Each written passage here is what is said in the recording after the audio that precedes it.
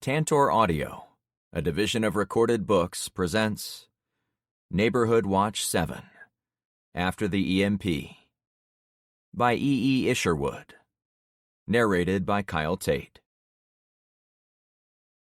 Chapter 1. I opened my blurry eyes, already looking at a freshly painted white ceiling. The room around me was empty of furniture or decor, except for some plywood sheets blocking the lower half of the two back windows. Most of my belongings were on the moving truck, so there wasn't much in there besides the new queen bed.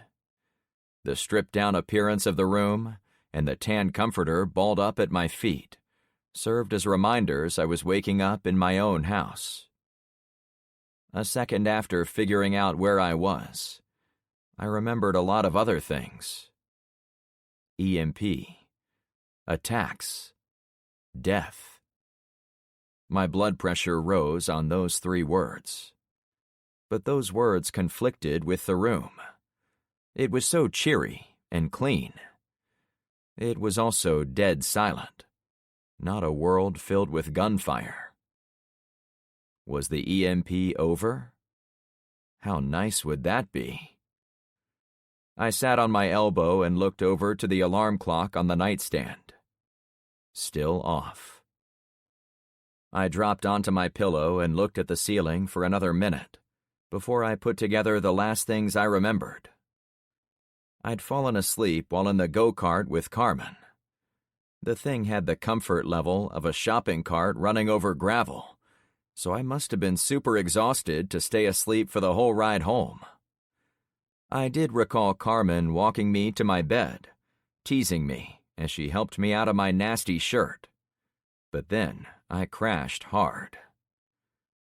Knowing all the pieces and how they fit together helped me dial back on the anxiety again, and I soon relaxed in the comfort of a soft mattress.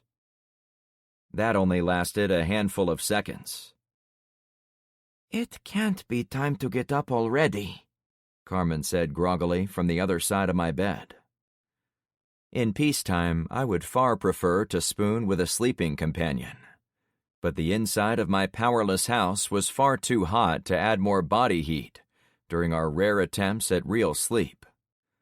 All that said, my girlfriend somehow survived her slumber with a light sheet over her. My watch said it was 11:45. "We still have 15 minutes of bliss," I chuckled, putting another piece of the puzzle into place about my day. The crack of a gun sounded from far away. I sat up. "The sheriff!" Adrenaline spiked. Carmen reached over and patted my bare back. "He's dealt with for now." She spoke as if certain of her words. That helped to subdue my fight response. "I'm out of sorts," I admitted. "We only got about 4 hours of sleep," she mumbled, sitting up a little. 4 hours, I said, as if it were a lot. "I've got to get out there." She grabbed my arm. "Frank, no. I haven't had a chance to read much from your survival books, but I know you can't operate at peak efficiency for a week straight without getting as much sleep as you can. It just so happens you have been cleared for sleep for the remainder of those 15 minutes. I teetered on the edge of the bed that had suddenly become the safest, most comfortable mattress of my life. The duty part of me wanted to lean forward, get on my feet, and get back to work. The strung-out and exhausted part of me wanted to lean backward, into her arms, and claim every minute of sleep I was due. "Don't do it, Frank." Her grip strengthened. "Are you sure it's okay?" "Of course. The neighborhood watch is managing just fine without you and me for these 4 hours.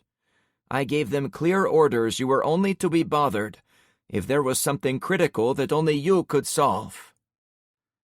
I turned around. "That could be anything." She gave me a wry smile. "Trust me, Penny is on duty this morning. She won't disturb you unless the sheriff's people make it all the way up to your garage. I knew she was exaggerating about the attackers, but she wasn't about Penny. The pair of women leaned on each other for various tasks, and I suspected Carmen made it clear there wasn't going to be anything that would require my attention.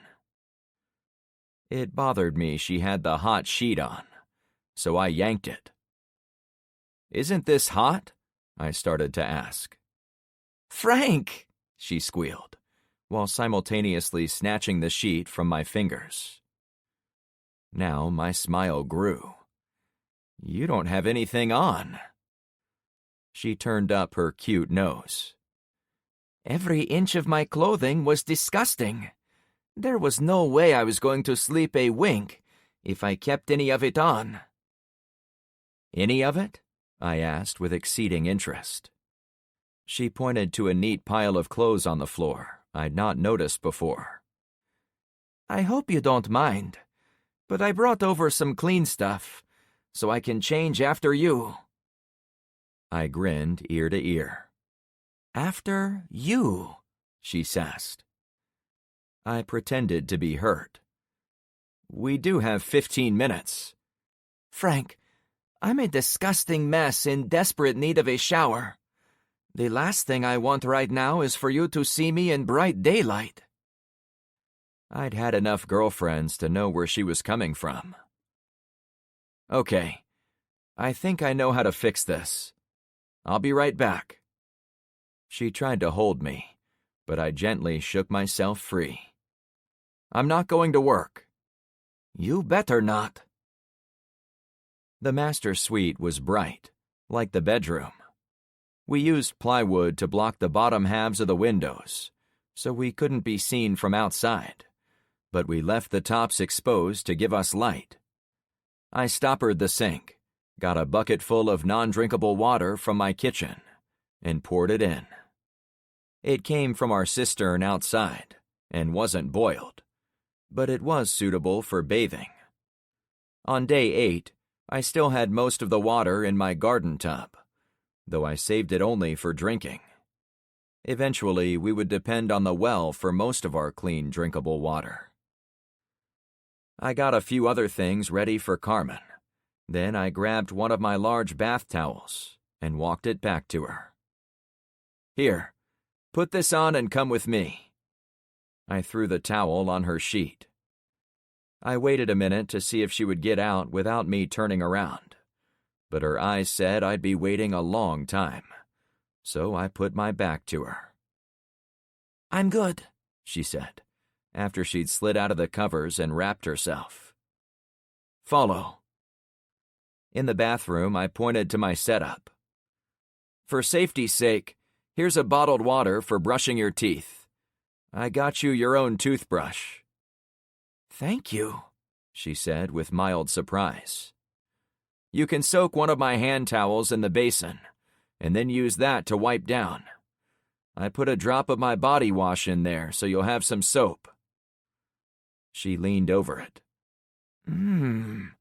It smells like you." I hadn't thought of myself having any smell, but I must have been used to it. "Right. I'm sure I don't have to explain how to get yourself clean, but I would use the cleanest water for your face and neck. Then I pointed to her chest. "And so forth. Then you finish with what some of us old truckers call a whore's bath. You use the damp cloth on your pits, crotch, and undercarriage to finish up." "Ew," she said half-heartedly. "It's the best I got," I snapped. "Frank, I was only joking," she pleaded, face full of worry. "This is lovely." Our eyes met as we looked at each other in the mirror. "Oh, sorry," I said from under my tired lids. "My sense of humor is still in bed." Her smile came back, like the sun from behind a cloud. "It's okay, Frank. We're both strung out, and we're constantly in close quarters. It's going to make it even harder for us to work on girlfriend-boyfriend stuff." I turned to face the real Carmen. No, you are the easy part of this whole thing, I said to her, meaning every word. Don't tell anyone, but the more I'm with you, the more I wonder if I ever could have gotten this far without you. I've discovered how well you balance out the shitstorm. I remembered Cal, the older guy I'd met at the hardware store. He'd said he was going to ride out the EMP alone, in his trailer, in the middle of nowhere. I wasn't sure if I had it in me to live like that. I'd come to appreciate the laughter of teenagers, the attitude adjustment delivered by a good lady friend, and the ability to fall back on the skills of other people in my group. Living alone would suck.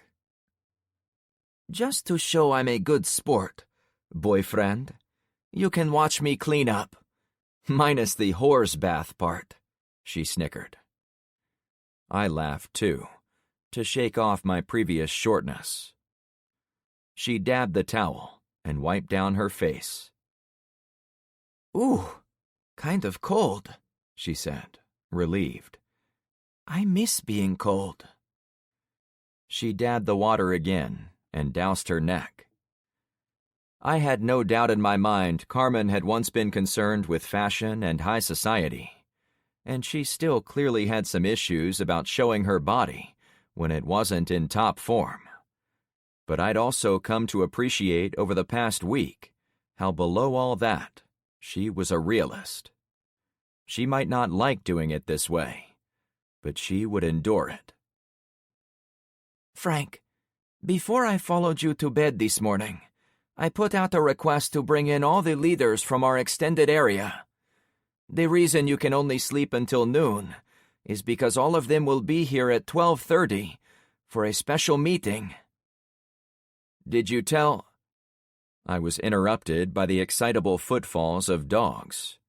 Mr. Pupper shot into the master bedroom and slid on the low-pile carpet as he reached the door. The little tan dog came in the bedroom next, followed by a young black lab nipping at his tail.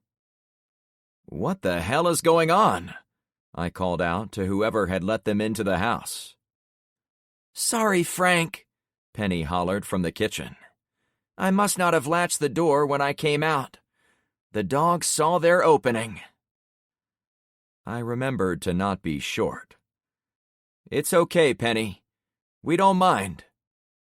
The door to my room was partially open, to encourage what little airflow there was through the house.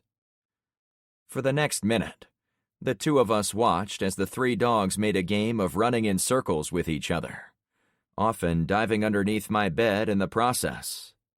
Every third lap or so, one of the dogs would stop at the door to the bathroom suite and try to get a quick scratch, but they were immediately chased. Carmen wrapped her arm around my waist, and for a little while, we simply enjoyed the playful barking and panting of the three show-offs. What are we going to name the little one? She asked, pulling away from me. I don't know. I heard a woman up in North Point call out for someone named Chucky, while this boy ran up and down the highway. That might be a decent name for a Chihuahua mix. As long as you don't call him Sheriff, she guffawed. I wouldn't insult the dog by giving him such a name. Not after our run-ins.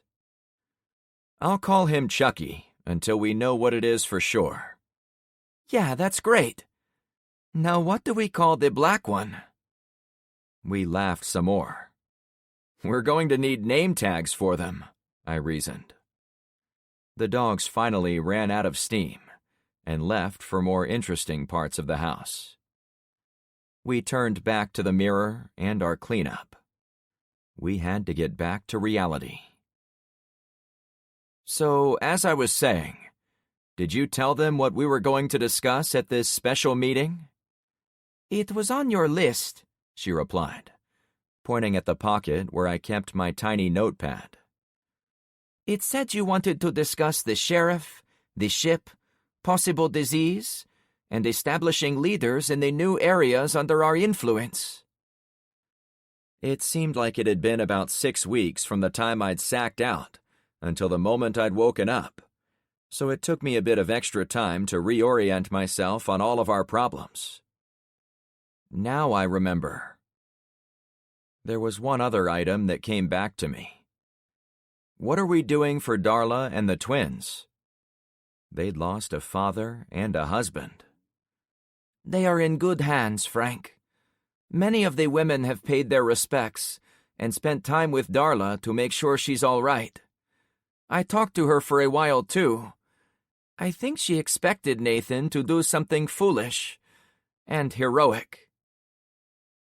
I remembered how he'd been anxious to get in the battle against the poncho guys. She continued.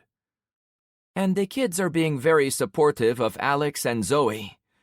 They don't seem as sad as I would have expected, but I think they follow the lead of their mother. All in all, they're taking it better than I... She'd stopped mid-sentence. What? I asked. Carmen shook it off. I don't want to think about losing anyone. Our eyes met for a moment. Then she dipped the towel in the bucket. I'll be fast, she said, now businesslike. I admired her for a few moments as she worked on the dark, rich skin on her shoulders, arms, and hands. True to what she'd said, dirt and grime came off with each stroke. The water in the sink would soon be filthy. While she kept going, I leafed through my notes. I realized instantly how Carmen had added her own scribblings to mine. She'd crossed out where I said I was going to check on the sick people on Torval Street, and she'd replaced it with a notation that Luke was going to do that, and then report at the 12:30 meeting. I'd written about clearing the mud from the doorway of the Dawn Star, but she'd added a note about having Sonny and Shane give an estimate on how they would get it done. The next item on my list was... Carmen put her foot on the commode so she could wipe down her tanned thigh. The next item on my list was... The Cuban beauty switched legs, drawing water to clean her shoeless ankle and calf. The next item... Maybe I should step outside, I said with urgency, giving up on having the focus I needed to even read the next note, much less plan for the whole day. And Carmen wasn't even being playful or teasing. She was simply standing there cleaning herself. With exhaustion came distraction. As I'd noted many times over the past week, there was no bigger distraction in my life than her, especially when she wasn't in her regular attire. Yeah, that's good timing, she allowed. I'm going to start on the horse bath part. This time, she didn't turn her nose or pretend to be disgusted by it. I'll leave you to it, I said, clearing out. Frank, she said, before I could shut the door. Thank you for making me feel at home. I can't tell you how much I needed this. You should move in, I said, without thinking about it for even an instant. Once the words had come out, I reflected on the idea while waiting for her response. I didn't feel any regret for how I felt about her or for asking the question, so I let it stand. She turned serious. Frank, I'm flattered, but that might be the EMP talking. It's not, I answered in a positive manner. You don't have to decide right this second. I'll do it, she cut in. I want to do it, Frank. I walked over to her and held up a pretend item. Here's the key to my house. Don't lose it. We didn't need a key for my house, since it was the home base of our neighborhood watch, and always occupied. Much like a typical 7-Eleven store, there should never be a time when it was locked. She stood up, wrapped me in her arms, and we kissed like our lives depended on it. I hadn't been angling for more when I'd invited her to move in, but I was pleased with the result. For a few minutes, I was only Carmen's boyfriend, not the leader of an entire community. There wasn't much time before our big meeting, but I'd be a big liar if I said I didn't try to loosen her towel. Chapter 2. The 12:30 meeting was a who's who of our growing watch area. Gretchen and her big red Dodge Power Wagon arrived a bit early, as did Charlie, the cowboy-dressed woman who was a block captain from Zen's area. She came in a dumpy-looking Oldsmobile Toronado from about 1975. Inside, she'd brought a man and a woman I recognized as other block captains. Zen, my pony-tailed leader friend, arrived on a bike. I pulled him aside the second he arrived. "Has Lieutenant Colonel Hendrickson said anything useful to you?" "Nah, dude," he replied. "That guy keeps telling us he can't say shit due to orders." "That figures," I sighed. He got a lot quieter. "He said the only thing he could tell me was that his superiors warned him that the enemy is embedded with everyday people in America." "I think you mean embedded," I chuckled in a good-natured way. Dude, that isn't a word. He meant they are in bed with us, you know?" It wasn't worth arguing. "So you saved him for nothing, and I gave away my El Camino for nothing." I'd always assumed the arrival of the military would relieve the burden of leadership from everyday people like me. This guy was supposed to have all the answers. He'd tell us what we needed to do to stay alive until the supply trucks showed up, and that would be that. Zen shrugged, in a way suggesting he wasn't as worried about it as me. The guy was almost too easygoing. "He can't stay quiet forever," I suggested. "If the military never makes it here, he'll be in the same bad position as the rest of us. That's when he'll start talking." "I hope you're right." "Thanks for trying," I said. "Why don't you head on over to the circle?" The Navy pilot had come on a bike with Zen, but he'd gone directly to the cul-de-sac island, where the other community leaders were gathered. I would need to talk to him alone at some point to see if I could change his mind about sharing some information with us. But I had a feeling he was playing his cards close to the vest until he could figure out if we were the bad guys or good guys. I'd probably do the same if I were in his position. Margaret the tanker had been more forthcoming with her orders, but she'd also been in a far more precarious position. Being chased by crazed shooters made it easy to take chances on people willing to help you. "I brought my dude Sal," Zen added, while pointing to a third youngish man arriving on a bicycle, who dressed in the same Don Johnson attire as Zen. "After you rescued me with that sweet ransom, I figured out there were a lot of people looking for me, so I made him my second in command, in case I disappear again." It was one of the most leader-like acts he'd done. "That's perfect, Zen. But I hope we don't lose you again for any reason."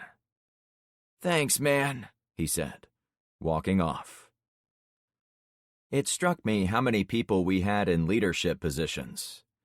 According to what I'd read, it was helpful to have a leader, a backup leader, a fire captain, a medical person, and a host of other duties necessary to keep a community running.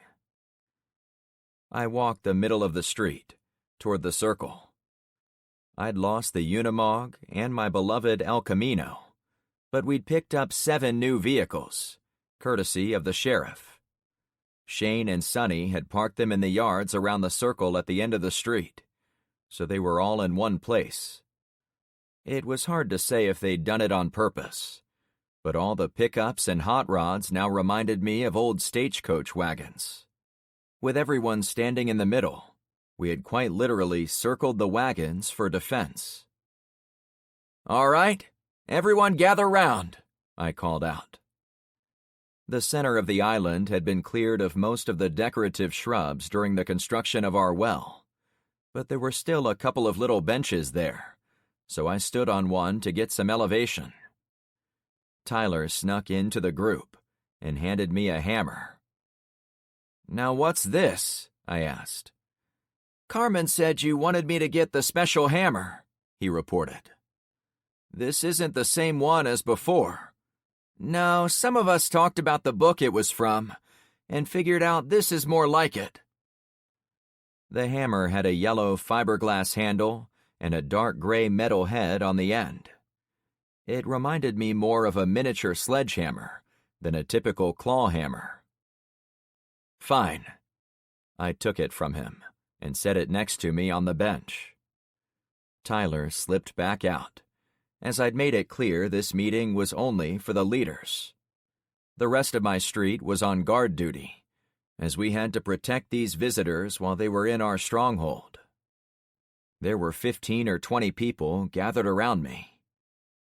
I'd put on a simple black button-down shirt, not one of my usual loud Hawaiians, since I didn't want the girls razzing me in front of a lot of new people. Once I got to know them, then I'd show off my normal shirts at meetings. I also wore an old Indiana Jones-style fedora hat, since the sun in Florida was brutal. "Welcome to Clownfish Cove," I said to start us off. "Today is day 8 after the EMP. We're starting a new week of this disaster, for those of you keeping score." A few grumbles bounced around the crowd. "The only upside I can find is this. There might be an end coming. Figure at least a few weeks, maybe a few months." "How is that an upside, Chief?" Charlie burst out. "Because we have new information.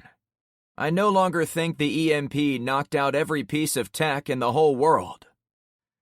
She gave me her complete attention. I didn't look at Hendrickson, at the back of the group. He was dressed in civilian clothes, and blended in as if he was another leader. If he wanted to speak, he would add to what I was about to say. "We found a U.S. Navy pilot last night. He parachuted out of one of those downed planes.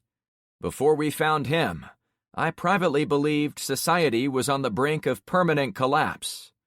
However, now we know the U.S. military is out there, meaning there is some hope we'll get the power back on." The pilot remained quiet. "Okay then," she said with a tentative smile. "Finally, some good news." "That's not all of it. Last night we snuck onto the cargo ship. We figured out how those bastards in the black uniforms got here. We learned they are no longer on the ship. And most importantly, we've learned there is a shitload of supplies in there. It has to be a priority of ours to secure the ship for our people." Now I did briefly look at the pilot, hopeful I was proving to him that we weren't working with the invaders. "Once the word goes out," Zen added, "everyone is going to make for the ship. Some of the sheriff's men wanted to go there." "That's true," I added.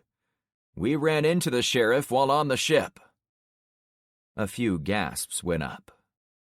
"What did he say?" Charlie asked. I was quickly figuring out she had no fear about talking in a crowd. "He started off with a few insults. Then he threatened me and everyone I care about." "Why didn't you shoot him in the face?" she asked. "It wasn't that simple, I'm afraid.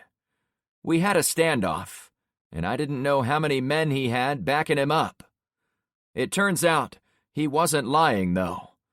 As you might have heard, his people attacked our street using kayaks." I pointed behind Drummond's house. "And they tried to steal our supplies." "What happened?" Charlie asked. "We lost 4 of our residents, including my friends Nathan and Amanda. The sheriff tricked us into thinking the attack was coming from the woods. Then he came at us across the canal using boats. The people who died gave us the time to fight back." I didn't want to dwell on those deaths, though it hurt me deeply to have the losses on my ledger. When I walked out on my driveway that first day, I believed I could do better than all those books about the end of the world, simply because I knew what was coming and could prepare for it better than most. I'd hoped to get everyone I cared about through this catastrophe unscathed, but that wasn't close to realistic anymore. There would be other losses. For the next few minutes, I went into detail about how the sheriff's main goal had been to steal food and supplies, then pull back to the town of North Point. For those living in the north, close to Gretchen, they didn't really need to have it explained to them. "So he's done threatening us?" a new guy asked.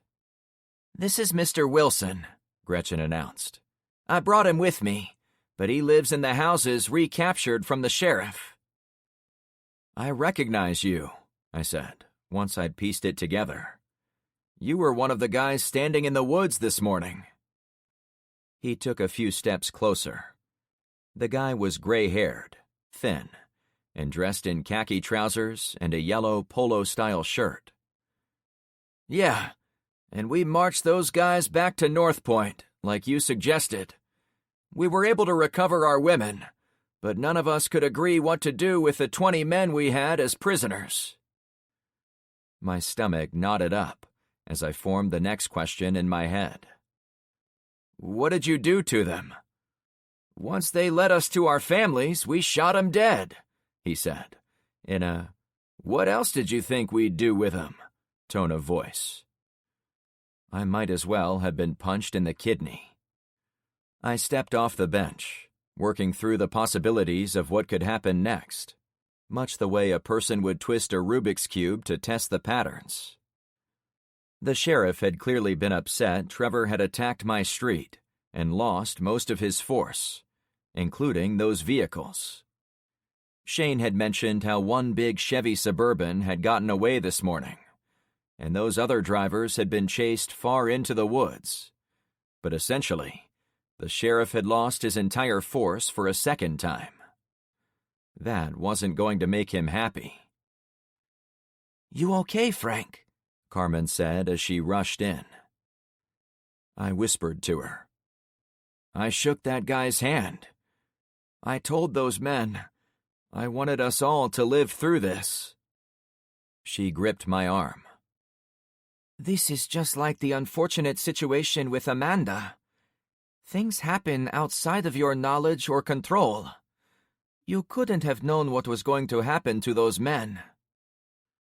She was right, as she often was, but I still took it personally. I'd intended for those beaten guys to go back to the sheriff, get mad they'd been sent to me in such an inept fashion, and then they'd take him down from the inside. Now, with a single stroke, all those plans were gone. And, of greater importance in the scheme of things, men had died for no good reason. "Is there a problem with what we did?" the older guy asked me with an attitude. "It's just not what I would have done." He cut me off. "We don't work for you." Gretchen stepped closer to the guy. "Hey, Mr. Wilson, I brought you down here because he's the one who is bringing us all together." The older guy looked at the younger woman with scorn. "Gretchen, you work for a leader who won't reveal himself. I've got a sheriff who stole all the food from my entire subdivision. Now I'm supposed to listen to a guy who lives miles away from me, that I don't even know, and who somehow has a perfectly intact street with vehicles, people, and supplies." "You've got to trust us both," she tried to say. I was still twisting the Rubik's Cube of possibilities until I saw it click into place.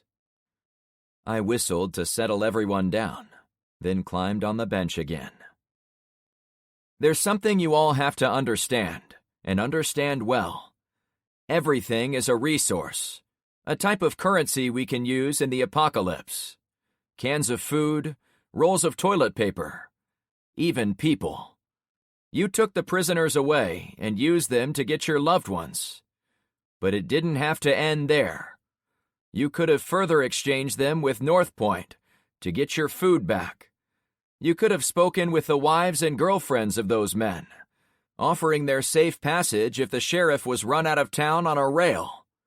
There were any number of options." "But," Wilson tried to interrupt. I kept talking. "Now that those men are dead, you've closed off any options you might have had. You've pissed off the sheriff, the families of those men, and probably the whole town. What's worse, you don't even seem to appreciate your own position. You have no food. Your people can never deal with North Point again. And you come down here with an attitude because I didn't like how you'd killed men in cold blood." Mr. Wilson needed us. He had to see that now. "No one put me in charge," I carried on. "However, you've all come here to my street, listening to what I have to say. The reality is, we have some serious threats all around us, and life isn't going to get any easier as we go into week 2 and beyond. I can't be too upset at Mr. Wilson, since he wasn't part of our organization when he marched out of here with those prisoners. But anyone who joins with us is going to play by our neighborhood watch rules, okay? If you think you can lead us better, then step up here and lead. If not, I'm going to keep doing what I think is best for my people, including criticizing mistakes that affect every one of us standing here." The guy had his hands on his hips, maybe thinking about taking over, but he must have thought better of it. He scratched behind his ear as he glanced up at me. "I don't know nothing about being a leader. I was just complaining, was all. Anyone else want to do this?" I looked around to find no hands up. Deep inside, I was a bit hot under the collar because talk of leadership changes reminded me of Mr. James and his futile effort to launch a vote against me. When life and death was on offer, there was no room for doubt about who was in charge. "Fine. We could be having these meetings for a long time to come. But here and now, in week 2, I'm calling the shots." No one made a peep. I faced Mr. Wilson. "You good?" He nodded. "Yeah. Sorry for being a horse's ass. I wasn't thinking ahead at all." I was glad to see him recognize reality. It was a start. "It is difficult to think ahead," I said to share his concern. "Events keep making our life more and more difficult. There are a lot of unknowns coming our way. But the one thing I do know is we are only going to make it through this if we all stick together. I started the week by teaming up with the households on my street. Then I linked up with the 2 neighboring streets. And finally, I'm trying to hold this larger area together." I glanced at each of the faces, some from far away, and some I barely recognized. In light of what I'd said, I needed to lasso them together. "We have to call ourselves something, so we are all on the same team. We've been calling ourselves the Clownfish Cove Neighborhood Watch, but that won't work for the whole region." "Rivendell!" a teen boy cried out from a spot where I couldn't see him. I knew exactly who it was. "I'm fine with whatever you want it to be," Mr. Wilson suggested, already falling into line. Some of the other people agreed. "Won't it make this street a target if we keep calling it Clownfish Cove Watch?" Charlie asked.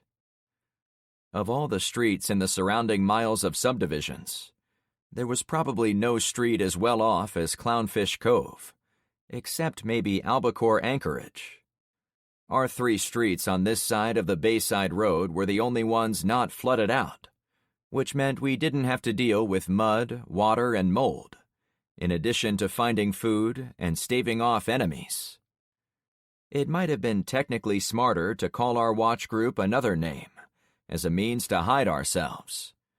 But hiding wasn't going to give my co-leaders much faith in me or my decisions. "We'll be the target," I said with resolve. "We'll keep calling our group the Clownfish Cove Neighborhood Watch, so enemies will look for this heavily defended block, not you guys with flood damage, disease scares, and other problems." That seemed to take people aback. "But we all need each other, okay? It isn't just my street that has been lucky. A whole ship landed on our beach. If we can keep a hold of it, we'll probably have plenty of food for us all for a long, long time. That makes us partners, assuming you all want to be a part of what we're building." I let go of the tension that had been gathering in my chest. I wasn't one to shy away from public speaking, but I had no idea how far I could push guys like Mr. Wilson around. I had no idea if being too firm would send some of the others running. Society before the EMP hadn't been big on tough love, so seeing them stick around was a true relief. All in favor of calling ourselves Clownfish Cove NW, raise your hand, Carmen announced.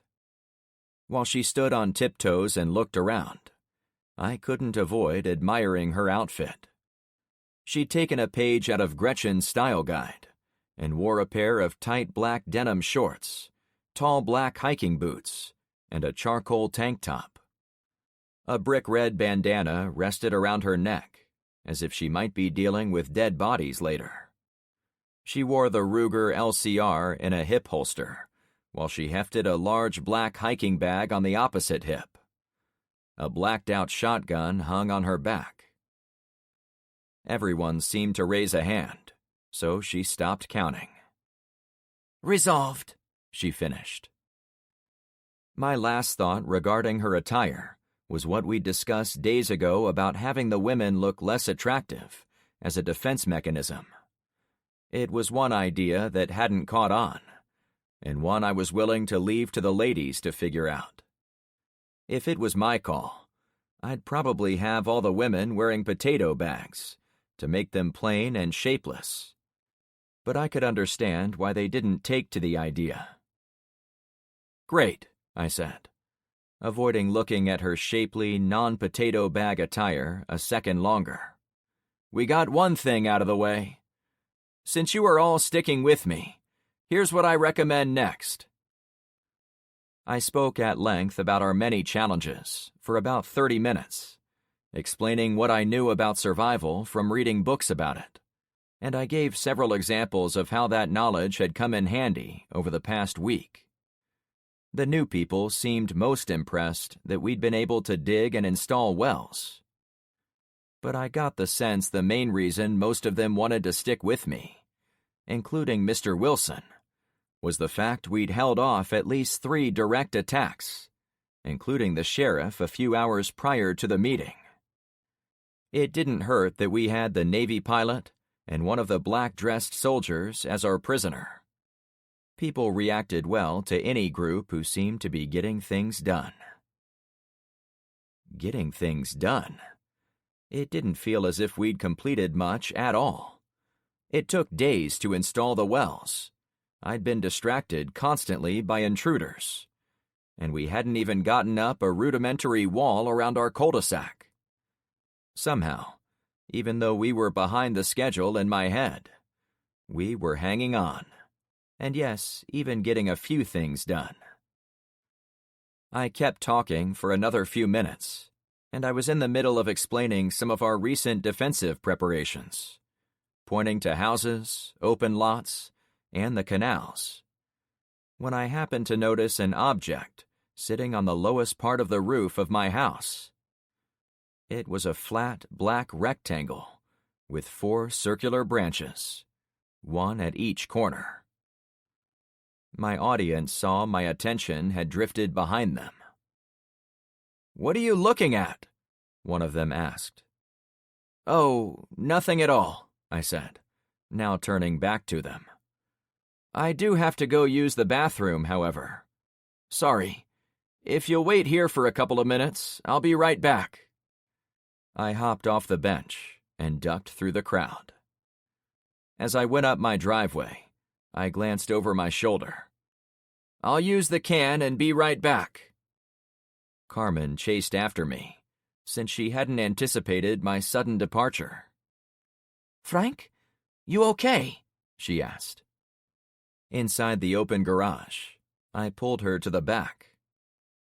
"I didn't follow you because I really thought you needed to use the bathroom," she whispered. "How'd you know?" She smiled. "Intuition." "There's something on my roof," I said, trying to stay calm. "What did you see?"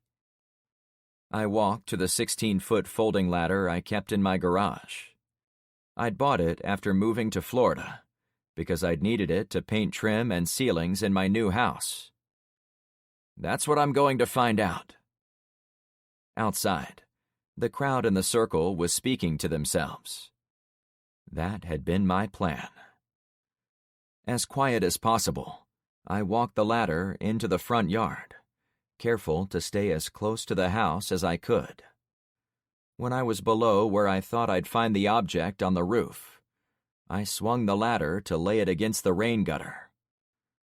I climbed as fast as possible. My heart thumped. The people in the street mentioned my name. When I cleared the gutter, I got a good look at a little flying drone. It now hovered about a foot off the roof tiles, and it had backed up from the edge, so I couldn't grab it. The whir of its blades reminded me of hearing a similar drone on the night we'd all raided Daisy's daycare. At the time, LeVar claimed he'd heard a drone while on guard duty. I was looking right at it. It was about 2 feet wide, with foot-wide blades on each corner. A small camera hung out the bottom. "Who are you?" I asked. The electric motor powered up, the fans tilted, and the drone flew over my head and into my front yard. Regaining my senses, I reached for the easy-access Smith & Wesson on my hip. But before I could bring the big gun all the way up, the aircraft increased speed, banked into a turn, then went into my backyard. "Who the heck was that?" Carmen asked. I answered with the only thing I knew. A spy. Chapter 3. "What was it?" Gretchen asked as I came back to the circle. "An aerial drone," I said dryly. "Like with a camera and stuff?" someone asked. "Yeah, I think it was observing our meeting," I suggested. "Was it the sheriff?" another person called out. "Where did it go?" Gretchen asked when she could catch up with all the questions. I shrugged. "Into the woods. From there, it could go anywhere in the state." As to the question of who was behind it, I didn't think it was the sheriff. If he'd had that type of intelligence-gathering capability, he would have been watching the battle this morning and its aftermath. He would have watched us swap his men with the prisoners, and he would have been ready for them when they headed back to North Point. No, it was someone else.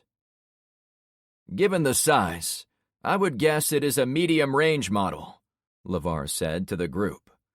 6 to 10 kilometers would be typical for an off-the-shelf drone of that size, but it easily could have been modified with a more robust battery and long-range frequency package. 10 kilometers, I remarked. That's about 6 miles. It could have come from anywhere around the perimeter of the woods, from North Point to South Point, and all the way across to the east, where the highway borders it. Or there are guys in the woods 100 feet away flying these things," Gretchen suggested. We've seen drones around our subdivision, Mr. Wilson added. Charlie raised her hand. I heard that whirring sound when I was down on 50th Street. Didn't see the drone, but I'm sure I heard one, now that I've been able to compare what I remember to the one that just flew away. Shit, I answered. This drone, or ones like it, have been snooping all over the place. I knew I heard a drone when we were at Daisy's daycare to gather supplies, LeVar reminded me. We all listened, but it must have slipped away. It's been watching us for a long time, I said. Theories went around the group for a few minutes, but no one really knew any more than I did. We didn't know if the drone was hostile or merely curious. All we knew for certain was the operator had been able to shield it from the effects of the EMP, or they had the sophistication to fix it afterward. Okay, if anyone sees the little spy again, tell the watch desk, I said. We then discussed the other problems facing us, and there were many. The meeting ran long, but by the time it ended, the most important takeaway was still about the drones. We'd all shared our experiences about the aerial spy, and it highlighted the need to further strengthen communications between all our streets. The Clownfish Cove Neighborhood Watch was a huge area, covering about 10 square miles, but we had to be able to pass information as fast as possible. First, we invited everyone to continue attending sunrise and sunset meetings, but we were going to move them to the Bravo intersection at Poseidon and 40th. With a drone snooping around, I wanted to have our meetings away from my street to reduce the exposure of our assets, such as the vehicles and supplies, as well as to cut down on the risk to my own people. There were more abandoned houses and fewer residents in the vicinity of the Bravo intersection, so it would serve as a neutral ground for us all. The books often talked about closing borders and being self-sufficient, to the point no one should be allowed into our neighborhood without being blindfolded, walked in confusing circles, and met only in nondescript rooms inside random houses. However, diplomacy between us and our friends was too important to our long-term survival to begin a massive lockdown of my street. My real problems were all the strangers living inside our borders, even on my own block. I didn't know most of the teenagers living in Trevor's old place, beyond their names and faces, so I had to wonder about their allegiance to our street. Barracuda and Albacore still had people wandering around who I'd never met. Even the people I knew by name, like Shane, Red, and Gretchen, I didn't know that well. What was stopping any of them from betraying me? Unable to solve the complex problem in the moment, I allowed that moving the meeting to a neutral location was a good first step.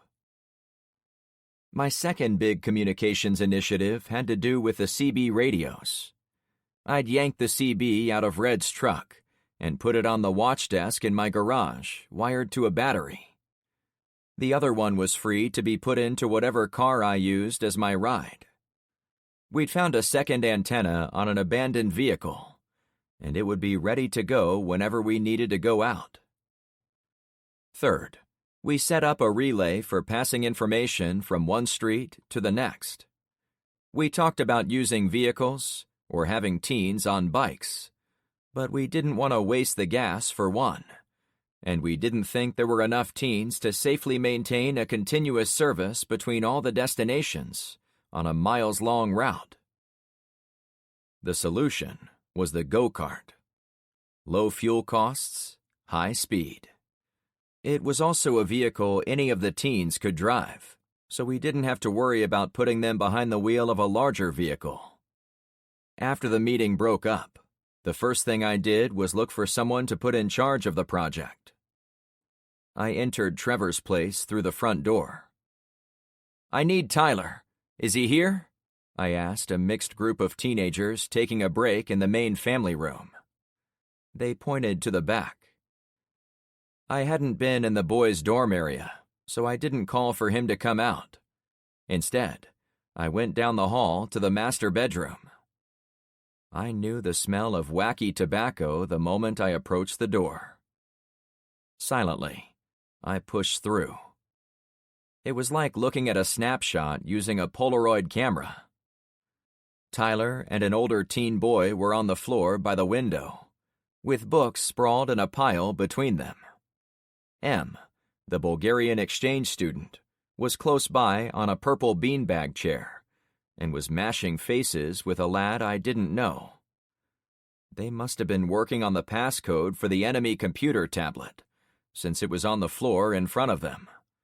But presently the boy's hands were rounding first base, going for second.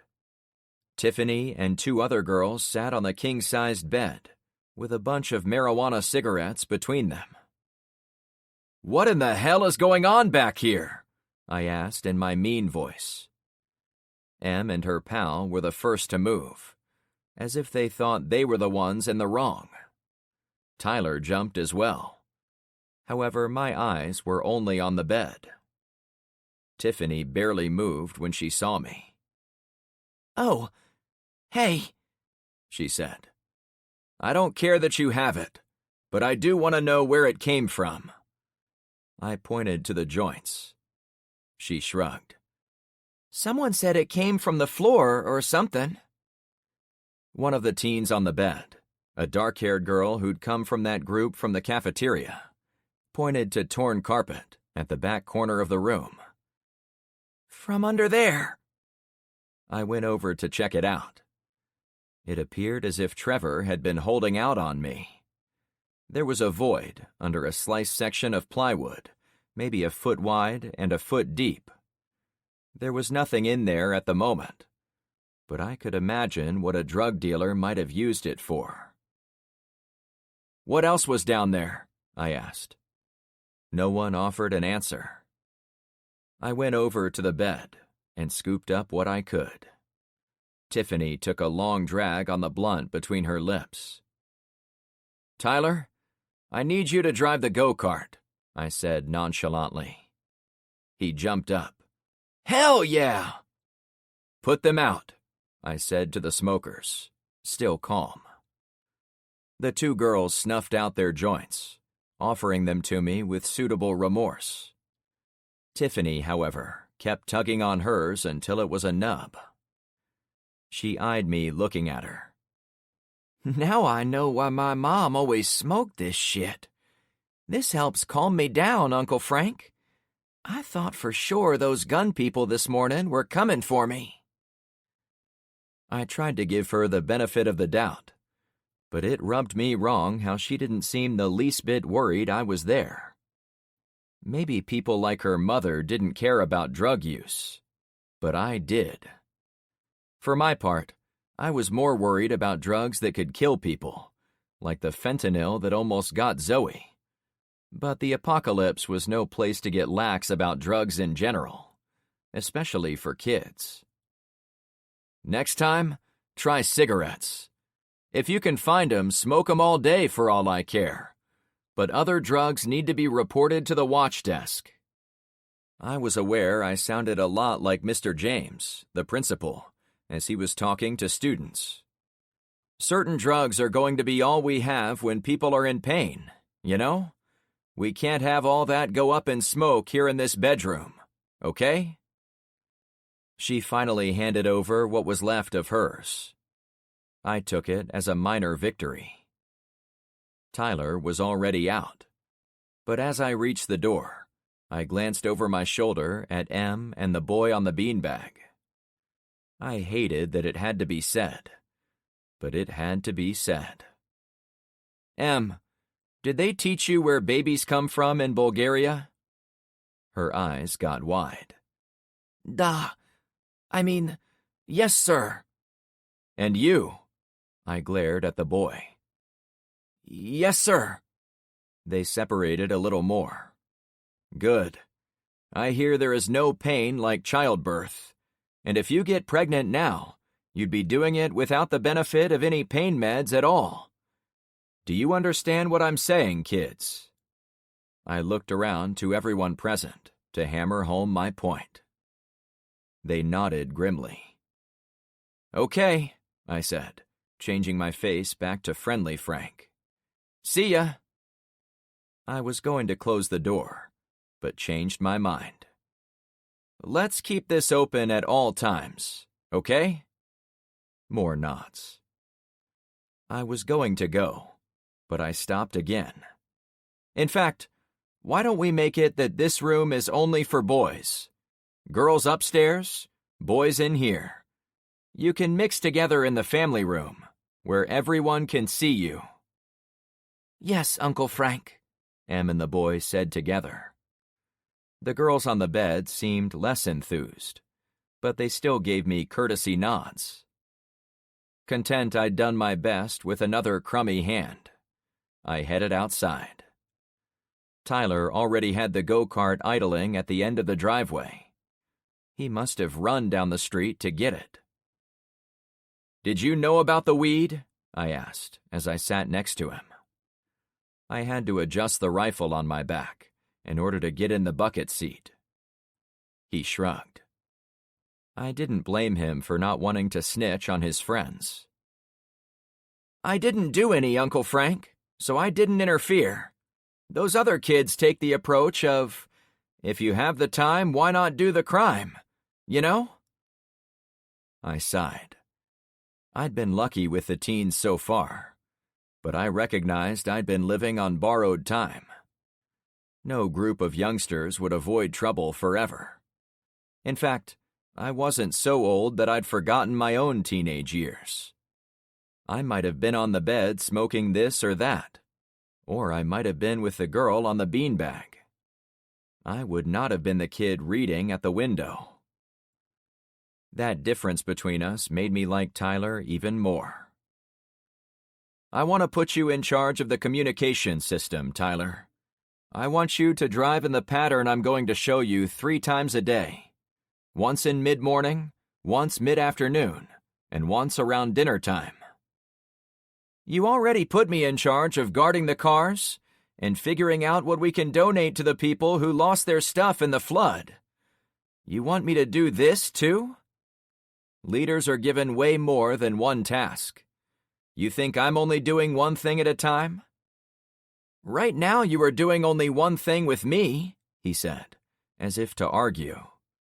"And I've set a bunch of other people on different tasks. I'm going with you because I have to find where to stop on each street and get the system up and running." "Oh, I see." I pointed ahead to the roadblock. "Take me to Barracuda." When we made it there, I directed him to Marco's house. "This is going to be the watch office on this street. When we have this running at set times, I'll make sure each stop on your route has someone who can either flag you down with information or wave you on to go to the next stop." "That sounds easy." I didn't want to scare the kid, but I couldn't pretend like it really would be easy. "The key you need to tell your drivers is they can't relax out here. Things happen fast, right? People get shot. Cars come out of the woods.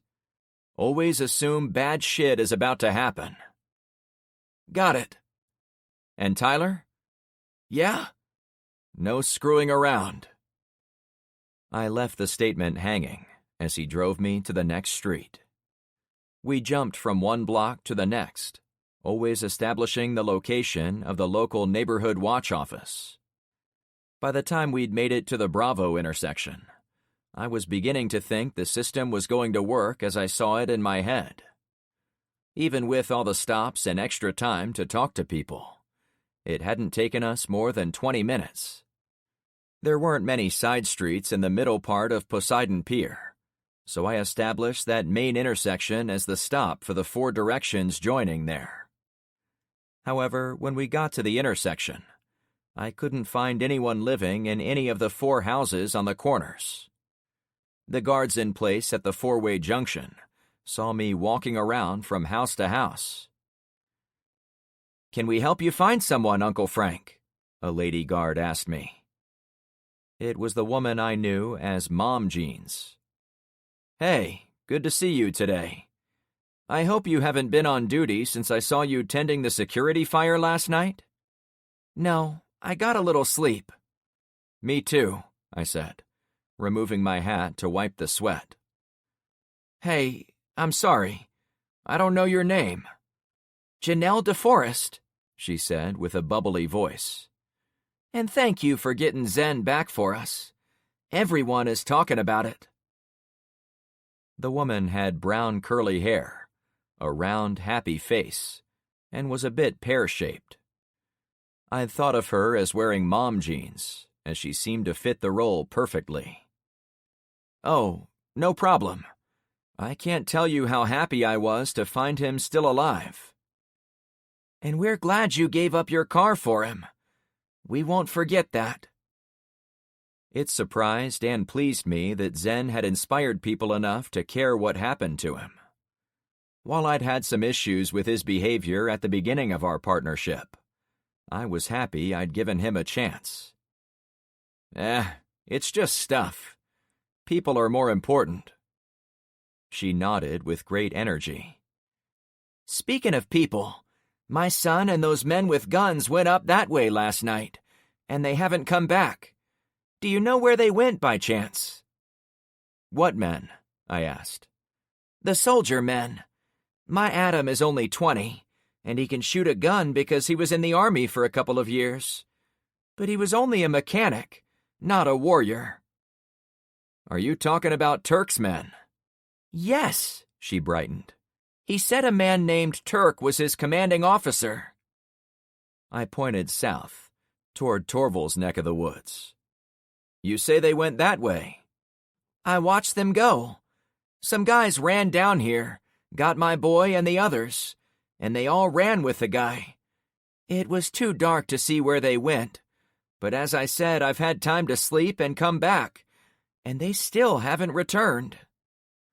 How many men went out there? All of them, I think. At least those that were here waiting for sunrise. They were here, at this intersection?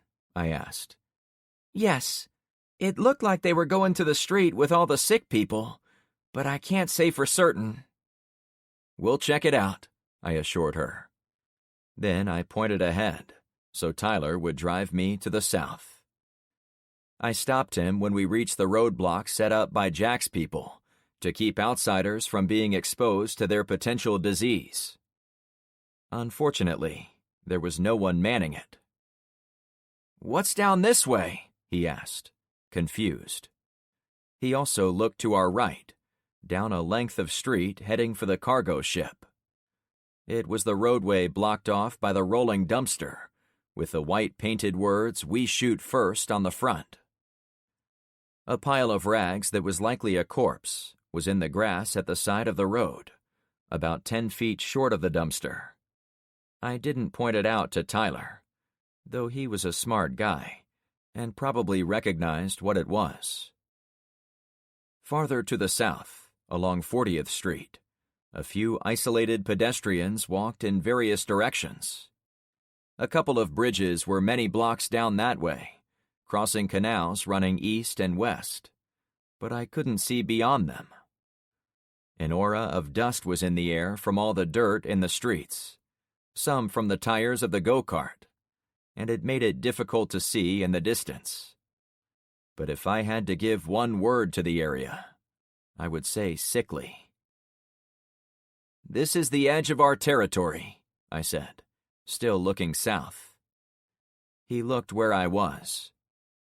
Shouldn't they have roadblocks and stuff? Yeah, that concerns me, too. Should we go down there and see what's up?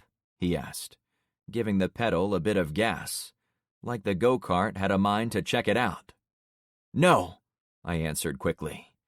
That's not anywhere we want to be right now. He spoke quieter, even with the engine running. Where do we want to be? I turned toward the empty roadblock next to us. We have to go in here and figure out where everybody went. But isn't this where they're supposed to be sick? Janelle said Turk's men had disappeared in the subdivision. I swallowed hard. Yes, it is. Chapter 4. I'd already accepted that the neighborhoods in our part of Florida all looked the same, but the flat terrain and uniformity of the house designs conspired to take it to the next level. To make it even worse, every house around us was coated with a gray film from the storm surge, muting most of the colors. While we drove around the abandoned roadblock at the end of the cross street, I could have been turning on to any block in my entire watch area. The road ahead was flat, dirt-covered, and it was unobstructed for about a mile. There, where this street met Bayside Road, it appeared as if there was another empty roadblock. It looks like everyone is inside, Tyler said over the whiny engine. Starburn K, the street Torval used to live on, was about midway down the lane, on the left side. It was the street where I'd forced the residents to put a bouncer-looking guy named Jack Ellers in charge, so we had a point of contact. However, I hadn't seen Jack much, since his street was on lockdown due to the plague threat. As we got closer to the middle, a few cars had been strung across the end of Starburn K to make a secondary blockade. No one was on their porches or standing in their garages of the homes we passed. Another bad sign. Slow it down, I advised, and stay on the right side of the road. Ahead, I finally saw movement. There, I pointed. A man waved from behind a 90s model convertible Mustang. Tyler rolled slowly along the edge of the road. Turk stepped out in full view. Okay, we're cool, I said with relief. Jack was there too. Park across the street from them. My driver didn't give me any of his trademark quips. It meant he was as nervous about this encounter as I was. Though they were familiar to me, they weren't coming over to talk. I jumped out of the go-kart and was going to have him shut it down, but I stole quick glances around the intersection. I checked out the roofs of houses, looked between them, peered inside a few open garages. There weren't any drones parked where I could see them, but that didn't mean the spy wasn't out there. I leaned over to him. Tyler, I want you to drive in circles. Go about 2 houses up the street, turn around, and go 2 houses that way. What for? He asked. You were going to be my noisemaker. But why? I tousled his hair. Just do it, okay? Sure, he agreed.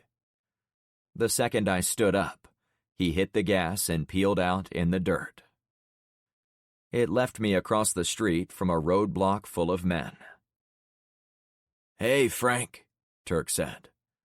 I went to the middle of the street. Don't come any closer, he advised. You sick? I asked. He shrugged. No one can tell me. I looked to Jack. How is Agnes? Not good. She was already sick when she arrived. We've got her lying down, along with a couple of people who have the trots. Arnold said you were stuck going number 3. I tested a laugh, as disease wasn't generally a funny thing, but he was clearly on his feet and not dying in a bed. Yeah, it came hot and heavy yesterday, but I feel a lot better today. Does that mean it isn't as serious as we thought? He shrugged. Agnes says we need to self-quarantine for another few days, until new people stop getting it. That's why we've pulled back to this street. We were getting too many people who refused to stay away from us.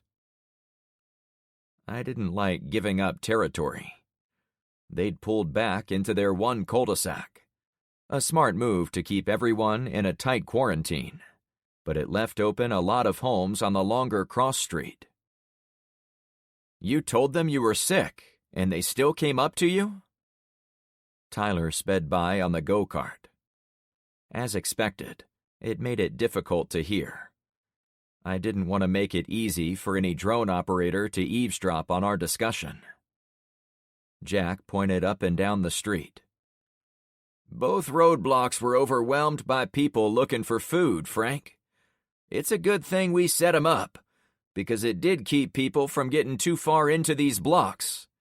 But those people were desperate. I saw a dead body down that way. I motioned in the direction of the dumpster in the middle of the road. Yeah, those guys don't screw around. It says they shoot first. And they do. No one messes with them. Bullets in the air made most of them run back to the south. Maybe we need a sign like that, I chuckled. We actually talked about it, Jack replied, as Tyler sped by on his circuit. It was either get brutal at the roadblocks at the ends of our subdivision, or pull back and avoid confrontation, at least until we were healthy. None of us were willing to shoot at the men and women coming up to us looking for food. You'd probably end up having to kill 'em, I said to finish the thought, knowing hunger was driving desperate people in the South to fan out in every direction to find food. Yeah, we're not killers, Frank. And that's part of why me and my men are here, Turk interjected. He had my attention. Those hungry people bounced from street to street, and eventually some of them made it to the corner of Poseidon and 40th. Maybe 10 or 15 wandered aimlessly in the streets, looking lost. We thought they were unarmed, since they weren't wearing guns, so we didn't let them intimidate us. Turk was a big, strong man, but he became visibly uncomfortable. A nice couple was hanging out in their garage, close to where we were waiting for orders while stationed at the corner. The group begged them for food, said they hadn't eaten a single thing since before the hurricane 3 or 4 days ago. They claimed they had kids to feed. I saw the setup. We tried to turn them back, but the couple offered them a bit of water and some crackers. He wiped perspiration from his neck. The group rushed up the driveway all happy-like, but they whipped out knives and took down the homeowners in a surprise attack. They tore into those crackers, some knifing their fellow pals to get more of them. The others ran inside. What did you do? I asked. We opened fire. What do you think? Problem was, some had already gone inside the house. Screams came from in there, and we weren't sure if they were hurting each other or if more people lived there. Either way, we figured out right quick this wasn't an isolated incident. Multiple homes were engulfed by the roving gangs of outsiders. Shit. Tyler whooshed by.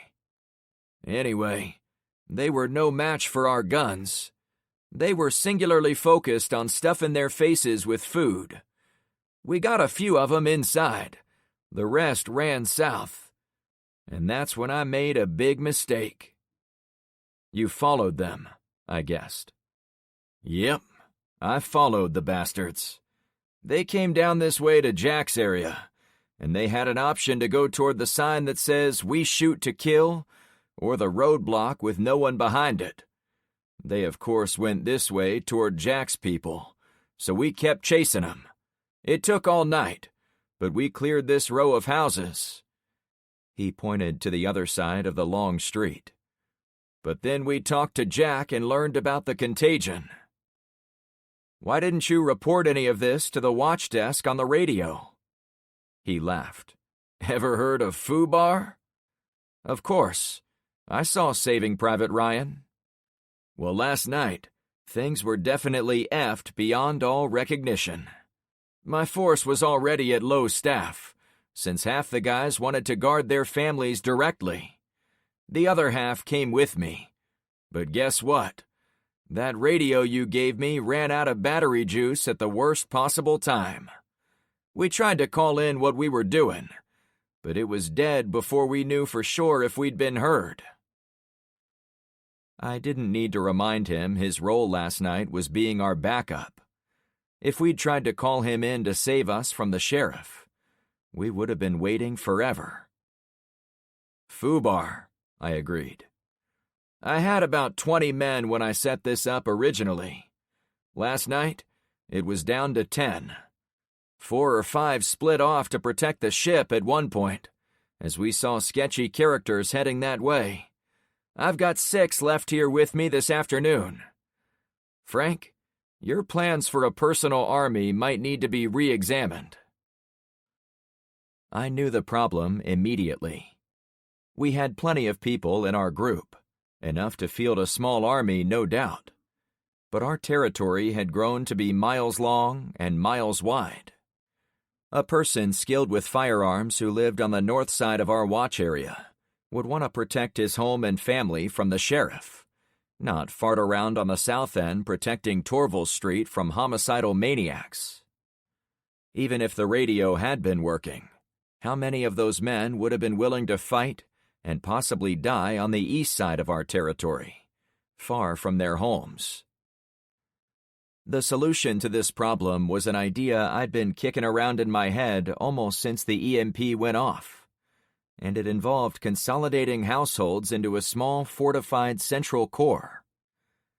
I'd started this concept by having the teens move into Trevor's house on our street.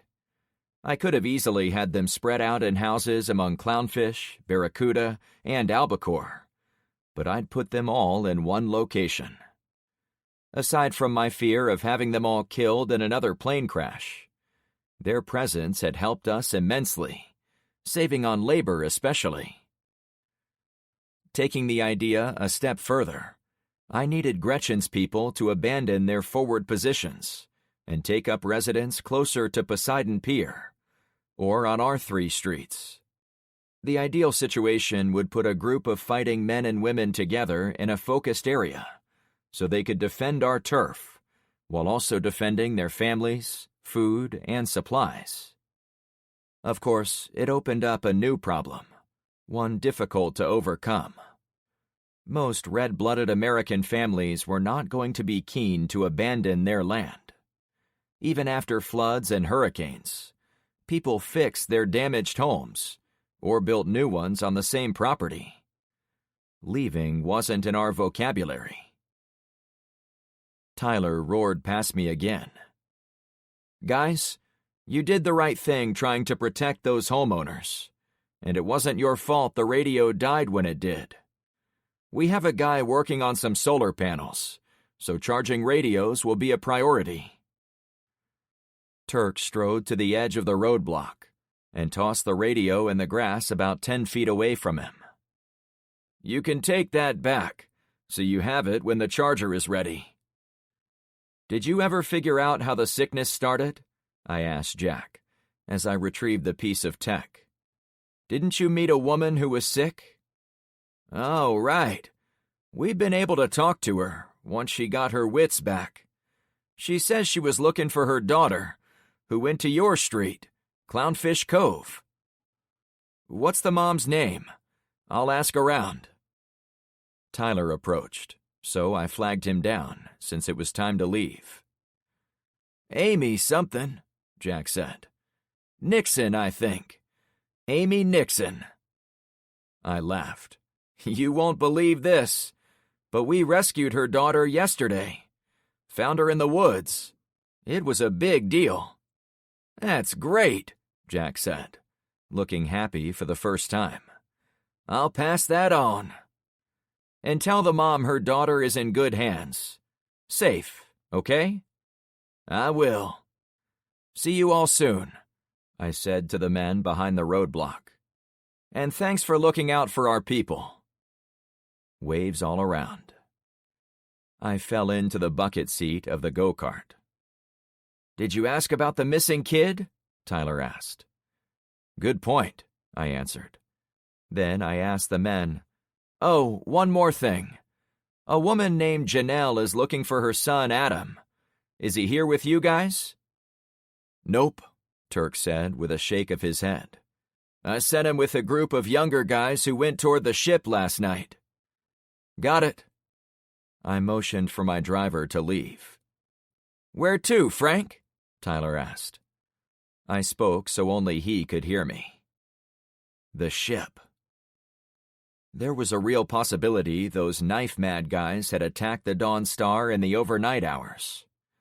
There was also a chance the sheriff had snuck guys on board, while losing his battle in my neighborhood.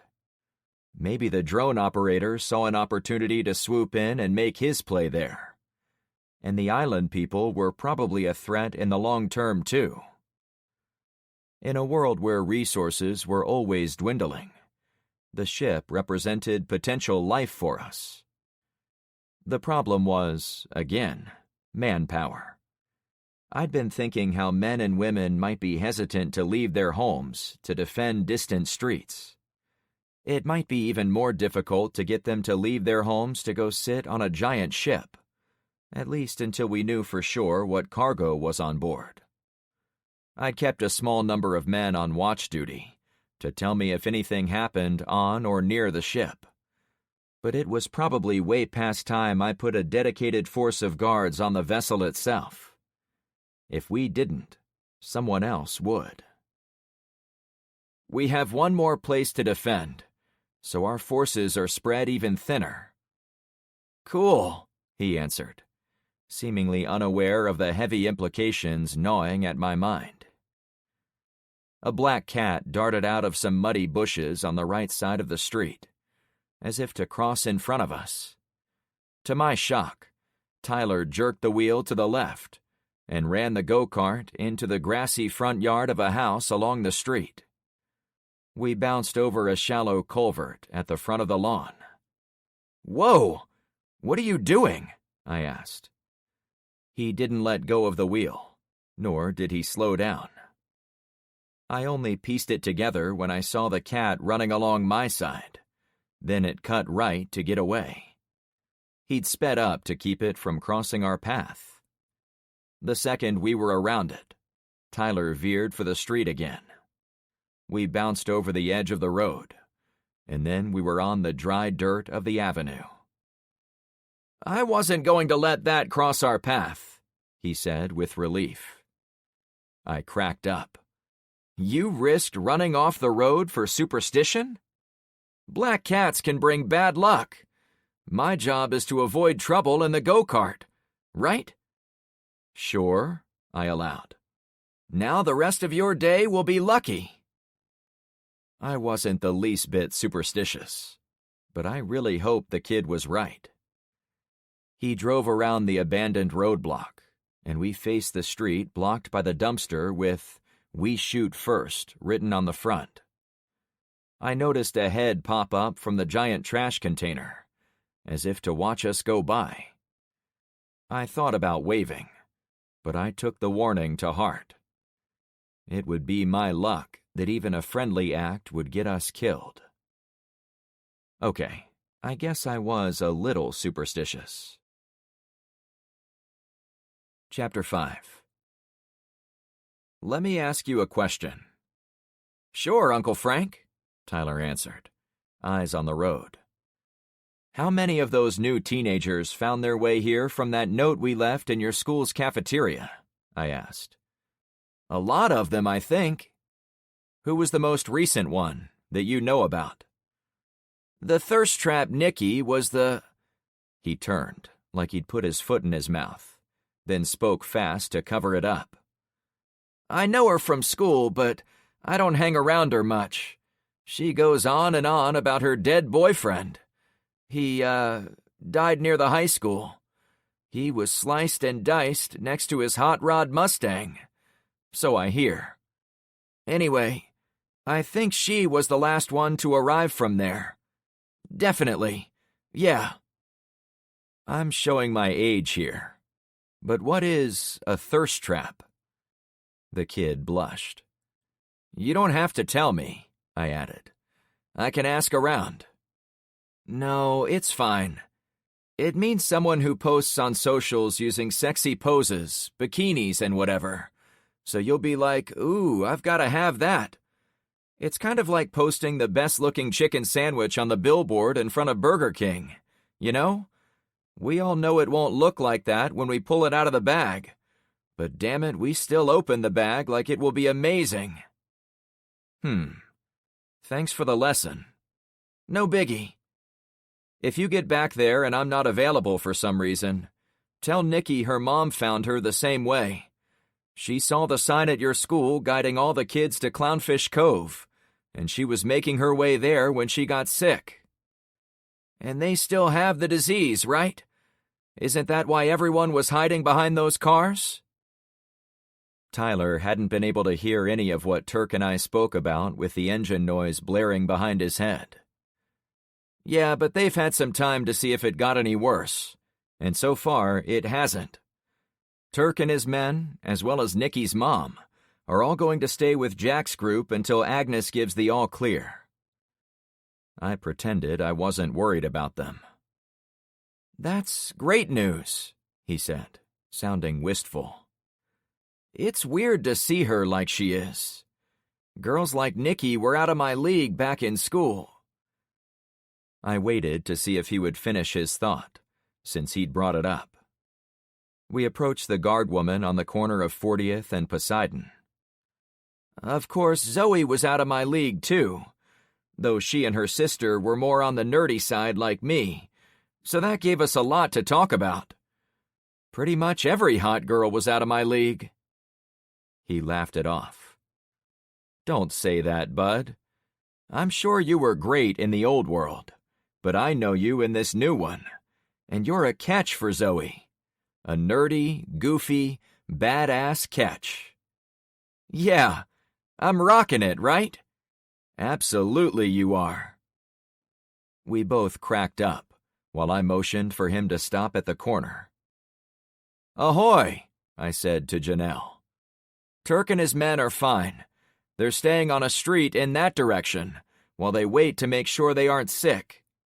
Your son, however, went to the boat last night. Tyler is driving me there next. She looked like she wanted to run down Poseidon to go to the Dawn Star cargo vessel. I promise I'll find out where he went. I tapped Tyler to signal he should drive. Thank you, she called to our backsides. I sincerely hoped we wouldn't find trouble at the ship. I dipped back into my thoughts as Tyler drove the long stretch of Poseidon toward our destination. Along the way, the dirt coating the pavement and lawns got thicker. The houses became more ragged-looking, and the ship loomed larger. My central concern was that dry erase board sitting in the cafeteria of the high school. It had been a necessary guidepost to help parents find their children.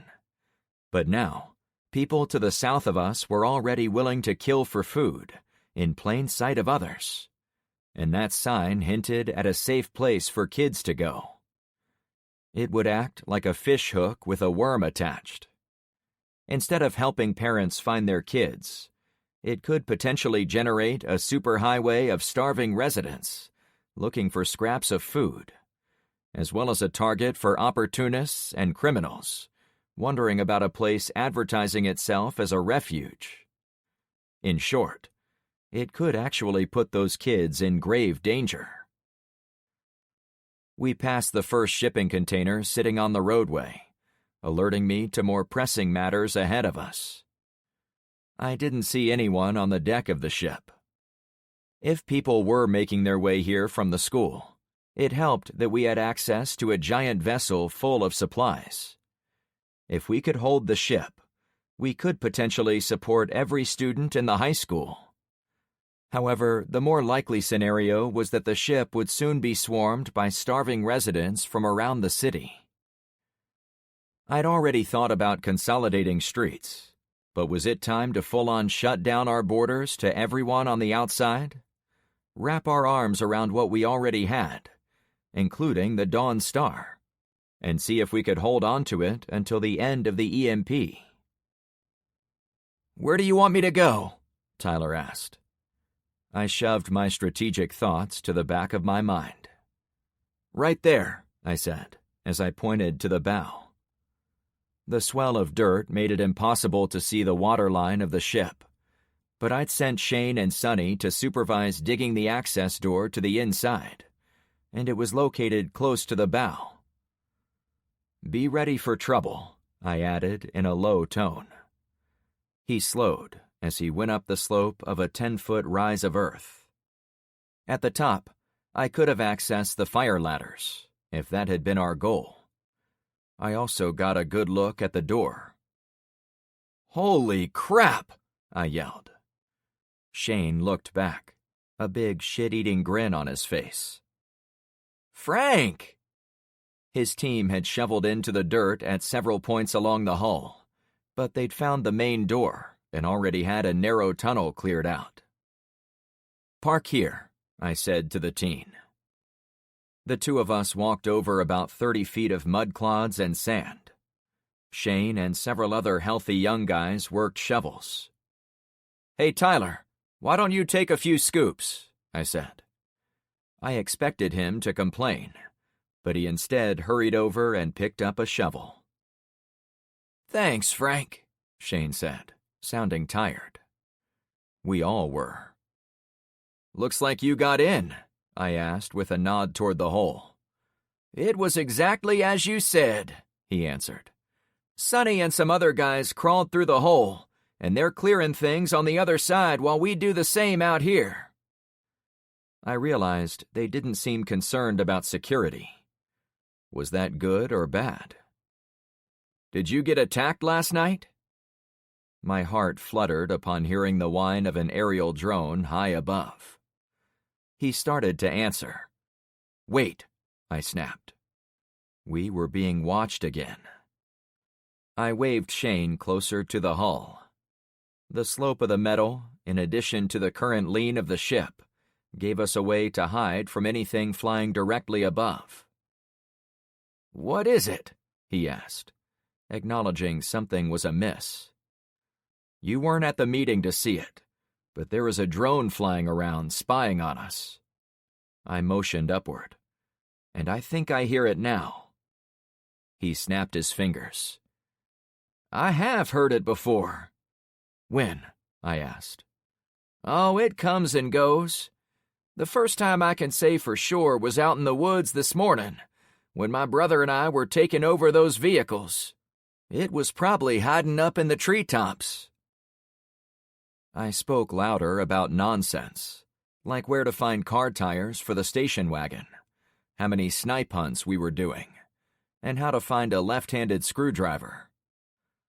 I was pretending to talk to Shane about BS that didn't matter. Then I spoke at barely a whisper. "When was the next time you heard it?" "Digging." He pointed to the hole in the dirt about 10 feet behind him. "I wrote it off to the funny way sound bounces off the hull, but I recognize it now. There was a drone here a couple of hours ago." I inhaled for a few seconds. The air was damp and filled with a combination of wet sand, dried mud, and leaking oil. I much preferred the sense of the beach that was previously in this spot. During the pause, I took note of diggers at the entrance I did not recognize. "Who's helping you?" I asked. "Oh, a couple of guys were already here when we got here. Not digging, but we put 'em to work. Said all they wanted was to get some food off the ship. A couple of other randos are digging inside with my bro." I was glad he'd made such good progress, but I tempered it with the possible addition of new problems. What if his helpers were from the south, ready to knife the brothers dead when the door was open? What if they were with the sheriff? What if they'd found us from that note in the high school? What if... "Those guys arrived last night, talking like they were your people, so I didn't think nothing of it. They report to some cat named Tug, or Trunk, or something like that." "Turk," I corrected. He gave me finger guns. "You got it." I let go of a strand of my tension. "They aren't randos, but we should work on identifying each other out in the field." Turk is the guy I tapped to whip some ex-military men into a small unit for our mutual defense." "Yeah, they came here to guard," he reported, way late. "Is there a younger kid named Adam with them? His mom is standing back at the Bravo intersection on guard duty. She saw him go off last night into a firefight, so she'd like him to check in this morning." "He's in here." He nodded into the dirt tunnel. For a few moments, I spoke loudly about more nonsense, in case the drone was listening. Once complete, I whispered again. "Let him know to visit his mom, okay?" Shane spoke in a subdued voice. "Will do. Oh, also, you should know there are some other dudes and gals already inside. There's still a fleet of boats parked on the water on the other side, even bigger than last night. Sonny told me about 'em. I think they're taking shit at will." Another problem. If it's the same group as we saw earlier, they'll be from the islands. I tried to recall the view I'd had from the top of the tower that was now squished under the giant vessel. I'd been looking at a paper map of the region, and I remembered there were several long, thin islands to our west, at the entrance to the bay. If the damage on shore was any indication, I was sure it was a lot worse on the islands. Probably a lot of dead people, too. They likely had nothing, so the ship was their salvation. "Hey, tell your brother and the other guys to be nice to those island folk. Depending on how many there are, we might be able to partner with them to hold this ship from the sheriffs of the world." "We won't start anything," he assured me. "But if we find any of those flamethrowers, I have dibs on one." "I'd expect nothing less," I joked.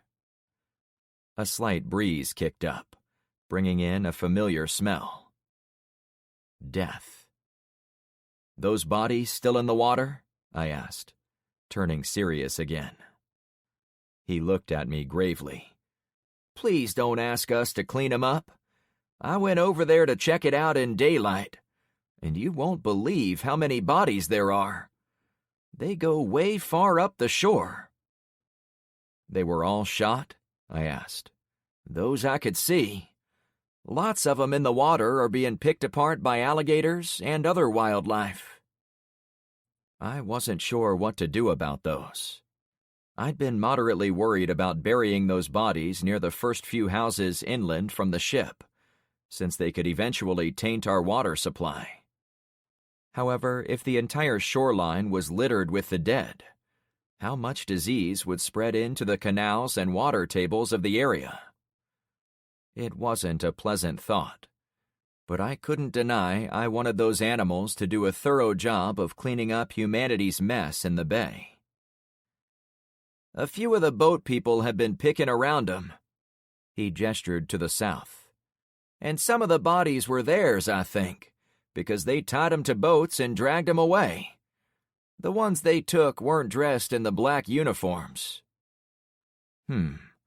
I guess their loved ones were swept away by the surge, and they ended up here. It's nice they found them." He got my attention on the digging again, as if trying to make my next work request have to do with anything but the dead. "Frank, do you want us to keep clearing this? If we had a few more men, we could probably have a people-sized tunnel done by the end of the day. One little bobcat excavator could have it done in 5 minutes, if you've got one." "No, we haven't been that lucky.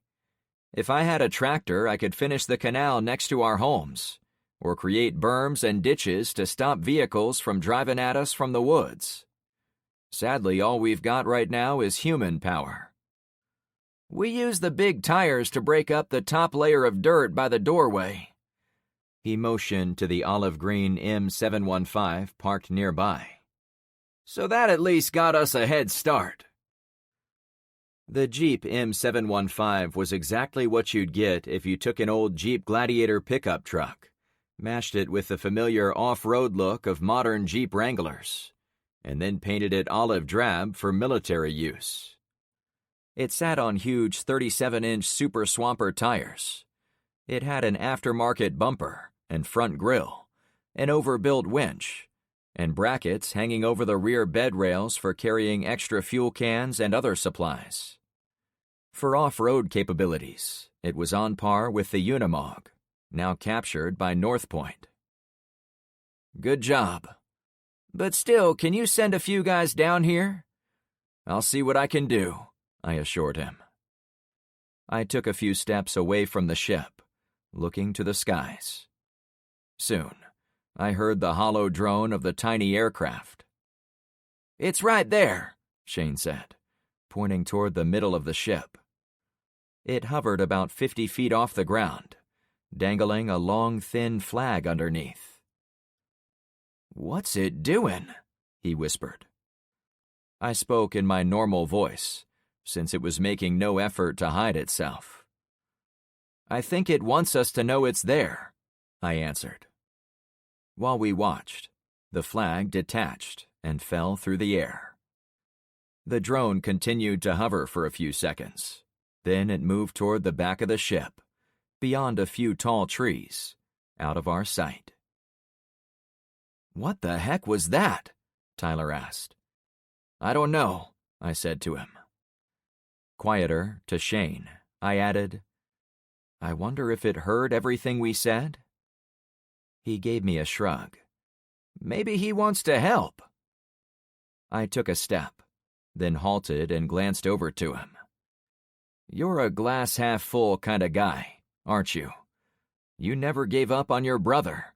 You had fun collecting those cars in the middle of a firefight. And now you expect that drone to drop good news on us." "Yep. It comes from my granny. She made it all the way to 86, and it took an entire EMP to knock her out of the game." I waved him forward, faking my excitement. "Then let's go check out the good news." I did not think it would be good news at all. But a leader has to do a lot of pretending.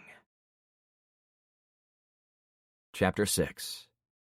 Shane and I ran over to where the flag had fallen.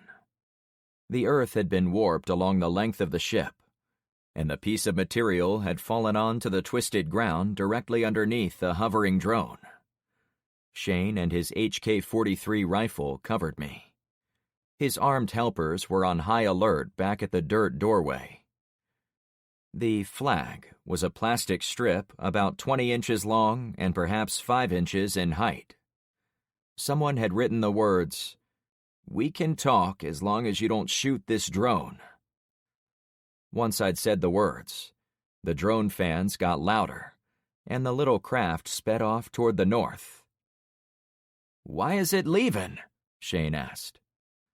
We watched it disappear over the nearby houses. "I have no idea, but I don't like where this is going. There are drones flying around keeping tabs on us, and now they're dropping messages. Someone knows a lot more about us than we do about them. It's pretty smart, actually. It gives them a huge advantage over us, which is probably why they are being so careful. Whatever they did to preserve the drones, they are probably the only working ones anywhere in Florida." He pointed around the empty skies as he continued. "And they don't have to worry about fighting other drones. We already know people are losing their shit down here on the ground. If there were a bunch of drone operators out there, they'd be knocking each other out of the sky in order to protect their own mission objectives." "Or they could cooperate," I suggested, though not with any conviction. We laughed a bit. "Stranger things have happened," I pressed. "Maybe. And I know you think I'm a glass-half-full guy, but even I don't think people are doing much cooperating out there." "So you think all these drone appearances are one person?" I asked. "Until I see some busted drones on the ground. Yeah." Above us, the drone was long gone. They didn't make much noise to begin with, but I couldn't hear the one that had dropped the note. "All right, You go back to the dig site and keep working on that. If you see or hear any more drones, keep track of the time, okay?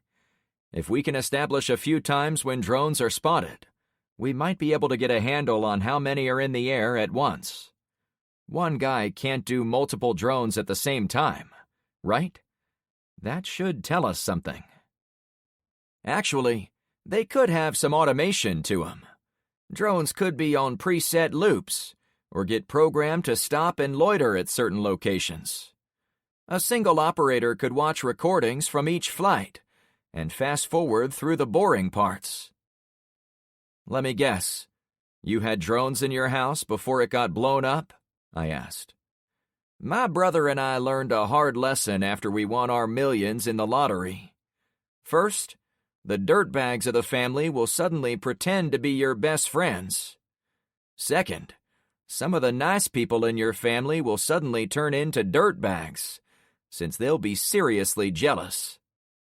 Last, if you have any hope of stopping the first two things from happening, you can't spend money like a couple of drunken idiots. Is that what you did? Oh, yeah. We were drunken idiots for sure.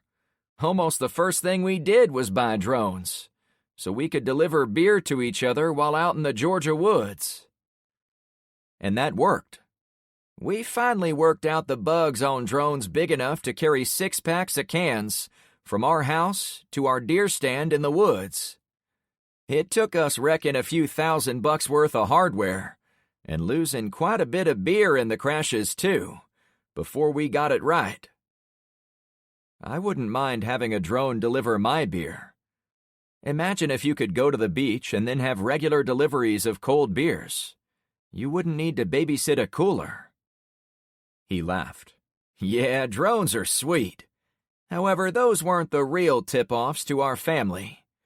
Using drones to serve beer is what they expected from us, money or no money. Instead, it was the truckload of guns we brought home and showed everyone. We practically cleaned out the local gun shop, since we were both drunk and rich. Word traveled fast from there. That's why we eventually had to move down here to Florida. Well, I've never touched one, so you're going to be my go-to guy on this stuff. Tell me what you need, and I'll see what I can do. For now, get back to digging. Me and Tyler are going to continue on our route like I set out to do. I'd been diverted twice already.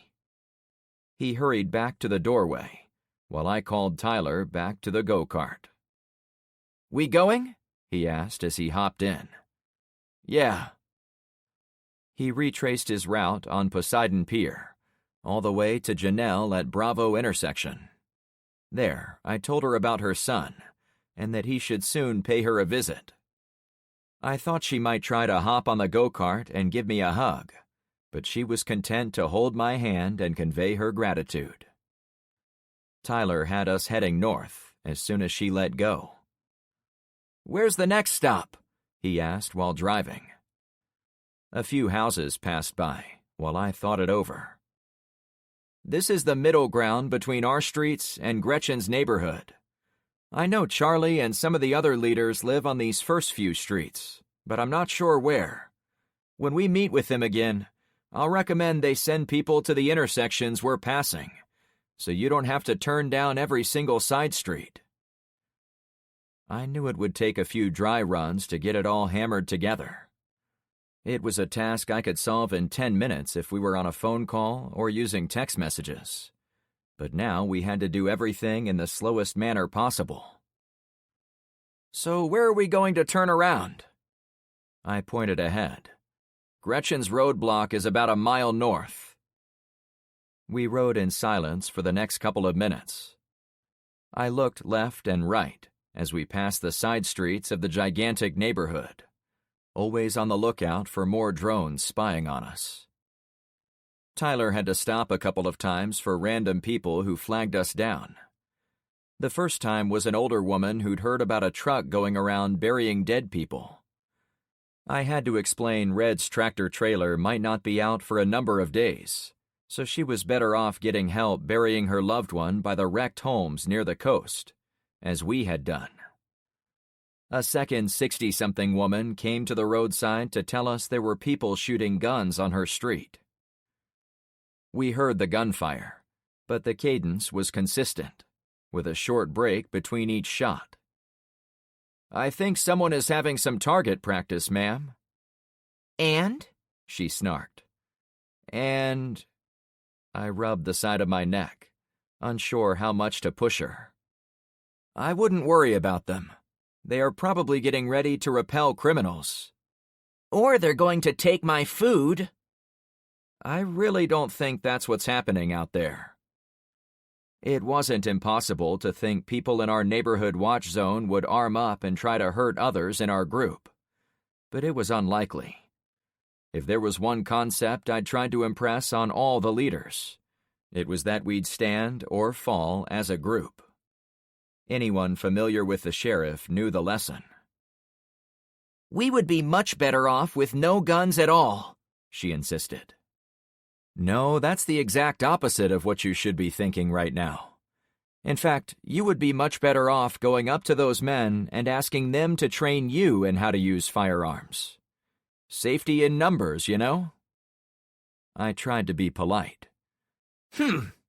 She grunted as she turned up her nose and stormed off. What impressed me the most was how she'd made it to day 8, still having that quaint notion of a gun-free world in her head. I would have been dead about 8 different times if I hadn't been carrying firearms lately. Defensive gun use happened at least 50,000 times a year pre-EMP. I was willing to bet the entire country had clocked about the same number of DGUs in the last week alone. Once we were rolling, Tyler leaned over. "I'm glad she doesn't live on our street." I turned around to make sure we were far enough away from her. Me too. We finally made it to Gretchen Street, and I found where she lived by tracking down the red Dodge Power Wagon parked on the driveway. The pretty woman dressed as a video game adventurer came jogging across her lawn to talk to me. I nudged Tyler. "Keep the engine running." I motioned for Gretchen to come closer. She did, but then stood next to the cart. I beckoned her to crouch down and lean in. The woman's smile lit up. "Finally dump your girlfriend?"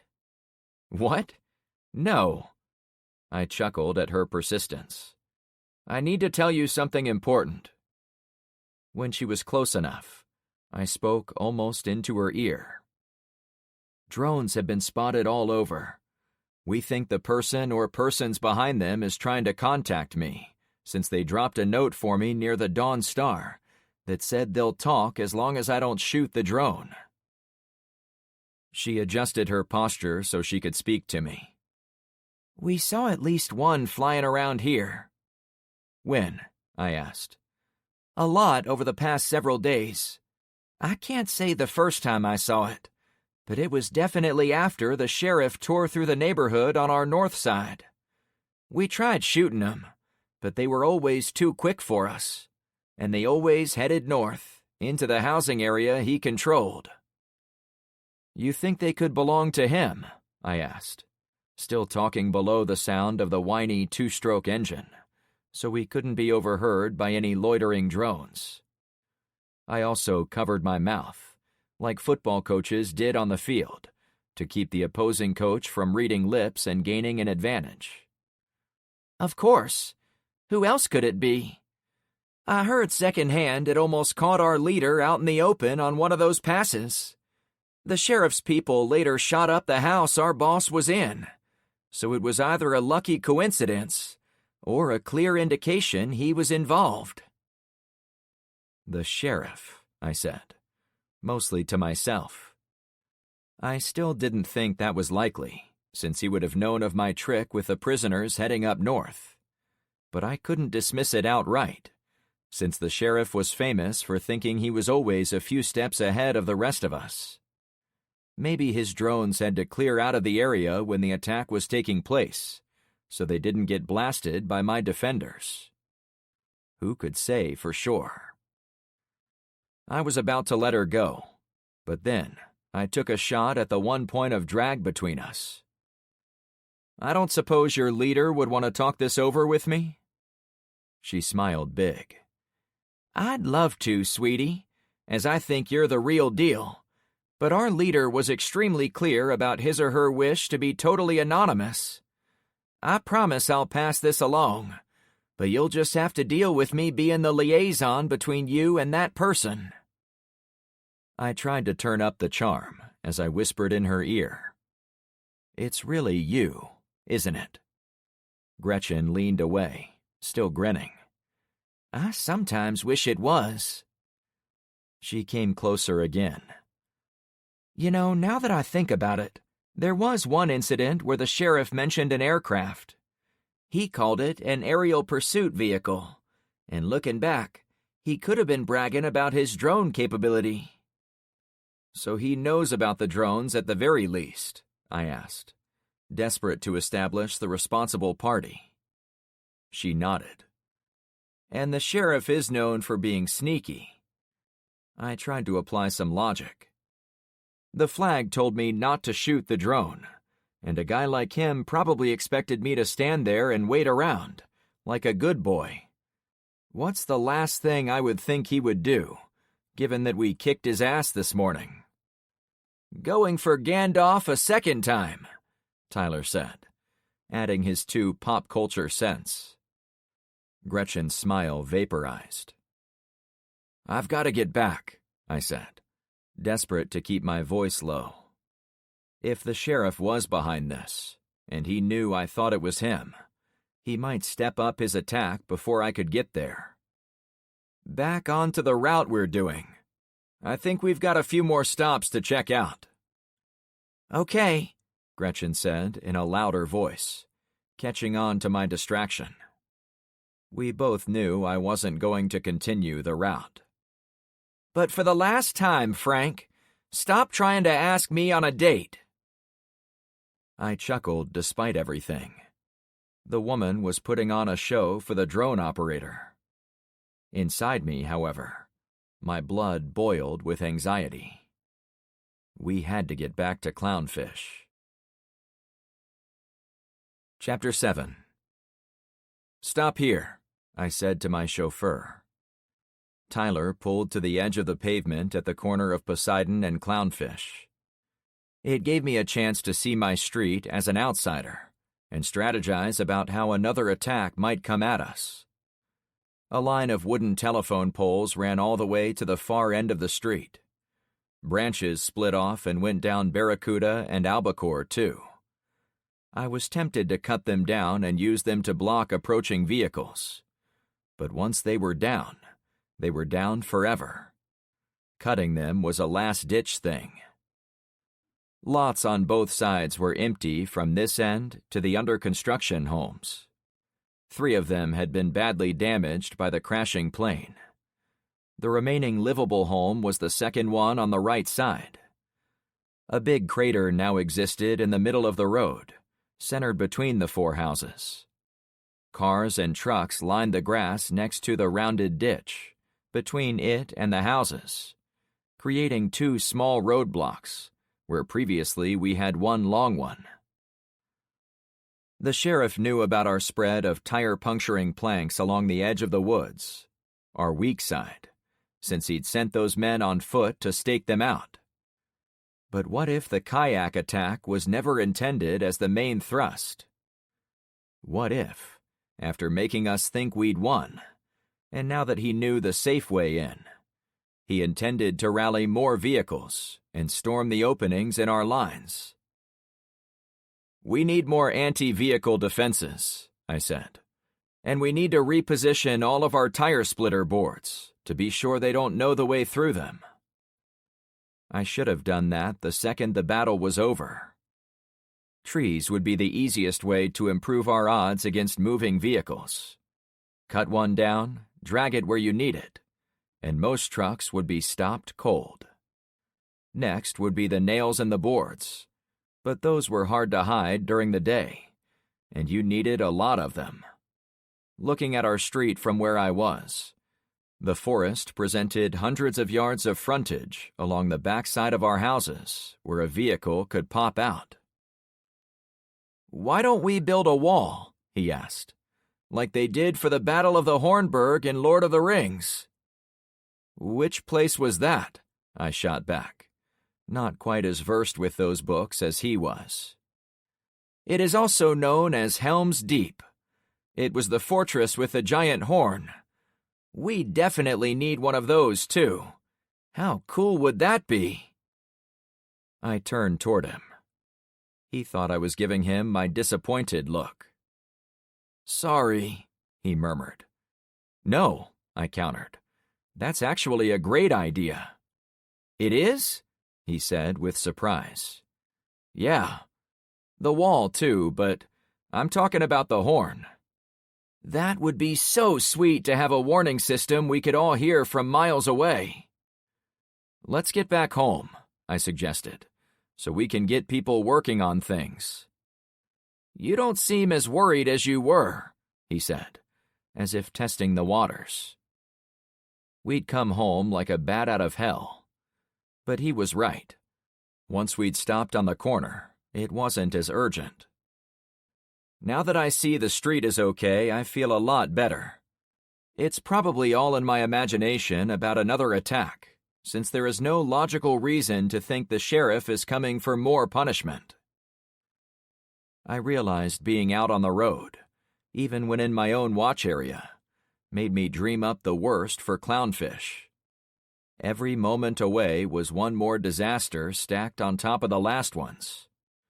But once I'd gotten back, an established home was perfectly fine. It dispelled all the imaginary fears bouncing around my brain.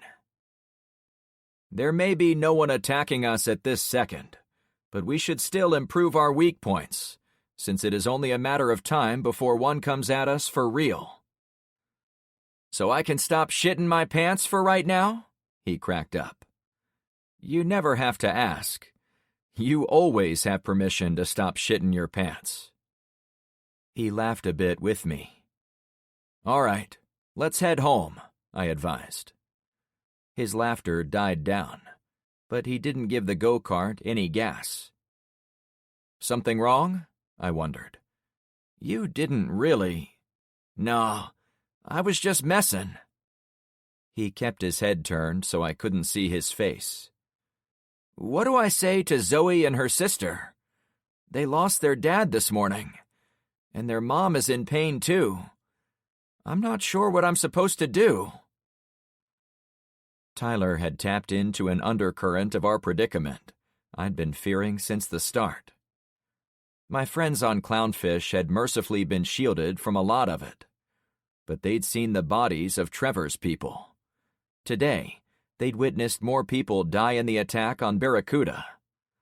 Some of us had dealt with 24 deceased residents by loading them into the tractor-trailer. There would be more. "Hey, bud, just be yourself. Tell them you are sorry their dad died, but remind them he was looking out for the girls and their mother. Not to put extra pressure on you, but as the boyfriend and a young man, you need to be respectful and caring of their sadness, but also strong for them. Everyone will need to practice being stronger, since every day we go forward is going to be harder and more dangerous than the previous day." "Because of the orcs," he finished. "Yeah, orcs, asshats, bastards. They all work together to steal, destroy, and overrun people like us. I want everyone to share their feelings and help each other recover from loss. But we can't base our lives around it or we'll get dragged down." I tapped his shoulder to get him to turn my way. "That's why I like you, Tyler. You know when to be funny, when to be serious, and when to be a warrior." He laughed, a hint of tears welling in his eyes. "My mom and dad wouldn't agree about me being serious. They say I joke around too much, especially lately." "Cut them a break. Now that we live in such dangerous times, their hearts beat a little faster, like they're worrying extra for your survival. They can't relax and laugh until they know you are safe, and that probably won't be until the disaster is over. That's the way parents are. Not being a parent myself, I was projecting a little, but I figured that's how I would be. Tyler sucked in a breath. Yeah, I guess I know what you're saying. Hey, let's dial back the darkness a little. How are things between you and Zoe with everything going on? Remember when you couldn't decide which twin you liked more? It seemed like months ago when the boy had come to me for advice on how to ask a girl to hang out and stuff. Now he laughed for real. Yeah, that's one of the times I was being silly. Zoe is the funny one. Alex is the serious one. I think you can see which twin I would pick every day of the year. We're trying to set up Alex with someone, so that will be good. Maybe don't set her up today, I suggested. Yeah, know the right time and place. I gave him a firm chuck on the shoulder. Speaking of which, let's go pay our respects to the girl's mom. I hadn't seen Darla today, though I was made aware she took the news about her husband quite hard, despite being divorced from him. Tyler sped us past the roadblock team at the crater. We found Darla and both daughters in Carmen's place. We heard the pleasant sound of feminine laughter as we walked through the darkened kitchen to the attached room beyond it. Carmen stood behind Darla, who sat on a stylist's chair in the middle of the room. There were large, bright windows on two sides, giving the chamber plenty of natural light. "Hey, Frank," Carmen said in a mirror. Darla's eyes were puffy and red, but she wasn't crying at that moment.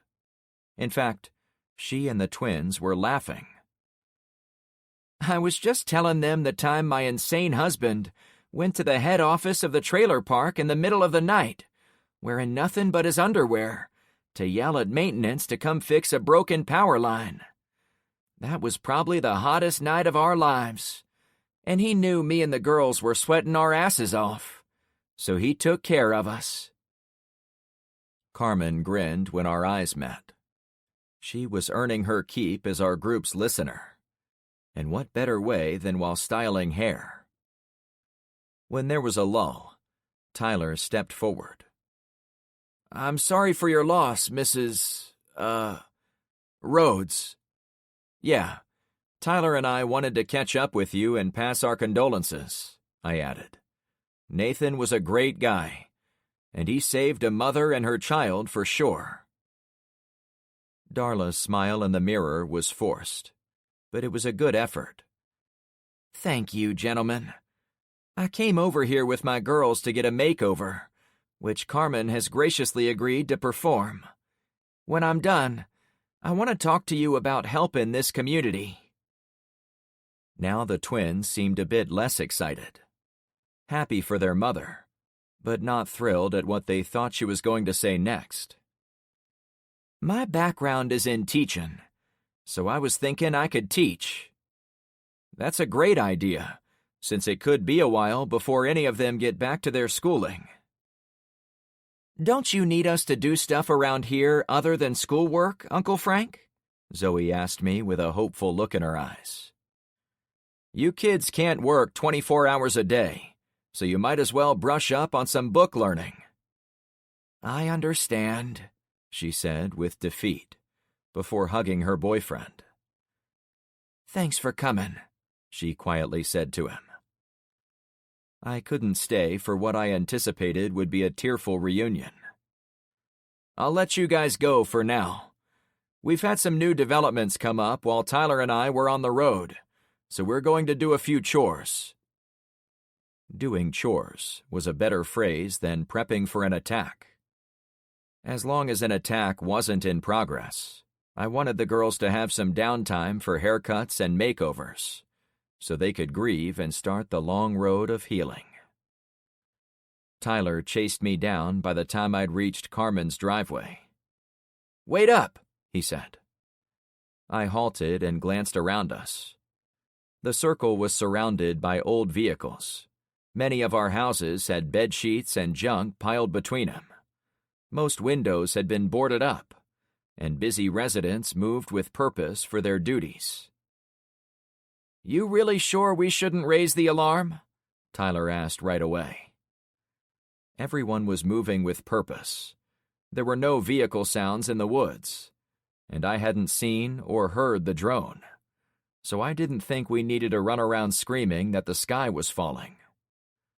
But maybe a little extra warning was the smart thing to do. "Follow me." I waved him along.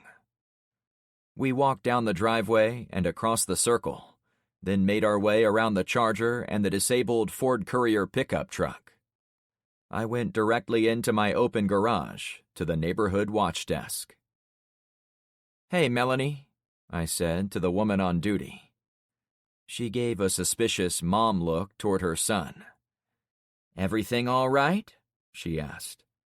"Yeah, we stopped by to pay our respects to Darla and the girls. They're over at Carmen's."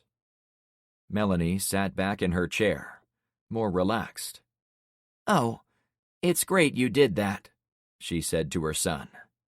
"I followed Uncle Frank's lead," he explained. He did right by all three ladies, I told his mother. "I'm glad," she said. "But there is one thing we need to do right now," I added. "Gretchen reported hearing and seeing a flying drone up where she is, so there is some speculation it was spying for the sheriff. If you don't mind, I want you to send a runner to all the houses around here and tell everyone to be extra alert. Not top-level emergency alert, but be on the lookout for possible trouble. Watch and listen to the woods. Report vehicles or the buzzing of motorized drones to this desk immediately." Tyler's mother took notes on a scratch pad. "Your boy had a great idea to bring Red's truck over here, so we could use the horn to sound a warning to everyone. I think that's a great idea, so let's track down Red and see if he'd be willing to park his truck over here." She scribbled for a moment. "Anything else?" she asked. "Not right now. How's things today with the street?" I inquired. She paused to examine her notes. "Shane and his group are still at the ship. The teens are patrolling, knocking on doors, and a few of the brave ones are washing clothes. LeVar is in his garage, working on the solar panels. The new girl, Kimber, has volunteered to be our spokeswoman if needed." She looked up at me. "Have you seen her, Frank? She was an honest-to-God NFL cheerleader." "I've seen her." Tyler's voice flowed with a hubba hubba girl watcher undercurrent. Melanie's head snapped in his direction. "You're going out with Zoe, son of mine. Or have you forgotten about her?" He took it in stride. "I'm going out with her, sure, but I still have eyes." Tyler the teenager suddenly sounded like an old married man, but I stifled my laughter, as I wasn't sure what Melanie would think of her son's attitude. He and I weren't 10 minutes removed from our conversation about the reason for a lack of parental sense of humor. She groaned with disappointment. "Oh, Tyler." I wanted to help him while he was on the ropes. "Is that all the news?" I asked her. "Yeah. Oh, one more thing to mention. A couple of the people on watch said they heard horses whinnying out in the woods." "When?" "Not long after you and Tyler rode away in the go-kart." "Shit," I said under my breath.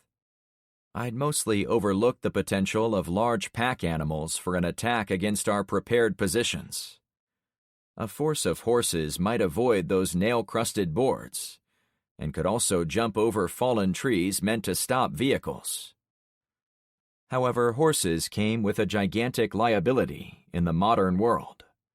Once you knew where they were, they made targets impossible to miss. It was cruel to even think it, but any horse used in an offensive capacity would soon be cut down by bullets. My stomach turned. The civilized part of me would never consider hurting any animal, much less a majestic horse. But if it came down to my friends and their families versus the tools of marauding criminals, I'd have to do the unthinkable. Okay, write this down, please. Check our inventory lists to see if anyone has spools of wire. If there are horses with riders, I want to string wire about 10 feet off the ground to whiplash anyone dumb enough to attack us on horseback. That's wicked, Tyler said, impressed. It could be nasty, I said with reluctance. Let's hope it never comes to that. Yeah, I guess it would kinda suck, he agreed. I probably had miles of wire back at the garage for my trucking company, but I didn't expect everyday people to have more than a few yards of metal wiring. However, if a lot of wire suddenly appeared for our use, I was also going to string some across the canals. It might not stop an attack, but it would sure confuse and slow them down, especially if they encountered a maze of wires in the dark. Mind if I take your boy for a bit longer? I asked Melanie. Sure. Thanks for being my eyes on him. Tyler huffed as I led him outside, but he spoke so his mother wouldn't hear. I don't need parental unit supervision anymore. I laughed, already cutting across the lawn in front of Drummond's house. Kid, I know you won't understand this, but as long as they're not jerks, enjoy how parents take interest in your business for as long as you can. Trust me, my mom and dad passed on a long time ago, and I still get the urge to call my dad to help me work on my trucks. For real? He struggled to keep up. As I hurried across Luke's lawn and past the pink flamingos still upright in the yard, I realized that sentiment had bubbled up from deep inside me. I wasn't much older than Tyler when I took my first real job driving big rigs across the country. Looking back, I had a better appreciation of how my mom and dad had probably spent a lot of time worrying about me when I was out there. I slowed to match his pace. What I mean is, your mom only wants to watch out for you. Help make sure you have a chance to grow up. It goes along with what I said earlier about moms and dads. You are the part of her heart that beats outside of her body. Do you get it now? Yeah, I guess, he grumbled. A mess of wires ran from LeVar's garage to the front lawn, where they attached to 4 or 5 solar panels. The long black segments sunbathed on the grass close to the edge of the driveway. We entered LeVar's spacious and well-organized garage at the same time. My tall neighbor hunched behind a crowded table, with a stack of solar panels balanced on top. Frank! Hey, bud. Any luck? He stood to his full height and pointed outside. I've been taking shifts at the roadblocks since we're short-handed right now, but I think I've finally got those 4 charging some batteries. I've been able to do this. LeVar flicked a loud switch on his table, and an LED light bulb came to life. But I'm working on this inverter, so we can plug in devices and power them. I'm sure those walkies are going to need charging soon. I laughed. You are a mind reader. Turk's radio crapped out last night. We definitely need this as soon as possible. It shouldn't be this hard, honestly. I'm not sure if these panels were damaged in the EMP or it's the wiring, but I can slap this inverter on one of these already charged batteries, and we'll get it done. He pointed to a menagerie of sizes and brands of car batteries against the sidewall of his garage. I was trying to do it all at once. Tyler, I said, will you go get the 2 walkies and bring them to LeVar? On it. He ran out. When he was gone, I had some time alone with LeVar. I wish I had half his energy. That always worries me about having kids, LeVar said. By the time my baby grows into a teenager, I'll be 50. 50 isn't that old, I said, a bit defensively. It seems like it would be. I'm that age, I deadpanned. Do I seem decrepit and broken down? He gave me a squint, as if looking at me with scrutiny. You would be in your late 60s for their teenage years, if you had a kid today. Doesn't that frighten you? I laughed in a good-natured way. After seeing the apocalypse, nothing with kids frightens me. You want kids, though? He queried. Sure. Why do you ask? I've heard through the grapevine some of the ladies are talking about wanting to have more kids. In the apocalypse? I said with surprise. Don't read too much into it. I think Bella's brush with death got all the women thinking about their own biological clocks. I'm sure it will blow over. Yeah, maybe. I wondered if Carmen was included in that group. Hey, when you say all the women, do you mean... I was interrupted by someone calling my name out on the street. Uncle Frank! A teen girl yelled. I hurried to the threshold of the garage. Conversation terminated. It was Rainey, Ty's older sister. I'm up here, I replied. Rainey stood far down the street, between my house and Penny's. She directed me to look where she pointed. The black drone hovered between the houses down there, but it drifted over the bedsheet wall and into my backyard. It wants to talk, she added. LeVar, would you do me a favor? I asked quietly. Sure. Run down to the watch desk and talk to Melanie. She's getting ready to tell everyone we are on a medium level of alert, but I think I want to change that to DEFCON 1, the highest. The drone isn't here to deliver good news, is it? He asked gravely. No, I don't think it is. Chapter 8. I could have been Alice in Wonderland for how I felt walking between the houses. The drone had gone into my backyard, so I carefully picked my way through the sheets and other material blocking the route until I was in the clear. A few of the subdivision men were on patrol in the woods. I saw them standing about 100 yards out, so I'd at least have a warning if this was the start of an attack. If the drone operator wanted to lure me to a place where I could be shot, there had been a lot better opportunities than this one. Thank you for coming back here, Frank, the male voice said. The whir of the fan blades had gone silent.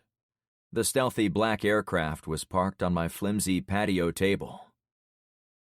Who are you? I asked.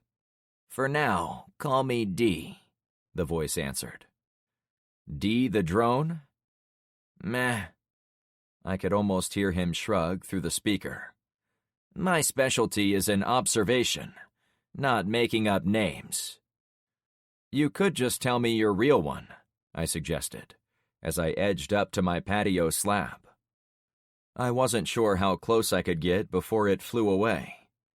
From where I was, I figured I could probably run over and grab it. No one out there is using their real names, Uncle Frank. The sheriff doesn't tell anyone on the outside who he is. Zen? That's gotta be a fake one.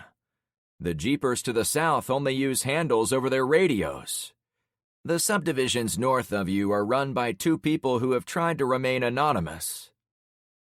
He was talking about Gretchen's bosses. You know who they are? I inquired, taking a step closer. Come, sit down next to me, Frank. You aren't afraid I'll grab your toy? Not if you want information. I don't think you accepted my invitation only to score a cheap piece of Chinese drone tech. Seeing no reason to stand, I took a seat next to the table. The same chair where I spent those 5 minutes of retirement on day 1. The camera pivoted under the chassis of the aircraft. "There, that's better," the voice said. "Now I can see you." "Well, we've established I'm not going to smash your stuff. So can you tell me why you've been stalking us?" "I'd be happy to tell you all I know. But you have to come to me so we can speak face to face. I don't trust any of my enemies not to be listening to this conversation." My eyes went to the woods. "You wouldn't see them," he added. "They have access to the same tech as me." "You saw the EMP coming," I stated flatly. "You didn't? Once the technology existed, there was a near certainty it would be used to take out a country. Who did you think they were going to knock out? The Congo?" "So you're a prepper," I amended. "I have prepared, yes, for lights that will never come back on.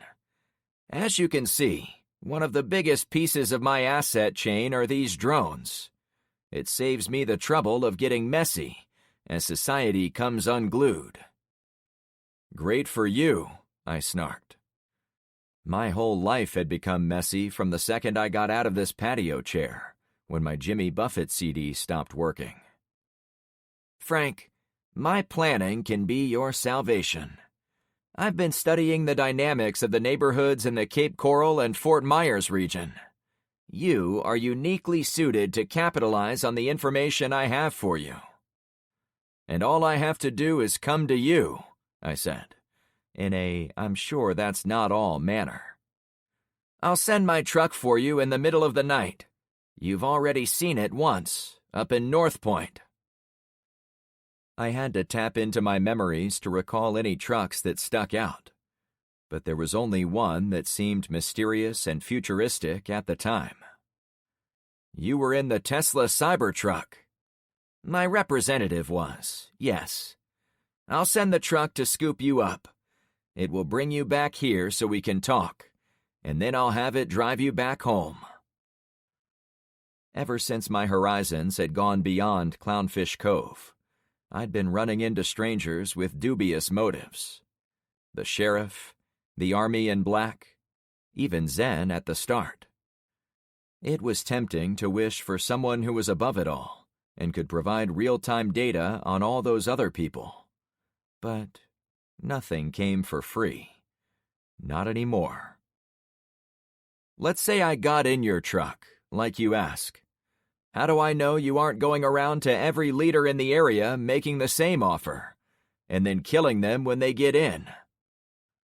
I didn't want to give him intel he didn't already have, but there was a much better option than outright murder. He would be better off grabbing the leaders and then ransoming them back. The sheriff had made a healthy profit from me by capturing Zen, so I had to give up 2 trucks. "On that, you'll have to trust me," he said with passable sincerity. "But, and I can't prove this either, you are the only leader I would dare ask into my hideout. You probably don't know this, but the sheriff has absolutely wrecked the town of North Point, so I wouldn't ask him for any reason. There are too many factions to the south, including the Jeep guys I mentioned. So picking one for a long-term alliance would be difficult. The island folks are nice, but there aren't many left, and they have no sway over useful territory." "Like my area?" I asked. "Yes, you've somehow managed to keep order over many square miles, and the residents aren't killing each other every night. Believe me when I say the closer you get to the center of population, the more death you'll scare up. It's spreading, too, which is why I picked today to hit you up." "So you want the residents for some reason," I said, more to myself than him. "Frank, barbarism is a real thing, okay? I can't tell you where I'm located, but you can probably guess it has some relationship to where you live. If those hungry people start ransacking every house, business, and public building between here and Tampa, my goose is cooked. I did plan for a lot, but I exist in a real place. A place that can be found. I'd trained myself to take every statement as if it was a lie. Whatever he wanted from me, it wasn't for my benefit. If he was sitting in a bunker somewhere, he probably needed me to be his errand boy. I think I'm going to pass.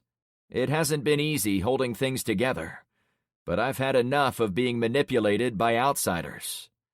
The sheriff gave me my fill on that, as you probably know. I was alerted to the transaction between you and the sheriff far too late to help you. That's one example of where a partnership would benefit us both. So you decided to reveal yourself after I almost lost my whole street? The guy wasn't winning me over. He sighed on the other end of our communications link. Frank, I'm sorry, but you have to understand. On paper, you shouldn't be here talking to me. I expected the sheriff to steamroll everything. First, he was stopped by those mystery leaders I mentioned earlier, and then he was stopped even harder by you and your friends. You were going to ask him to help you, weren't you? I'm equal opportunity, Frank. I'd ask the jeepers south of you if I thought they had a scrap of honor to make good on any agreement. I would have asked the sheriff, but he proved to be even less reliable. Now that I know you are a leader who can hold things together, I guess you could say I'm throwing my hat in your ring. The flattery wouldn't get me in a truck in the middle of the night. I appreciate the drop-in, D, and you might have great respect for my work, but I still don't know anything about yours. If you want to meet in a neutral site, I think I could be persuaded, but traveling to you is a no-go for me. I got up from my chair. Wait, he said, a little of his cool lost. I would very much like to win you over. Pick any question you want, and I'll answer it truthfully.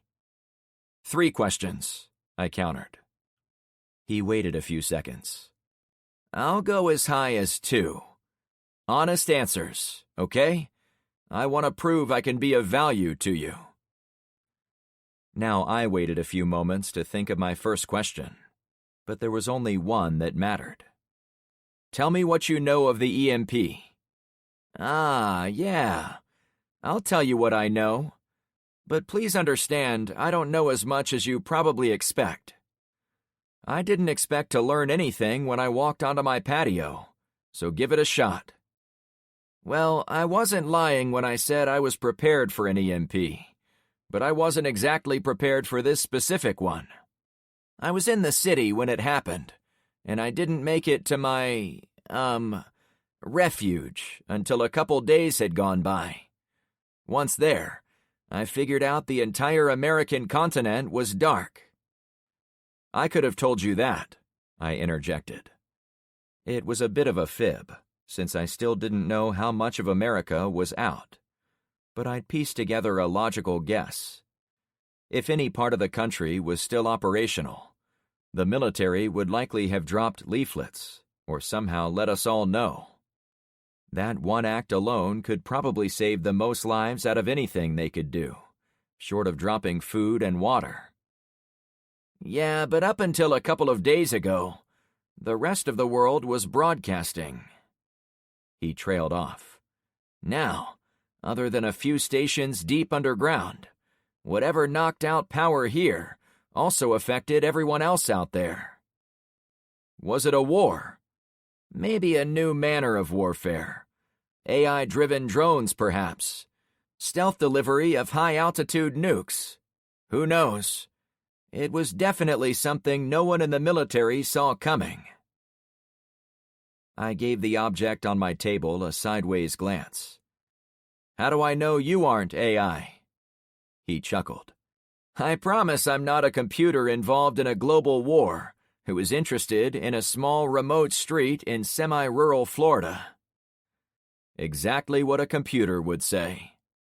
I assure you when we meet, I will be a real person. I didn't believe a word he said, but I couldn't figure out his angle. There are still armies out there, I reasoned. A U.S. Navy pilot crashed in the woods behind my house. He had to come from somewhere, like an airfield or a carrier.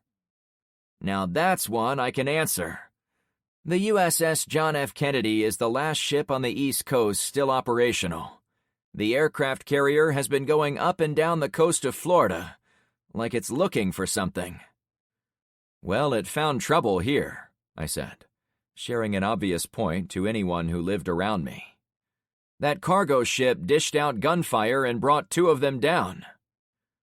The cargo ship, he said wistfully. That's the other reason I need you, Frank. You've got to get people into that ship and hang on to it for dear life. Tell me something I don't know, I said. It's not the only cargo ship used to assault Florida, he said immediately. That put me on my heels for a few seconds. I hadn't been thinking of the rest of Florida, given my own problems. But it stood to reason if an invading army had wanted to piggyback on the EMP by using cargo vessels, they would land their people in various ports. The ship beached nearby had been intended for Port Charlotte. I knew that from talking to the dying soldier with his leg on fire. What kind of damage could they have done if they'd gone to the actual port and had been able to unload all their equipment? Some parts of Florida could be under full-blown invasion. I don't mean to rush this, but my battery is getting low. I've given you a couple of freebies, but ask your second question if you don't mind, so I can fulfill my first promise to you. What was important to me? It was like standing before the oracle of antiquities. I could only ask one question, so it had to be a good one. You say you've been spying on the whole area. If that's true, tell me what threats I have to worry about. It was nice having insight into the big picture, but knowing the state of the world didn't put food on my table. That's an easy one. He cleared his throat. I don't know much about the jeepers to your south, but the South is by far your biggest threat. The South is chaos. The South is mayhem. Food is already impossible to find, and each hour brings out more people who can't sit inside starving for another day. There is also a psychological factor, and that today is the start of a new week. Last night was brutal down there. That's not actionable or useful, I replied.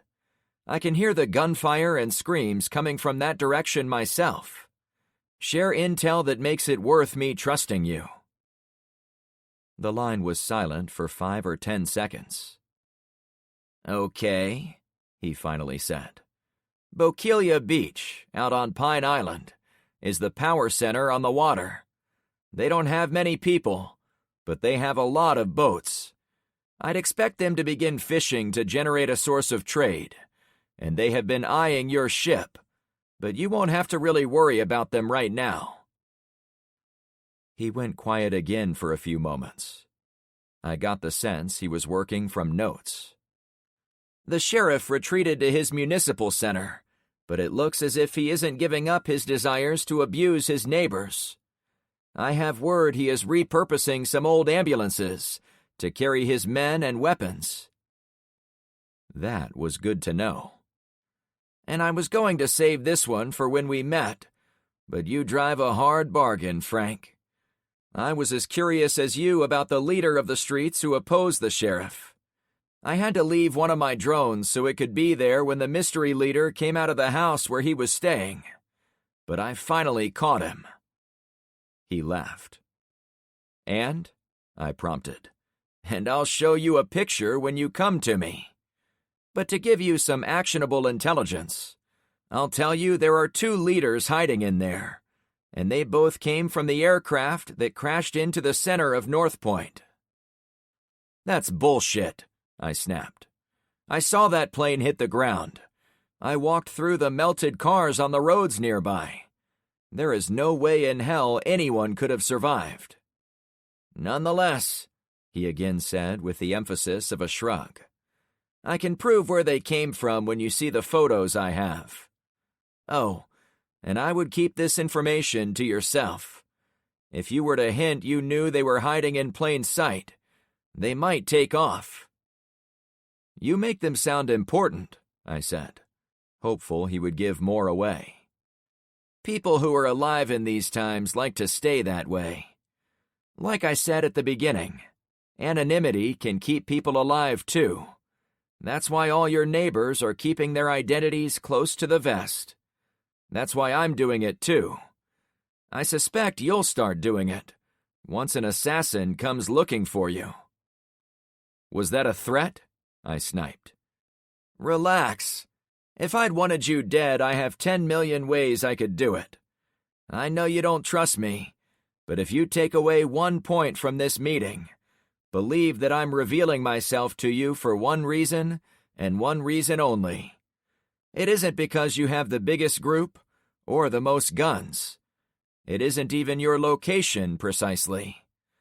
The main reason is that you are the only one who seems to be willing to uphold the laws and customs of our beloved America. Most everyone else is gathering their strongmen, confiscating food, and going full-bore warlord. Those are places you already wouldn't recognize as Fort Myers, Florida, USA." A horn sounded from far into the woods. It distracted me for a second, but I turned back to the camera. "D, I appreciate the consult and all, but this feels too much like manipulation. I don't like to ally with anyone not willing to stand in front of me and shake hands. If I wanted to be pushed around with vague promises, I would have continued my association with the sheriff. He's good at that. Maybe I'll have to talk to him next. Threatening me isn't the way to my heart. Just saying." The honking vehicle was getting closer. The camera swiveled to get a view of my yard. After another series of honks, the blades turned on, and the drone lifted a few feet above my table. "Frank, I'm sorry. I'm under a lot of stress here." More honks.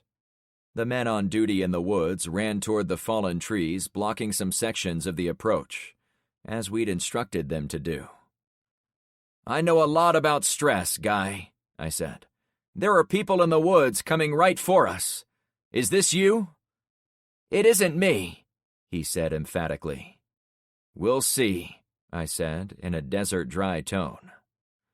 The drone stayed where it was, but the camera swung in my direction. "Frank, please consider my offer. I didn't mean what I said about approaching the sheriff instead of you. That was a total bluff. Ironically, I would never be able to trust him." He laughed in the tinny speaker to disarm my doubt, but I was still having none of it. The vehicle was close enough to make out the motor. It was a sound I recognized. "If I live through today and your drone survives, maybe we'll have something to talk about." "Deal," he said. The aircraft lifted into the sky, tilted forward, then sped across the treetops to the east. The honks were nearly constant. Brief flashes of a lone vehicle appeared deep in the woods. I'd been right about knowing that motor. It was the El Camino. Be ready for war. Chapter 9. "It's North Point," I shouted, already running back to the front of my house. Melanie blew the whistle at the watch desk, alerting anyone who hadn't already heard my voice. It would be so much better when we had the horn from Red's truck.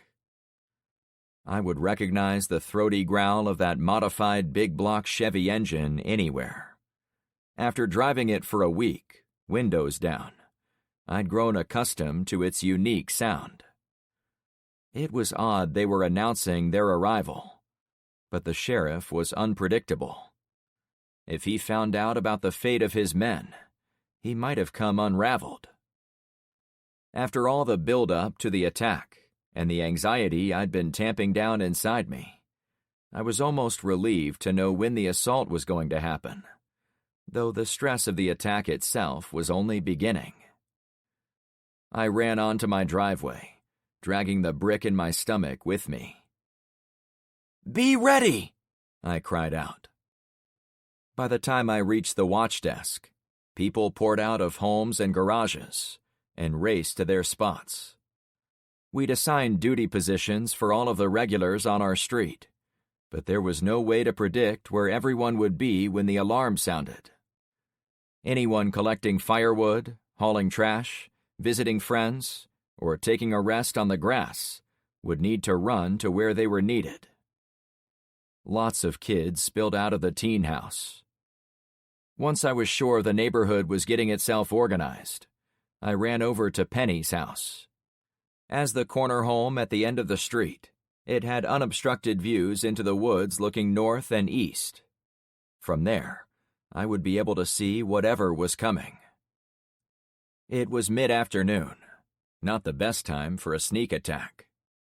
That fact was the only thing keeping that lump in my stomach from filling up my whole chest. "Is Daisy safe?" I asked, panting from the sprint over. "She's in the front room," she reported without looking back at me. "The kids built her a small Triton box to lay in." "They did?" I asked. "Yeah, Rainey has really been looking out for her. She organized it." I strode up to a back window, slowly looking around the edge. I guess I shouldn't worry so much about what they're doing. "No, I'd worry," she laughed. "Teens will be teens." "What do you see?" I asked. "I only see one truck," Penny replied. Together we watched out the back. The familiar blue paint of the El Camino rolled up to the edge of the woods, but stopped there. As best I could tell, there were no other vehicles or people with it. The driver was an older, short-haired woman, and she made no effort to hide herself or otherwise show aggression.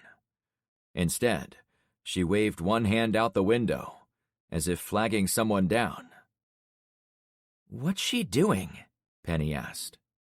"Probably delivering another ultimatum from up north," I murmured, already sick of the sheriff toying with us. I never imagined my biggest problem after an EMP would be the personal grudge of someone outside our group. In many of my books, the heroes had fallen into trouble with bad guys, and thus I'd been mindful to keep a low profile and not stir up any hornets' nests. But no amount of care could have saved me from the sheriff. In fact, my problem with him traced all the way back to the first day, when I met Trevor. If I'd somehow been able to befriend that kid, we never would have gone to war, and I might now be allied with North Point. That thought kicked me back into the moment.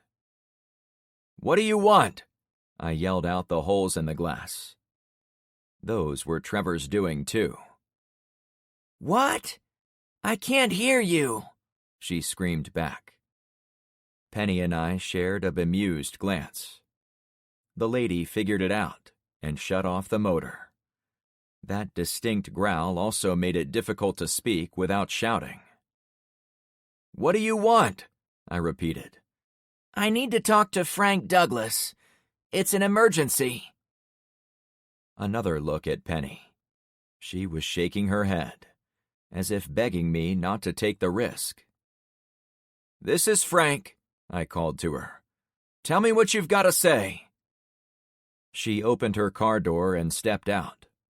Instead of using the door as a shield, she put up her hands and walked further into Penny's backyard. "That's far enough," I cautioned.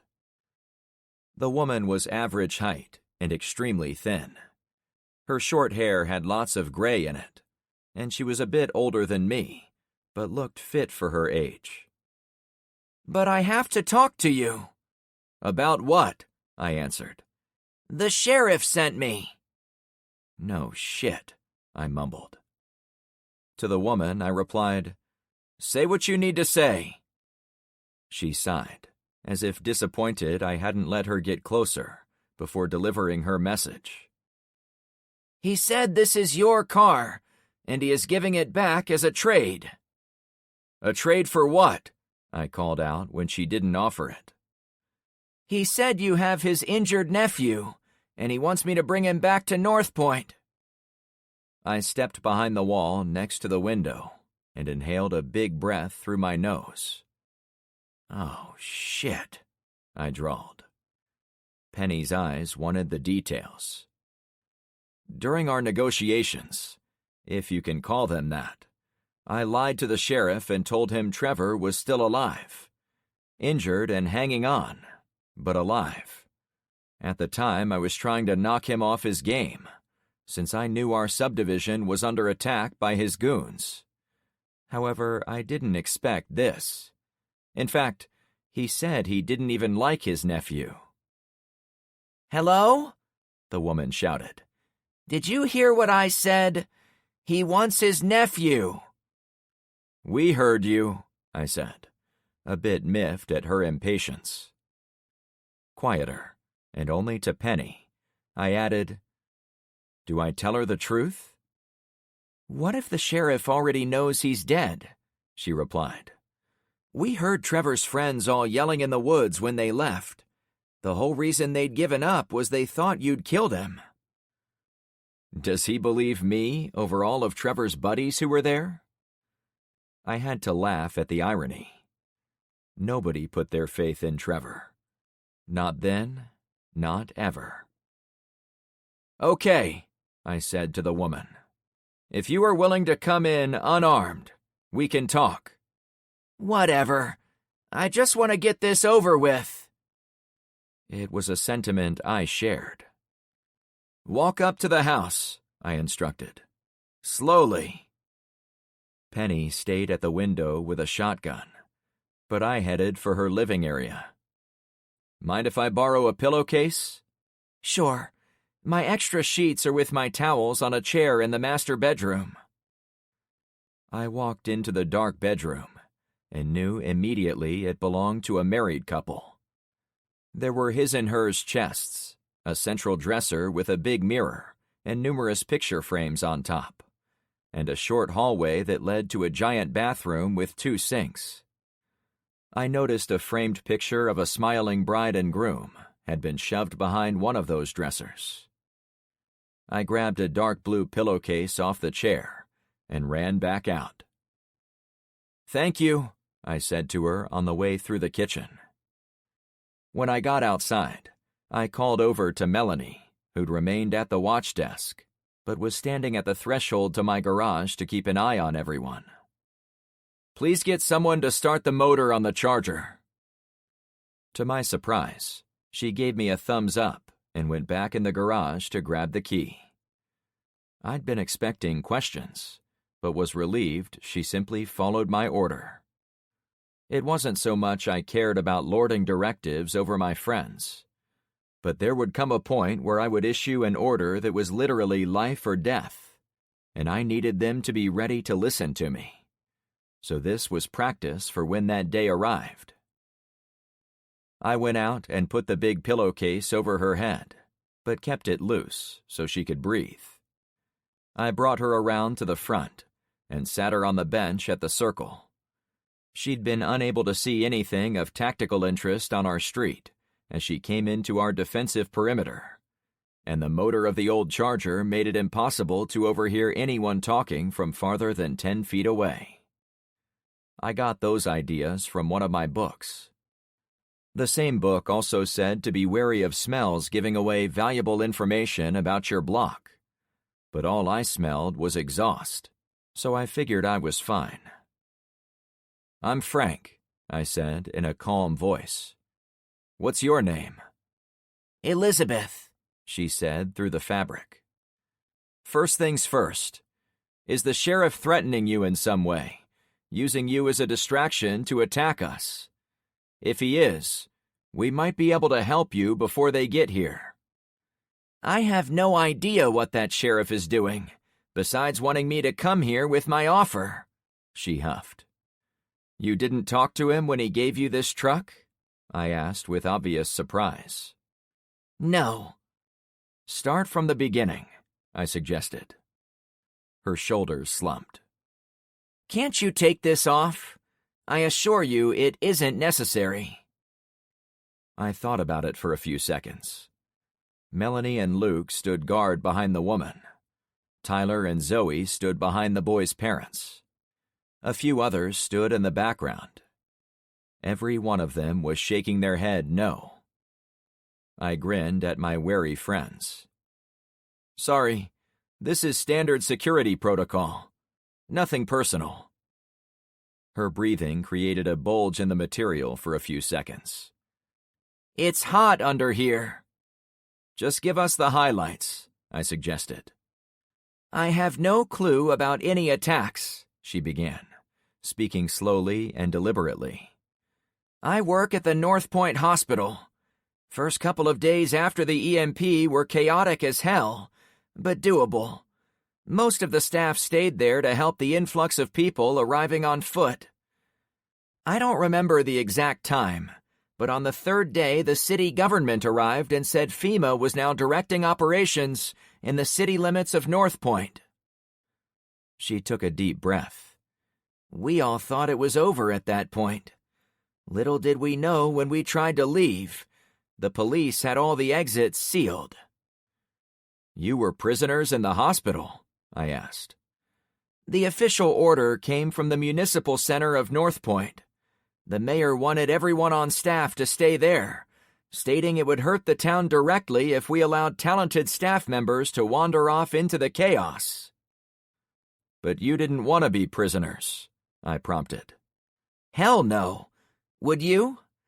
Not only were all the hallways filled with dead and dying patients, but we were forced to live there. Soon the hurricane came through. Lots of the police had to leave, but there were still enough to threaten us with guns if we tried to evacuate away from the coast. I still didn't see how we fit in. The inside of the place went downhill each day. The storm broke a lot of windows. There was no more food. Most of it was stolen. Bodies were being driven down to the shore and tossed in the ocean. It was barbaric. That sucks, I said. Yeah. She regrouped. Anyway, one of the deputies pulled some of us aside and asked if we could drive a stick shift. I assumed they were going to have me drive the truck with the bodies, and I would have done anything to get out of that smelly hospital. But they instead put me in the old jalopy you saw earlier.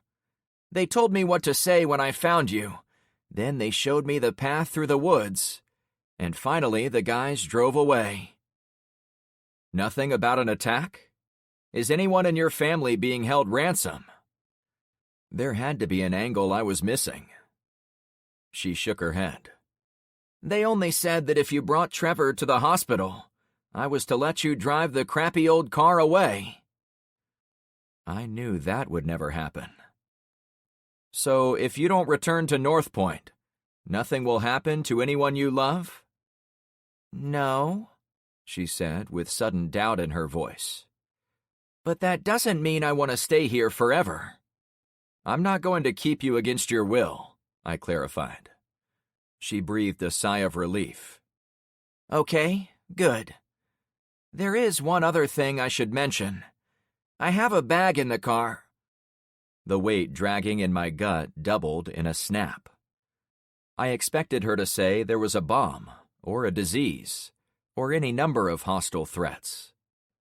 With surgeon's tools inside. What the hell? I gasped. Why would you bring us surgeon's tools? We don't even have a healthy doctor down here. This Trevor guy is supposed to be injured and on the edge of death. They said that's why they picked me specifically. I could drive a stick, and I'm a trauma surgeon. Because I told him Trevor was close to death, I reasoned out. So is that enough information to get this sheet off my face? She sniped. I took a step back, appraising the curveball thrown at me. Let me get back to you in a few minutes, I said, already waving the adults to follow me. Trouble had sprung out of nowhere to bite me on the ass. Again. Chapter 10. I was soon surrounded by my core group of friends. Penny, the sweet young mother. LeVar and Kyra, the couple who'd proven to be survivors. Luke and Melanie, the street's mom and dad for more and more of the youngsters. Ben, the old cat who seemed to thrive on stress, even with a head wound. And Carmen, the most important member of my team. My gaze fell on each of them before I spoke. Guys, I think I know why those books recommend closing your borders and avoiding entanglements with the neighboring communities. Every interaction we have with people on the outside sloshes back in our faces with new problems for us. And new opportunities, Penny added. Didn't you say that woman is a surgeon? I'd already given a summary of what Elizabeth had told me. A trauma surgeon, I nodded, while rubbing the tender spot on my head. We all have scrapes, cuts, and a few of the guys on Barracuda have bullet wounds. Of all the possible people he could have sent, the sheriff sends this one. You don't find that a little too convenient? Elizabeth said he knew he was injured, but did he know Trevor had been shot? Carmen wondered aloud. That's something a trauma surgeon would handle. Oh, crap, I sighed. I forgot how I presented the incident. I did in fact tell the sheriff I shot Trevor 4 times. That part was true, but I added the lie that Trevor survived them. Ben chuckled. Should have shot him a 5th. I glanced over, sharing a smile. I'm responsible for Elizabeth being here. I lied to the sheriff to try to get his men to abandon him, while I was also trying to protect Zen, his hostage. I wanted him to think Trevor was alive, so I'd have some leverage. It was a Hail Mary play. You did the best you could, Frank, Penny consoled. Yeah, Carmen added. No one expects you to see the future. Those words struck a chord in my survival-honed brain.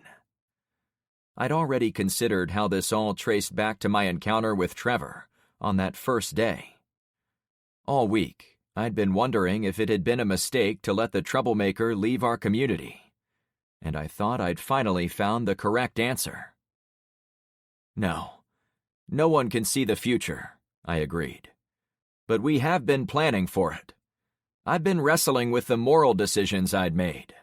Letting Trevor go, killing him later, and so on.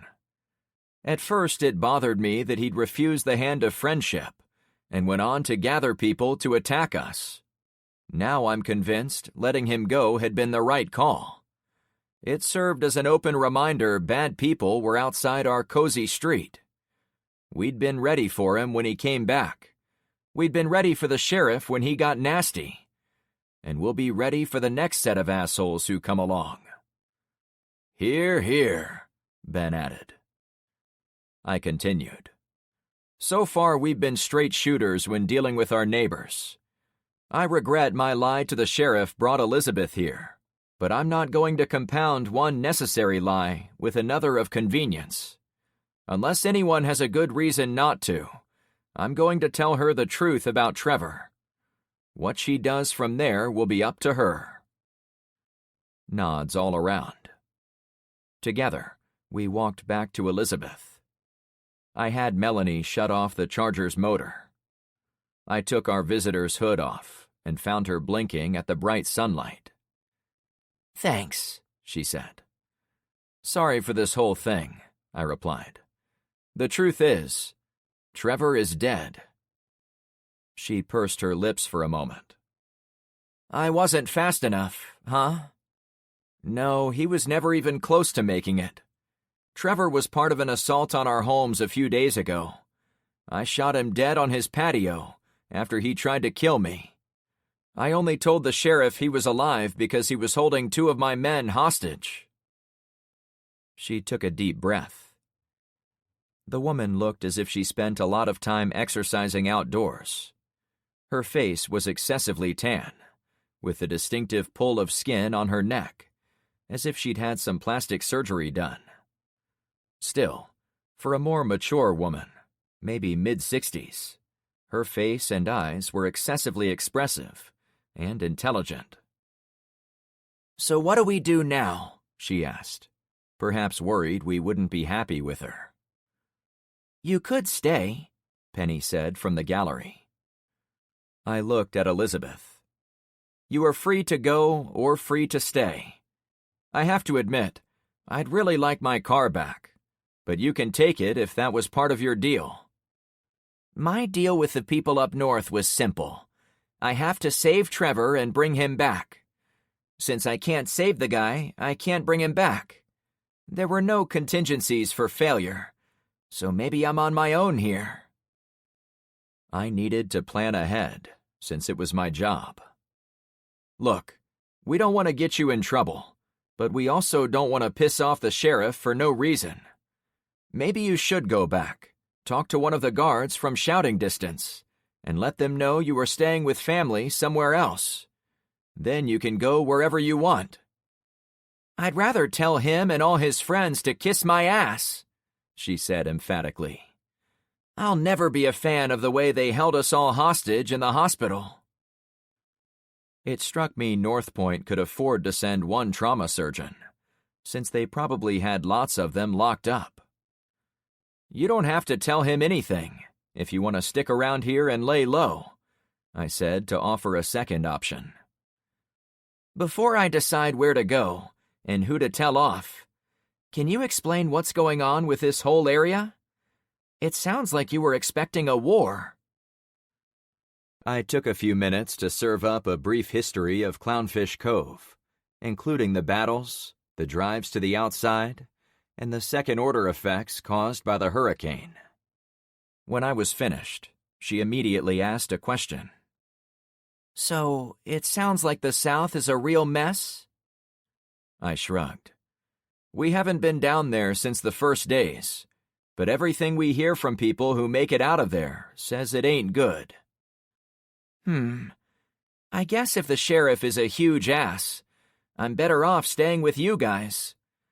But if we are talking about new terms of my deal, there is one thing I'm going to need." "Name it," I replied. "I want to bring my family here." "That might be possible," I said with caution. "Where are they?" She told me. After hearing where she lived, I thought back to Trevor again. Then I thought back to the moment I'd stepped out on my driveway after the EMP. But then I realized it was only fair to go back to one of the first books on survival I'd ever read, called Lucifer's Hammer.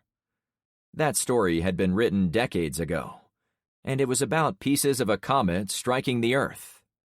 It was filled with characters who overcame many of the same problems I now faced in my own survival situation, including taking trips into dangerous territories. I was willing to go, but that book and others would suggest waiting until nightfall and to spend a lot of time planning. Over the next hour, we confirmed Elizabeth was able to clean and sew up a gunshot victim from the morning battle.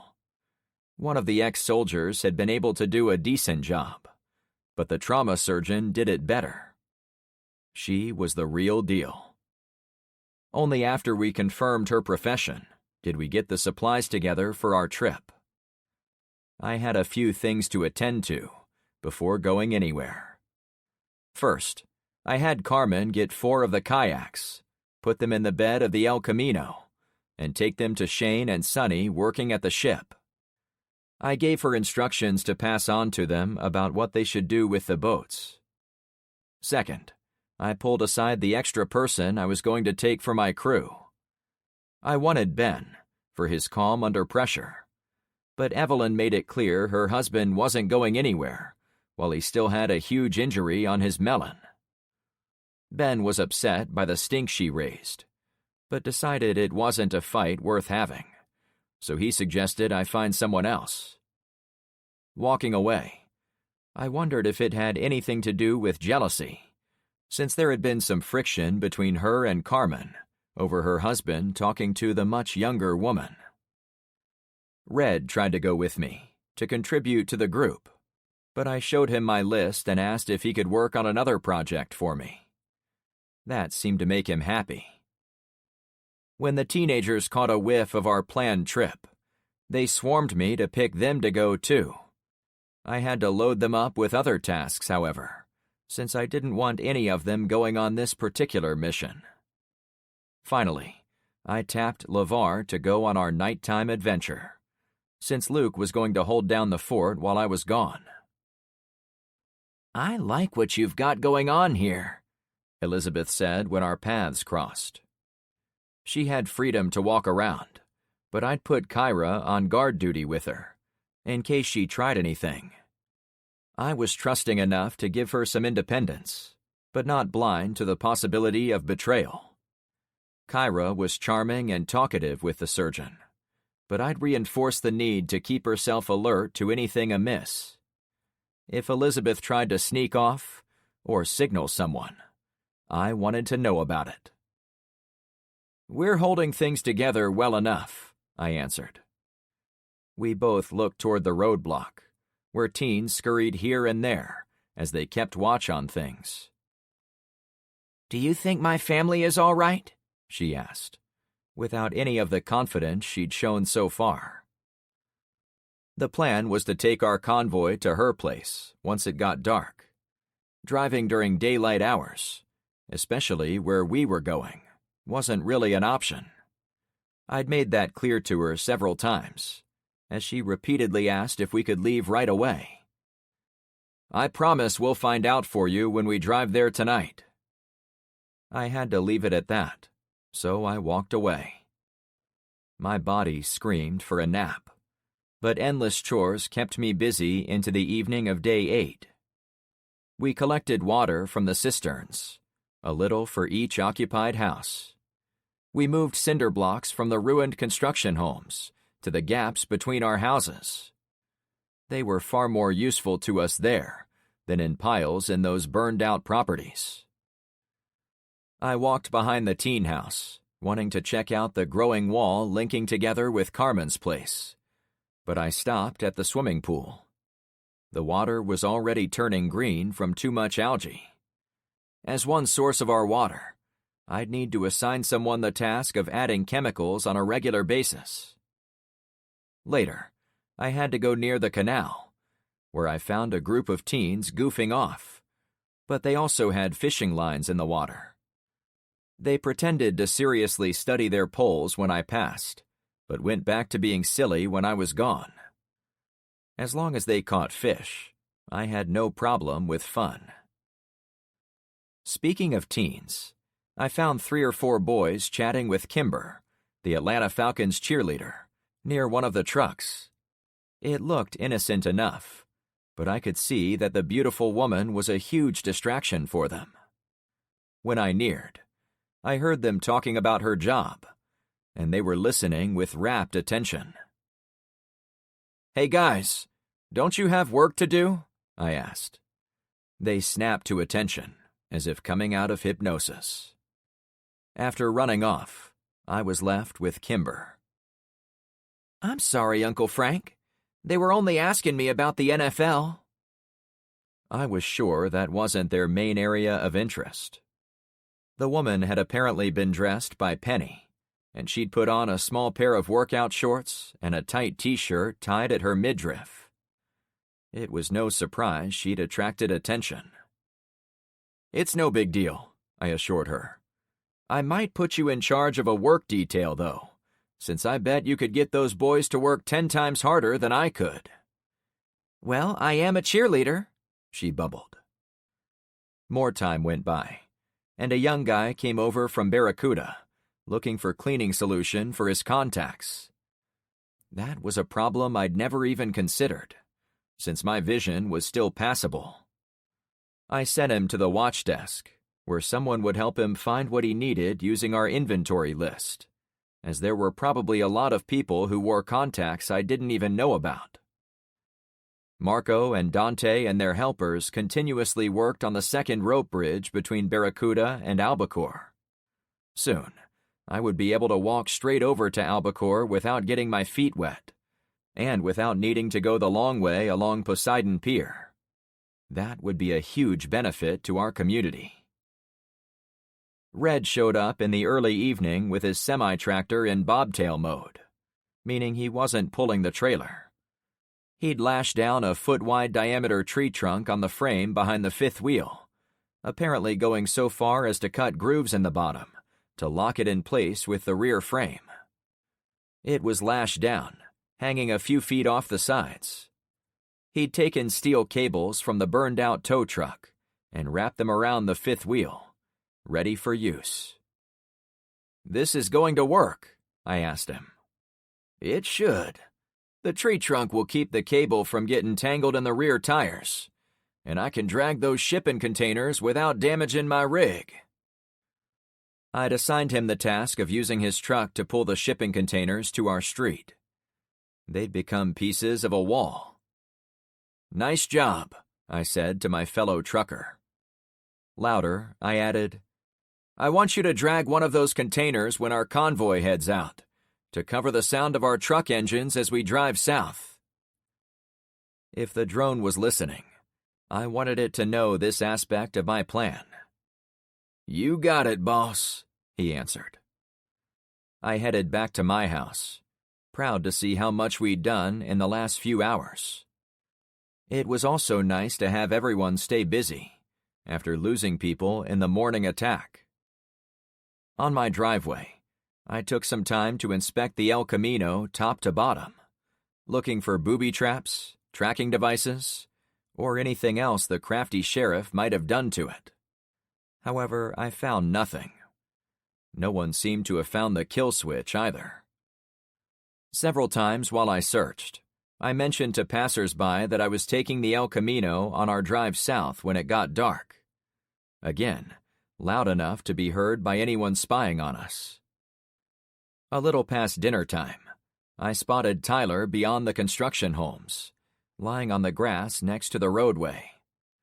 When I trotted up there to investigate, AR at the ready, I found him laughing his head off while playing around with a silver helium balloon. "What the heck are you doing?"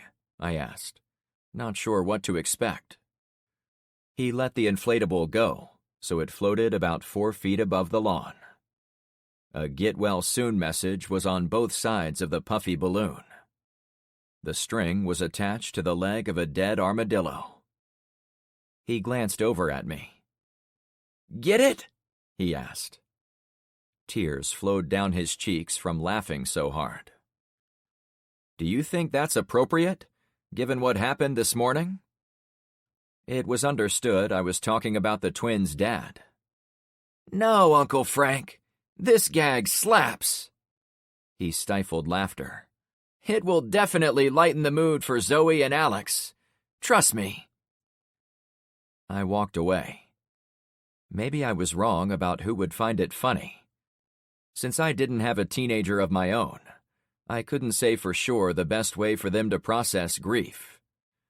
I personally didn't think it would be done with a balloon on an armadillo, but I figured he was grown enough to make the call. As I came back through the roadblock, he jogged past me to go into the house with all his friends. I knew he wanted to show the twins what he'd done. "Stay alert," I cautioned. "I will, Uncle Frank," he shouted with giddy excitement, as if relieved I hadn't told him to take it down. I'd specifically told Tyler to keep up his sense of humor, so the balloon was partially my doing. It was funny how I'd seldom noticed the cause and effect of personal interactions before the EMP.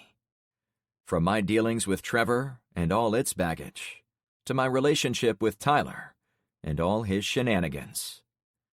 Everyone on my street was interconnected in the apocalypse. Perhaps it was a result of essentially being in a big lifeboat, where you couldn't escape seeing the cause and effect of each decision. Or maybe it was the lack of distractions, like television and smartphones, that made the interpersonal stuff more obvious.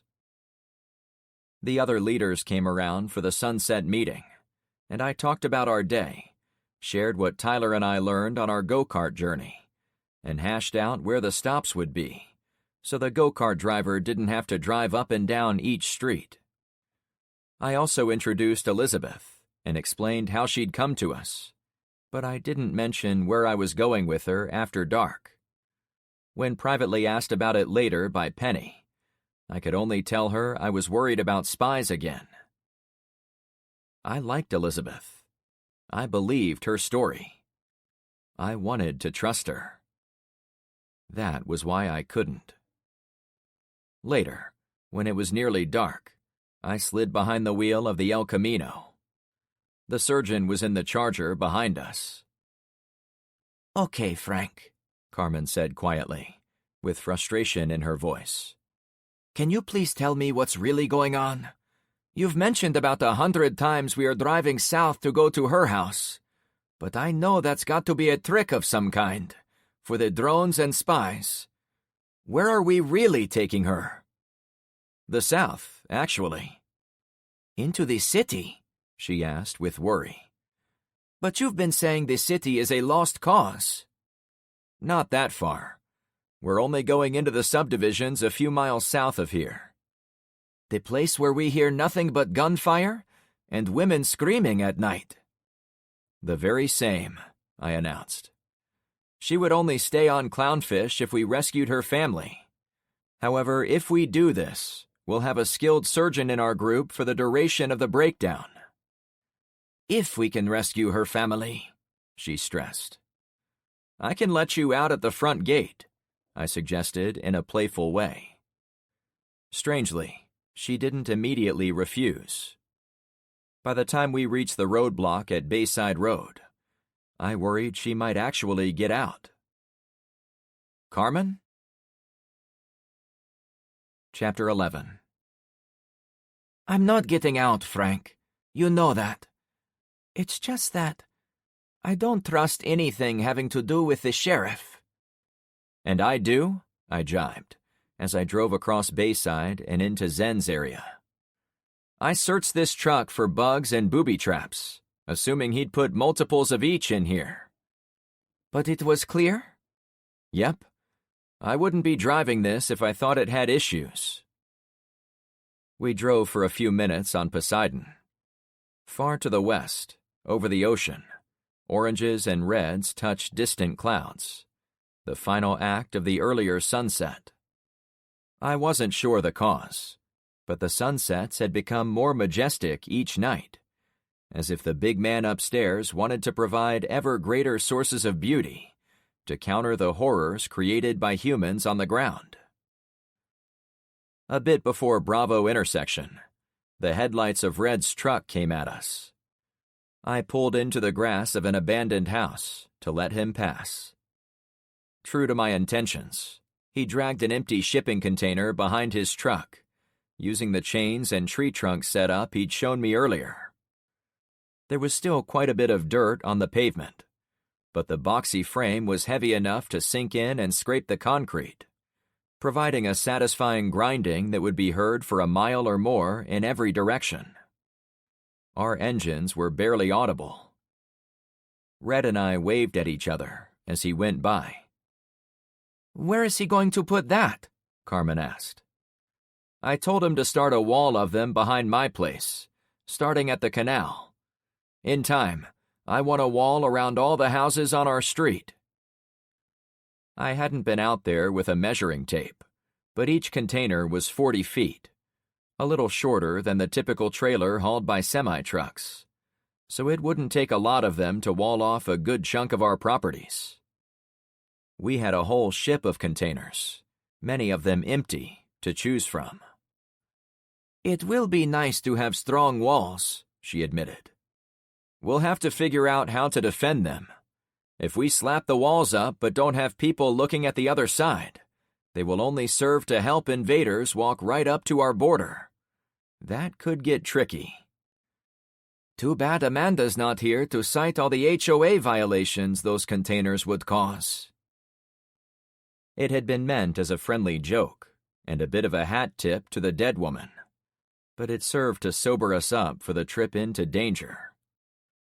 "Now we see if this was all a trap," I said, as I drove us back onto the street. I told Elizabeth we were going south on 40th to her house, which was a few miles to the south and across two big canal bridges. But I didn't turn when we reached the intersection. Instead, we continued going west and drove to the Dawn Star at the end of Poseidon. We rolled over the ruts formed by the towed container, then drove on to the swell of dirt by the ship's hull, same as I'd done in the go-kart with Tyler. When I shut off the motor, the chatter of gunfire drifted on the wind from the south. It was always worse at night. "I thought we were driving to my house," Elizabeth said as she got out of the Charger. "Why did we come down here?" I left my hat in the truck as I got out. "Don't worry, we're going to your house, but we're taking a different way." "The road is back there," she said, pointing behind us. Shane and Sonny stood in the ditch they'd created at the door to the cargo ship. It was still light enough to see where I was walking, but the brothers stood in the dark opening to show it off. "Hey, Frank," Shane said as we walked up. "Is everything ready to go?" I asked. "Like you wanted," he assured me. "How are things with the digging?" I asked as I looked around. They'd been at it for most of the day. "We've got the door clear, as you can see, and most of the inside is scraped out. We still need to flatten this outside part, so it isn't so steep to walk in there." I was impressed, but also under a time crunch. "Get some guards to watch our vehicles, then let's go," I insisted. Turk's men, including the young boy Adam, had remained behind to watch our tenuous link with the ship. Part of my thinking about those shipping containers was they would strengthen our position at the far end of the street. Then, using whatever containers we could get off the boat, we'd build a wall around the front of the ship to fortify our hold on it. Everything took time, however, which was why I kept projects moving, even when I was out. Shane pointed south, toward the front of the ship. "Kayaks are waiting right over there." "You didn't trust me to guide you down there in a car," Elizabeth said on the sly. "Don't take it personally," I answered. "I can't trust anyone." "No matter what we find, thank you for doing this," she continued. "You'll see I'm telling the truth soon enough." "I hope so." As we all neared the water, tension grew around my heart, as I knew we were all going to see those bodies in the water. When we were close, the stench of death grew with each step. I tried not to show how bad it made me want to retch, but it was difficult. Elizabeth seemed unaffected. "I bet you'll get used to this smell," Carmen joked, as she held her nose. "No," Elizabeth responded. "I'm a surgeon, not a coroner. My eyes are watering and my stomach is about to let loose. But if this is what I've got to do to earn your trust and get to my family, I'm not going to complain." "It isn't only you," I clarified for Elizabeth. "We've also had problems with a flying drone eavesdropping on us. That's another reason I wanted to keep everyone guessing where we were going." I didn't mention I was also concerned she was working for the sheriff. If she was a plant doing his bidding, I wanted to throw them both off.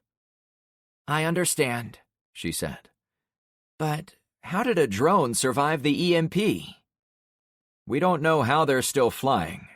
But yeah, someone probably had them protected from the electromagnetic pulse, so they were available for use after it hit." The 4 two-person kayaks waited for us in the shallows, as per my plan. Earlier, I'd had Carmen bring them here in secret, as part of my desire to keep Elizabeth, or her handlers, guessing.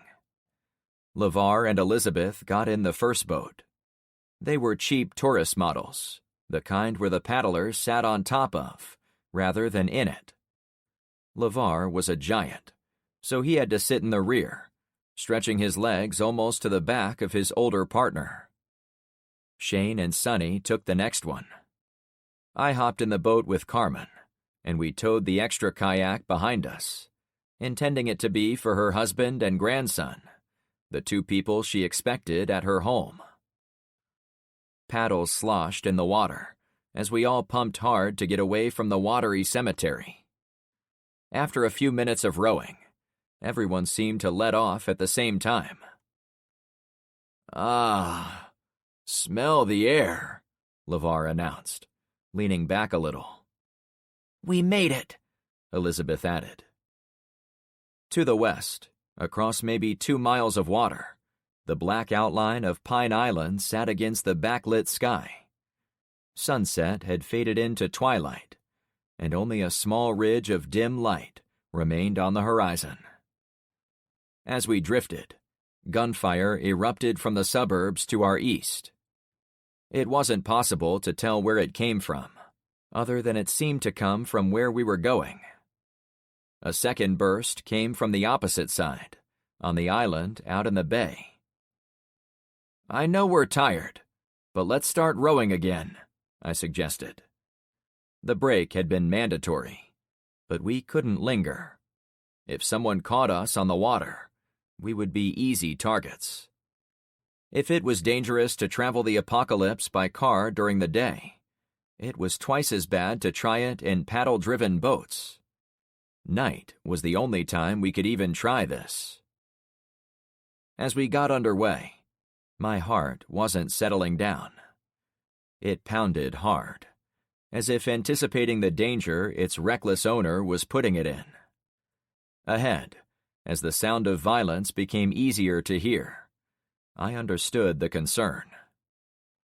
Minutes later, while we took another short break, the gunfire was so constant that it could have been someone popping popcorn. "Is it like this every night?" Elizabeth asked. "Yeah, it is," I answered. "And I hate to say this, but it has been getting worse." She put her paddle back in the water and got moving. I waited for her to clear out before leaning forward to Carmen and whispering, "I'm pretty sure this is no longer a setup by the sheriff, or at least not one Elizabeth knows about. She's putting herself in great danger by going on this trip." "I'm less concerned about her than about us," she replied. "This is going to be super dangerous, if those gunshots are any indication." "I know," I answered. Our route took us across the exits of 2 canals, the second about a mile south of the first. Even in the starlight, it was obvious the waterways were choked with an endless array of garbage. The storm had dragged in all manner of debris from Pine Island and Sanibel beyond it. But when the water went back down, much of that junk settled into the canal system and would probably be trapped there until the next storm carried it away. "How much farther?" I asked. I knew we needed to go south of the second canal, but it was hard to judge distances while on the featureless water, and I couldn't see the streets from where we were, since there was still a thin line of trees along the coastline. "Right over there," Elizabeth said, pointing to the coast. It took longer than expected to go right over there, as a headwind picked up. We also observed flashes of light happening on the far side of Pine Island. Each one would be followed by a delayed thump, like thunder rumbling from the distance. "Sounds like another war," Carmen whispered. I kept paddling. We angled the kayaks toward land after Elizabeth recognized where she was. However, each paddle stroke brought us closer to the violence of the night. By the time we made landfall on a tiny sliver of sand, I was certain I heard individual screams. My gut had been slowly coiling itself from the moment we'd left the cargo ship, and now it was a granite-hard knot. I had to keep reminding myself it was the right thing to do to help the woman find her family, but it was also worth my time and the risk to my friends because lots of us would die or carry lifelong disabilities if we didn't have someone in our group who could fix bad wounds. When I put my wet boot on the sandy beach, I took a few cleansing breaths to shake away those misgivings. The woods had been scoured by rushing water from the storm surge, leaving many of the lower branches stripped of foliage. The leaves had been replaced by paper trash, since it was everywhere. My moment of calm was ruined when a woman screamed in fright at the top of her lungs for 20 straight seconds from a nearby street. Carmen came up behind me after we secured the boat on the beach. She put her hand on my back, next to my pack. "Frank, are you sure about this?" We'd all been thinking the same thing. To everyone, I spoke up. "Let's get this over with." Chapter 12. "What are we looking at?" I whispered. Our boats were hidden in the woods, and we'd walked to the edge of the thin line of trees between the water and the first cross street. But we'd halted when it was clear we weren't the only people there. There was a group of men pulling a single-axle flatbed trailer, similar to the one we'd used to get the cisterns. Torches burned on each of the four corners of the trailer, casting light on the riders, so they soon came close enough to identify. "Are those women?" Carmen asked with disbelief. To me, the trailer looked as if it had been decorated for a high school homecoming parade. A row of bench seating was in the middle, so the student passengers could face left or right, waving if necessary. However, these women on the benches were dressed in lingerie and two-piece swimsuits, and they most definitely were not waving. 5 or 6 additional men walked next to and behind the trailer. Each one was heavily armed with shotguns and rifles. The women rolled by near enough to see the frowns on their faces. "They are prisoners," I said, barely audible. I could guess what the strange vehicle was all about, but I didn't know for certain until it turned onto a nearby street, away from us. When it reached the first houses on the block, a man shouted, "15 minutes for 1 can of food. Get it while it's hot." At the same time, one of the women started striking a large drum sitting next to her, creating a haunting ambiance to the entire scene. 15! Drum beat. 15! Beat. Only 1 can! Beat. They made it 2 houses before someone opened their front door, holding out a can. The drumming stopped, as did the cart. 2 of the ladies climbed out the back and ran to the front porch of the house. The client gave the can to one of them, and the other went inside. It was the apocalyptic version of a thirst trap. "This is terrible," I whispered. The momentary silence allowed me to overhear a conversation between 2 of the guards. "We'll eat well tonight," one laughed. "This is the easiest way to separate fools from their food ever made," the other one said. My hackles were already up, but now they went to porcupine levels of attention. "Besides stealing it," the guy added. Carmen patted my back. "Don't do it, Frank. We can't take them all on." I wasn't so sure. We were hidden, while they were in the light. From our position, if we got the drop on them, I figured we had a decent shot of wiping them out. "Our mission is that way." Carmen pointed to the next street south of the spectacle with the women. My hesitation to move must have betrayed my conflicted thoughts. "She's right," LeVar added. "I don't want those women to be doing that, but the whole thing is weird. With all the shooting going on around here, they don't seem too concerned about it." They were explaining things I should have already known. "Good points," I allowed. "Say the word. Me and my bro will dance," Sonny volunteered, contrary to the other two. "I would be going apeshit if Kimber was on that trailer." The woman bashed the drum again, but without the man yelling. I sighed with a heavy weight on my soul. The sound gave us an easy out, since our footfalls in the woods would be hard to hear over the drums, to say nothing of the gunfire. Also, I paid careful attention to the ages of the women. They all looked middle-aged, not young girls. Not that it made it right. I'd found the delicate seam holding civilization together. On the one side, there was me and my neighborhood, people who could sleep at night and use throwaway sayings like whores' baths without thinking about the primitive origins. On the other side, there were real-life people suffering in middle-class America and being forced to prostitution. The difference was only a few streets of distance. "Crap," I said as my anger deflated. "We aren't in friendly territory, and we're already on one mission, so let's do that first. Later? Who knows? Especially if I see a single young person being abused like that." In my books, the authors spent a lot of time imagining the endless depravity of humanity when the chips were down.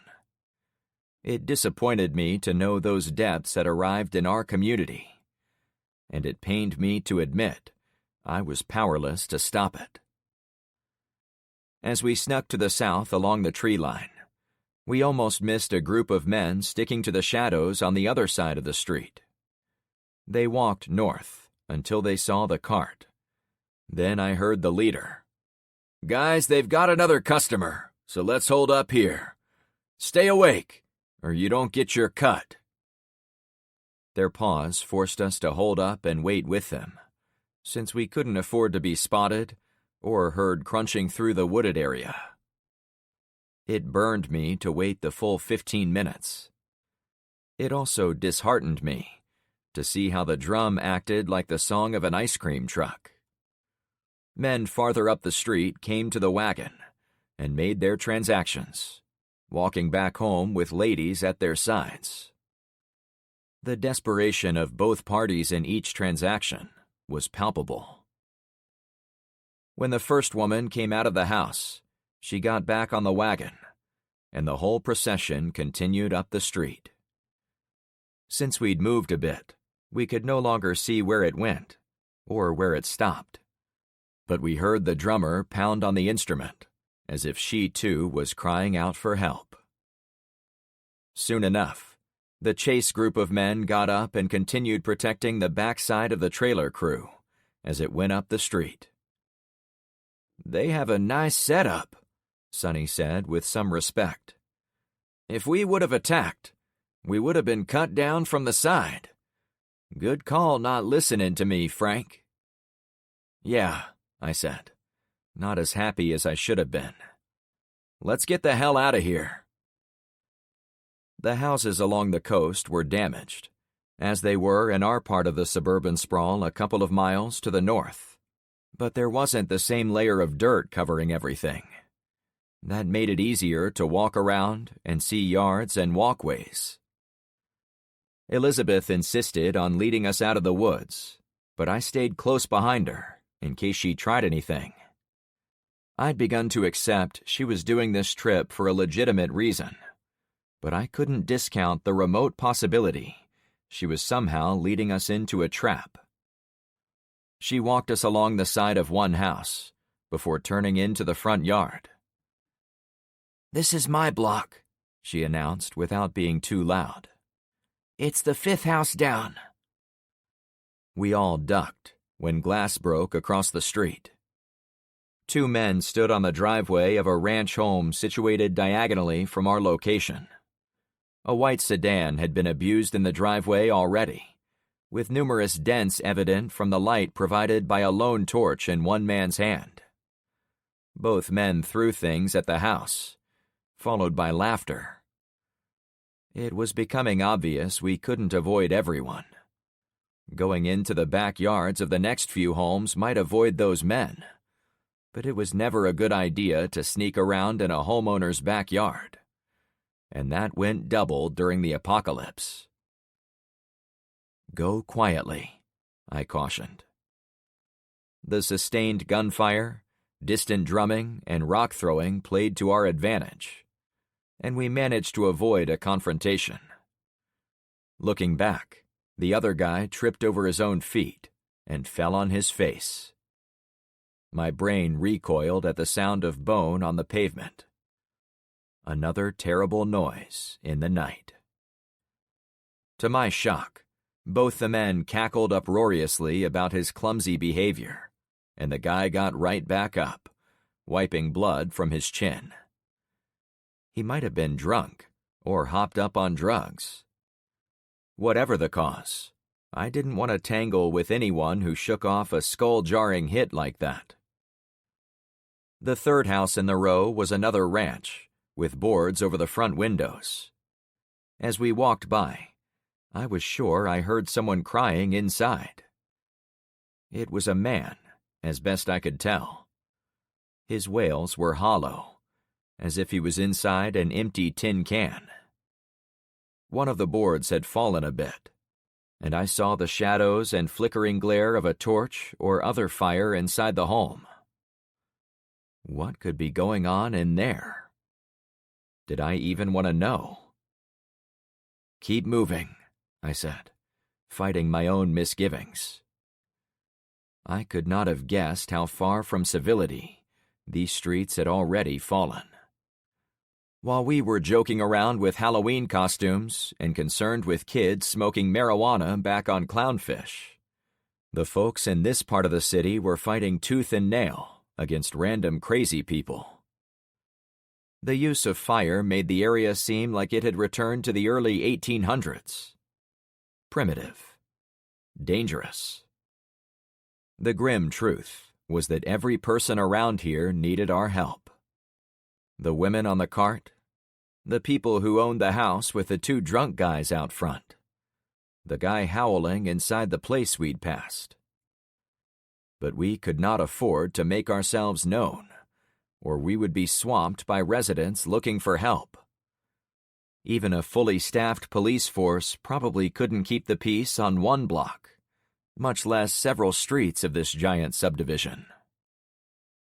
We'd almost made it to Elizabeth's house, when a bright flash kicked off further down the street. Blood froze inside me. Tracer rounds blasted out of a house on the left side and traveled across the street to another home. "Down," I cautioned. Gun blasts from the people in the target house soon shot back. We all crouched to reduce our chances of being seen. "But my house is right there." The surgeon pointed to the structure beyond the one we were using as a shield.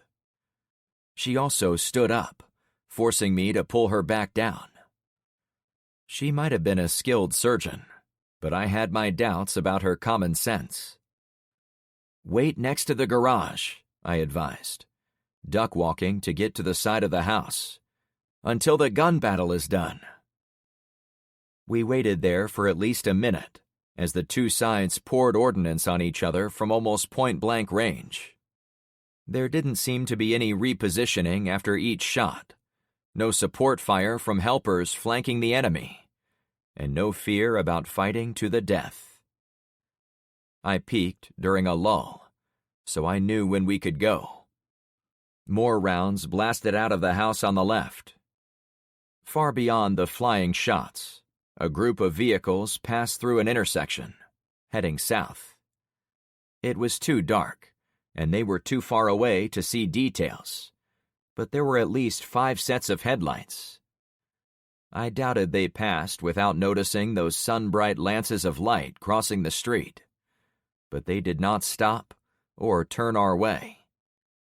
Definitely a smart move on their part. The mini-war went on for another half a minute. Then, One of the laser-like tracer rounds shot into the sky, as if the shooter had fallen backward. The house on our side continued to pour fire into the other house for a short time. Finally, silence. As I'd discovered during the attack by Trevor's people, using tracer rounds in close-quarters combat did little to help the shooter, other than give away their location. An attack from a dark house in the middle of the night should have been a surprise for the receiving end. Instead, the shooter had given himself away on the first shot. Was that good or bad for us? The survivors of the fight were 2 or 3 houses farther down the street. If they came our way, we could have our hands full. "Let's go," I suggested. I led them in front of the last house, but I stopped at the edge of Elizabeth's garage. The door on the front had been badly damaged, as if it had been rammed or kicked multiple times. It also had a huge black X drawn across the white paint.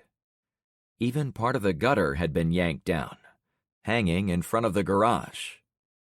We didn't want to go that way. "Can we go through your back door?" I asked Elizabeth. "Sure."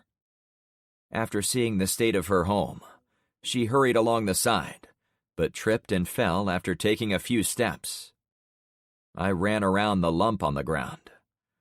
Shane covered the end of his flashlight with 2 fingers, only letting a sliver of light fall to the ground. As Elizabeth scrambled to get up, the rest of us got a good look. "It's a body," Carmen whispered.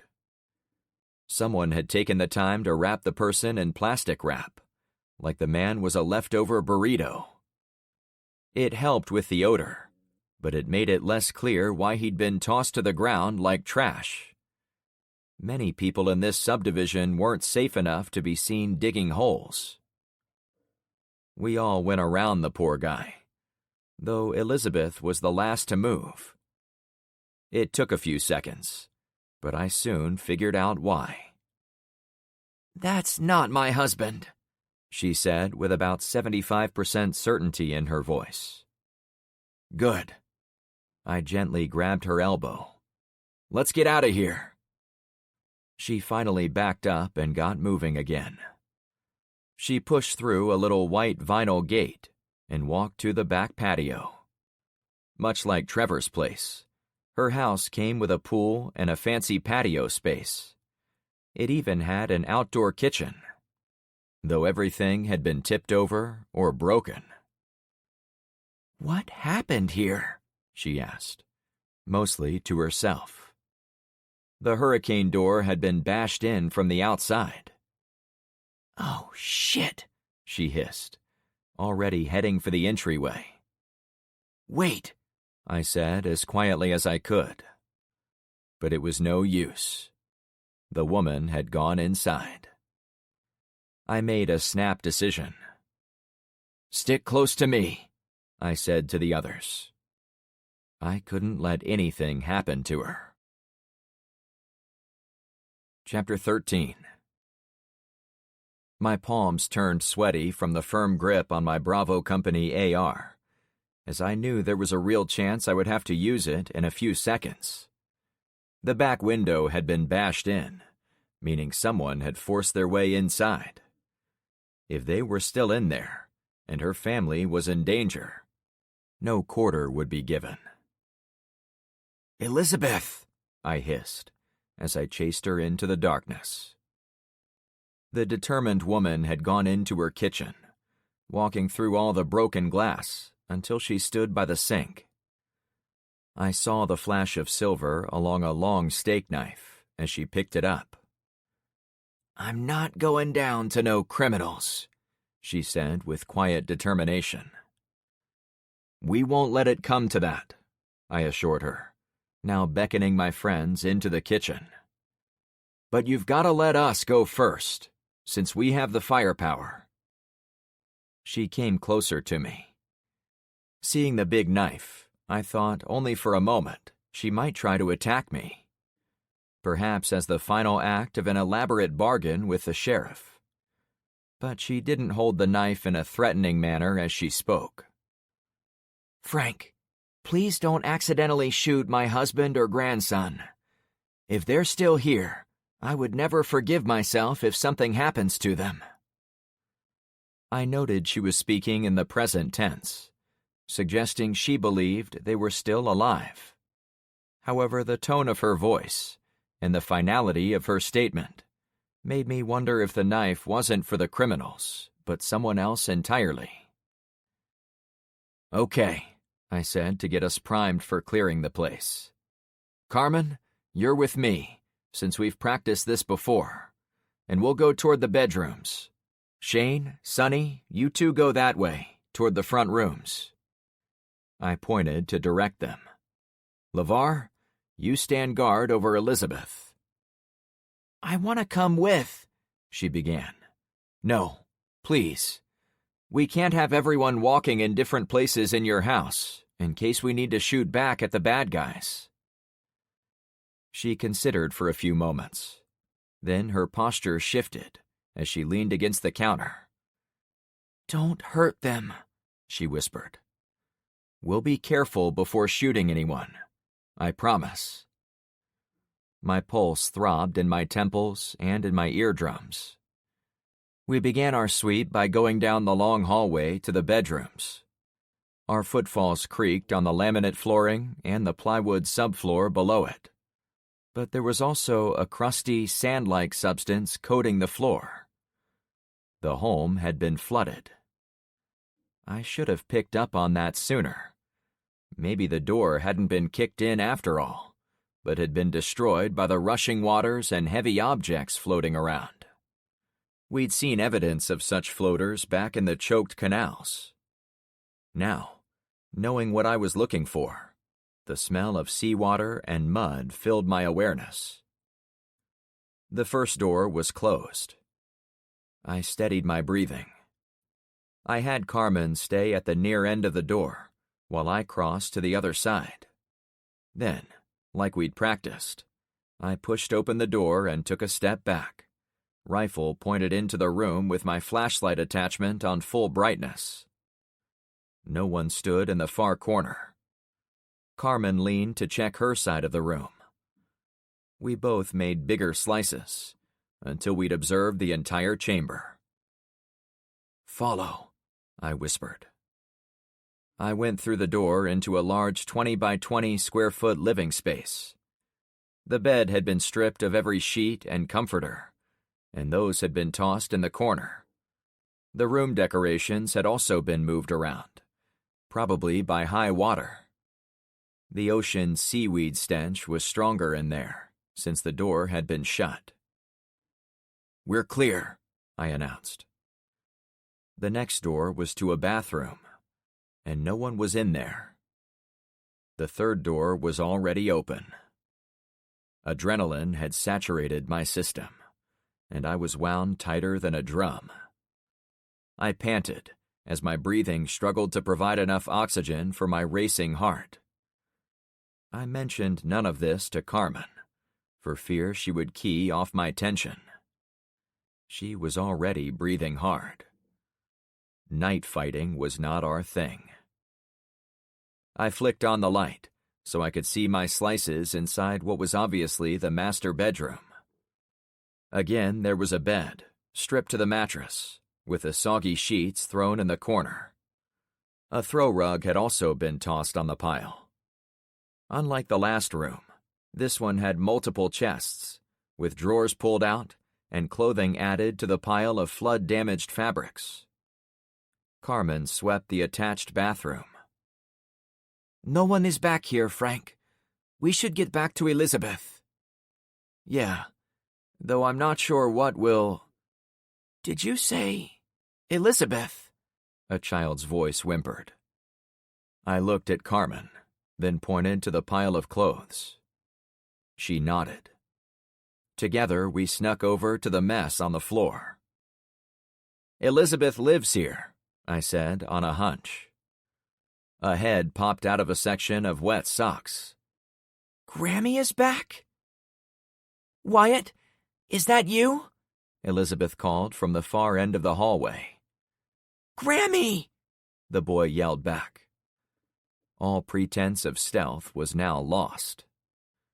I raced out, intending to silence a woman who should have known better, but she pushed by without even a sideways glance. Wyatt!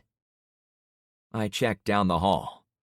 Sonny and Shane were there, shrugging at the spectacle. At least I had some assurance no one else was in the house, as they'd checked all the rooms in the rest of the structure. After the initial discovery, Elizabeth searched for clean clothes for her grandson and dressed him in the kitchen, while the rest of us kept watch over her and the house. I listened as the woman coaxed details from her traumatized grandkid. Where's Poppy? She asked him. The boy was maybe 8 or 10 as best I could guess. Way older than Daisy, but far younger than Tyler and his sister. Poppy went outside after the water went up to the ceiling, but he never came back. His voice broke mid-sentence. So you're telling me you don't know where he is? Elizabeth dressed him down like he was a member of her surgical staff. No, he said, before drawing in a wet sniffle. Do you? Wyatt, you have to try to remember. Did he say where he was going? Was he with anyone? Did anyone come inside the house to try to hurt you? Her tone and manner of questioning wasn't suitable for a kid. Even I, a master-level bachelor, could see that. I crouched next to the boy. Hey, little buddy, did you make that fort we found you in? He pointed down the hall. Uh-huh. Me and Dawson made forts all the time. I bet you pretended like you were hiding from bad guys back then. Huh. Wyatt nodded. It works, too. Lots of people have come through my house. I glanced over to Elizabeth. The boy was super smart, since no one was interested in looking in a wet, dirty pile of laundry. Thanks, mister. Can we go get Poppy now?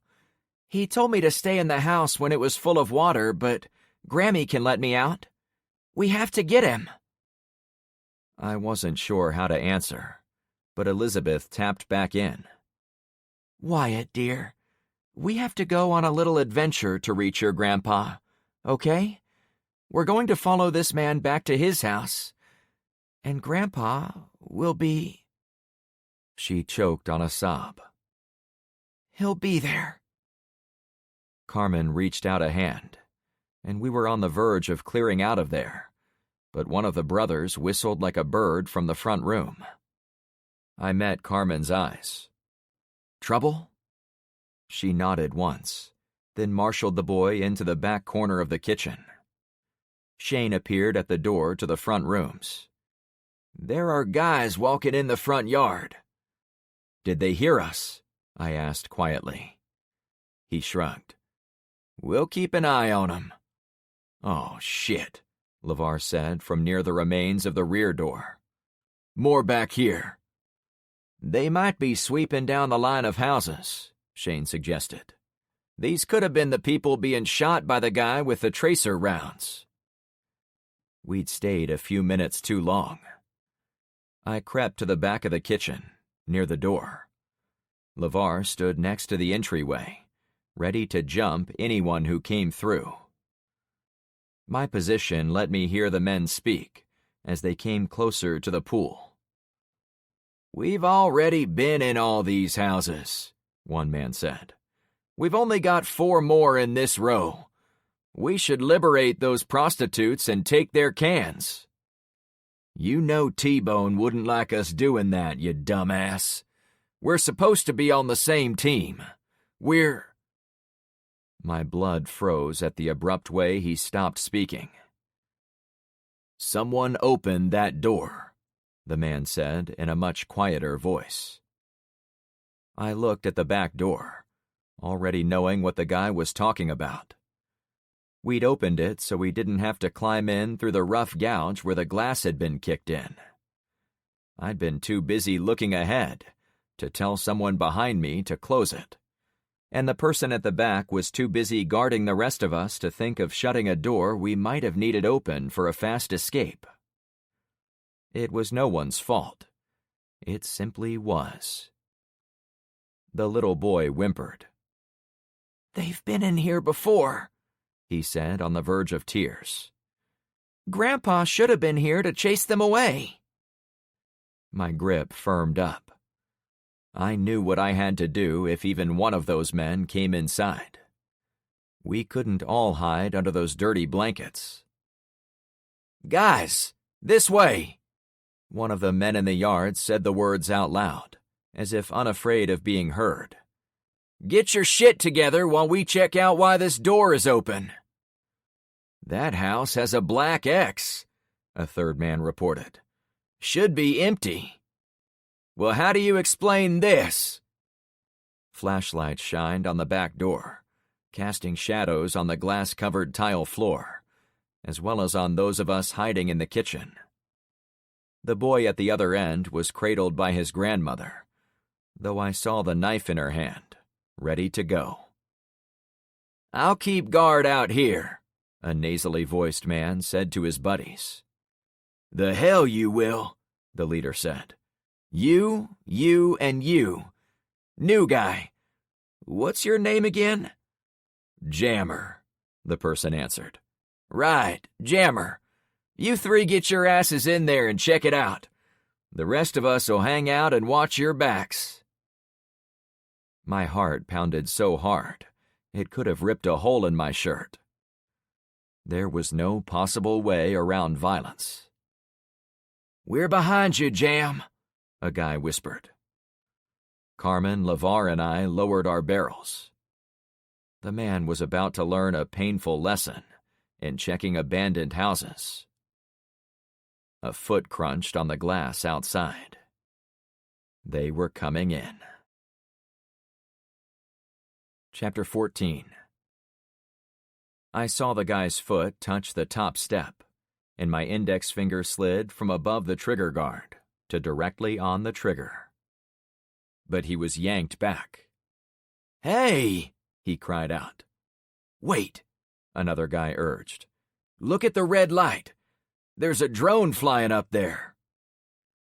Silence for a few seconds.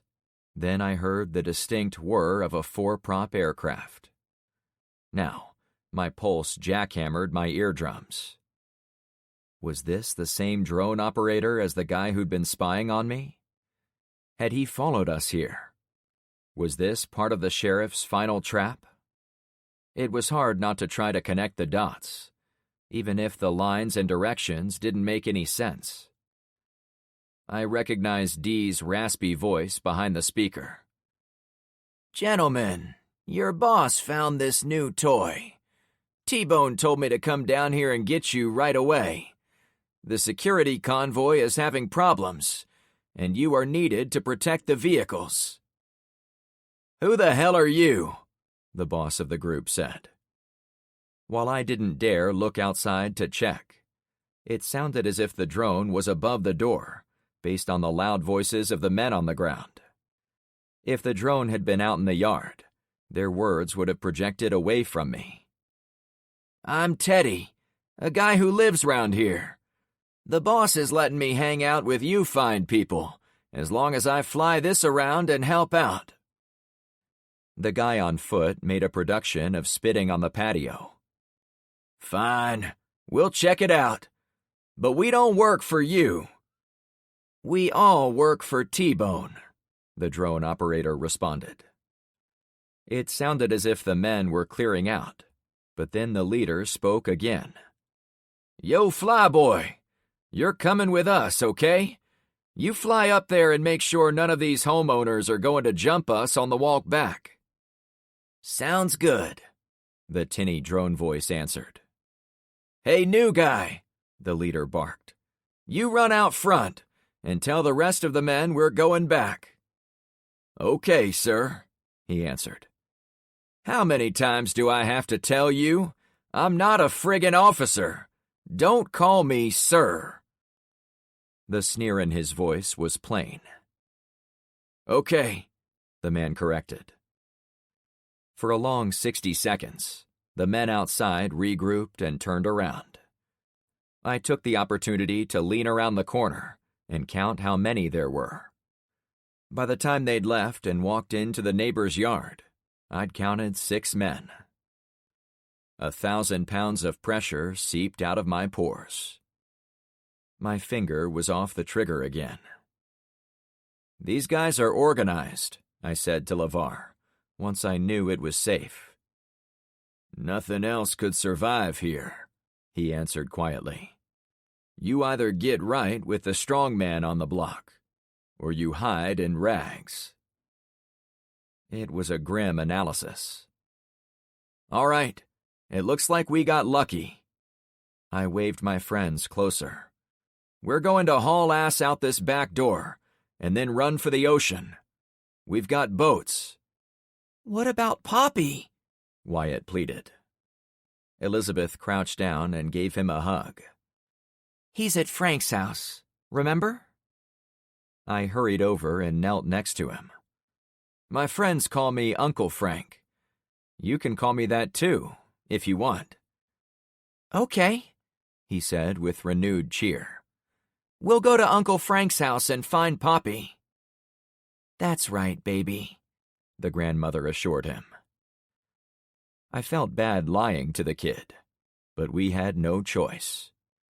If he was in tears crying up a storm, we'd be at high risk outside.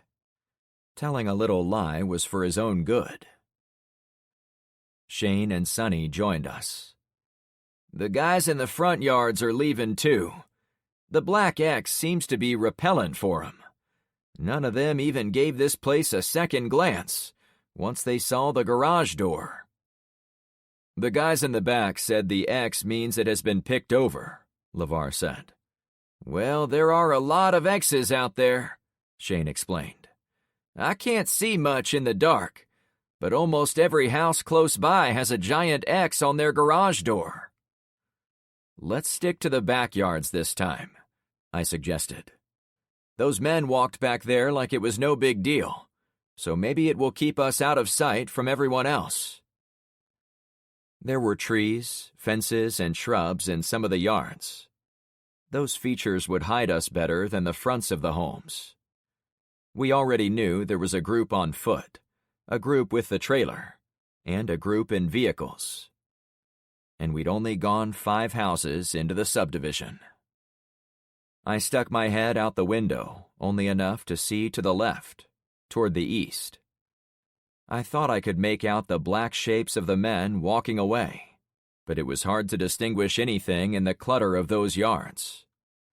It was the same terrain that was going to shield our hasty retreat. All right, let's go, I advised. Shane, Sonny, will you guys pull up the rear? Sure, the older brother answered. I took the lead, with Carmen behind me. LeVar, Elizabeth, and Wyatt were in the middle. The brothers were at the back. My breathing ramped up as we took off across the grass between the first 2 houses. We'd managed to get ourselves into the whacked-out subdivision with no one bothering us. But that was before I knew how messed up it was. Every second we went on foot, I imagined a drone was high overhead, passing messages to whatever group was in charge around here. What better way to get rid of me, and a good part of my team, than by sending us on a one-way mission?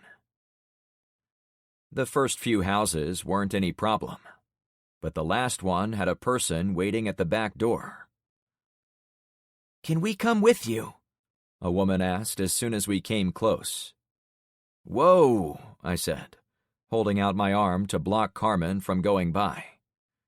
We don't want trouble, the woman carried on. You folks look like you're clearing out of here, and you don't seem to be part of the gang running things. Well, we are... I didn't want to give away our exit plan, or who we were, or why we were there. At the same time, I didn't want to leave someone behind who obviously was looking for help getting out. "We're heading for the water." "Be right there," she said. "We can't wait," I answered in a too loud voice. "We'll be there," she yelled from inside her place. "Shit," I exhaled. "We're almost at the street. When we get there, make sure there are no cars coming and no guys with guns. Then run like hell for the kayaks, okay?" Everyone was in agreement. "Are we going to get in trouble for being back here?" Wyatt asked with great concern. "I'm not allowed to play in other yards." "No, you're fine," I assured him.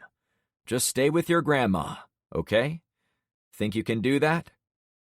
"I'm way faster than her," he bragged. "That's the spirit," I replied. I was surprised to see a look of utter fear on Elizabeth's face, mainly because she'd been holding it together fairly well, but also because there was enough light to see her face at all. "Down," I ordered. We were close enough to see another group of torch-wielding men walking in the middle of the street. Guys pushed 2 wheelbarrows, while 5 or 6 more flanked them, armed with rifles and shotguns. The torches were held aloft by 4 women who looked like they'd been pulled from their homes. It took a couple minutes for them to reach the house near us. When they got to the corner, they turned right, following the route of the other group who'd retreated. The men started shouting when they reached the first house. "We have food. We trade for guns and ammo. Give us your ammo, get some food." The wagon made it to the next house before Wyatt spoke up. "They don't give out any food," he said. "I've seen them a bunch. They shoot people and make them fall down. Then they steal their guns." "It's a trick?" I asked with surprise. He nodded. "Wow, you're a good spy," I said. "Grandpa taught me to always be observant." "Observant," Elizabeth corrected. "Right, that." The kid was interesting, and I would have loved to pick his brain about what else he'd seen the past week. But we had to move. "Stay out of sight of the wheelbarrow people, and we should be good to go." I led everyone to the far end of the yard. The north-south street was next to us, and the woods along the shoreline were beyond it. We were about 50 yards from our transport out of this nightmare. To my surprise, a group of 3 people ran across the street, going the same way we were. "Frank," Shane whispered from behind me. 2 others ran like hell across the street, as if chasing those first 3. Where are they going? I wondered aloud. "Frank," Shane said with more urgency. "Yeah?" I asked, turning to him. A group of people had gathered behind us. "Shit," I complained. "They're coming out of the closest houses," Shane reported. "I didn't see 'em until they were right on top of us. But they have children." "We only want to leave," a woman said from out in the darkness. "How the heck did you find us?" I asked. "You aren't with T-Bone's crew," the woman responded. "When we saw you come to Elizabeth's house without joining them, we saw our chance." The drone had given an opportunity to all of us, so I couldn't take that away from them. "Fine. Stick with us. We're going that way." After gathering my people, I took off across the road. At the trees, I waited and waved people across, traffic guard style. Carmen and the others would get the boats ready to go, and then we'd see how to handle the new people.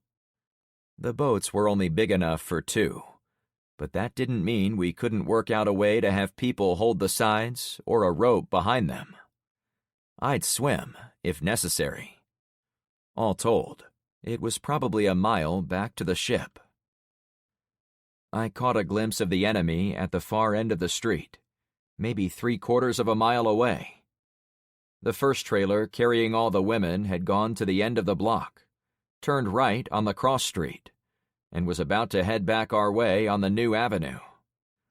It was currently parked by the vehicles of the convoy, its torches lighting them all, including one I thought was a red Jeep CJ7, like the one that had chased us days earlier.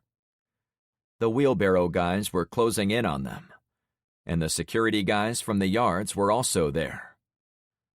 I imagined I could see the drone hovering above them too. Much closer, more people ran for the woods. It wasn't only the houses on the end. Now there were people coming out of homes almost as far away as where the convoy was parked. Those with the ability to run were headed directly for us. Perhaps 20 people were between me and the torches. Shane was next to me.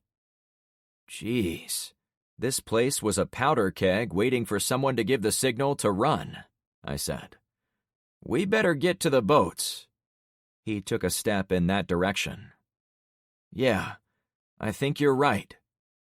We cut through the woods for a few yards until we heard the sound of gentle wave action.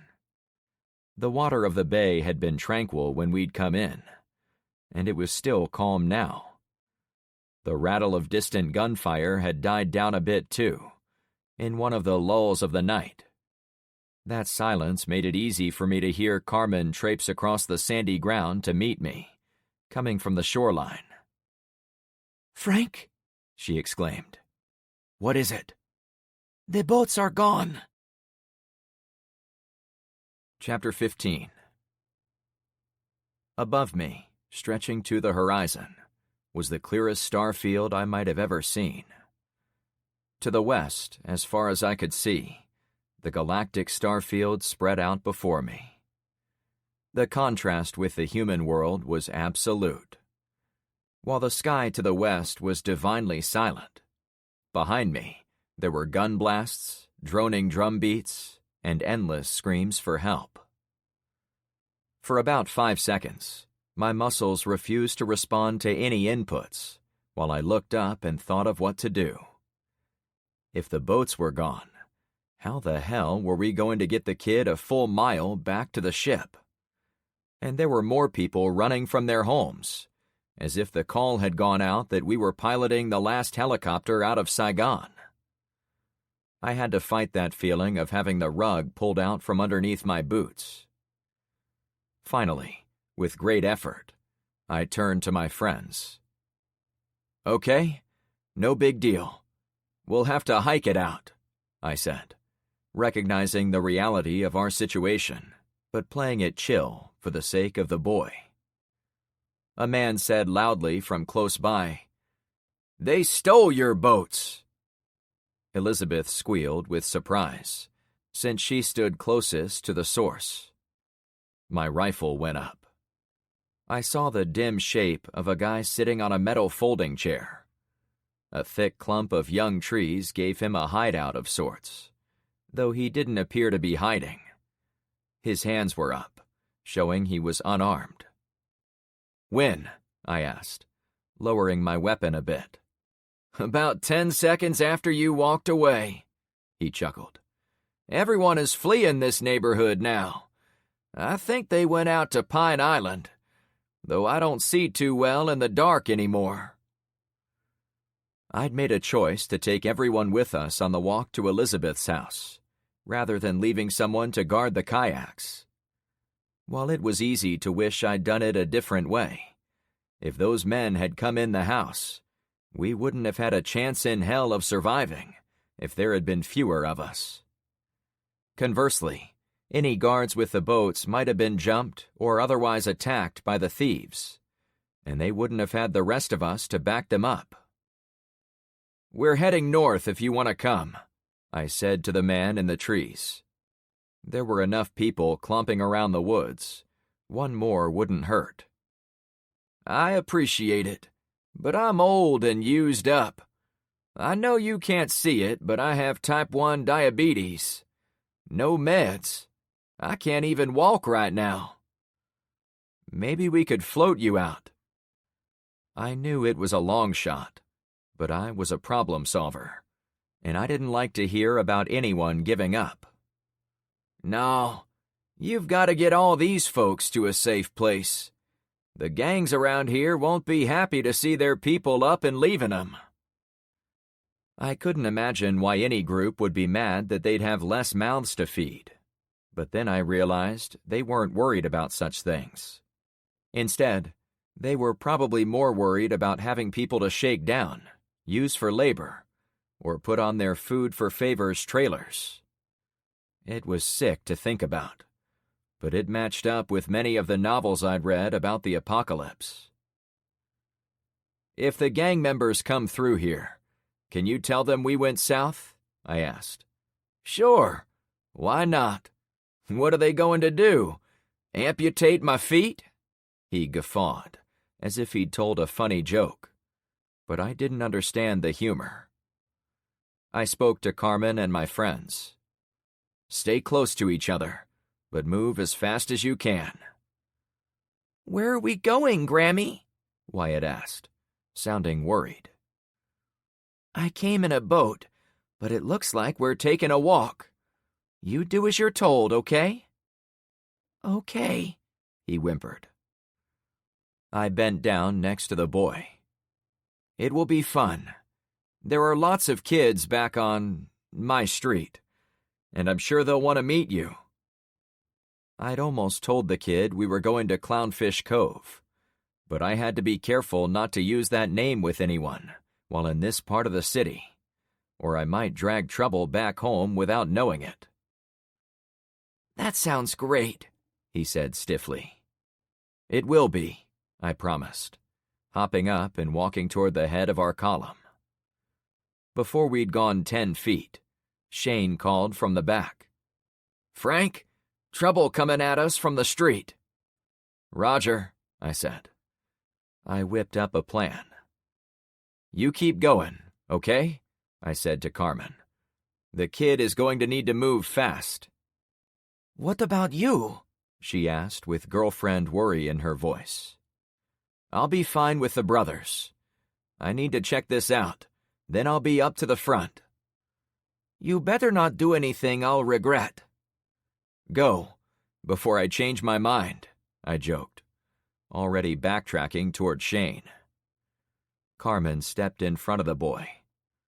"You, me, and your grandma are going to lead everyone, okay?" "Okay," he echoed.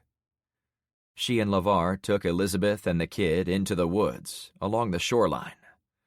They were followed by a loose grouping of people who'd fled the neighborhood. There were about 20 yards of trees between the street and the water, and the people were spread out, making it impossible to assign any organization. Plus, I had to see what Shane needed. "What do you got?"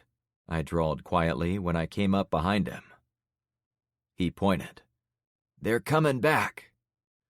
Sure enough, the men strode across the front yards of the houses on the far side of the street, passing Elizabeth's house and coming closer.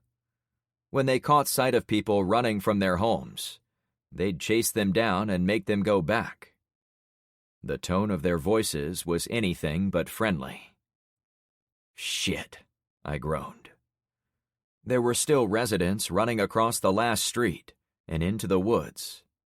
They knew others had already gone into the trees, and they called out for them, ready to follow. Simple cause and effect suggested we were all destined to be exposed. "Don't these people know how to use their indoor voices?" I declared. It was worse than herding cats. At least with cats, you know what you're getting into. Here, on this remote intersection at the edge of a dying subdivision, people I didn't know were storming out of their homes, pursued by men who didn't want them to go. I knew nothing of the dynamics between the groups, and all I wanted to do in this complicated mix was get my people back to safety. "Do we engage with them, or run for it?" I asked Shane. I leaned toward minding my own business. but I didn't enjoy watching fellow citizens get stopped by assholes on a public street. However, I wasn't naive about the chaotic state of this place. If I chose to get involved, there was no telling where things would end up. That was why I had to really think it through. Well, you know... Before he could finish, a man ran into the street from the yard of the nearest house. He headed for some of the stragglers approaching the woods. "Stop him!" one of the gunmen ordered. As he closed the distance, there was enough light to see that the sprinter was dressed as a mailman. Based on his running speed, he was in top shape. Not waiting for the man to comply, one of the guys opened fire. "Down!" I yelled to Shane. A white streak of light went about 3 feet over our heads. I still had a choice about whether to get involved. Many of my decisions of late had seemed as if I'd been backed into corners by other people, but there was always a choice. However, in the apocalypse, the time allowed to think about them was shrinking with each new day. Here, I had but a few seconds to decide. Was the shooter the good guy or bad? Was the mailman a crook? Maybe he stole something. When the next shot came in, almost the same spot above our heads, I made up my mind. "Shoot those guys," I whispered to Shane. We both aimed and fired at the same time, though his light machine gun was far more sinister, since he unloaded a burst on full auto. The letter carrier diverted immediately, turning right a second or two before he reached the tree line. "Run, mail guy!" I shouted to him, already repositioning. "Thanks," he yelled back as he hurried into the trees. To Shane, "We've got to run for it too." He fired a few more rounds, then hopped up to follow me. It was tempting to remain in place and try to do damage to those guys, but it was hard to see them in the darkness. We had people to protect, and we only had the ammo in my pack. We soon caught up to the mailman. Despite his strong effort to get across the roadway, he now looked as if he was nursing one leg and moved a lot slower. "You okay, bud?" I asked him. "Yeah, I'm fine. Got some cramps." "We're not stopping," I said. "We've got a bunch of people up ahead. It seems like everyone wants to leave." "Yeah, that's why I followed. They were making me be the lead guy to bust down doors to people's houses. That's not what I signed up for." I wondered if he was one of the guys who'd almost come into Elizabeth's home, but we didn't have time to trade stories. As we ran to catch up to the others, orders were shouted far behind us. Ahead of us, I heard numerous people calling out to each other, perhaps lost, perhaps lagging behind, or perhaps a dozen other things. The unfortunate result was giving away our direction. "And thank you," the mail guy said, as Shane and I pulled ahead. "Don't mention it," I said. It had happened with such lightning speed, I'd hardly had time to appreciate the reason I'd gotten involved. I'd fired back because the man with the tracers didn't care that there were women and children also running into the woods behind his fleeing target. A good guy, if there were any left around here, would never have risked hitting those kids by firing those white-hot rounds blindly into the night. I got involved to stop a lunatic with a gun. We passed numerous strangers picking their way through the woods. Some were running, smacking into trees, or tripping over holes, but others were walking. I urged them to continue north, as we had food and supplies by the big ship. For the duration of the run, I assumed these people were my allies. The guys with the guns were behind us, and I could hear the leader bark orders to his men. Sometimes shots rang out, and I assumed they were putting down anyone who didn't comply with his orders. When I ran closer to the street, or the tree cover thinned out. I got a good view of the neighborhood along our route. The first one was total black, like none of the residents were in there. The next one had about 10 cars parked in wide intervals, all the way to the far end of the street, and large fires burned in and on them, as if they were being used as massive torches. I couldn't see what purpose they would serve, other than to illuminate the street and most of the yards. Another street had another trailer with girls packed on it. I stopped, panting from the run, to make sure about what I was seeing. "You mind if I say a little something?" Shane asked as he stopped next to me. "Sonny would want me to." Another decision had to be made in mere seconds. "Sure," I answered. My blood pressure soared, since we were putting ourselves at risk again. "Hey, ladies," my friend yelled. "If you want to eat without sleeping with scumbags, follow us. We're all running north." The men pulling and pushing the cart stopped immediately. I waited a few seconds, but no one on the trailer hopped off. I did, however, see some of the lead men chasing us.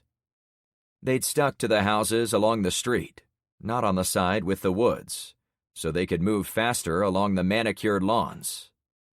"Shit, they're getting a lot closer," Shane whispered. "Yeah, I didn't think we'd get lucky enough to lose 'em." "Want me to pop 'em?" he asked, clearly chomping at the bit to get the okay.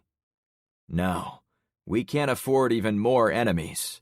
If we shoot now, this new wagon is going to think we're firing at them."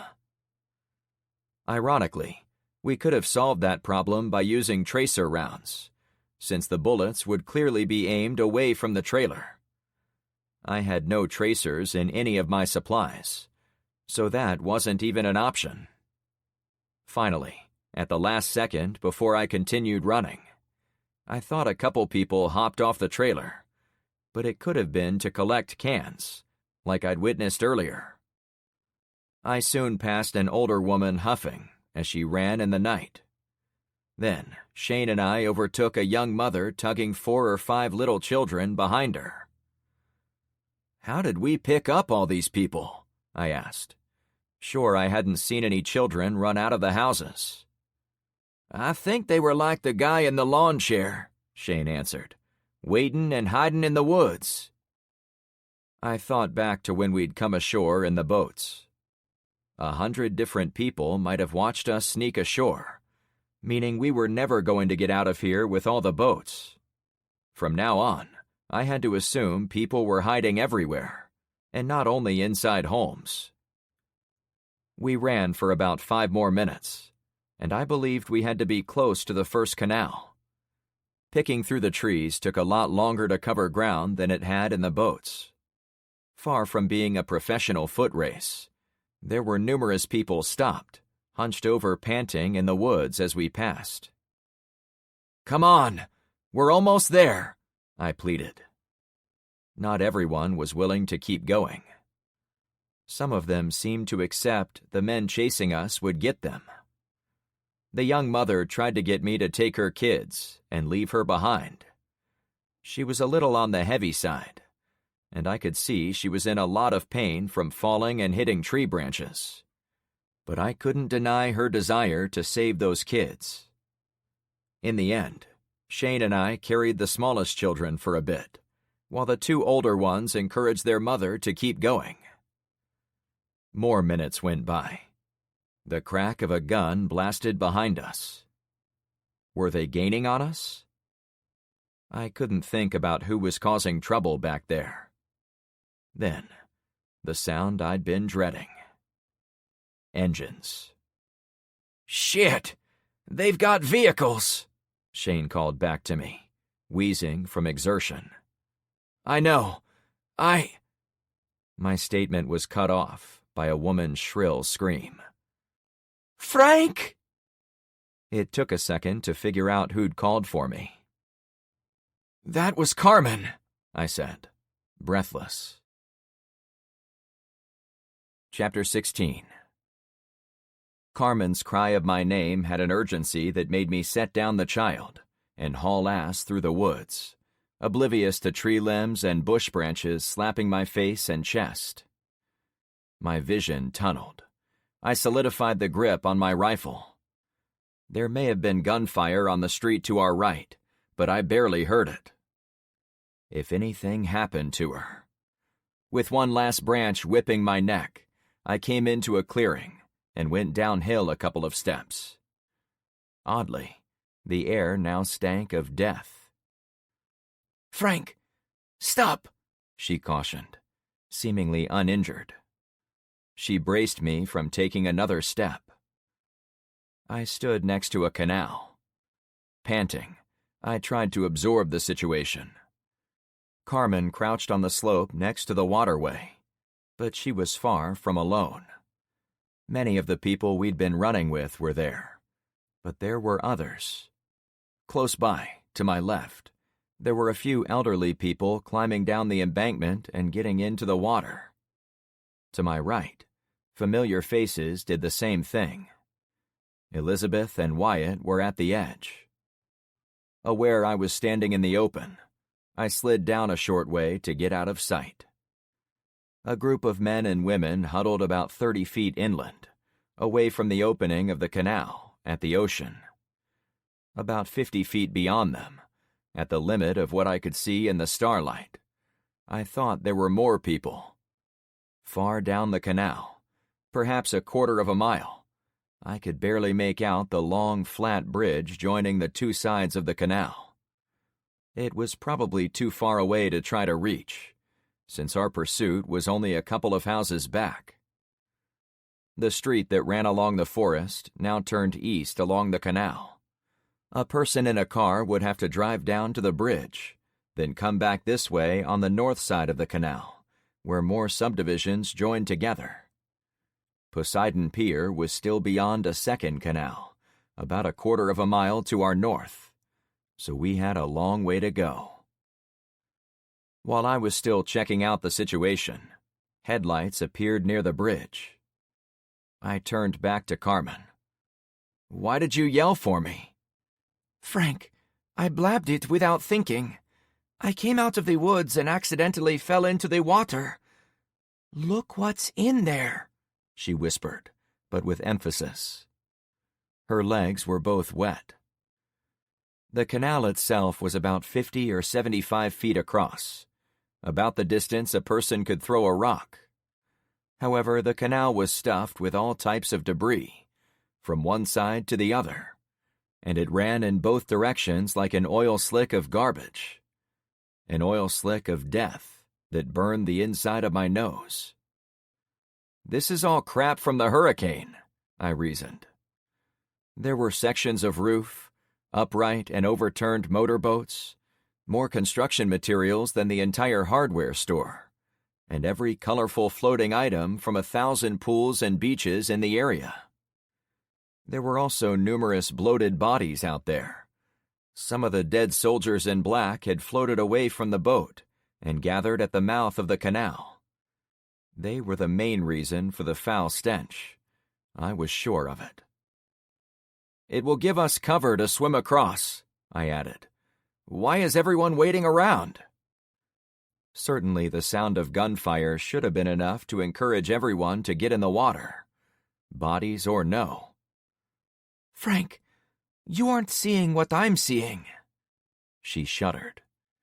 To clarify her point, she shined her flashlight onto the debris. At first, all I saw was all the destruction and corpses. But then, I saw the eyes. "Oh, shit!" I exclaimed. She flicked off her light. "Where you at, mailman?" a voice sneered from the houses behind us. "We're in real trouble here," she croaked. "No, I can go back." The mailman came out of the woods holding a young woman by the waist. She was maybe in her mid-20s, dressed only in a string bikini bottom and the mailman's uniform shirt, cinched shut with one button. I knew immediately she was one of the women from the second trailer. The guy was left in a sweaty undershirt. I had no idea they'd be this pissed at me for abandoning them. Are they going to come for me, too? The young woman asked with a mouse-like squeak in her voice. Sonny tapped me on the shoulder. Frank? Yeah, I said as I turned back toward the shoreline. Those older folks are going first, to draw the alligators toward them. They want those kids to swim across while the gators are, busy.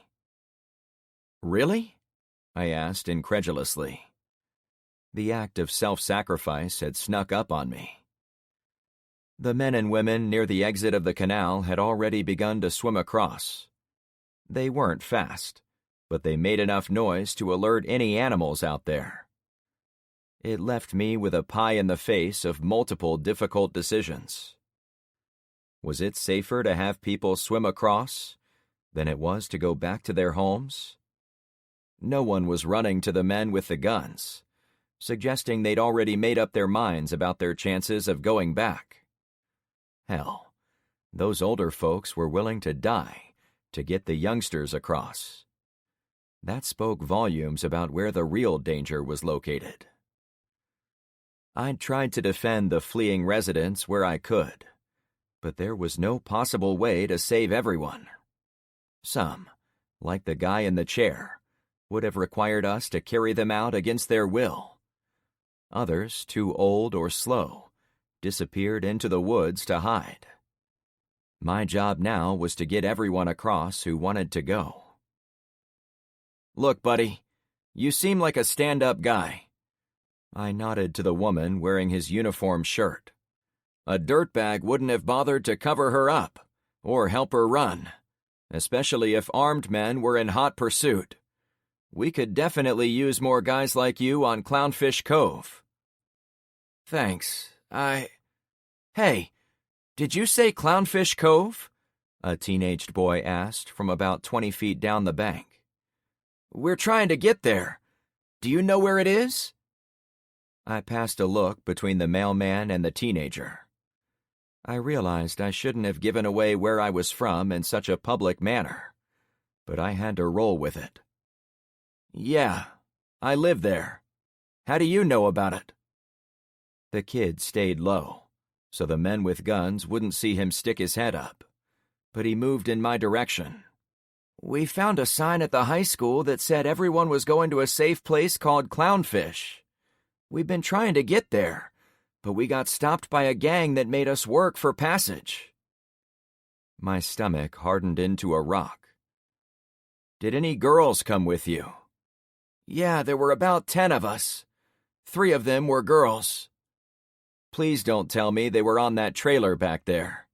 No, that's why we snuck away, to protect the girls from that shit. But we can't go back now, or they'll really hurt 'em. I looked behind him. He was with a group of teenaged kids. The 3 girls were in the middle of the boys, as if being protected.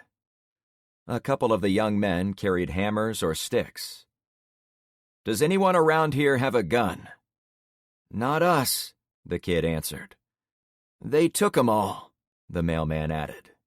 They went house to house like a plague, and either tricked the homeowners into giving up their guns, strong-armed 'em into giving 'em up, or shot 'em dead to get their weapons. They used guys like me, with my official uniform, to convince people law and order was coming back. And you let them? The kid sniped. Hey, they put a gun to my head and gave me no choice. I wasn't there long enough to see anyone get shot, but the trickery worked on a few of 'em.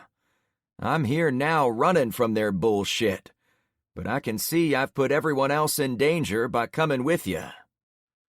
Bruh, the kid answered. Let's focus on one problem at a time. You, what's your name? The mailman answered. Jammer. Look, Jammer, whatever else is going on, I need help getting these people across the canal. We have friends on the other side, and we can help keep these kids safe. We're already here to rescue one kid. I pointed to Wyatt. so a few more won't slow us down." "What do you propose?" Jammer asked. I turned to look at the brave men and women swimming across the canal. To my surprise, they were almost to the other side. Despite the yelling and slapping of water, none of the predators had gone to them. Shit, the alligators must be full, since they aren't going after them. I pointed to the elderly folks. "Get everyone down to this end and get them across." Far down the canal, the headlights of vehicles turned left and right, suggesting the drivers were either turning around or repositioning into better locations. If they were even halfway creative, they would shine those high beams lengthwise into the canal ditch, lighting up all the people hiding in the shadows of the steep bank. It was the same tactic I'd used so many nights ago, when I caught Trevor's attack from the side. "Mailman, come out! Come out!" The male voice of the pursuit called from what sounded like 10 feet away. I climbed up the embankment, which wasn't very tall, and looked across the street running along the canal. There were no houses built along this side of the road, but there were many on the other. If I had to guess, the guy's voice had come from behind the shrubs of the house on the corner. There was a lot of excitement along the shoreline, as word went out they needed to cross the canal. While I watched for movement, and I readied my rifle, various degrees of excitement and fear erupted from the fleeing residents. Some were happy to have an exit. Others cried and wailed, claiming the alligators were going to eat them. A few wanted nothing to do with the floating corpses. While I waved for people to scramble along the bank toward the front of the canal, I took another look toward the houses. At that moment, a lance of white light zapped across the street. My heart launched into my throat. "Shit!" I screamed as I ducked. The shot went a foot above the ground, about 20 feet down the canal, directly over the heads of the teenagers. It sailed across the debris and struck the far shore. "What was that?" one of the kids asked. More shots zapped through the night. "Go for it!" I shouted. "Swim across!" The time for stealth was over. When I was sure the shooter was taking a break, I slowly slid my rifle onto the lip of the hill and peeked over the top. Without lining up any specific target, I aimed for the bushes where I thought the guy had fired from. While I'd watched the tracers come out of there, I hadn't watched long enough to pick the exact bush. I fired 4 shots and ducked back down. There were no cries of pain, but men's voices rose in anger with each other, as if arguing over what to do next. That was enough for me. Elizabeth and Wyatt were at the edge of the water, with LeVar and the brothers acting as guides to get the others to follow. The group of teens was heading their way, and people from farther down the embankment made their way in our direction. "We're swimming for it," I said to those arriving.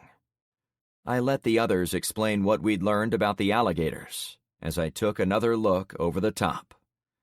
If I saw anyone try to cross the street, I was going to let them have it. At first, there was no one out there, but I soon saw 2 men running across the other street that ran along the wooded shoreline. I lined them up as best I could, then took 1 shot. As it went out, an idea struck me I'd come up at the precise spot I'd been at before, and I'd scolded my people multiple times about relocating during gunfights at night, so I ducked back down. The second I did so, a white streak went over my head, slicing through the air where I'd been a moment earlier. "Holy crap!" I wheezed. About a dozen more shots rang out in the night, including a few more tracers. The men were using those tracers to aim their fire at me. My heart chugged like a freight train as I absorbed how close I'd come to a violent end. The snap of a finger between life and death. Carmen found me panting half a minute later. I'd never had as much adrenaline in my body, and it took all my effort to slow my pumping heart so I could think. "You ready to swim, Frank?" She pointed to the route across. The old folks were already helping some of the advanced swimmers exit the water. The far side was a mirror of the near one, with a road running east and west along the north bank, and houses built on the other side. Instead of sending people out into the open street, they sent them into the woods to continue the journey toward the ship. "No, let's make sure everyone else is heading across before we go. There are guys in the woods now, so we have to be ready to stop them, too." "Shit. Really?" "Yeah. Will you do me a favor? Get these kids across, and then be ready with your weapon by those trees." I pointed to the other side of the canal. My night vision was top-notch at that moment. The mailman handed off the young lady to Carmen. "Okay, I'll take you across," she said. To me, she added, "You better not get stuck over here." "Believe me, this is not my kind of neighborhood." There wasn't time for more than a brief wave to each other, as she led the frightened young adult along the bank. A man followed her, and he spoke to a friend about how the alligators were already engorged on food, which was why they weren't being hostile. His pal said they were less excitable as a result of the storm surge filling their freshwater haunts with salt water. I had no idea what to believe, other than what I'd witnessed with my own eyes. The old people had made it across without being torn apart. I wasn't too concerned as to the why. A few minutes went by while the evacuation continued. With each passing moment, my focus bounced from the people in the water to the woods behind us, where I expected men to emerge. People splashed up a storm as they swam. Jammer left with some of the kids, offering his mailman skills as protection. I appreciated his efforts at making the young people feel comfortable with a scary situation, but I couldn't turn and see how it went. I could only watch the woods.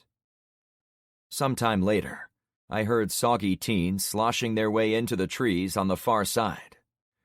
Kids joked with each other once they were out of the canal, but Jammer and other adults scolded them to be quiet. The longer I waited, the smell of death from those bodies seemed to settle over me. Ignoring every distraction, all I did was listen intently for the sound of footsteps approaching. In my experience, walking those woods in the dark made it impossible to do it in total silence. I had no idea how long I was at it. "Yo, Frank, you coming or staying over here?" It was Shane's voice. I broke my concentration to glance over at him. "Everyone is across?" "Yeah, my bro is covering us. Let's go." I turned back to the woods. "They are in there. I know it." "You heard him?" he whispered. "No, but I saw at least 2 guys run across the street. I don't know what they're waiting for, but they'll probably shoot us in the back as soon as I step foot in the water." He peeked over the top of the slope, then came back down. "Nobody is making a charge. We should go while we still can." My heart froze when I finally heard the snap of a branch. "They're close," I said under my breath. "We've got to swim for it," he answered. "We can't go toward the open water like everyone else," I corrected. "We've got to cross where we have things to hide behind." He gulped. "You mean by the gators?" "You have a better idea?" I chuckled with gallows humor. "Actually, I do have one idea." He pulled out a metal object from his small pack. "I was saving this for a rainy day, but tonight seems rainy enough." "Is that a hand grenade?" I asked with shock. Yep. I found a couple in a hidden compartment in my new M715.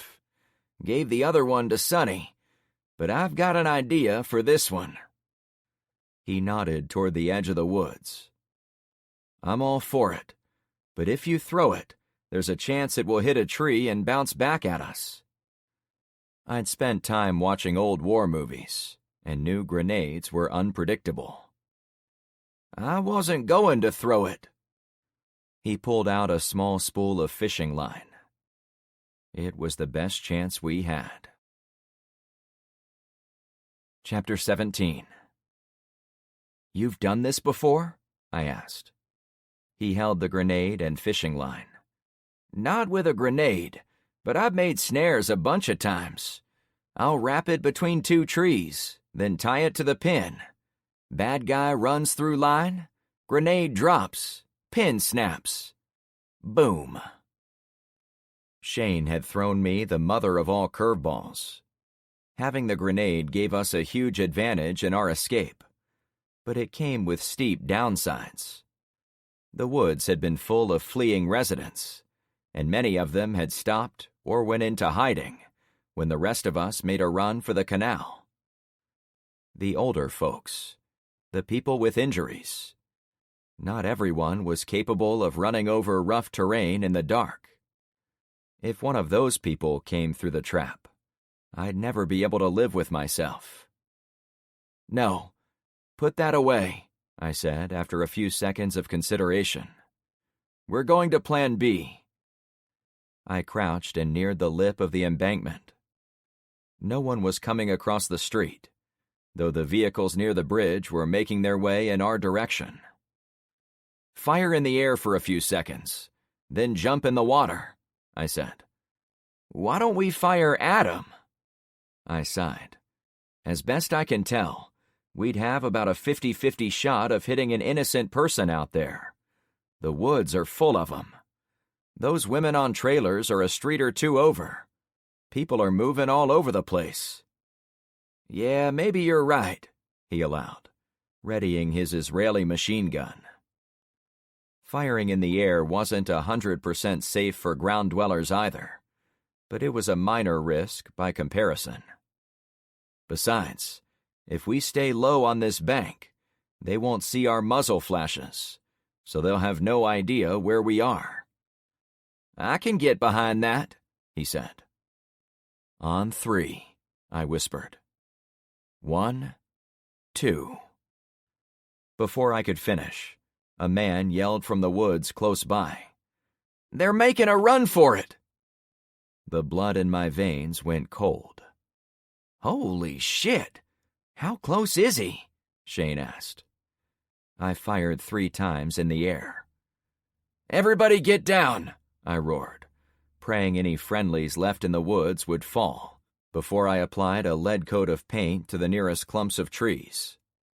Shane, shoot at these guys, and then swim, I ordered. I now aimed toward the voice.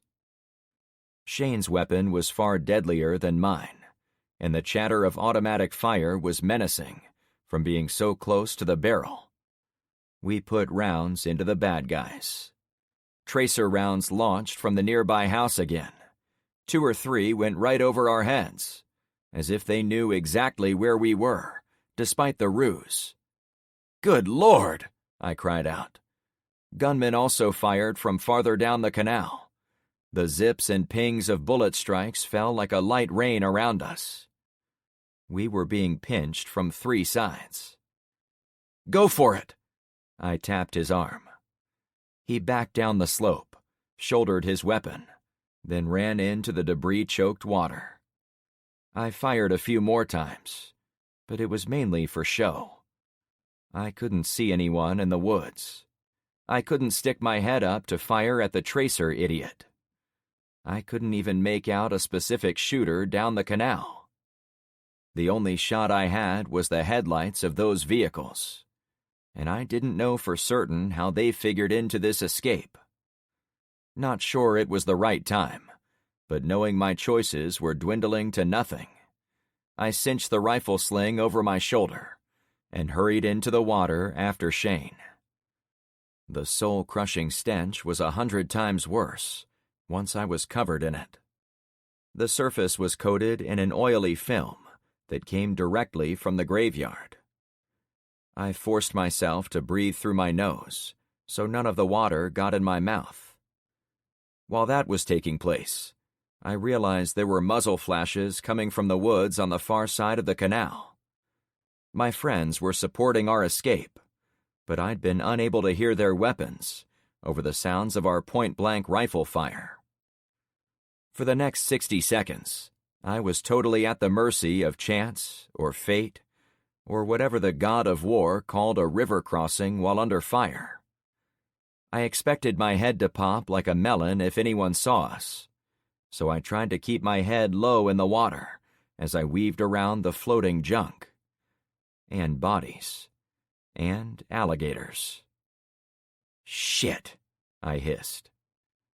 I'd come around the wreck of a small fishing boat to find several 10-footers lying on the upside-down hull of a small sailboat.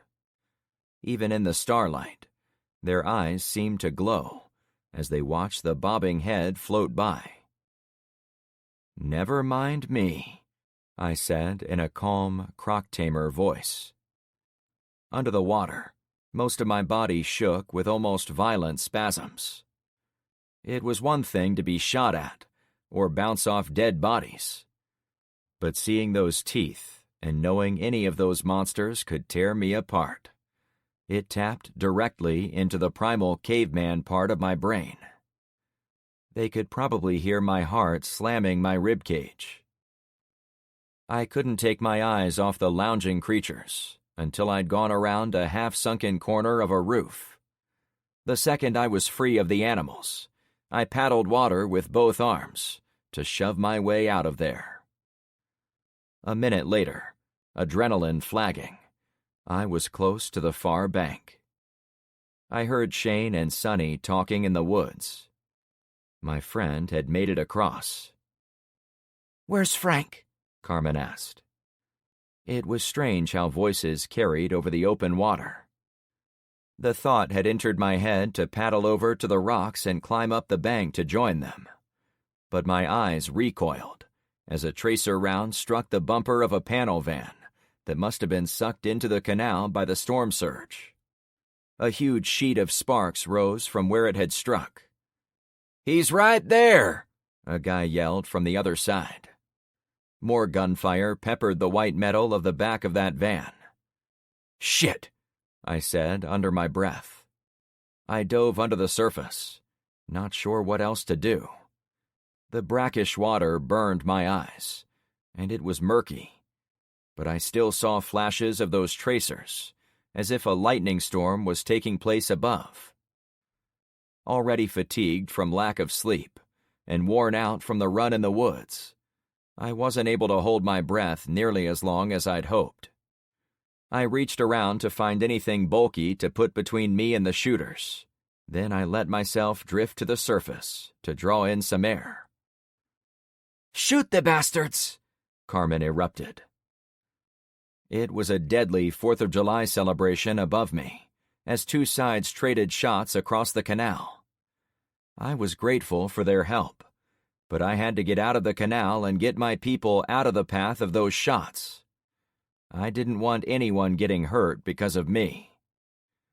I drew in another breath, ignoring the putrid stink, before going under again.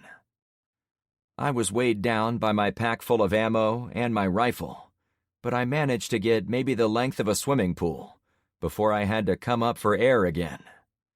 We'd crossed near the exit of the canal, where it went into the open bay, but it was about 100 yards to get around the bend, out of sight of the men. The next time I came up, the tracers were already there, as if the eye of Sauron had already found me. I thought of Tyler. He'd appreciate the reference to Lord of the Rings. I was glad he wasn't with me. I had to gulp a breath and dive once more. When I came up again, I'd been at the limit of my breath, and I swallowed some water as I struggled to breathe. That disturbance must have tipped off my location, since rounds splashed in the water, and crunched off boards floating around me. Ahead, there was less debris. That was going to be a problem. I couldn't head straight for the shore either, as there was a lot of open ground before I'd reach the trees. "Frank, get ready!" Shane yelled. I couldn't reply. "Grenade!" he roared. I heard him wind up and release the grenade with a powerful throw. Then I heard it smack the dirt on the far side of the canal. After a few confused words and some cursing, a great boom resonated from the distant bank. Men screamed in pain. The shooting from over there died down. At the same time, the newly quiet air became filled with hisses and growls. From all over the canal, I heard large animals diving into the water. I thought back to the alligators relaxing on that boat. The grenade had startled them to action. I paddled with every ounce of strength I had left. Chapter 18. When I came out of the water, I didn't slow down for a second. Even when Carmen rushed to me, I pushed her as far into the woods as I was able. "Alligators!" I finally wheezed. "Frank, you're okay." She pointed behind me. "There's nothing there." It took a few seconds before I was able to turn around. No animals were in hot pursuit, but I'd spent every ounce of my strength. I even had to take a knee. The most time I'd ever spent in the water was on some canoe float trips in my trucking days, but those were more about drinking and fishing than swimming. Still, looking at how far I'd come since the grenade had sent the alligators into the water, I figured I could have won a college-level swim meet.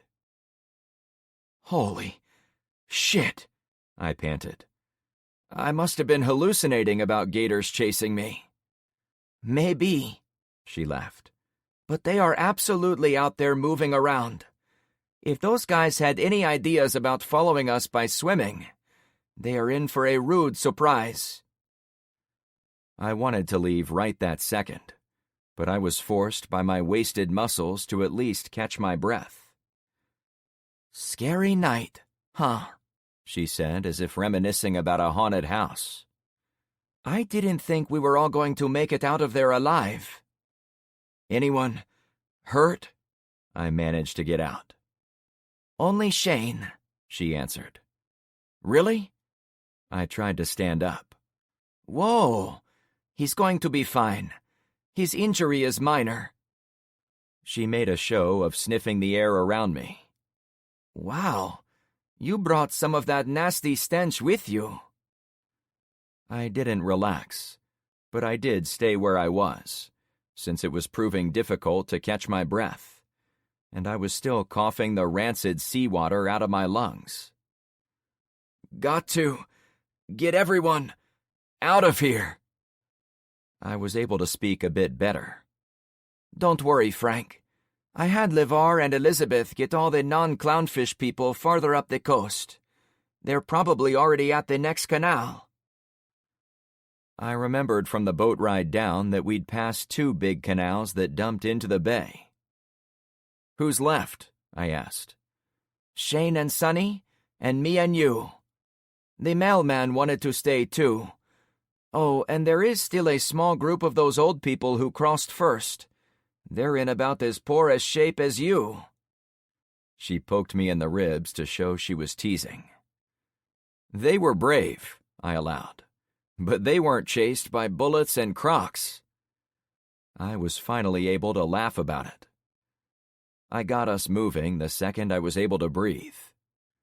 Once clear of the canal, there was no point in trading fire with anonymous strangers in the night, so we stuck to the wooded shoreline heading north. We moved at a casual walking pace to accommodate the old-timers, and the delay gave me a chance to speak with Jammer. "What can you tell me about the streets we just left? Who's in charge?" He laughed. "There are a few men heading up groups moving between neighborhoods, but no one is really in charge of the whole thing."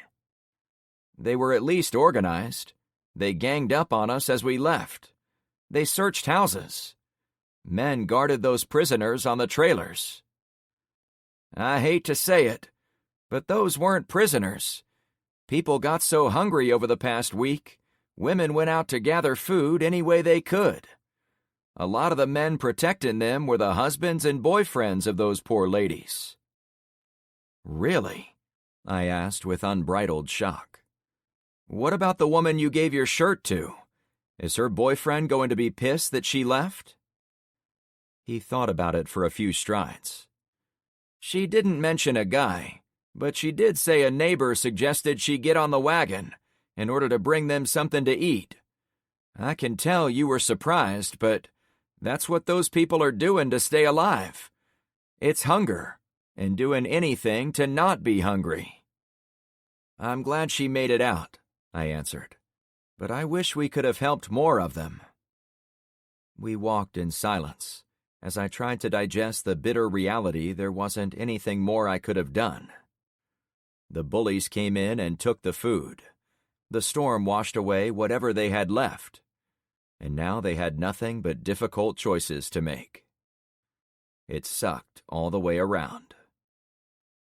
When we got to the second canal, we found a line of walkers on both sides, since no one seemed interested in swimming across. The leaders of our ragtag group had gone down to the bridge and come back on the far side. My group at the back had to walk the same route after them, using the trees and bushes along the canal as cover.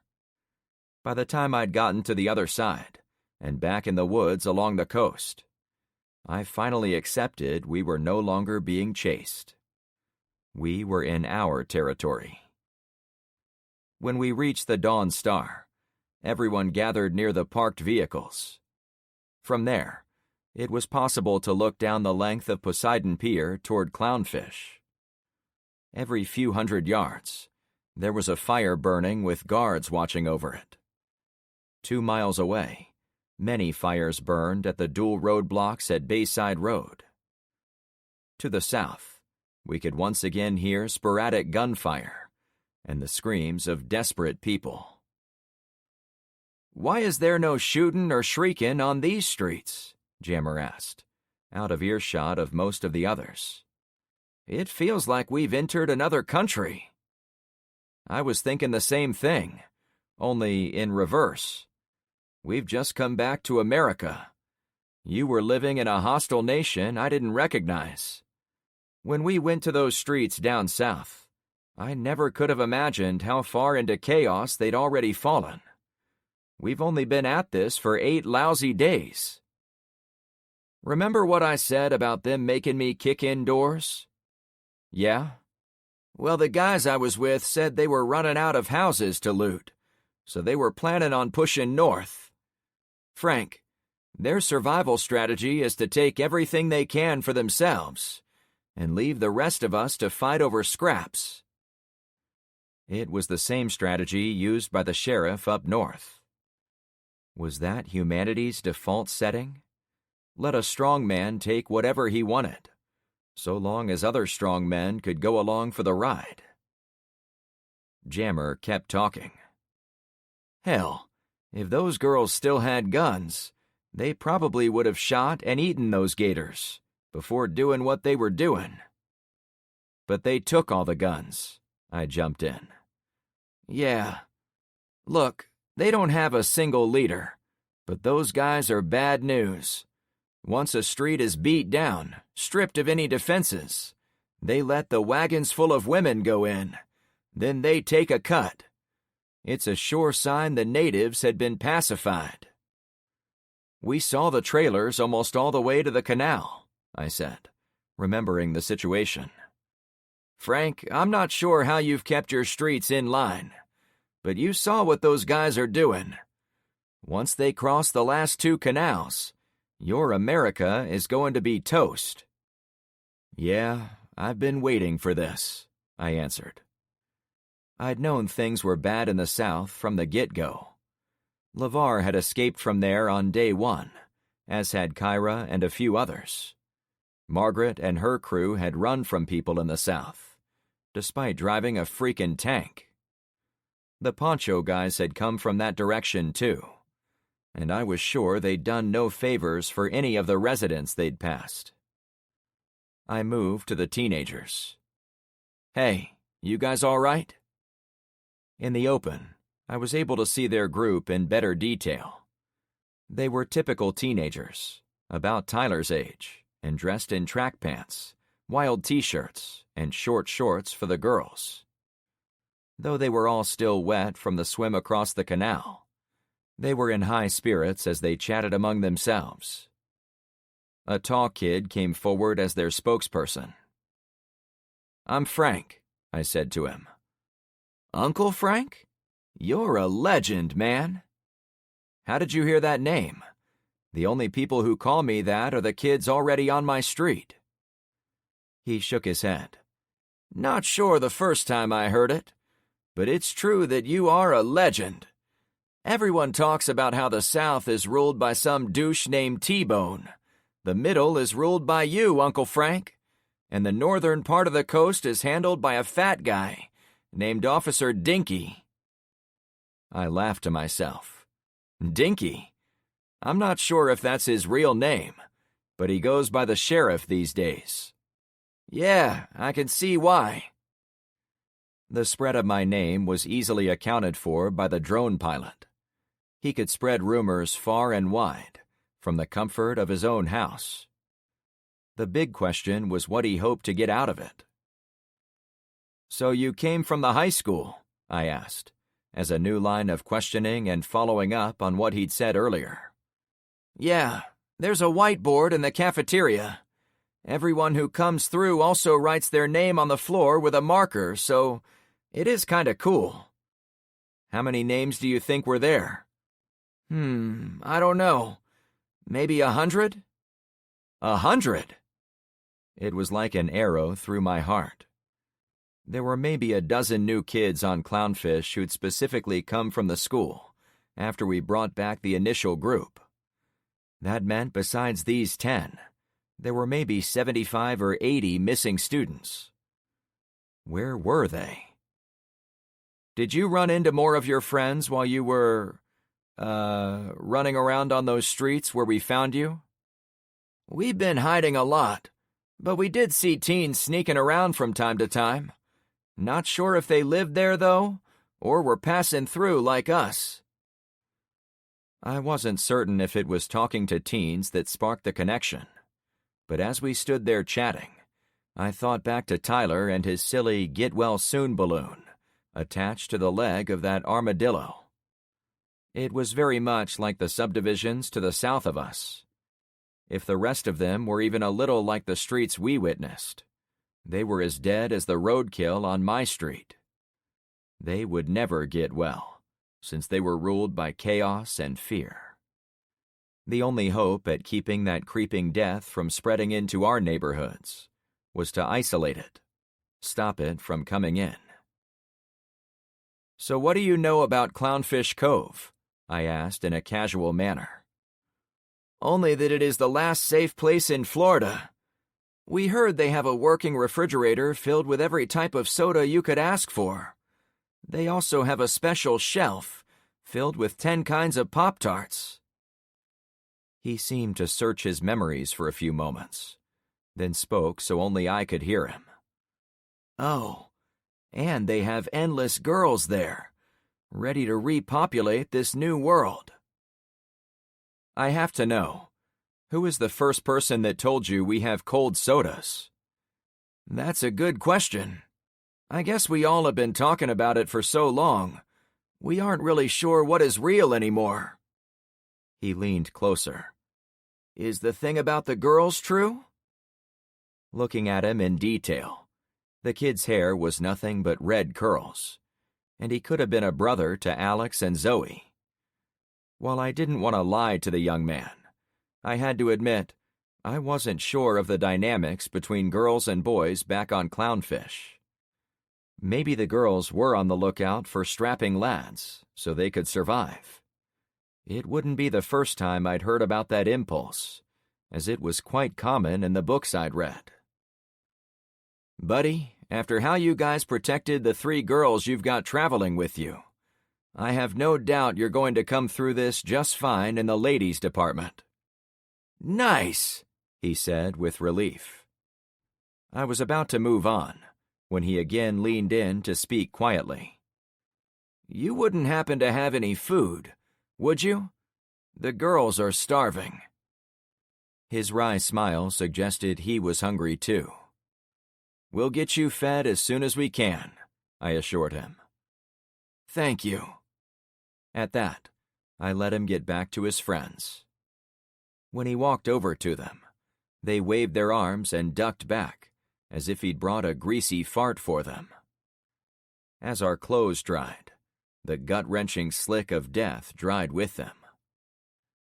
I met up with Elizabeth. She stood with her arms wrapped around her grandson, as if she was never going to let him out of her sight.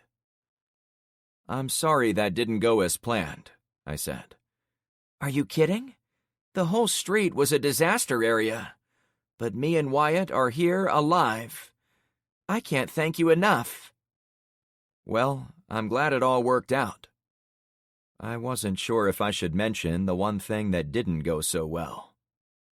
"Frank, whatever happens next, you can't let those men come up here, or they'll ruin everything." I wasn't planning on it. Besides, I have to keep it safe for you two, assuming you'll be staying with us. "Of course we'll stay with your group. However, if things get hairy, I want to leave open the possibility of going back north in your vehicle. The hospital might be dirty and crowded, but at least it seemed safe." "Tell you what, if you want to go back, I'll make sure you get there. But if you stay with us, the El Camino has to be fully ours again. I can't run this place wondering if my cars are going to disappear on me." "That's fine," she agreed. I wasn't going to quibble over the details with her. The sheriff and his people were hardly examples of delivering safety and security, seeing as they'd gone out looking for trouble several times. But I understood a grandmother trying to position herself in the event our neighborhood fell victim to the creeping chaos on the outside. And she had every right to be worried, given what we'd seen by her home. "Hey, before I forget, I'm sorry we couldn't find your husband." She chuckled for a moment. "Oh, that old fart is probably still out there fixing someone's kitchen sink. He was always helping neighbors. Man, he was a much better person than I ever was." I noted she was talking about him in the past tense. I also avoided bringing up the wrapped body in her side yard. I had a strong suspicion she knew its identity. "You're a good person for getting your grandson," I comforted. "If your husband comes back home, at least he won't have to worry about protecting him." She patted the boy on the shoulders while he stood in front of her. "I'm sure he will," she said, although with less confidence than before. I had to stop myself from mentioning how we should have left a note saying we'd taken the boy. It seemed a pretty obvious oversight, especially for a detail-oriented surgeon. However, it lined up with my belief we both knew the man was deceased. No one would ever come home to read that note. I let her walk away. The gunfire to the south intensified for a moment, becoming a buzzsaw of anger, as if the chaos was chewing through one more citizen defending their home. "Shane, Carmen, guys, can I talk to you for a moment?" I waved my core crew over. If I wanted to keep my surgeon from leaving and keep my people safe from those deathly noises, we had to stop them from coming into our territory. The only way to do that was to solidify our border. We still had a few hours of darkness. It was time to stop running. Chapter 19. I'd met with my friends for only a short time near the big cargo ship. Once I'd explained my thinking, they were on board with what needed to be done. No one doubted for a second that the trouble was making its way to the north, and no one questioned the assumption it was only a matter of time before it came crashing into the homes belonging to our people. First, we had to get back to Clownfish Cove to rally the troops. We loaded all the people we'd rescued into the backs of the El Camino, the M715, and the station wagon. Not everyone came with us. Some wanted to continue up the coast. A few wanted to go back south. A couple planned to swim the 2 miles to Pine Island. After all the attrition, my quick head count said we'd picked up 24 new people.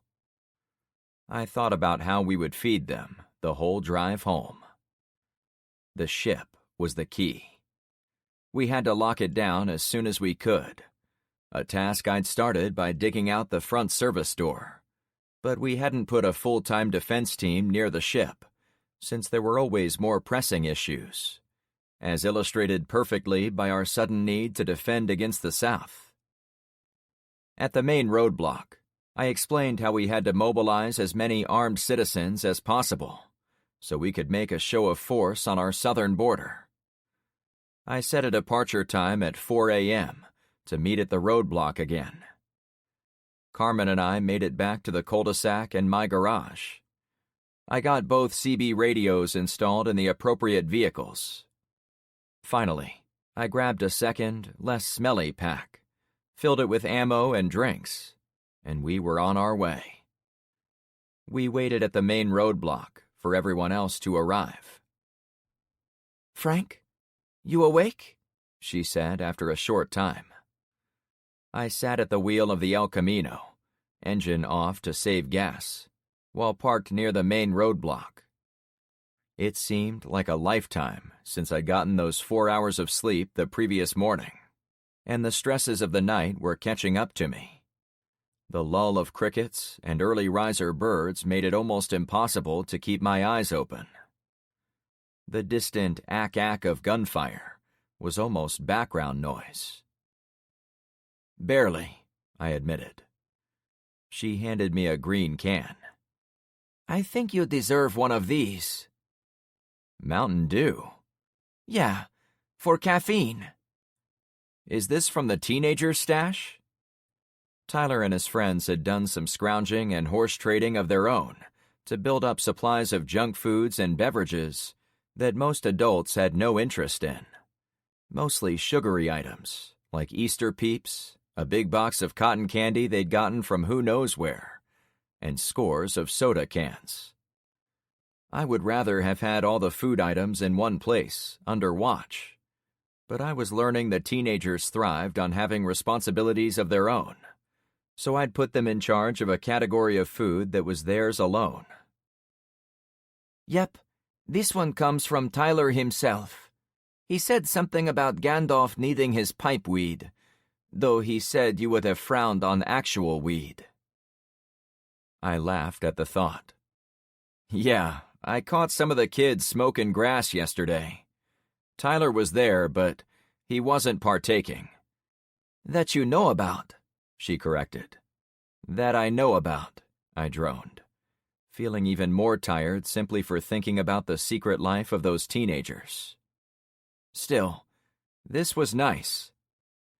I cracked open the can and downed about half. "Here, you need this too." I handed it back to my girlfriend. She seemed reluctant. "Don't make me order you," I joked. We both knew I couldn't have made the independent woman do anything she didn't want, nor was that ever my objective. Still, I really hoped she'd take the other half, so neither of us fell asleep. "It won't make a difference if I'm wide awake and you're nodding off," I added. She took it, but handed the can back after a short sip. "You finish it," she insisted. "Not on your life." We traded it back and forth a few times, playing a game about who could drink the least of what was left. By the time she took the last pull, my watch showed 4. I'd already briefed a few of our leaders, who explained what we were doing to the rest of the drivers. I started the El Camino. The gate for the 2 roadblocks was rolled aside, and we were on our way.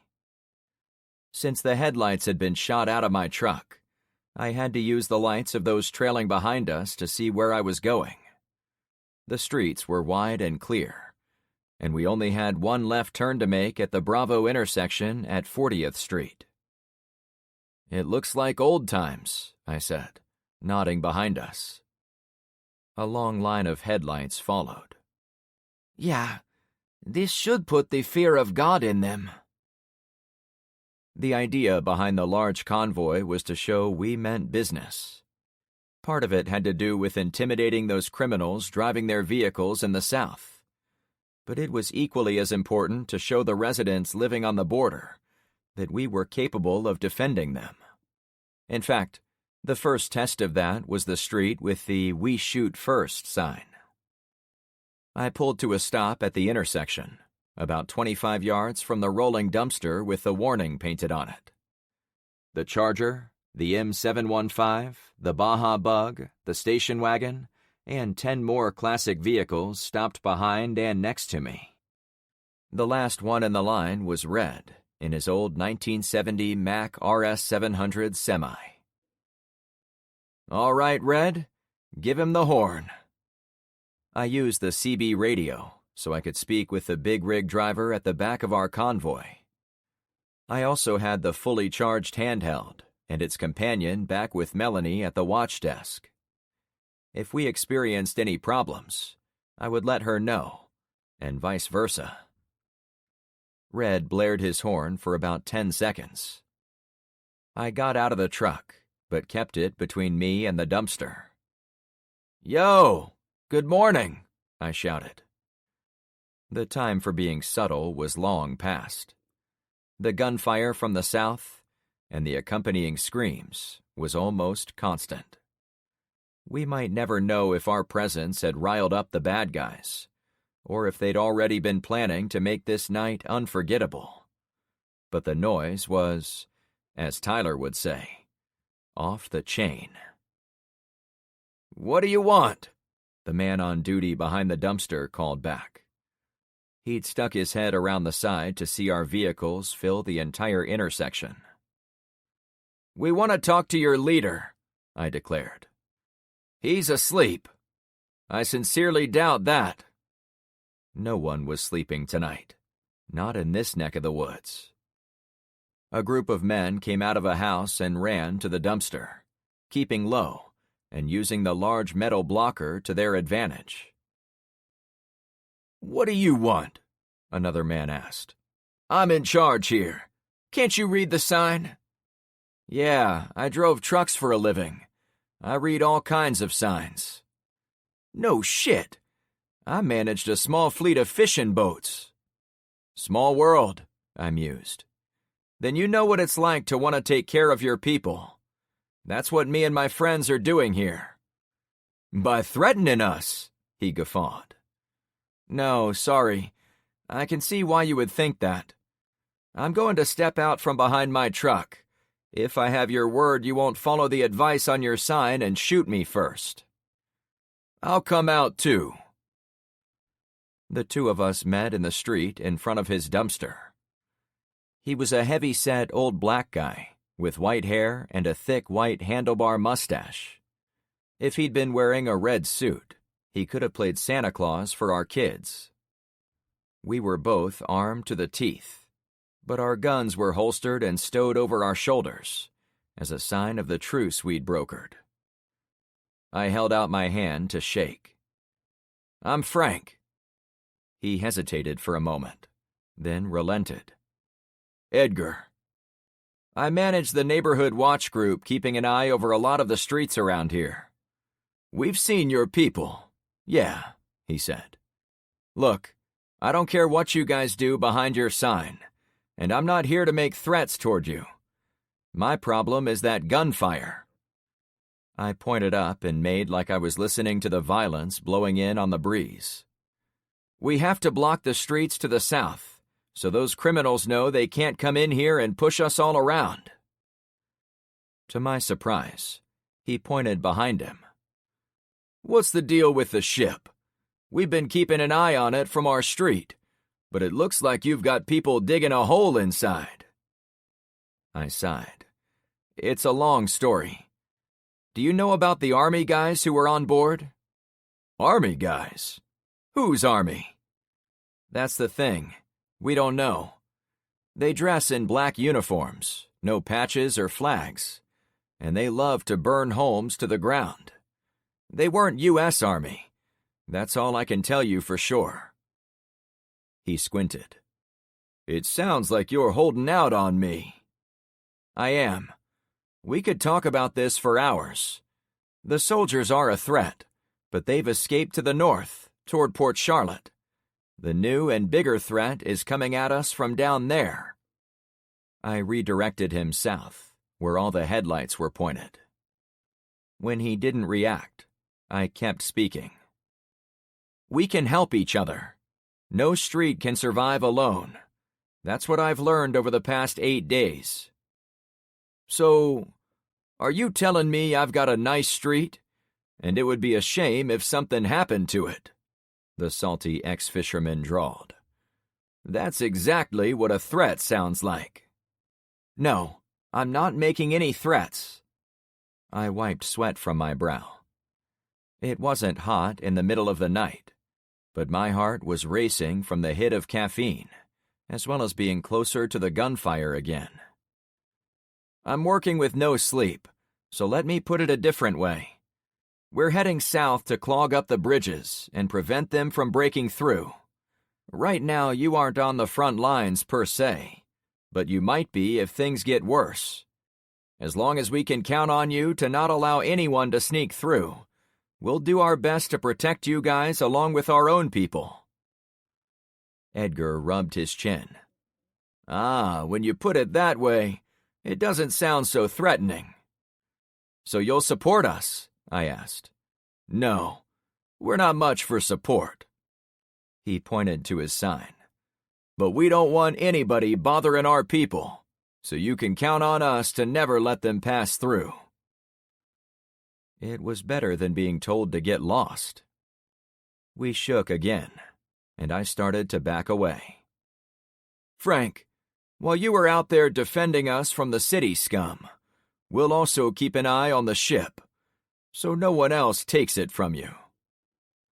His dry tone made it impossible to tell if his words had been the simple assurance of a good neighbor or the veiled threat of a troublemaker. I'd secretly hoped he would see our force as a reason to join us, so I tried not to take his rejection personally. I couldn't discount the paranoia of hearing the gun battles and screams getting closer each night. It was probably a smart play for him to be mindful of our intentions, at least to start. However, his cagey attitude was also a potential danger for the rest of us. By having a group of outsiders living within our borders, we would always need to keep at least one eye on them. I got back in the truck with Carmen. "I should have read more books on diplomacy," I said under my breath. "Are they going to help us?" she asked. "I honestly don't know. Like I said, I should have read more books." I got us moving again. Ahead, total darkness. Chapter 20. As we approached sunrise on day 9, and after talking to Edgar and his people, I'd come up with 3 levels of civility now existing in our area of South Florida. The first I'd call civil. That one included any street with controlled entry and armed guards actively protecting its people. This would include almost every block under my control, minus some of the homes at the edge of the shore, where they were burned to the ground or washed out completely by the storm surge. Essentially, we functioned like a tiny version of America. The second I'd call semi-civil. That one included streets with enough armed men and women to keep things from falling apart. They were less organized, maybe less inclined to ally with neighboring streets, and were trying to hold out by themselves. They weren't swamped by criminals, yet, but odds were good they soon would be, if left alone. Edgar Street would qualify for this level. The third, and worst, was uncivil, or even feral. This was a street taken over by gangs or strongmen. Streets where the residents suffered home invasions, robberies, and worse, due to lack of organized and armed resistance. Elizabeth Street had gone feral. A fourth category no longer existed. It's what we called our neighborhood pre-EMP. Safe enough to walk outside at night without a weapon, and with the full faith and credit of the law to persuade criminals not to bother it. I pulled over at the next bridge to the south. It went over the same canal we'd walked across on our way back to the ship. Ahead of us, there was about 5 blocks before the smelly canal where we'd all been shot at. Between the 2 bridges, I had to determine which of the 3 levels of civility we were dealing with. Shane ran alongside my window. "Is this where you want us? This canal would make a good defensive position." Streets ran along both banks, with the houses built beyond the paved roads. As far as I could see in both directions, it went row of houses, street, canal, street, and another row of houses. He was right, however, in that our best bet at any border was setting up behind the wide waterway. Yet each street we grabbed to the south was one more between us and the ferals. "I think I'm going to try for the next bridge." I waited to see if he would tell me it was a bad idea. "We're with you," he answered almost immediately. "You don't think it's a risk?" I asked. He laughed. "Oh, hell yeah, it is. No doubt about it." The thunder-like gunfire echoed around the houses of both streets, suggesting a war was going on in all the suburban miles south of us. A few seconds later, a flash of light backlit the tops of houses in front of us, as if a bomb had gone off far away. About 5 seconds later, a rumble rolled through. I felt it in my lungs, more than heard it as a sound. He glanced at me. "I didn't expect that." "Me either," I mused. "It's like it is getting worse before the dawn."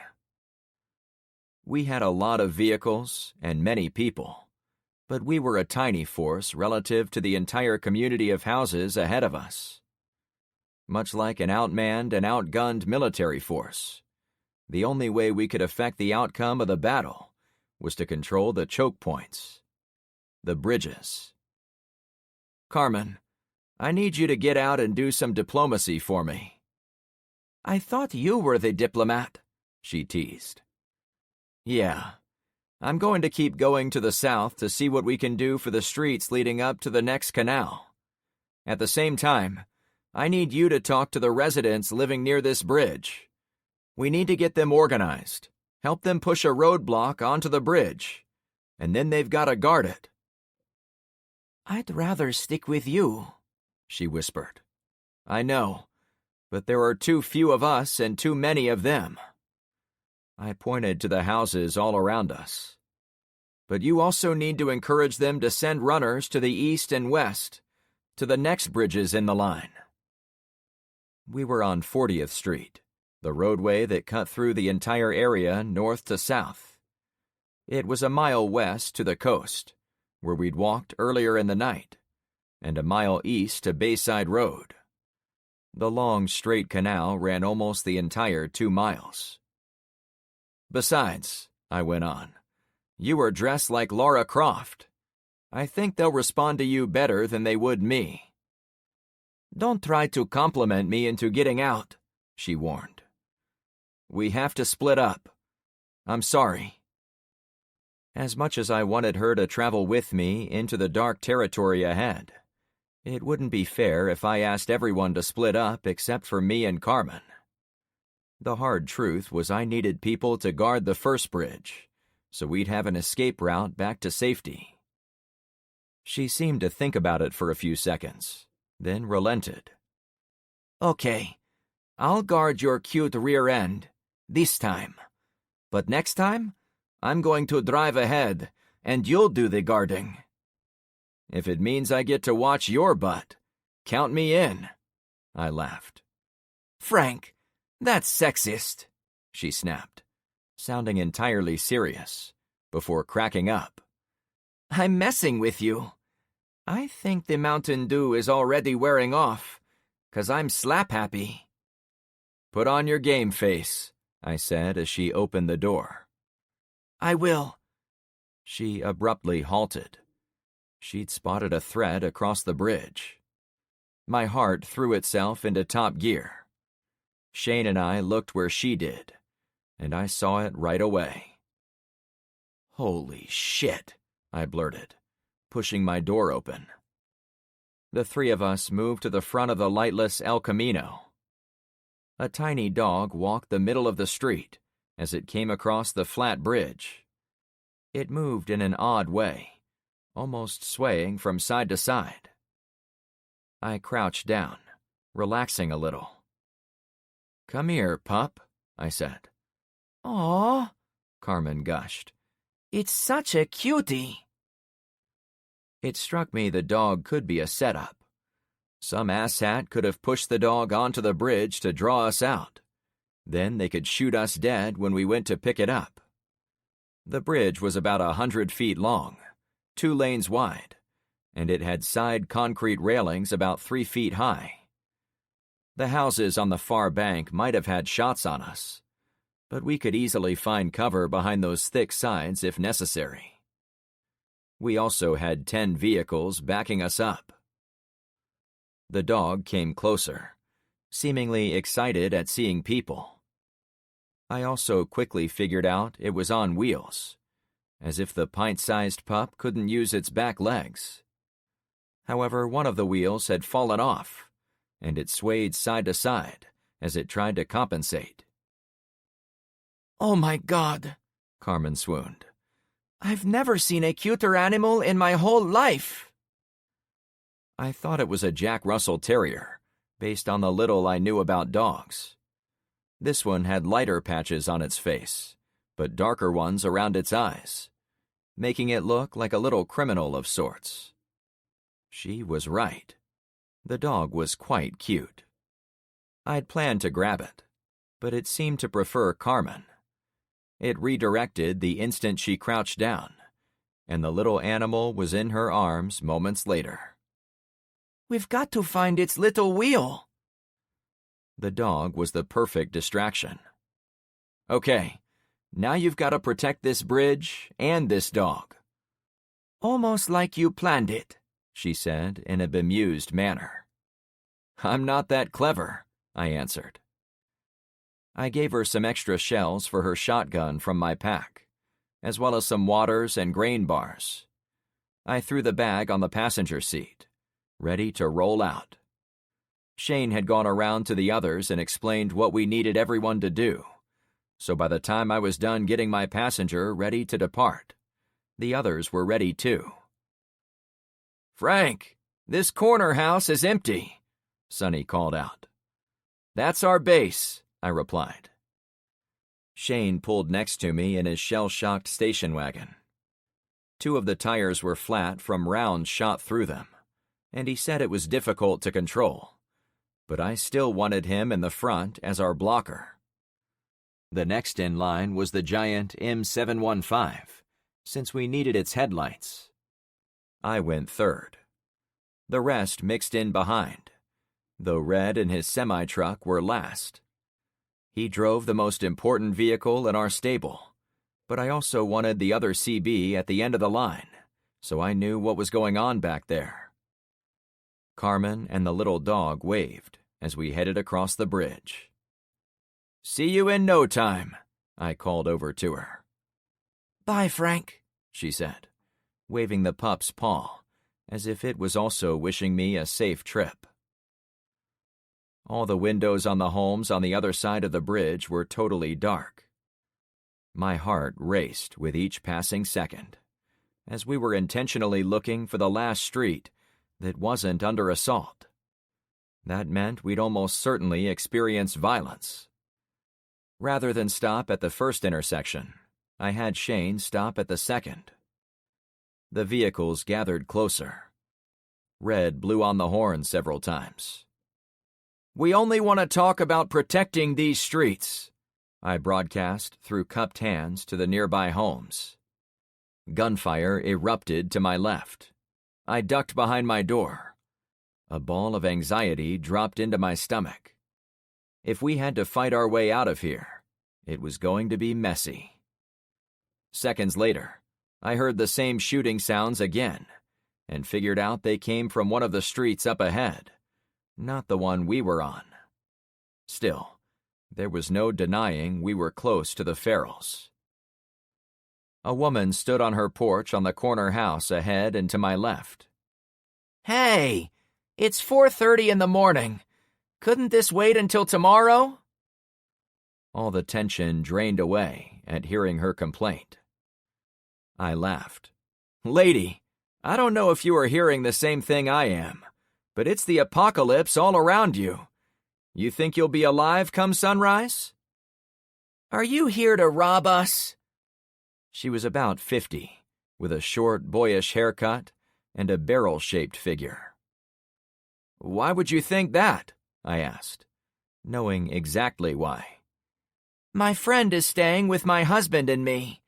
She said she was assaulted and kicked out of her house by a group of men driving around in trucks in the middle of the night."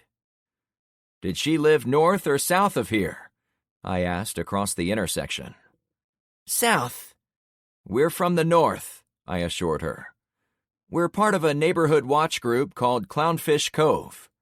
I know there isn't much we can do to prove who we are, but the reason we came down here was to try to stop the spread of the criminals south of here." "Are you going to protect us?" she asked with high interest. "I'm afraid we can't protect everyone." "Oh," she said, before I was done talking. "But we're organizing residents to protect their own streets. That's the fundamental strength of the neighborhood watch. We all look out for each other, and when there is big trouble, we all gather together like we're doing here." "Well, what do you want us to do at this hour?" she said with impatience, as if life itself wasn't worth getting up before the alarm. "Are you armed?" I asked.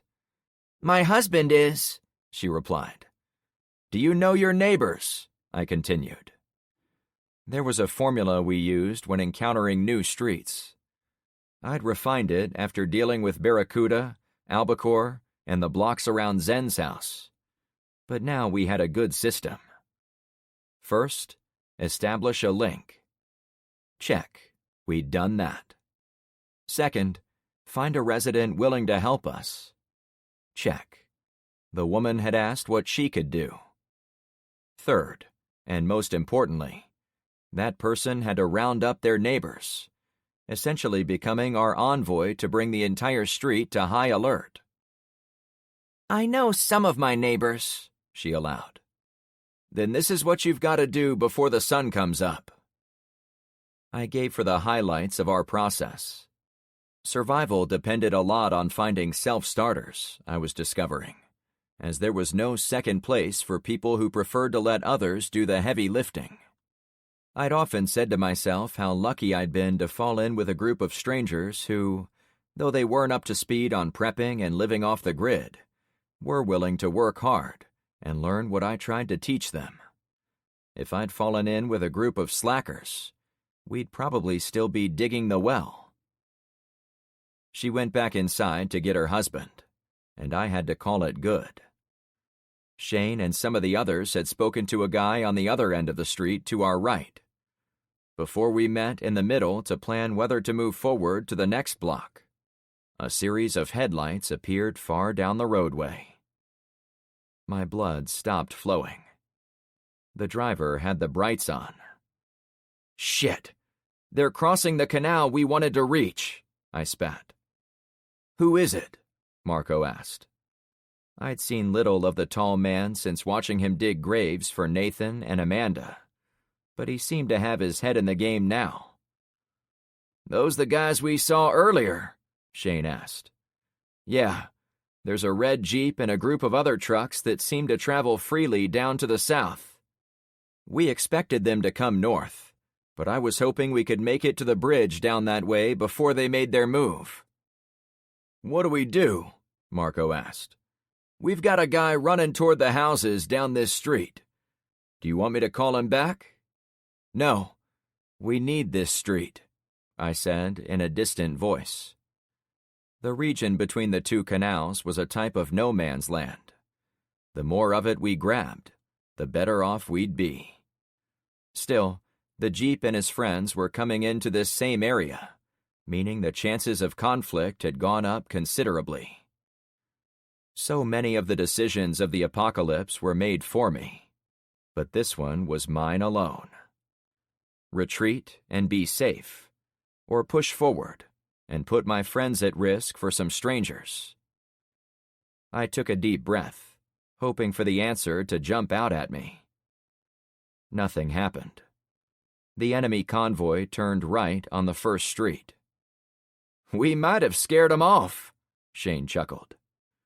We did have more vehicles, including the semi-truck, which towered over all of us at the intersection. Anyone with even a hint of competence would loop around and try to learn more about us from the sides. That gave us a little time. The one thing that kept me motivated was thinking about that depravity, mentioned so often in my survival books. It was worth taking a minor risk to save one more street, if only to slow the spread of that lawlessness. Everyone get back in your trucks. We're pushing to the next street. Drivers scrambled. Shane put the big station wagon in gear and hit the gas. The entire convoy moved side by side down the roadway until we reached the next four-way intersection. It was about midway between the two canals, and I decided immediately it was as far as I wanted to go. I hopped out, already running for the corner house. I pumped my arm in the sign for the big rig to hit its horn, and red didn't disappoint. It would have shocked me if people were sleeping through the fireworks show of gunfire, but the air horns made certain they were awake. We only want to talk, I yelled. I again noted how fast and loose we were running things on this operation. People were understandably suspicious of anyone coming to their door in the middle of the night, even during normal times, so I played it safe by staying out on the street, rather than walking up to each house. I stood in front of the first house, but then I saw a white Range Rover pull to a stop at the next intersection, as if it had come from the east, rather than across the bridge to the south. Or it was already one of those from the south that had looped around. The guy got out and walked in front of his truck, in full view of our headlights. He wore tan trousers and a black shirt, but I thought I recognized him by his white hair. Alvaro. He was the white-haired guy we'd met in the woods a few days earlier, when we both picked through the wreckage of the Solar Wing. He was the father of the kid who wrecked his Jeep Cherokee, chasing after me to steal my El Camino. Alvaro ran to the side of the house on the corner, so he could look our way on the street, while keeping hard cover in front of him. A couple of passengers also exited his truck and ran out of my view, toward the front of the house. Hey, assholes, he shouted. That's far enough. These homes are now under our protection. Turn around or be shot. My adrenaline ran wild, thinking about how close I'd come to being shot the last time I'd been around Alvaro and his people. If he was here, maybe that was a good thing. I hurried over to my ride, keeping the tank-like station wagon between me and Alvaro, as I tried to think of what to say. You have 60 seconds to start moving, another man warned us. The opposing convoy had taken up positions along the next street. After seeing how they operated in the south, I knew they could start shooting in mere seconds. Frank, what do you want to do? Marco asked. My people were in a tight grouping of vehicles. Vehicle headlights shared one important trait with tracer rounds. They showed the enemy exactly where to fire. 30 seconds, the guy yelled from the darkness. I'd already lost 2 of my people in the last 24 hours. I'd almost lost several more while rescuing Elizabeth's grandson. Now, almost every person around me was a core ally, friend, or girlfriend. I couldn't afford to lose a single one of them. Then again, we couldn't live our lives inside bunkers, avoiding every conflict that found us. I was famous for saying everything was a risk in the apocalypse. 10. I'd been backed into another life-or-death decision. They were becoming far too common. Chapter 21. Gunfire blew in on the wind from many of the streets to our south. Since residents had been relieved of their guns, I couldn't imagine who was shooting them with such intensity. Perhaps it was the various gangs mentioned by Jammer, fighting among themselves. When it died down a bit, a pack of dogs began barking almost as loud. They were in the south, too. Everything bad was down that way. 5, 4, 3, he called out. I had to choose between attack and retreat. More gunfire out there. More barking. More screams. I'd gone as far south toward those bad sounds as anyone could expect. "We're backing out," I shouted. "Hold your fire." There were risks. Then there was being risky. There was no telling how many men were sneaking around the nearby houses. The vehicles opposing us had driven out of sight, perhaps to dump off carloads of fighters. Most of my people were bunched up in their vehicles at one intersection. The sensible course of action was to fall back to a more defensible position. I revived the high-performance motor of the El Camino. Then I put it in reverse. The others followed my lead. "We're going," I repeated. "Anyone in the houses, we'll be at the bridge. Bring your weapons and food to the north, and we'll help you protect it." Our group had managed to push 3 streets into the no man's land. The other group had control of the 2 streets south of us, before the second big canal. If I could rescue anyone from the middle street, it would be a win. "We'll help you protect it down south," Alvaro mimicked, using my words to confuse the residents. My hands crushed the steering wheel with rage. His people were pretending to care, but I knew what awaited anyone who believed him. "Listen to the gunfire to the south," I yelled. "That's not safety." If Alvaro countered me, I couldn't hear him over all the engines. Still, rolling backward, we were at even more of a disadvantage, so I had to keep going. Each moment brought forth more obvious reasons why I was making the right call, no matter how unsettled it made me feel. First, I had no idea if anyone was still alive in the nearby dwellings. It would have been dumb to risk a shootout over empty houses. Second, if there were people in the homes, I still had no idea of their loyalty. It would have been the end of us if I got into a shootout, only to have the locals join with Alvaro. Last, even if we somehow managed to win the shootout tonight, that was still no guarantee we'd reach the next canal bridge. Without securing that, we'd put ourselves at great risk. "They better be ready at our bridge," I said to myself, as I reversed along the roadway. At the next block, I backed onto the side street to turn around. It also gave me a chance to talk to some of the residents now coming from their homes. I opened my door and stood next to the truck as I filled them in. "Hey, we met some guys with guns down the road. Rather than tangle with them, We're pulling our lines back to the bridge." "Can't you shoot back?" It was the woman I'd met earlier. Her female friend and husband stood on the porch of the first home. Several other people walked toward us on the street, perhaps 10 or 15 from each direction, mostly men who seemed to sleepwalk in the darkness. "We're just people, ma'am. We aren't soldiers or police officers." "Well, you have those guns," she pressed. I decided to change the subject. "Did you warn your neighbors?" She nodded.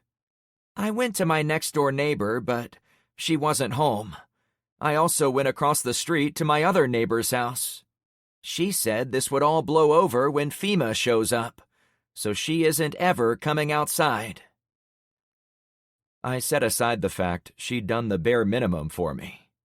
I'd asked her to go down the street and rally people from all the homes, not only those she could touch from her own property. It made me even less happy to think about her FEMA-happy neighbor. I had to bite my tongue to keep from speaking my mind about that. How was there anyone, on the morning of day 9, still in denial about our new existence? Could they not hear what was coming on the wind? Shelter in place, my ass. Despite the woman's lack of help, the men walking toward us suggested the message was made loud and clear. My friends had also spread out and talked to other residents, so the word had made it around the area. If they were anything like the people on the streets where Elizabeth lived, many were already at the door, packed, waiting for someone to tell them where to go. "Well, I hate to bring you more bad news, but we need you to gather your food and whatever supplies you can stuff in our trucks. Then come to the houses back there, across the canal." I pointed where I wanted her to go. The canal was 1 block to the north. "You aren't even staying to help us?" she asked with a voice now full of venom. "You got us up in the middle of the night, just to abandon us." Her husband remained silent on the porch, but he constantly glanced side to side to see what was happening around his property. "Ma'am, we're trying to help you survive this. Bad men are coming. They're a couple streets to the south and moving this way." "So shoot them," she repeated, losing all remaining cool. I shut down the motor and pulled the key from my truck. It allowed me to walk among the arriving residents. Out of nowhere, Shane and LeVar arrived at my side, acting as bodyguards. "I'm Frank Douglas, head of the Clownfish Cove Neighborhood Watch. I came down here to help you organize a defense at the next canal to the south, but things are falling apart way faster than I expected. We're now setting up our border at the canal to the north." "We thought we were defending our homes," a man complained. I'd come into these streets not knowing what to expect, but each new person I met showed me there were potentially good people here, and they didn't deserve to be asked to leave their homes. At the same time, it couldn't fall on me, a guy who lived miles away, to tell them when they needed to get out and defend their turf. "People, you can hear for yourselves what's out there." There were now about 20 residents in our small grouping. More men ran from down the street, but I couldn't wait for them. "You are more than welcome to make your stand here, on this line of houses, but we don't have the resources or manpower to defend this huge street." Their street wasn't as long as Poseidon Pier, but it was still about a quarter of a mile in each direction. By comparison, the stretch of Poseidon between Clownfish and the front roadblock was about a quarter of a mile. And even living right there, we'd barely been able to cover that stretch with defenders. "Why the canal?" a guy asked. "We have a canal too. Back that way." The entire region was a confusing mixture of roadways and canals, and many of the waterways were short runs or dead ends. Some, however, were feeder canals that were long and straight, and a good number of those went all the way to the ocean. The only canals we can defend are the long ones, like the one a street over. I'm sorry again, but we are here to help, if you want it." Almost as I'd said the words, a pair of big white dogs ran from between houses on the south side of the street, crossed the pavement, then ran into the side yard of homes on the north side. Despite passing less than 30 feet away, the dogs didn't even glance at us. "That was weird," one of the men commented. My heart thumped in my chest. Something about the dogs made me suspect Alvaro and his men were pressing closer than I would otherwise figure. "Guys, my trucks are here. Load food, weapons, sleeping gear, anything to help you survive while living temporarily in someone else's home. Once we're gone, you'll have to walk out, if you still can." I made my voice sound ominous, though if the gunfire didn't convince them, nothing would. From there, events took on a life of their own. Word went out to residents up and down the street on both sides of 40th, as intended, and people made their decisions about whether to stay and fight for their homes or retreat across the canal to be with our people. I heard a few men suggest to buddies that maybe the guys arriving from the south weren't so bad, but those same buddies always told them to listen to the chatter of gunfire. I took some comfort knowing I was the one who'd probably put that comparison in their heads by yelling out my window. The first traces of daylight were on the eastern horizon when I crossed the canal for the last time, carrying people, supplies, and the stuff of life taken from homes I was trying to help. I made sure I was the last one, and as soon as I got all the way across, my friends rolled a dead minivan into position on our end of the bridge. A new roadblock had been added to our territory. Over the next 30 minutes, give or take, I waited with Carmen, Red, LeVar, and my other friends, as the subdivision in front of us fell into anarchy. It was strange watching it happen, since we got constant updates from men and women who later ran across the bridge to escape it.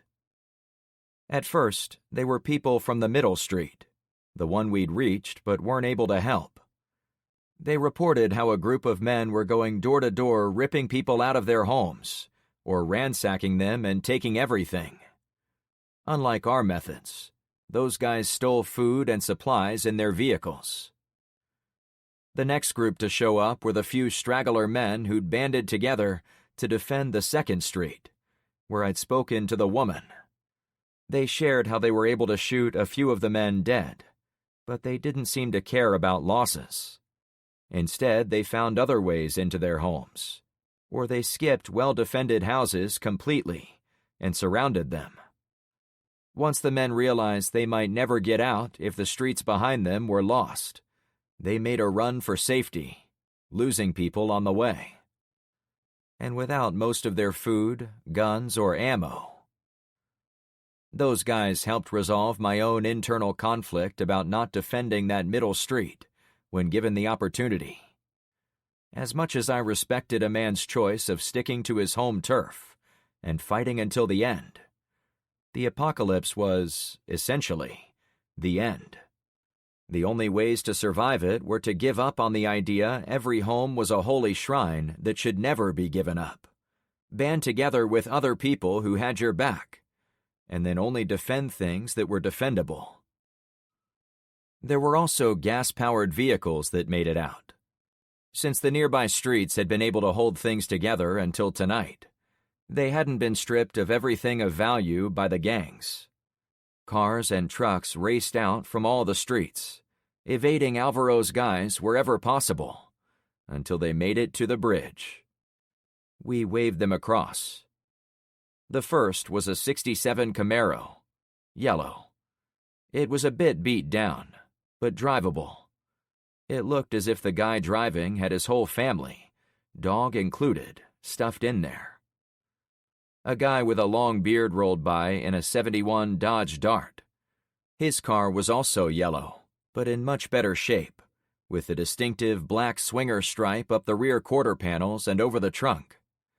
A huge chromed-out supercharger stuck out through the hood, and I imagined he'd put a lot of time into the motor. A young blonde woman drove a 1920s-era convertible Bentley. I recognized the Flying Bee hood ornament, but I had no idea of the model or exact year of the ancient car. The black color and polished chrome accents made it seem like it had driven off the set of a Depression-era gangster movie.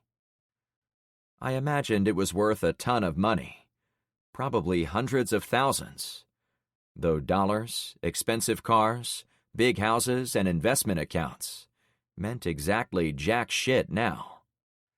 The primary means of wealth these days was in guns and ammo, cans of food, and clean water.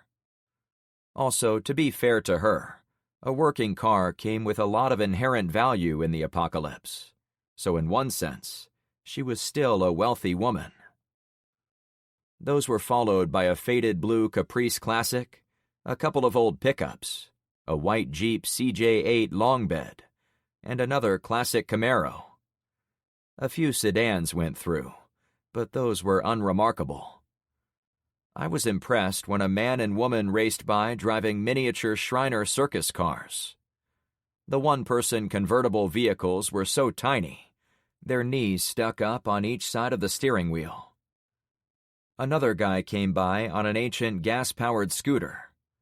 A final enterprising young man came through on a simple riding mower. I prayed each of those larger vehicles came with plenty of food and supplies. When the sun came up, more groups came out of the firefight on foot. An elderly couple appeared on the bridge, each using a walker to keep up their speed. Some moms carried kids in PJs across the bridge, possibly wives sent to safety by their husbands, who remained behind to cover their escape. And then a group of teenagers ran along the far side of the canal until they reached the bridge. "Can we come across?" a girl asked from the far end. We waved them in. When they got closer, I counted 8 of them. "Over here," I said, once they were on the safe side of the roadblock. They huddled up, panting from their run. "Where are you guys from?" I asked. "The high school," a young lady with platinum blonde hair replied. Looking at her, I figured out she was a bit older than a teenager. "I'm one of the admin assistants. These are students." There was about an equal mix of boys and girls. "Where are you headed?"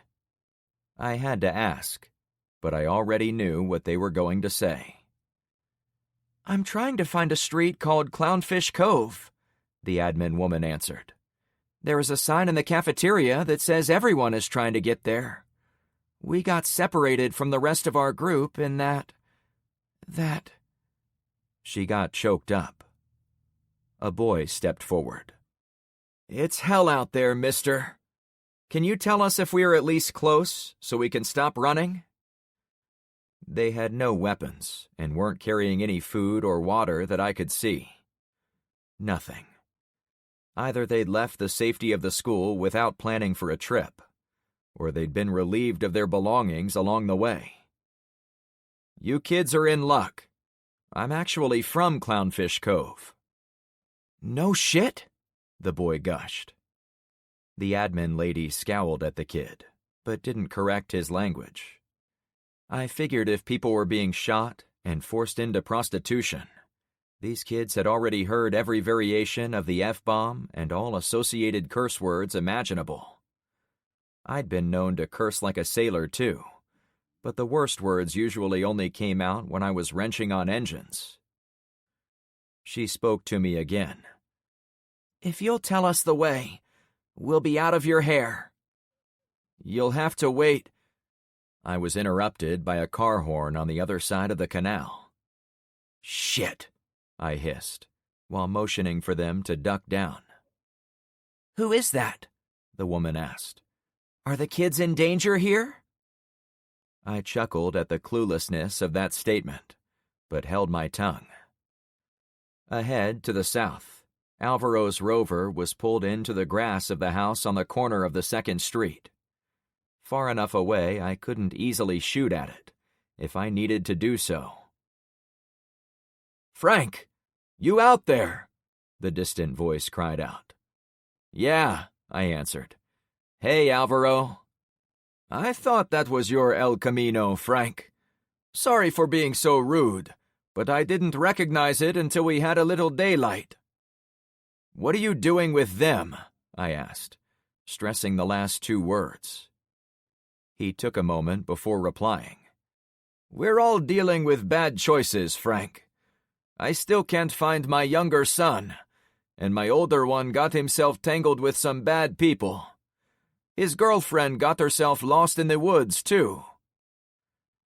I was never going to tell him Tiffany wasn't lost, but was with us. I wasn't overly crazy about the young woman, but I didn't feel compelled to give her up to savages either. No one under my protection was going to end up being pulled around on a trailer, paying for food with her body. "Did you jump us in the woods?" I asked, trying to keep him off balance. "I was going to ask you the same question," he replied. Alvaro came with a moving truck full of baggage in my life. His missing son was the dumb kid who chased me down in his Jeep, until I had to defend myself from him on foot. I took him out in self-defense. I hadn't been sure I could trust Alvaro with that information the first time we'd met. Now, with him in charge of people tearing apart homes and families, I was even less inclined to tell him. As we did our back and forth, the first inkling of a splitting headache started up directly behind my eyes. "We were as surprised as you were," I called to him from 100 yards away. "Just like I'm surprised to see a father like you leading people who are raping and killing. I don't know where you go at the end of the day that makes you so much better, but down to the south, there is no more food, and a whole lot of people. I'm taking care of my remaining boy the only way I can." I glanced over to the sun, but it was still below the horizon. Day 9 was here, and the city was officially out of food. "Look, we only want to be left in peace to figure this out the best we can. Tell your boss we won't interfere with you, as long as you stay south of this canal." I pointed left and right. "From the coast, all the way to Bayside Road." "T-Bone isn't going to like that," he replied, as if disappointed I didn't roll over. As we stared at each other across the length of bridge, and as more of his vehicles moved from street to street behind him, I caught a flash of movement inside the front room of a house on the other side. No, the thing that caught my attention was a black rectangle floating above the window. The drone. Below it, a long rifle barrel stuck out of a broken window. "Down!" I bellowed. Chapter 22. As my people dropped to the ground, the shooter in the window sent rounds out. I crouched behind the dead vehicles on the roadblock, always aware they weren't bulletproof. The intensity of the gunfire amped up, as if many shooters were participating. However, after several seconds, I noticed no shots were reaching us. I peeked. Across the canal, the front windows of the target house were now blown in, and much of the white frame had been shot to shreds. I checked to confirm none of my people had returned fire.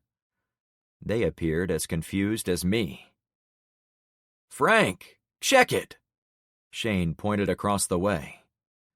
People were on the far bank, shooting into the house, away from us. I leaned over to Carmen. "How did we miss them?" "It was too dark to see in those trees, until now," she reminded me. The new group was mixed into the trees and tall weeds on the other side. They'd been hiding on the slope of the bank in much the same way as we'd done earlier in the night on the other canal. There was a moment of indecision, as I had to figure out which of the two sides was the good guys. It had been several minutes since the last person ran across the bridge, and Alvaro's vehicles had crept up street by street to take over the homes, so I was about 90% sure his people were in the last row already. Firing out a window with no warning also seemed like a criminal act. Plus, with a little more light, I thought I caught glimpses of kids hiding next to the debris-strewn waterway. "Defend the people in the canal," I ordered, on the verge of bursting my lungs. I wanted the people defending from the canal to know we had their backs and weren't firing at them. At the same time, I wanted my guys to know not to shoot those other citizens. More guns soon joined the battle, as Alvaro's men took control of the first 5 or 6 homes in the line on the far bank. They directed their fire at those folks hiding in the canal, though some of them took pot shots at our roadblock and the homes on our side of the bridge. In return, my crew sent rounds back to them, breaking windows on each house over there. I took a shot, then ducked down next to Carmen. The back glass of the nearby 4-door car collapsed into shards as it was struck by one of the bullets. She had to brush broken glass off her shoulder. "Reposition," we said in unison. I hurried over to the near end of the concrete railing for the bridge. Shane, Sonny, LeVar, and many others crouched behind different sections of the roadblock, or had found cover behind trees. Most of the people we'd come with from the houses down south were safely inside the abandoned houses we'd temporarily placed them in. As long as they found hard cover to hide behind, they were safe. There was no telling how many guys Alvaro could draw into the fight. I didn't know the state of the people hiding in the canal. I couldn't even guess how many were over there. I fired my AR several times from my position, but then I ducked and crawled over to Carmen. "I need you to organize people here to get this car out of the way when I come through." She gave me a wary look. "What are you planning to do, Frank?" "Whatever I can, I guess. If we don't get those people out of there before more men show up, they might have to cross somewhere else, or not at all." We'd had the cover of darkness to swim the canal. During the day, there was no way they'd make it over to us. "Are you sure you have to?" she whispered. A round snapped off the frame of the nearest car. "Shit!" I gasped, nerves already pulled taut. We were both making ourselves small. "I couldn't get everyone," I said as I motioned south. "We should at least grab these guys." Shane's light machine gun chattered away. "I guess that makes sense," she answered. Heart pounding, I mashed myself against the wheel well of an SUV to stay out of the path of incoming rounds, as I gave my final order.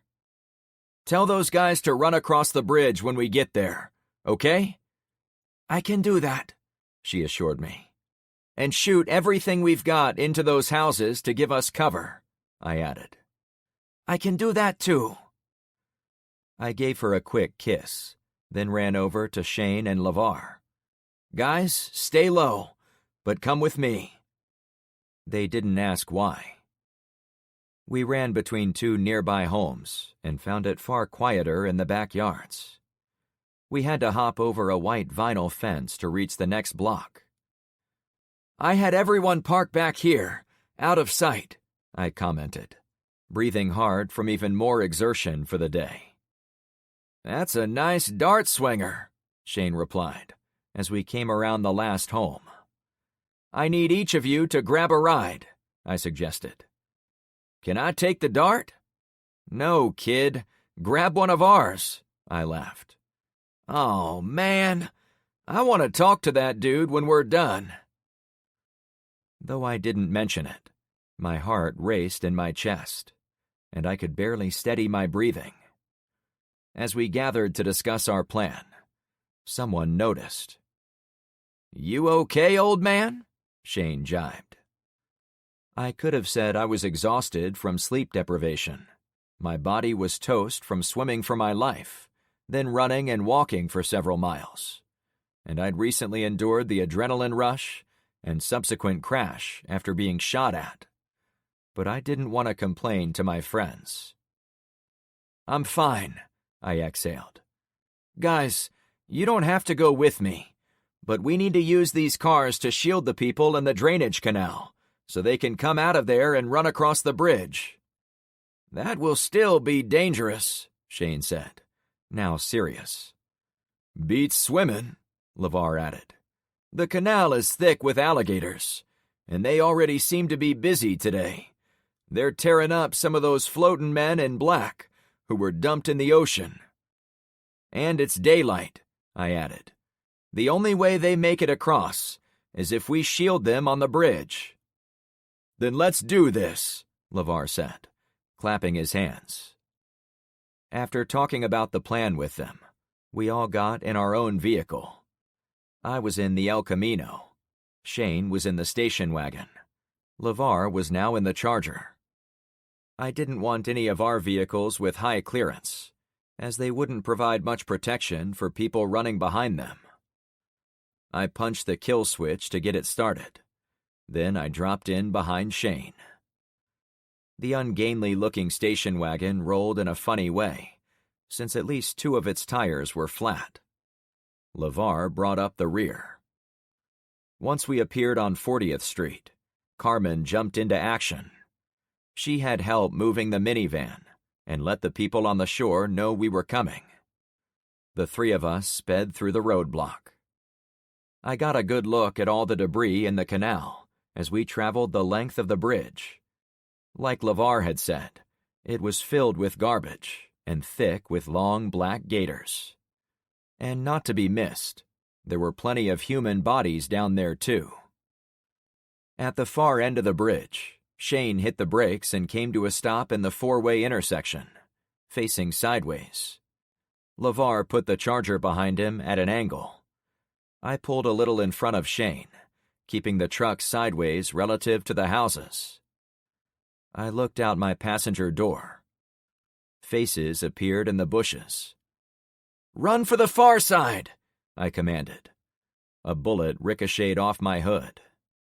I fell over on the front seat to stay low. More shots came in. As expected, our vehicles became bullet magnets. I scrambled to the other side of the front compartment, then pushed the passenger door open.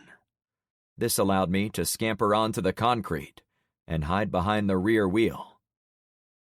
"We're going," a guy on the canal shore cried out to his comrades. "Run onto the bridge and cross." I had to do more than sit here, so I reached into the front floorboard and pulled out my rifle. When I sensed a lull, I got up high enough to look across the hood. I lined up the first window I saw in the closest house, then put a few rounds inside the darkened room. The second I was done, I dropped back to safety. 2 women ran hunched over as they got onto the bridge. A couple of teen girls followed. An adult male appeared from the tall weeds pushing an old motorcycle. He and I traded nods as he rolled through a sharp turn, so he was facing across the bridge toward the roadblock. "Go," I ordered. I happened to look straight up, almost directly above the bridge.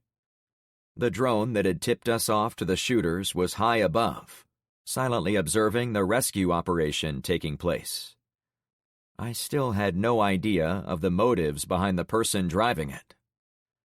Back on Earth, I turned to watch another man come out of the weeds, pushing a motorcycle.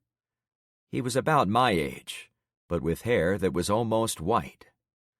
He stayed low as he shoved his bike around the turn. All at once, he seemed to hop up, as if bitten by a snake. His bike dropped. The guy crumpled into a ball. Blood sprayed from a massive wound where his left shoulder and neck met. He was gone. It all happened in the span of a few seconds. Gunfire increased as another man came out of the woods pushing an old Harley. He cast a grim glance at his buddy, got almost as low as the bike, then sprinted for safety. I set my rifle on the edge of the El Camino bed, found another dark hole to shoot in, and fired 10 quick rounds into that window and one other on the same house.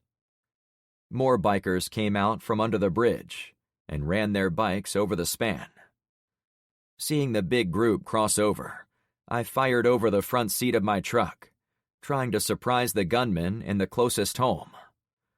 A bullet struck the top of the open door, taking my breath away. I crouched against the front seat. "Damn, that was close," I said to myself. After a few seconds, I took a moment to peek over the car and study the layout of the houses. I didn't want to shoot Alvaro, as he seemed to be caught up in this mess because of his kids. But no excuse was going to cut it when that person was firing guns at me. If I saw him taking part in this, he was dead. However, he wasn't anywhere in my field of view. A girl's screeching made me turn around to the runners. Now there were half a dozen teenagers sprinting across the bridge. A few small families came out of the bushes next. From there, it was a blur. As residents fled across the bridge, I fired my rifle from every position around the truck, and I had to grab spare mags twice. By the time the last guy came out, I'd fired almost 60 rounds more, adding to the big gun battle. "Last one!" the guy yelled from behind. He also pushed a motorcycle, but it was older than the rest. I was not a motorcycle guy, but the olive drab model looked as if it had come directly out of World War II. For a few moments, I wondered if I'd stumbled across some time travelers. The idea wasn't out of line with some of the crazy end-of-world books I'd read. I fired 2 shots across my hood, then ducked down. There was only one more thing to do. My heart was a hummingbird flying wild, repeatedly slamming into my ribs as it sawed a way out of my body. "Pull back," I said to my 2 friends. Both men crouched behind their rides, the same way I was. However, with the people falling back to the roadblock, we were now the nearest targets for the remaining shooters. "Shane, you come out last." I didn't like asking Shane to wait, but his car was the only one that could absorb gunfire. LeVar and I needed him to be our bullet shield. "Sounds fun," he laughed. He cracked me up. Would I have been so glib about this if I was in my 20s?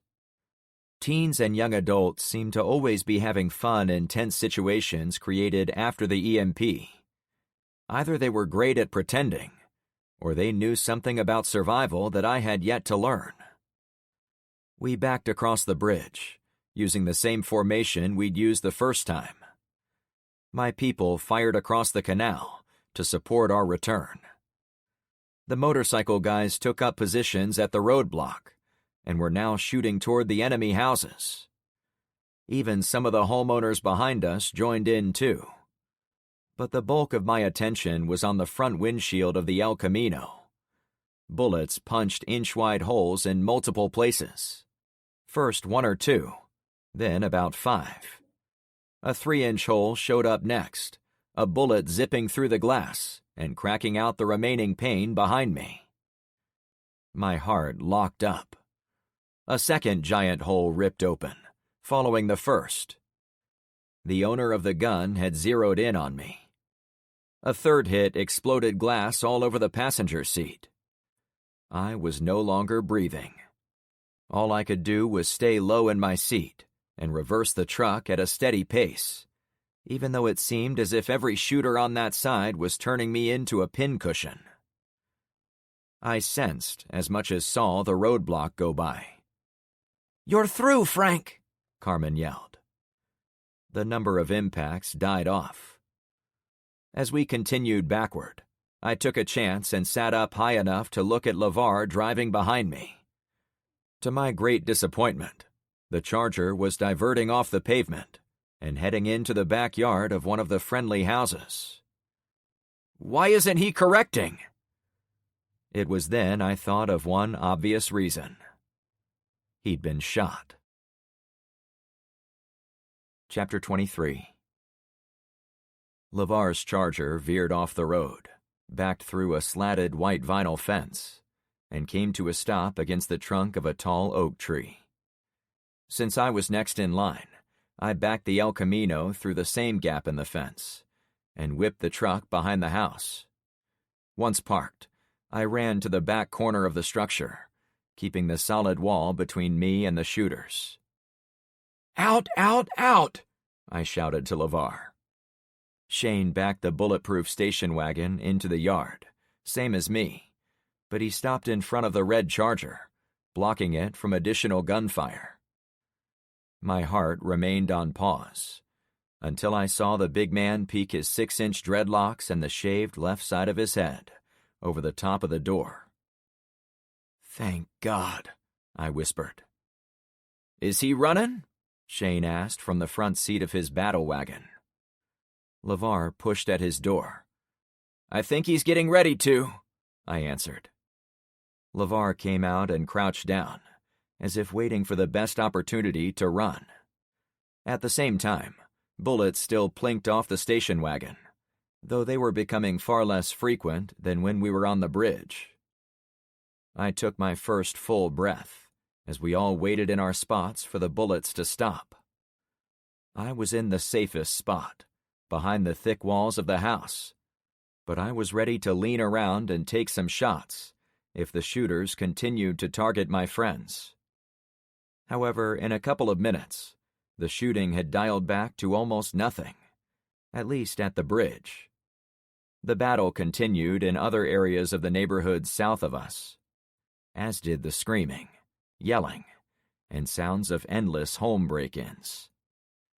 It was as if Alvaro's people had done enough to us and were retreating into those other streets to find what treasures had been left behind. While I stood there, someone tapped on the glass of the nearest window at the rear of the house.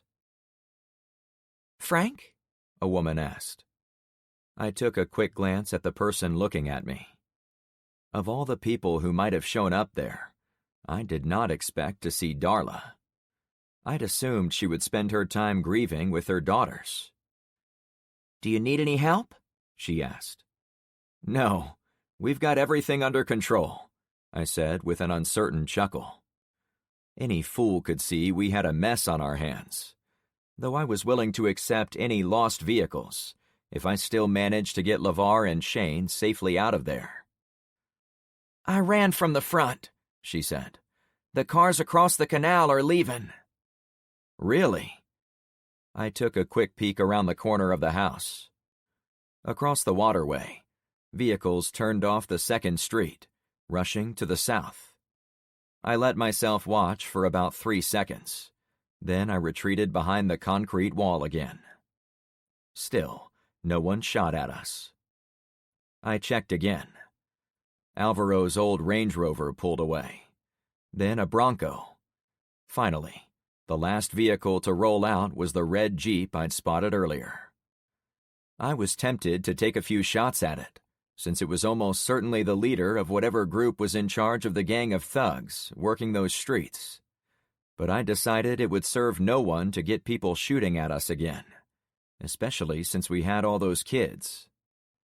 You're right, I said to Darla. Let me get my friends here. Then we'll meet you and the others in one of the houses.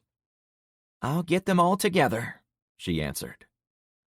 I didn't assume there were no shooters left across the canal. Best case, there were some guards still over there, to make sure we didn't try to return. Worst case, there was an active sniper hiding in the abandoned homes, looking for leadership on our side. LeVar, you shot? I asked. He was still next to his door, waiting for the all clear. No, but they shot something in the engine bay. I was backing up like you wanted, and suddenly the steering wheel didn't work anymore. I decided to see where it took me, rather than stop on the road at any point. If we'd all had CBs, it would have saved me a lot of worry. Okay, LeVar. Maybe hop into the station wagon with Shane, then park behind this house, next to me. Roger that, he answered. Minutes later, I had my two friends safely by my side. In fact, despite the long shootout, none of my people had more than superficial wounds, often from shattering glass or splintering wood. It was hard to tell if anyone had been killed on the other side, since they were in the houses across the canal. All of us had been firing from behind hard cover, so I didn't expect we'd knocked out all of the enemy. The only person who I knew was dead was the motorcycle gang member lying on the far end of the bridge. He'd been forced into the open. Motorcycles were on my mind when I walked into the living room of the house where Darla had gathered everyone. The biker guys were there, as were several groups of teenagers, a small group of elderly people, and a good number of young families. There were so many of them that several had to stand in the backyard, which prompted me to move everyone outside. We should be safe out here, I said as they formed up around the patio. We're shielded from the gunmen across the canal. We hung out in the backyard of the house on the northwest corner. The disabled Charger was behind the one across the street. My people had lined a few cars between the two homes, essentially creating a second layer to the roadblock at the end of the bridge, so it was safer to walk across the street. "Who is in charge here?" a bulky motorcycle guy asked. "Is it you?" "Yeah, I'm Frank Douglas. I'm the neighborhood watch leader for this whole area." "Neighborhood watchers? I thought you guys were always lame, like tattling on people. But whoever you are, this whole group, I'm a huge fan, since you basically saved our asses out there." The man was tanned, like he spent a lot of time outdoors. He was mid-60s, with dark hair that had a lot of white in it. His full 3-inch beard was fresh and uneven, as if it had grown fast with no trimming. I laughed. "We don't do much tattling these days, I assure you." "Sorry, I didn't mean anything by it." "And who are you guys?" I said to show I could take a joke. "Looks like you have a serious motorcycle gang." There were probably 10 men who'd pushed their motorbikes out of the canal and over the bridge. To a man, they wore nearly identical outfits: Carhartt overalls, black work boots, and ball caps with a white triangle on the front. The guy talking was by far the oldest. He cracked up. "A gang?" Some of his men laughed too, and it sounded good-natured. "Hell no. You have us pegged wrong. My name is Mercer. We all work for Pennsylvania Power and Light. We got sent down here 2 days before the EMP knocked out the power.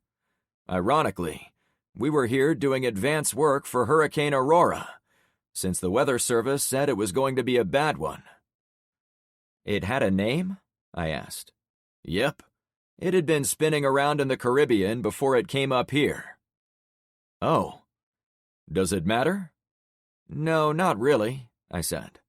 "It just puts a name to the face, so to speak." I didn't want to explain all the people we'd lost in the storm, including the many I'd had to pick up curbside to haul away. Many other bodies still floated in the bay. Nothing of that conversation could be positive.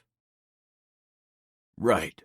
So when the trucks got zapped, we realized we were 1,000 miles from home with no way to get there except on foot, so we started looking for alternative means of travel." "Looks like you found some. Those old motorcycles are probably the best thing to have right now." A dark shadow passed behind his eyes. "Yeah, but we couldn't roll out of the city like we hoped. We found some kids that were lost. Then we fell in with some residents trying to stop their street from being taken over by looters. Well, by that time, we'd made friends that we couldn't leave behind." "You were fighting for the locals?" I asked with some surprise. I figured he was going to say thanks for the rescue, then asked to be pointed toward the interstate. He nodded. "Not very well, I'm sorry to say. We found these old Harleys in a rich guy's detached garage. He wanted to bug out to New York State, so he provided us with bikes if we agreed to escort him there." He again seemed distracted by his own memories. "Is he here?" I prodded. "No." "Was he the guy who died on the bridge?" He shook his head slowly. "No, that was a fellow supervisor. Our benefactor died during the storm. The old bastard was outside helping people, but he didn't know how to swim when the big surge came in." "I'm sorry," I said. A woman interrupted. "I'm sorry for your loss, mister. But what are we supposed to do now?" She glanced toward me. "We brought some food like you told us, but where can we go? The houses around here are all disgusting from the flooding." She was the heavy-set, short-haired woman who'd done the bare minimum to alert her neighbors. I really wanted to spend more time talking to Mercer and the bikers, as they'd been working hard to hold things together, like we were. But the woman deserved to be heard, too. "Friends," I said as I waved them closer. "I'm sorry we couldn't get here sooner and put up this roadblock a few streets south of here, but nowhere is totally safe. The street along the canal represents the southern border of our new Neighborhood Watch coverage region. The Tattle area, if you prefer." I shared a friendly grin with Mercer before continuing. "If you want to keep what's yours, you'll need to take over some of these abandoned houses, clean them up to make them livable, and then defend the bridge and canal, so none of those vicious people can cross over and take what belongs to us." Shane, Sonny, LeVar, and many of my close friends walked the perimeter of the group, wary for anyone who might try to harm us. I was proud of them, since I hadn't asked them to provide security. They were doing it on their own. "You want us to carry guns," the woman complained. "And you want us to fight soldiers like those shooting at us? No way!" I was about to speak when Mercer beat me to it. "We ran into people like you, ma'am." "Like me?" she scoffed. "Yeah, you expect everyone else to take care of things for you. Did you ever once in your life consider who it was that got the power working for you after each hurricane? Or was that too much work, too?" "The power company dealt with that," she sneered. "We're the power company," Mercer spat. "Me and my boys have been fighting a losing battle for I don't remember how many streets down that way. Each time we thought we had the place locked down, people like you decided they didn't want to hold a gun to help their neighbors. That's why we're all the way back here." The woman's scowl glowed with hatred.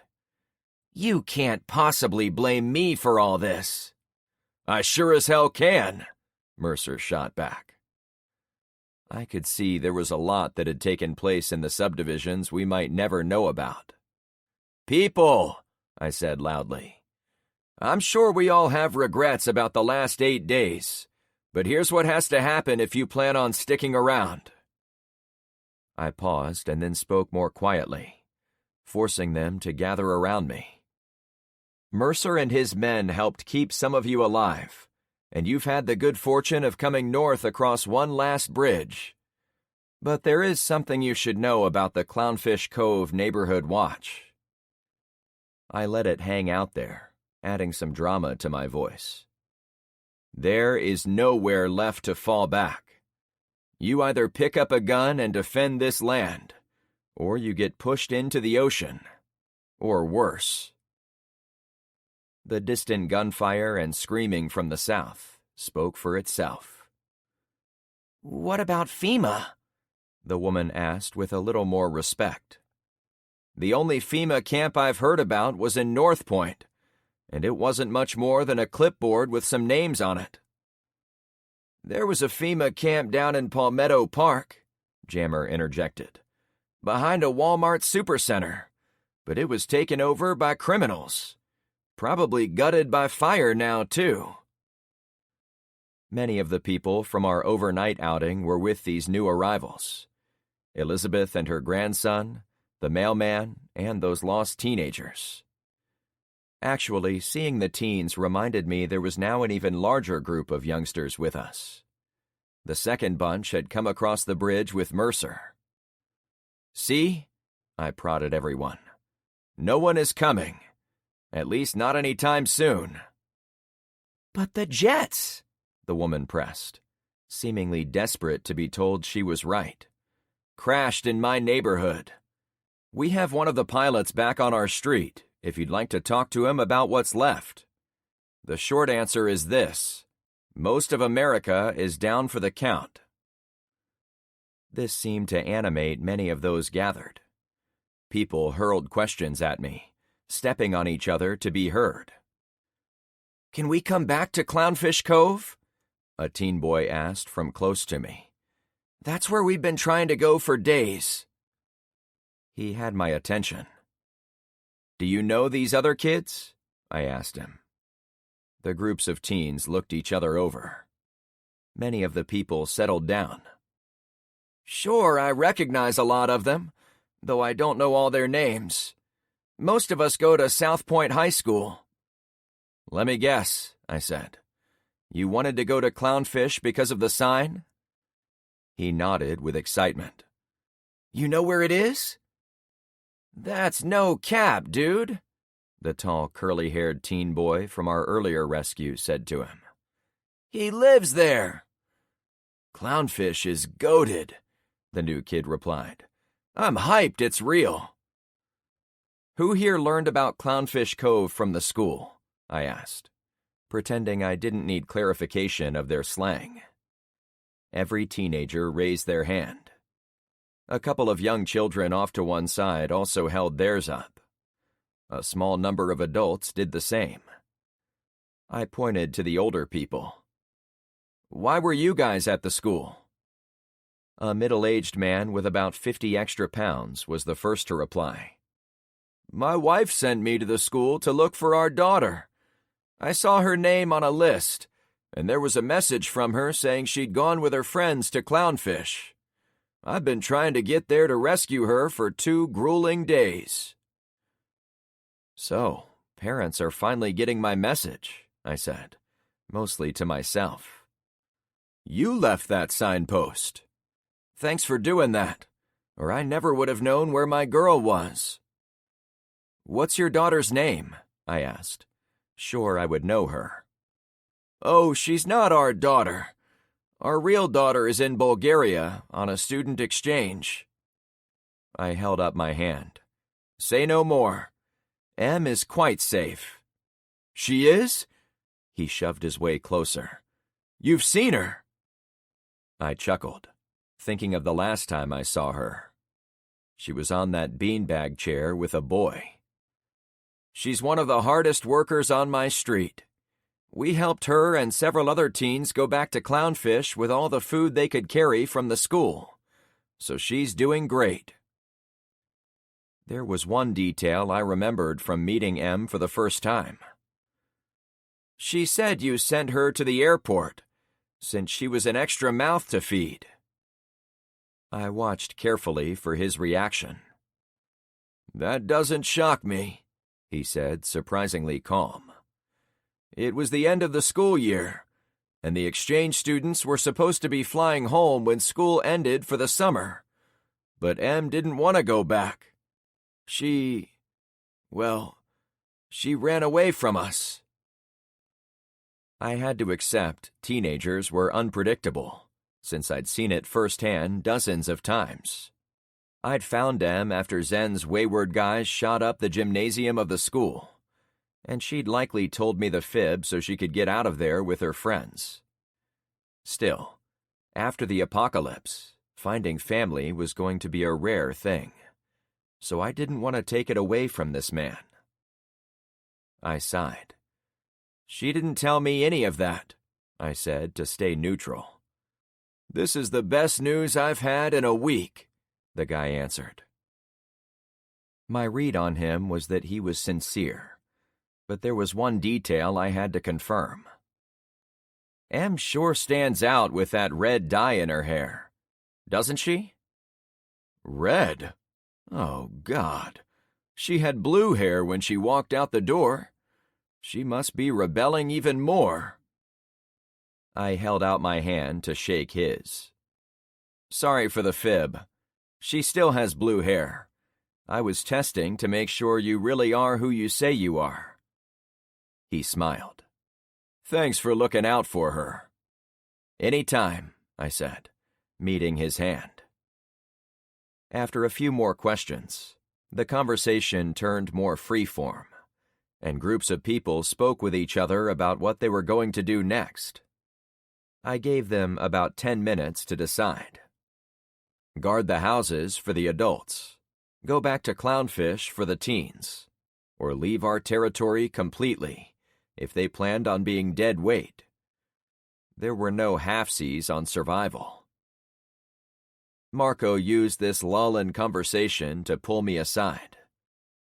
Frank, I've talked to Mercer and his men. They said a number of teenagers came out of the high school, following your message.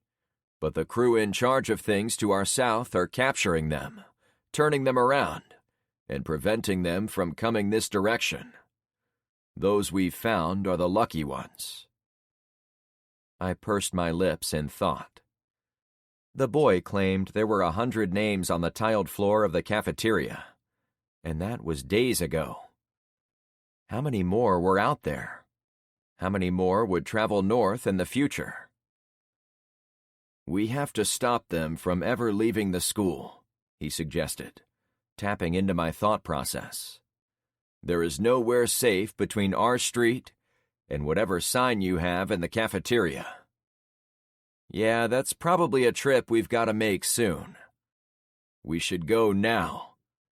No, I don't want to risk any more of my people by traveling in the daylight. We'd barely made it out of the southern subdivisions under the cover of darkness. Doing it during the day would be a suicide mission.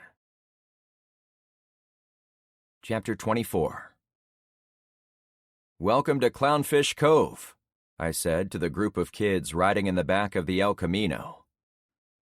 Wow, this place is just like everything used to be, a girl's voice answered. You think they legit have Pop-Tarts here? A boy asked his friends. I really want mac and cheese, a girl answered. The kids went around sharing the first food they wanted when things got back to normal. I heard fried chicken, pizza, grilled shrimp, and one girl even mentioned fast food tacos. It hit me hard they were talking about common foods from only 9 days ago. It even smells better here, one of the kids laughed. Carmen, in the passenger seat, reached over and rubbed my arm in the comforting way she often did. Frank, don't worry about what we've lost. The more we get out and see how fast the world is falling apart, the more excited I am to come back to our street and make sure we hold on to what we still have. You are making it all possible. The weight of hundreds of people was now on my shoulders. I was already physically drained from almost 24 hours of continuous work, but the mental toll of providing a safe haven for all those new people was also quite steep. We are making it possible, I corrected, since it went without saying I couldn't have done anything close to building up our street if I'd been alone. She smiled. Can you believe these kids? I continued. They've been in the worst part of town, and multiple gunfights, and here they are talking about food. They are resilient, she answered. A trait we all need. Amen to that, I said. I pulled through the wrecked roadblock and heard the kids ask each other what could have happened with the burned homes. I decided to save the story about the plane crash until they were settled in, or until one of the other kids told them.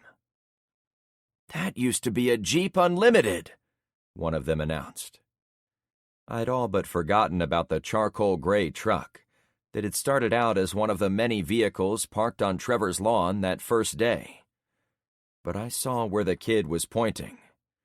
The long bed stuck out of the dirt to our right, near some orange pieces from my Corvette.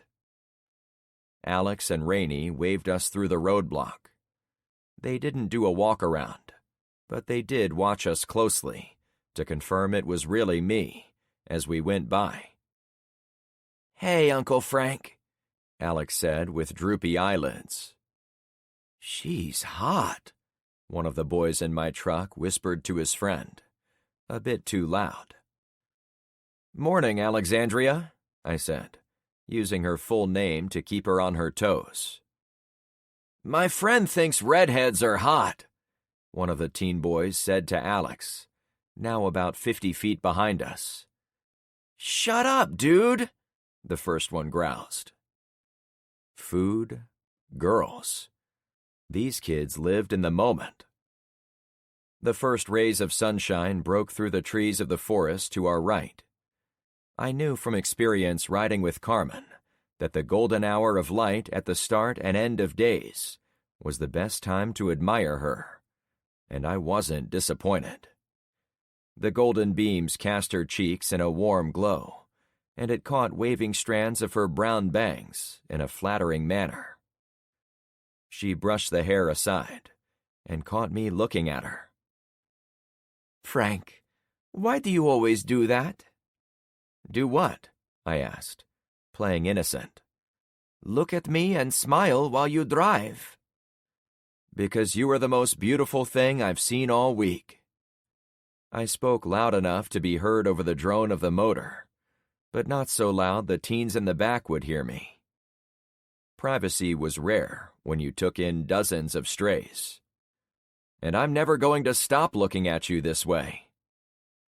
She glanced out her window and spoke with sadness. "I hope not." It was my turn to reach over and touch her arm. "Carmen, you okay?" The Cuban woman took a deep breath, then faced me.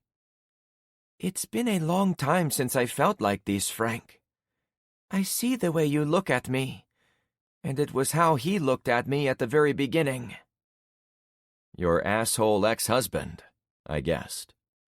"Yep, and he turned out that way without an apocalypse going on. Now that we're back on the street, I remember how exciting it is to be moving in with you. But I'm also scared that this relationship is on rocket fuel right now, and that we're destined to crash into a wall when you get sick of me. When you find out how lame I really am." "That's what has you worried." I burst out laughing. "You're as bad as those teenagers we're hauling around. I thought they were nuts for talking about food and hooting at girls already this morning." She play-slapped my shoulder. "This isn't funny." No, you're right. But I found humor in your statement because I always thought of myself as the boring one.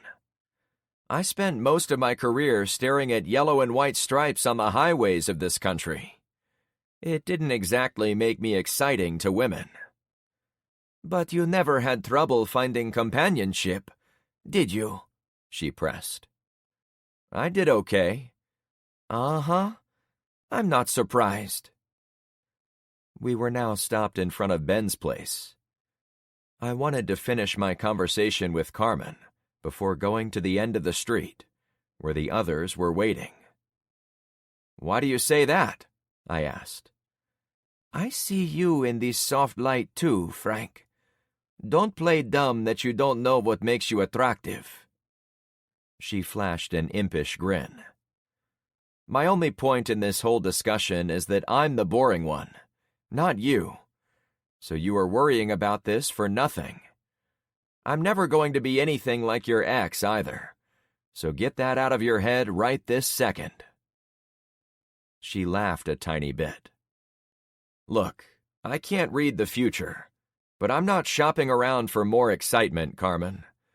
I would be very happy if you moved in with me, and we could argue over the color of drapes and complain about our bed being too soft. Shit people used to do in the old days." "That does sound nice," she agreed. Behind us, the convoy of vehicles tightened up. I was about to drive on, but I noticed Tyler and a couple of boys digging in the open lot to our right. I leaned across Carmen to talk to them. "Hey, what you digging for?" "Oh, hi, Uncle Frank," Tyler said with a passing glance. "We're playing Minecraft. We're mining." He stuck the shovel in and hopped on the blade to drive it deeper into the soil. "Come again?" One of the other boys looked at Tyler for a moment, then turned to me.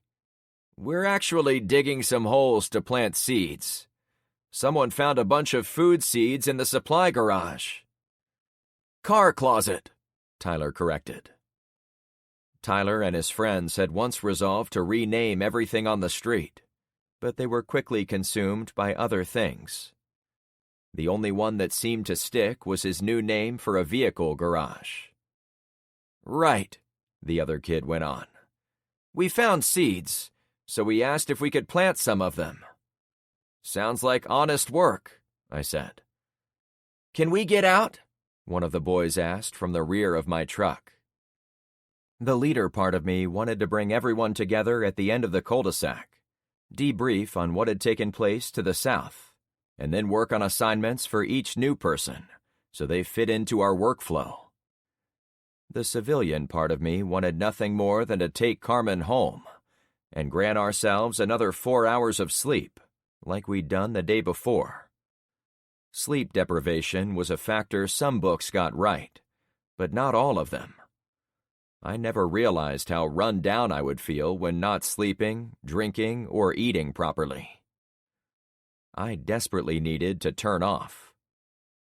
"Hey, Minecraft guy," I called to Tyler.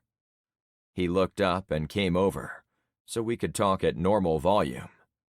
"Yeah?" he drawled.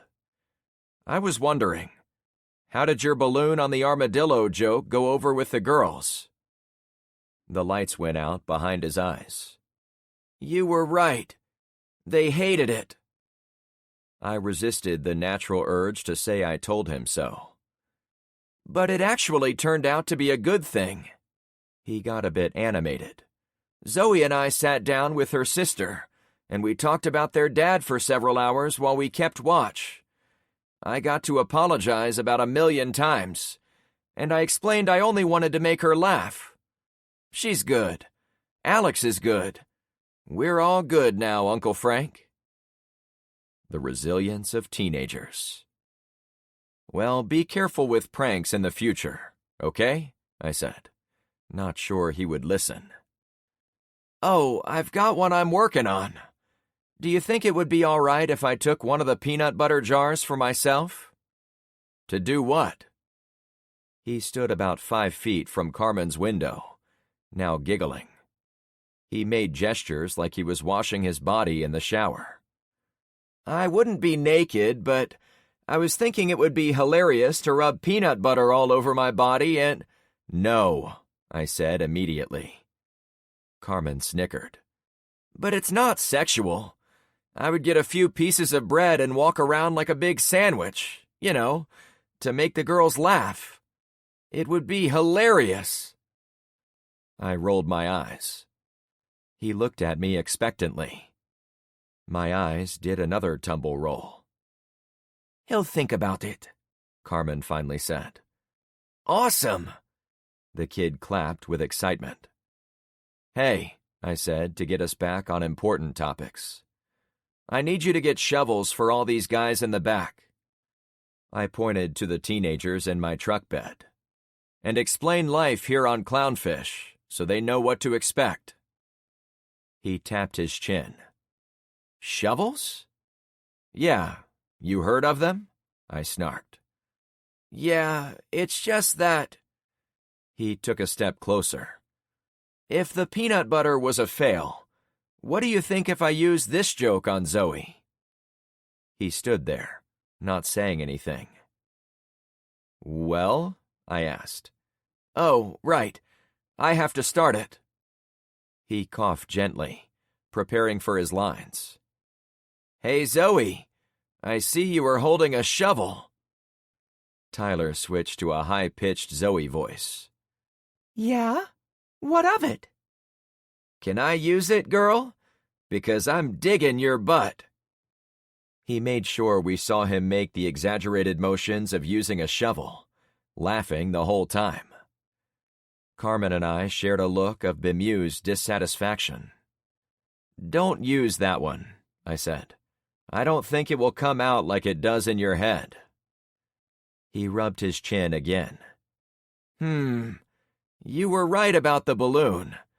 I'm sure there's a joke here, but maybe I'll refine this one. Yeah, put some time into it, Carmen added. Tyler switched gears by asking about the new teens. Where are they from? From the South. Really? He moved to address the others and us at the same time.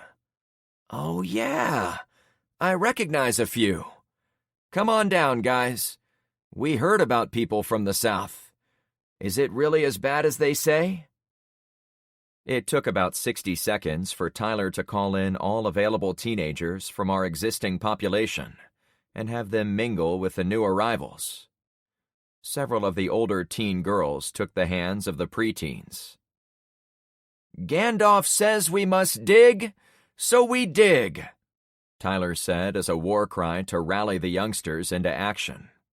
The older kids ran off to find more shovels. They'll be fine, Carmen reassured. They can't all stay in the same house, I said seriously. Look how many there are. We probably had 50 kids under 18, not including those who lived nearby on Barracuda and Albacore, many who liked to hang out on my street. It can wait, she suggested. Yeah, you're right. I drove on, passing Ben's place, LeVar and Kyra's, and then Luke's. One of the pink flamingo decorations was missing, but there were still 3 standing in the grass. Seeing them reminded me of range cards, signs posted in the ground at predetermined distances, 100 yards, for example, so it was clear how far away a target was from your position. If we put range cards out in the woods, we could make that our final warning for intruders. When we get out, remind me to write this down. I want to cut up some of the baseboards from the gutted homes, then nail them to trees out in the woods. Each sign will say the same thing. We shoot first. Like the guys with the dumpster, she reasoned. Yeah, after what we saw last night, I think we have to double down on keeping bad guys away from us. If we put up a sign every 10 feet out there, no one can claim we didn't give them a fair warning. But would you really shoot every person who came beyond the sign? That might have been the most important question she'd ever asked me. I'd already considered total isolation for our group. Being willing to shoot intruders was a necessary step 1 to avoiding contact with the outside. Otherwise, there would probably be breaches multiple times per day. I waved to Bella as she trundled down Luke's driveway. Hiya, I said to her as I slowed again. Hey, Frank. I crossed the bridge when I saw all the cars coming in. It's safe enough for a pregnant woman. I thought you'd like to know that. Your husband was the one who helped build it. Him and Dante were on that task. Where is my Marco? She asked, looking at the line of vehicles behind me. He took off last night without his chaw, so I wanted to greet him with a can. She held a small green can of the tobacco. I'm not sure, We're about to park and get everyone out." The soothing vibrations of the motor under my seat was already lulling me to sleep. If I didn't get out soon, I was going to fall over and probably race the truck through the front of my house. "Oh, okay," she said, stepping back from the curb. Finally, with no more distractions, I pulled the El Camino onto my driveway. The rest of the cars and trucks crowded around. Several had to drive on the grass of the houses on the circle. Red pulled the Max Semi in last, maintaining his position as the tail gunner for our convoy. Once we had everyone going onto new tasks, including sleep, I would have someone figure out where to keep the semi on our street, so we had use of its huge air horns. We would also need to go back to recover the Charger. I'd taken a quick look under the hood before we'd left, and determined the steering linkage had been trashed by a bullet tumbling around in the engine bay. With parts free for the taking in all the abandoned cars, I didn't think it would be out of commission for too long, but I wasn't getting to that for at least a few hours. There was also a new line of shipping containers behind my house. Red had managed to get a few segments of our new wall placed while I was out on the kayaks, but I hadn't been able to look at them in the overnight hours. I really wanted to check them out before going to sleep. "Frank, where is my husband?" Bella asked as she came up next to my truck. I hadn't even gotten out. "Marco," I sing-songed, then chuckled a bit. "Your wife is on the white courtesy phone." I was too tired to look around to see which vehicle he'd been riding in. My hazy brain tried to focus on the woman. "I stood and watched every vehicle go by," she said with a voice carved with worry. "He isn't here." "Well, he has to be somewhere." "Was he okay? Did he get injured?" "No, not at all," I protested kindly. "I talked to him a little before we left." An idea caught in my throat, cutting me off. "What?" she asked. "Where is he?" Since I hadn't even gotten out of my truck, I slid back onto the seat and shut the door. My heart pounded with the realization there was one vehicle missing from our convoy. Carmen closed her door, too. "I'll be right back," I said to Bella. "Give this to him," she insisted, holding the can of chaw. "He'll be needing it." "Sure." I shoved it in my pocket. I cranked over the big block Chevy engine and backed the El Camino into the street. Luke ran over. "What's wrong, Frank?" "Nothing." I thought about it. "I hope it's nothing." "Should we come with you?" he asked as I rolled away. "No, we'll be back in a few minutes. I promise." I barked the tires as I hit second gear, but I didn't speed any faster while the street was filled with teens and new people. However, once we were past the remains of the roadblock and clear of everyone, I dropped the hammer. 475 horsepower surged through the engine, into the drive shaft, and spun the gears for the rear end. I jammed the shifter into third gear and ran it to the red line until we reached the end of the street. I took the right turn practically on two wheels, then kicked the clutch hard to get us back up to speed. "Frank, what's wrong?" Carmen panted, holding on for her life.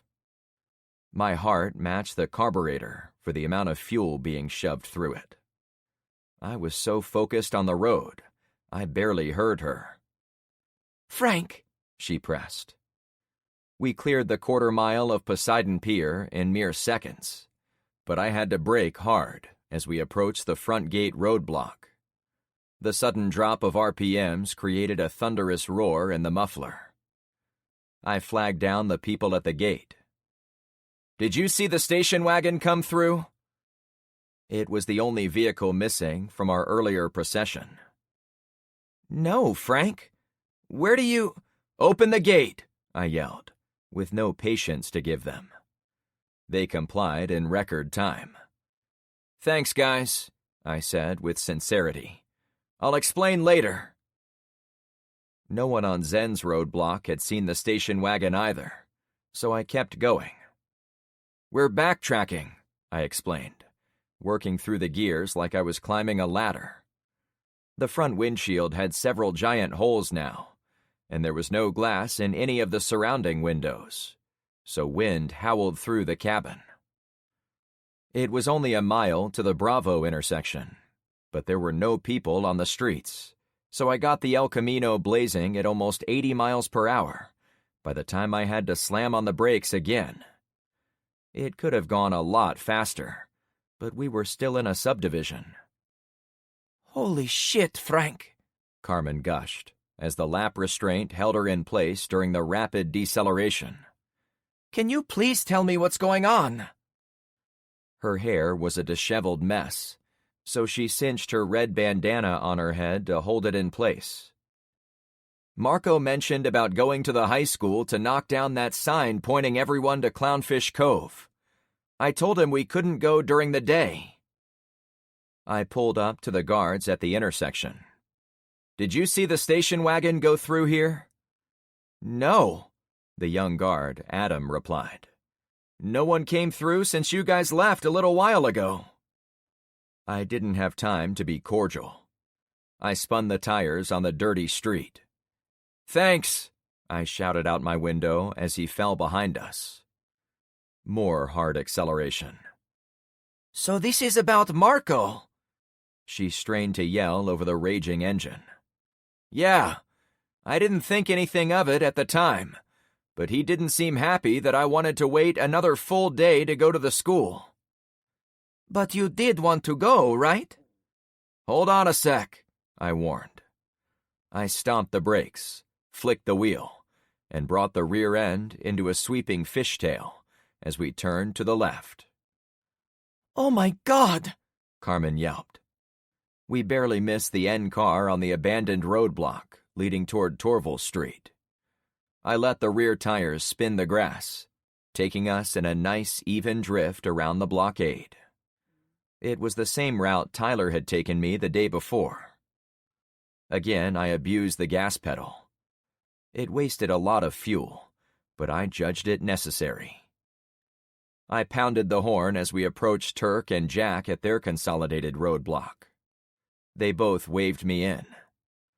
I slid the El Camino to a stop in front of the entrance to their street. Did you see a station wagon come through here? I panted. I was ready to spin the tires and do a U-turn. The only place left to check was the roadblock at the Southern Canal, since that was the last place I could say for certain I had seen Shane and Sonny's station wagon this morning. Yeah, we did, Jack replied. My ears rang like church bells from the combination of wind and engine noise. It came through here, I asked to clarify I'd heard him correctly. Yeah, maybe 20 to 30 minutes ago. They stopped, actually. Dumped off a bunch of guns. What did they say? Where are they going? I tried to calm my pounding heart. But if Shane dumped his trunk full of guns, it meant he knew they were going into risky territory. They said they were going to the school to stop the flow of kids into the dangerous city.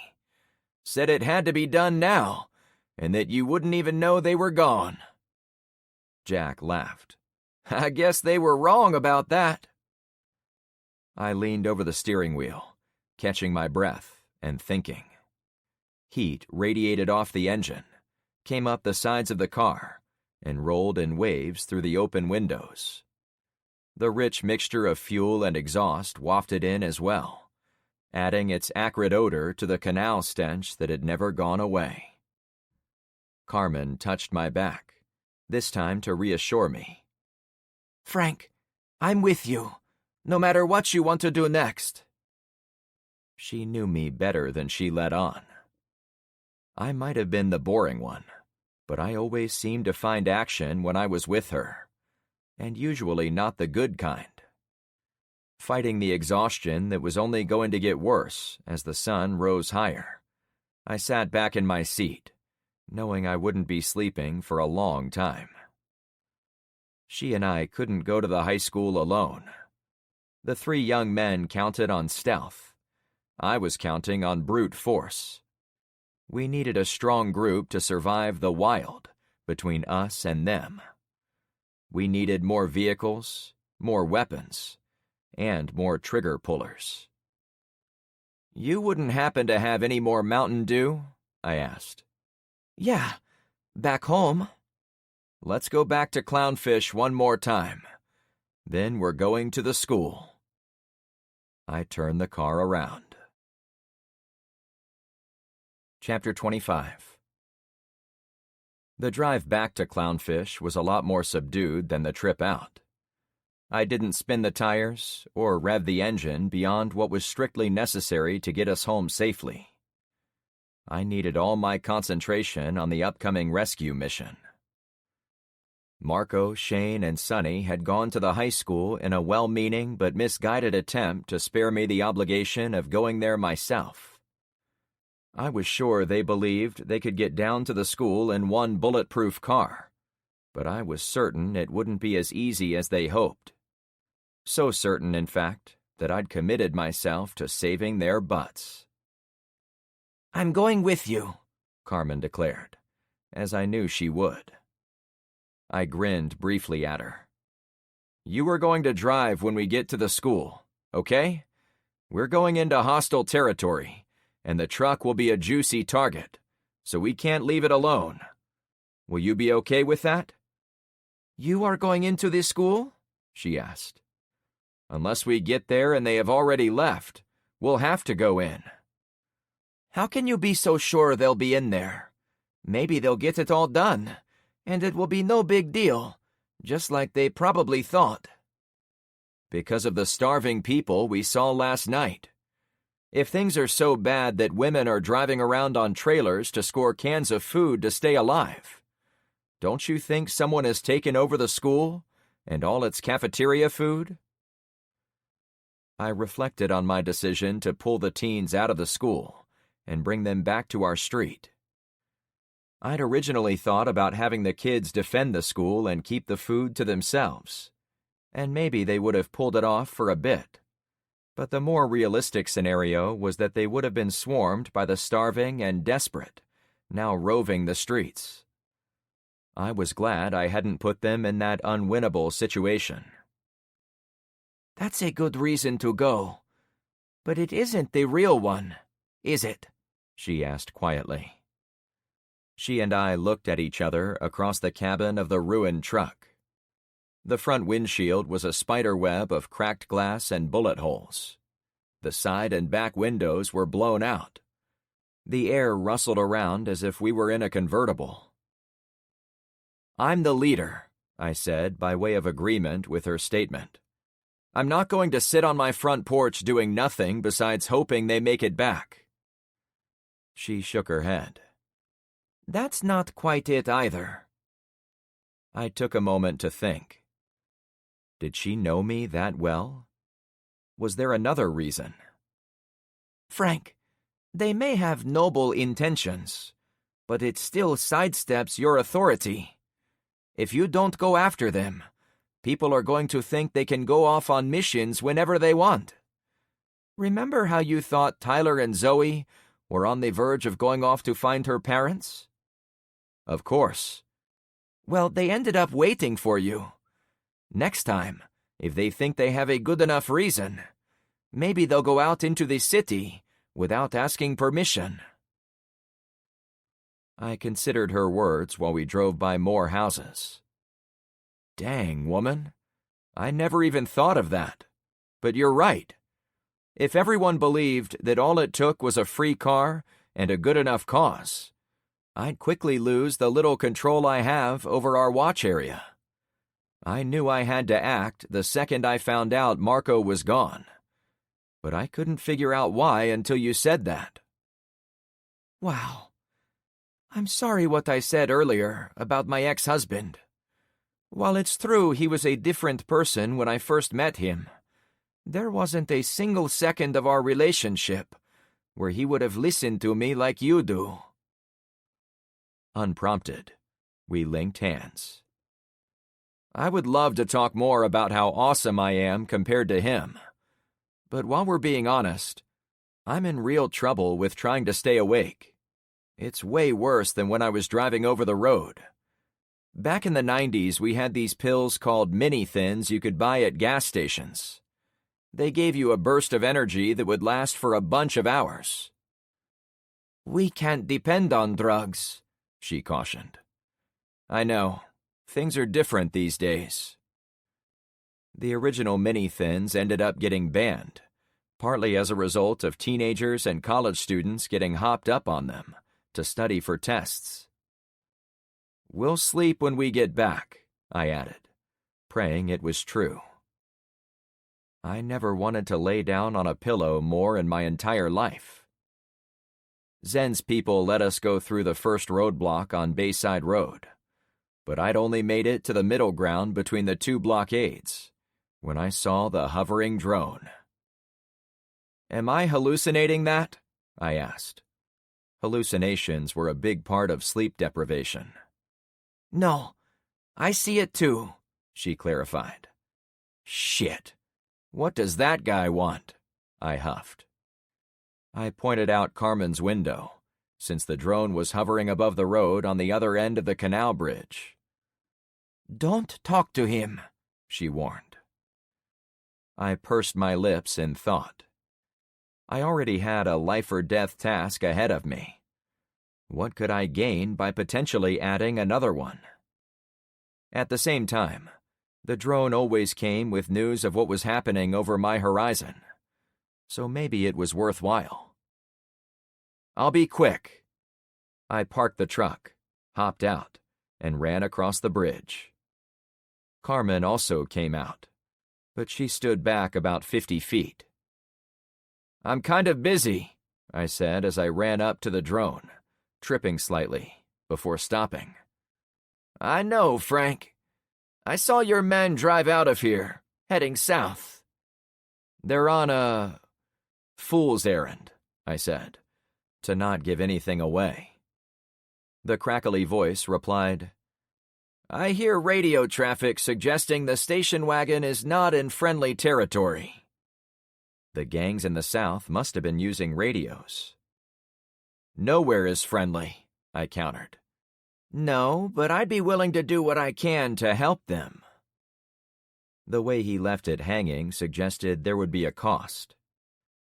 "If I meet with you," I finished for him. "Perhaps I could send the truck to pick you up after it gets dark. I'm sure I could have your people back to you by then." "Hard pass, buddy. I can't trust the lives of my friends to a voice from a cheap Chinese drone. I'll get them on my own, and owe you nothing." After successfully taking Elizabeth to get her grandson, and getting all those people out of the South, I'd begun to think I'd taken control of my life again. I made most of those decisions. I decided how and when to put my people in danger. Here, I was faced with someone who wanted to take that control away from me. Maybe that was the real reason why I wanted nothing to do with a nosy drone operator. Before long, I would be his errand boy. No thanks. I started walking back to my own truck. "You'll want to drive in the woods," he said, stopping me in my tracks. I did not turn around. "There is a new roadblock about a mile south of here," he continued. "The group running things in the Southern Alliance of Subdivisions is establishing their northern boundary, same as you are laying out your southern frontier." I clenched my jaw. "Don't engage with them," I said to myself. "Your friends made it around that roadblock without my help, but I wanted you to know they did stir up the nest." "Shit," I whispered.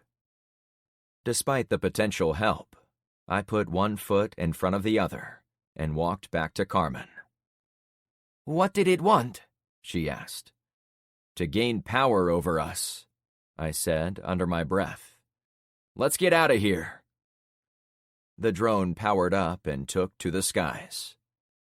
By the time we were both back in the El Camino, it was gone. I explained everything it said on the short drive back to Clownfish. To my relief, Carmen agreed that we couldn't put much stock in the words of an unreliable person hiding behind the speaker. However, she couldn't deny it would be useful to know about the roadblock standing in front of our route. I believed it about the blockade, too. None of this made me feel any better. Like a determined termite, D, the drone operator, was drilling his way into our neighborhood, always weakening our ability to resist. When I turned on to Clownfish, it was like coming home to a military camp. A dozen teens were armed and alert at the roadblock, and among the ruins of the 3 burned-out homes. No one was wandering around on the street. Penny stood in her garage, waving us in. "That's new," I said. "She wants us to pull inside," Carmen suggested. I had to drive on Penny's front lawn to get around the fleet of other vehicles parked on the circle, but I was able to angle the El Camino into the empty bays of her 3-car garage. The engine growled in the confined space as I pulled next to her bicycle and the child trailer. Looking them over, the bike and trailer might have been better suited to the planned mission to the school. They would have allowed us to travel at night, with near silence, and with minimal chance of being seen by criminal elements. However, taking them in broad daylight was no longer a safe option, especially when chasing a car. My 3 friends were undoubtedly already in danger down south, but I'd forced myself to drive slowly back to Clownfish to prevent myself from jumping in with both feet. A rescue mission would be of no use if we also needed to be rescued.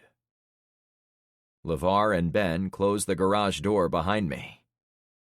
"What's going on with the street?" I asked when I shut the motor off. Penny rushed over.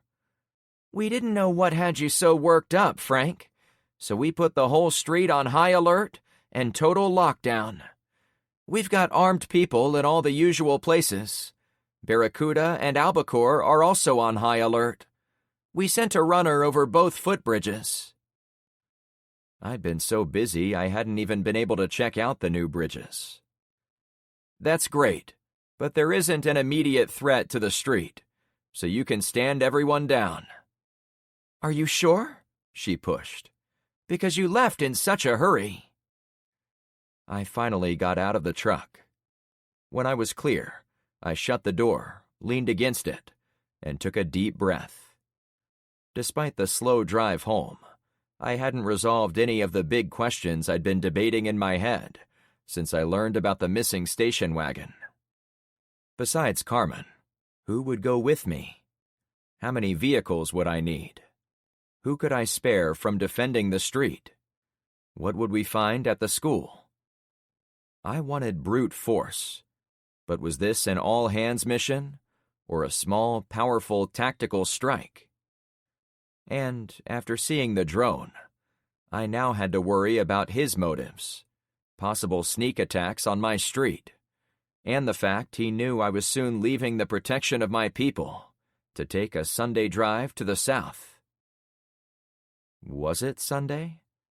I didn't even know the days anymore. I used both hands to rub over my face to wake myself up. The more tired I got, the less focused my thoughts. Right now, standing in the darkened garage, my body was begging me for only one thing: sleep. "Frank!" Bella came out of the kitchen door. As one big example of my declining brain function, I'd forgotten I was supposed to bring back news of her husband. "I'm afraid Marco and some others drove somewhere they shouldn't." Of all the reasons Carmen and I had discussed, the look on the young mother-to-be's face turned out to be the only one I needed to get me moving. "What are you going to do?" she asked. "I'm going to go save him," I said, as if it was never in question. Chapter 26. Once I'd committed to going to the high school, it made everything else fall in place. I picked the team I needed to get the job done, prepped the proper vehicles, and ensured we had the right weapons and ammo for a possible forced entry into the school building. Along those lines, I also brought a toolbox, our lone working chainsaw, and a big sledgehammer. "Carmen will ride with me in the El Camino. We'll go first, so follow my lead whenever possible." The 6 of us stood together on Clownfish. In the end, I opted for 3 pairs and 3 cars. It seemed the right number, given all the competing directives to protect the street, protect us on the road, and provide enough of that brute force when we got to our destination. LeVar and Kyra will go next in the M715. We've got the big tow straps in case any of us break down or fall behind. I could imagine any number of scenarios where vehicles could be damaged or knocked out, so it paid to anticipate. "And you last 2 will drive in that." I gestured toward the 3rd vehicle in the line. It was the bluish-green Baja Bug Sonny was fond of driving around. There were 7 other new vehicles in our inventory, but we'd won those from the sheriff the day before, and I'd been busy every second since then, so I hadn't personally driven any of them. I would have taken the M715 no matter what, since it was the only rig with the towing power I needed. But of those left, I only trusted the Bug, since Sonny had taken it for a spin and deemed it worthy. "Shouldn't we take 3 purpose-built off-road vehicles?" Red asked, as he gently kicked the tire of my El Camino, a vehicle only moderately suited for off-road use. Red, the swarthy, curly-haired 40-something trucker, was my 3rd driver. Besides knowing he could take an assignment behind the wheel of any moving vehicle, he'd spent a lot of time on Barracuda with his truck. Since Marco lived on that street, I thought it was important to let a resident from over there come with us.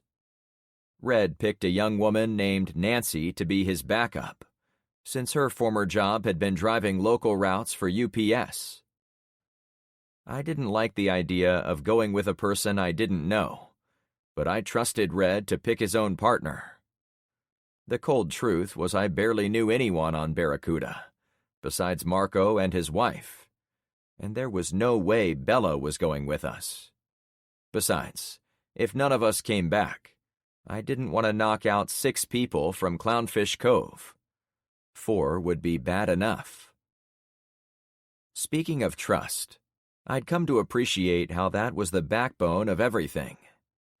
I still didn't really know many of my neighbors from other streets, but men and women from Albacore and Barracuda were now guarding our homes to provide backup while my team was gone. They trusted the idea of mutual security, even if they didn't shake my hand to know us by name. Though there were still a few holdouts who refused to come out of their houses, most of the others on those 2 streets were active in helping the larger group. "Uncle Frank," Rainey said as she and Lena handed out packs, "we made sure you are full up on ammo, food, and water." She turned up her nose when she got close enough to hand it off. "Who told you to do that?" I asked kindly. "Penny. She said as soon as you drove into her garage, we were supposed to start getting your stuff together for a trip back out. We cleared it with the watch desk. No, it's all fine. This is really great. That's all I meant. Thank you." She was grateful to back away. I knew we smelled like that canal. Both girls were dressed in colorful sneakers, shorts, and tops, like they were going jogging the second we left. Even if they didn't, they were dressed for the heat of the day ahead. It hadn't rained a drop since the hurricane came through, and we would soon be heading into July. "And thanks for rescuing this little fella," Rainey said happily. The excitable little Jack Russell came around the back tire of my truck, still on one wheel. The apparatus over his hindquarters was clearer and better light, and it seemed otherwise intact. If I had to take a wag at what happened, I would think one of the jerks to the south stole his wheel, simply to see the dog struggle. "Rainey, can I put you in charge of finding him another wheel? Take it off a lawnmower or something similar. You might have to take off the other wheel and put two of the same on." She acted as if I'd given her the plum assignment of the day. "Oh, Uncle Frank, I would love to. Me and Lena won't let you down." "Saddle up," I yelled. We all got in and started our vehicles, testing the engines with hard revs to be sure they weren't going to let us down when we needed them. It sounded like the starting line of a NASCAR race, and the fuel fumes filled the inside of the truck, furthering the illusion. We were about ready to go when Tyler ran up with a gaggle of teens behind him. He carried the 4-pound hammer in front of him like it was a birthday cake full of candles. While the others stayed back, he came right to my window. However, when he got close, he caught a whiff of the dried sludge on our clothes. "Oh, God!" he snorted dramatically. "What frickin' died in your car?" In that instant, I considered running home to change, but we'd already delayed far too long. "Tyler, there's no time." He coughed and pinched his nose. "I must have been upwind when you came in the last time. Those other people stank too, but your car smells like something died inside a fart." Carmen snickered, but I was already at my limit for teen shenanigans. "Geez, kid, we've had a long night." His demeanor changed. "Oh, sorry.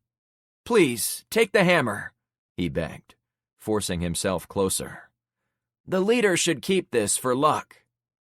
"Fine," I said, knowing it was far quicker to take the hammer than try to argue with a teenaged boy. As soon as I had it, I was again ready to go, but he put both hands on the windowsill.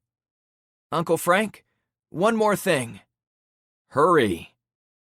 Tyler waved a few of his friends over, including the twins. Kimber and some of the other kids ran to the cars behind me. All of them put their hands on the hoods and bowed their heads. Tyler spoke in a loud preacher voice. "God, watch over Uncle Frank and the others, and bring them back safe." I was completely taken aback by how fast the teens bounced between goofy and serious. I was similarly overtaken by a wave of nostalgia for the way things used to be, where prayers were given over food tables and before high school football games. A time when the worst that might happen to me on a drive into town was being too heavy on the gas pedal of my new vet. "Amen," we all said at the same time. The injured girl, Nikki, appeared from the teens at the car behind us.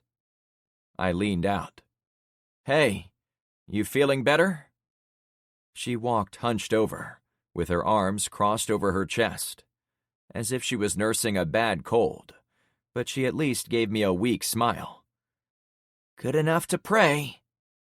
"I appreciate it." "Me too. I'm praying every day that my mom shows up." That tripped an alarm. "Didn't anyone tell you? She's close. We found her several streets over." "They told me, but they also said she is very sick and I can't see her yet.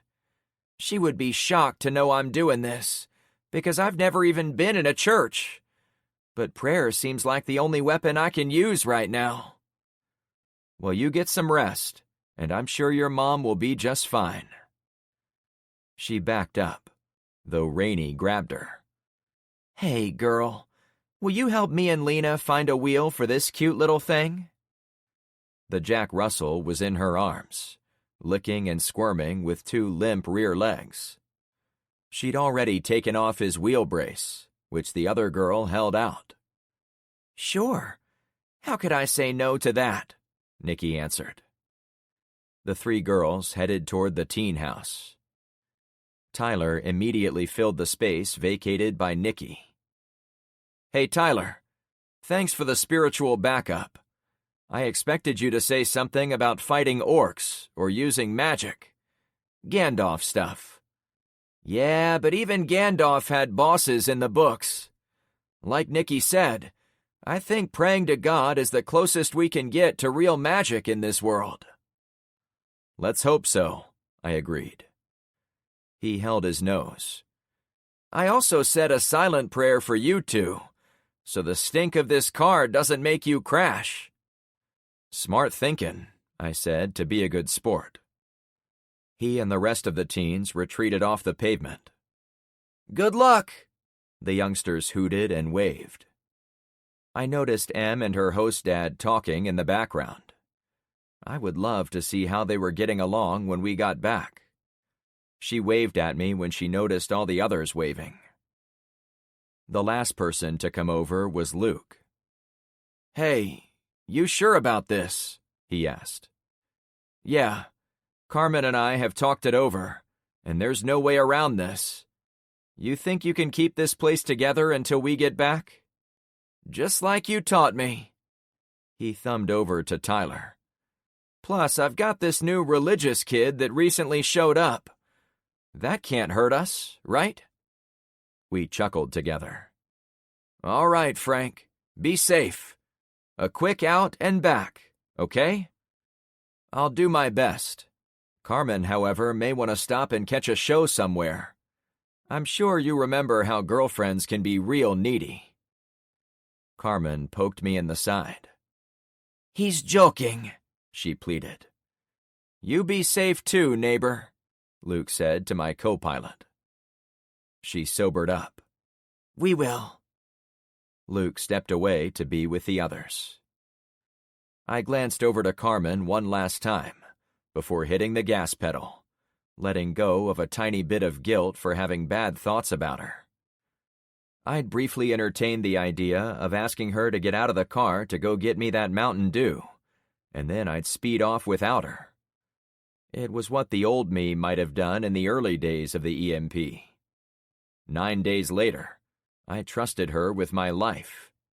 I wanted her as my partner out there, and there was no way in hell I was going to leave without her. Thanks, I said with a few waves to the well-wishers. We drove in tight formation to the end of Clownfish. The clapping and cheering died away.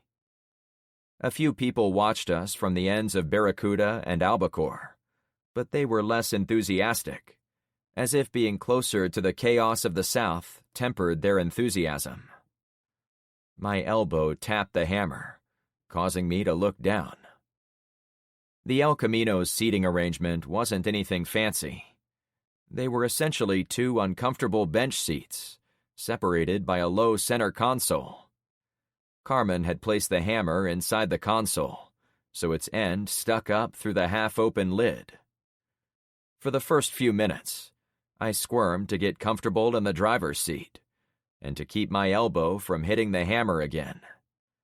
I figured my unease was largely due to the anticipation of what was ahead.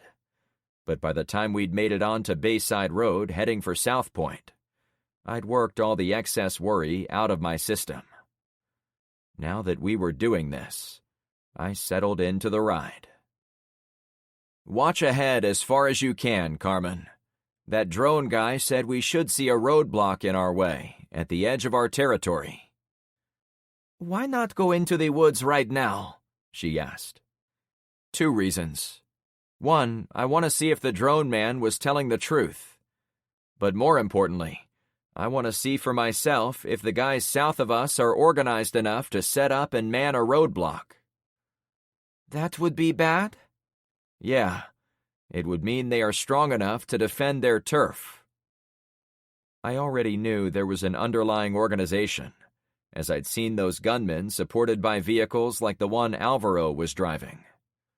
What I didn't know was whether there were enough of them to hold territory. We soon drove by Jack's neighborhood. He and Turk waved from the roadblock at the end of the street, where it met Bayside Road, suggesting they were coming out of quarantine and getting back to guarding the larger area of their neighborhood. I slowed enough to tell them what we were doing and to be on the lookout for our return, as there could be people chasing us. The next few blocks south of them were friendly territory, but it wasn't long before Carmen sat up. "There! People are standing guard." As the drone had promised, a blockade had been spread across the main road south. "Call it in to our tail gunner," I said. I debated not taking both CB radios, as it would take them away from the street, but I decided a big advantage for us would be the ability to communicate while on the move, so we grabbed one for the Baja Bug and kept the first one in the El Camino. She raised red. "We're going off-road." "Roger that," he came back. I only got us close enough to the roadblock to see the people myself. They began flagging us down, despite being half a mile away. They were behind the roadblock, further confirming they intended to keep us out.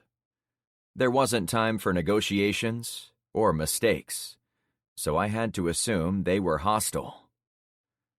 We were well south of the primitive road leading to the secret area where we'd found Shane and his station wagon, but the forest floor was still flat, like everything else in this part of Florida, so it was easy to pick a break in the ground cover and drive off the road.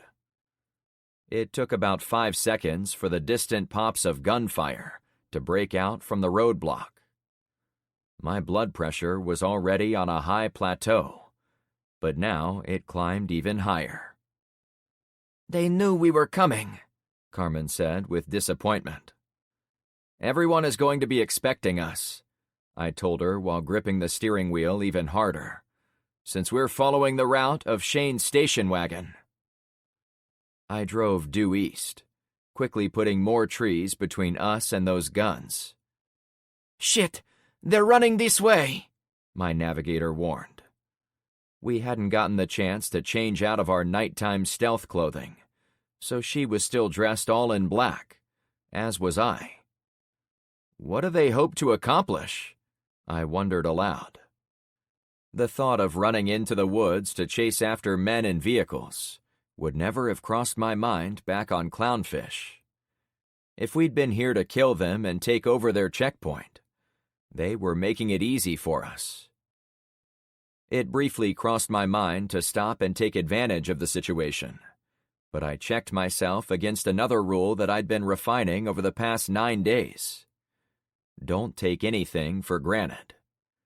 It could be a trap. Who knew how many men might be hiding in the woods, waiting for us to attack? Even if we did get to them, we still risked losing a vehicle or one of our drivers. Every loss would make it harder to get to Marco and the Kingston brothers. So the smart play was to avoid confrontation until we reached our goal. I heard a few final gun blasts, but they continued to get farther away. After about half a mile, my blood pressure began its cool down. We were far out of their range. The forest canopy dropped away as we entered an open area that had probably been a broad pond a few days ago. There were fewer weeds and more rocks, but it was nothing a set of radial tires couldn't handle. Carmen was alert and on watch, which I had to admit was one of the few times she wasn't engaged in small talk with me. In a former life, I could imagine her spending a lot of time gossiping with her girlfriends over bottles of wine, or at her home salon. I'd seen flashes of her fun side many times since the EMP struck our state, but she could turn it on and off.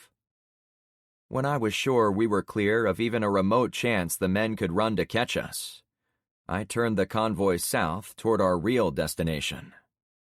Almost immediately, I ran us onto a beat-up dirt 2-track that had been used by many tires lately. "This is almost a highway," Carmen commented. "Yeah, we might need to come back this way, so remember the dry lake bed. That's going to be our signal to cut back toward Bayside Road." We drove a bit, and soon figured out why the trail was so worn. A set of giant gouges split away from the trail and headed out into the woods. Wheeled vehicles had mashed down the trail the way we'd come, making it difficult to see that a tank had passed through. But the departing tracks in the woods gave it away. "Those were from Margaret's tank," I said as I pointed to them. "They came from that direction, joined this trail, and then must have gone toward where we found that wing." "You've really taken me on some adventures, Frank. I never thought my life would ever be this exciting." "You and me both," I chuckled. I was cut off by the sight of the 4-lane road ahead. I slowed the truck as I tried to plan our path. "What is all this destruction?" "You didn't let me finish," she remarked with a bit of trepidation in her voice. "I was going to say I've had enough adventure, and I hope this one is boring." "Yeah, that would be great," I said. The road was the same one I'd been on several times before. It ran along the south edge of the woods, passing the high school, the hardware store, and Chuck's tractor supply shop. The latter two were far down the way to our left, in an area with more shops. But the school should have been close. The diagonal roadblock at the big intersection was a few hundred yards to the right, if my geography was correct. The condition of the area was nothing like before. Every third home had evidence of being burned from the inside. All of them seemed to have broken windows or boards over the leftover holes. Abandoned cars remained in the street, presumably in the same spots as when the EMP went off. Many of those were dented, stripped, tireless, and burned out too. "Did the demolition derby come through here?" she whispered. What was once a residential area now looked like a war zone. The CB chirped. "What you got up there?" Red asked. I knew we were headed for trouble, but I hadn't expected such raw devastation. It was almost unrecognizable as having once been the friendly neighborhood I'd walked through with the high school kids, after we'd gotten them all out of that assembly. "We don't have to do this, Frank," my pretty co-pilot suggested. We could still turn around. We could avoid all the potential trouble lurking out there. We could let the 3 men sink or swim on their own. Carmen held the mic, but she looked at me, unsure what to tell our tail gunner. I took a deep breath, fully aware of the responsibilities of leadership. "We're going for it," I exhaled. "Frank says we are heading in," Carmen said with excitement into the mic. "Roger that. I'm buckling my seatbelt for this." Red ended his statement with a laugh. "Be ready for surprises," I cautioned her. She hung the mic on the hook by the CB and pulled out her shotgun. I put the truck in gear and crept along the dirt path toward the road. We were heading for a long stretch of open ground between 2 homes. The one to our left was caved in from having its roof burned off. About 100 yards down the street, the next home on our right was mostly intact, but a big hole had been ripped in the rear wall. The insides had been thrown out the gap. Nothing about the area suggested it would be friendly. The 4-lane avenue was still littered with debris from the storm, but much of it had been pushed out of the middle lanes by previous traffic. I remained in first gear as I approached the street. I couldn't say exactly why I was trying to be quiet, and the aggressive mufflers of all three trucks meant true silence wasn't anywhere near possible for us. But it seemed the respectful thing to do. It was as if I was traveling on the Serengeti and stumbled across a pack of wild dogs that had torn a carcass to shreds. But the bloodthirsty animals were still napping near the remains. If I woke them up, it would mean immediate trouble. We turned left.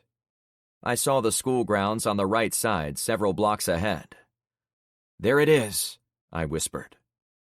I managed to get it into second gear before someone ran out of a house on Carmen's side. An elderly barefoot guy in trousers and a white tank top had his arm held aloft as if to flag us down like a taxi. "Wait!" he pleaded. My pulse quickened. 2 doors down, a woman stormed out, dragging a wobbly toddler behind her. On my side, 2 guys ran toward the street from their backyard. The sleeping dogs were waking up. "Stop, douchebag!" they ordered. Without waiting to see if I'd comply, one of the men sidearmed a rock at us. My side window was already broken and gone, which was a good thing. The guy was a great thrower, and the rock slammed into the door on Carmen's side, after traveling in front of my face and across my partner's lap. "Shit!" I snapped. The rock bounced against the inside of the windshield, then rolled across the console and into the back. "Stop!" he yelled again. Adrenaline dumped into my system. I smashed the gas pedal, clutched into third gear, and made a run for it. A second rock clunked off the rear bed. "Damn, he's a good thrower," Carmen remarked, still low. The roaring engines of the 2 trucks joined the El Camino. I didn't need any CB to explain the situation. I felt bad about the woman with the child, but now several houses ahead had people on the front porches. It seemed impossible that all of them could have been standing inside their homes, patiently waiting for someone to pass. But then, I remembered the whole reason we were there. The station wagon probably passed through not long ago. I didn't see it stopped, picking up passengers. That probably meant one thing.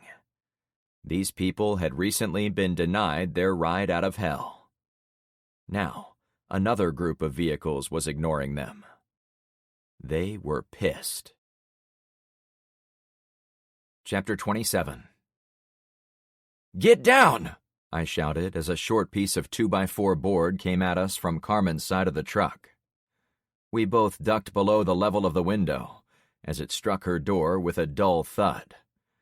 It bounced on the pavement as we put some distance between us and the guy who'd thrown it.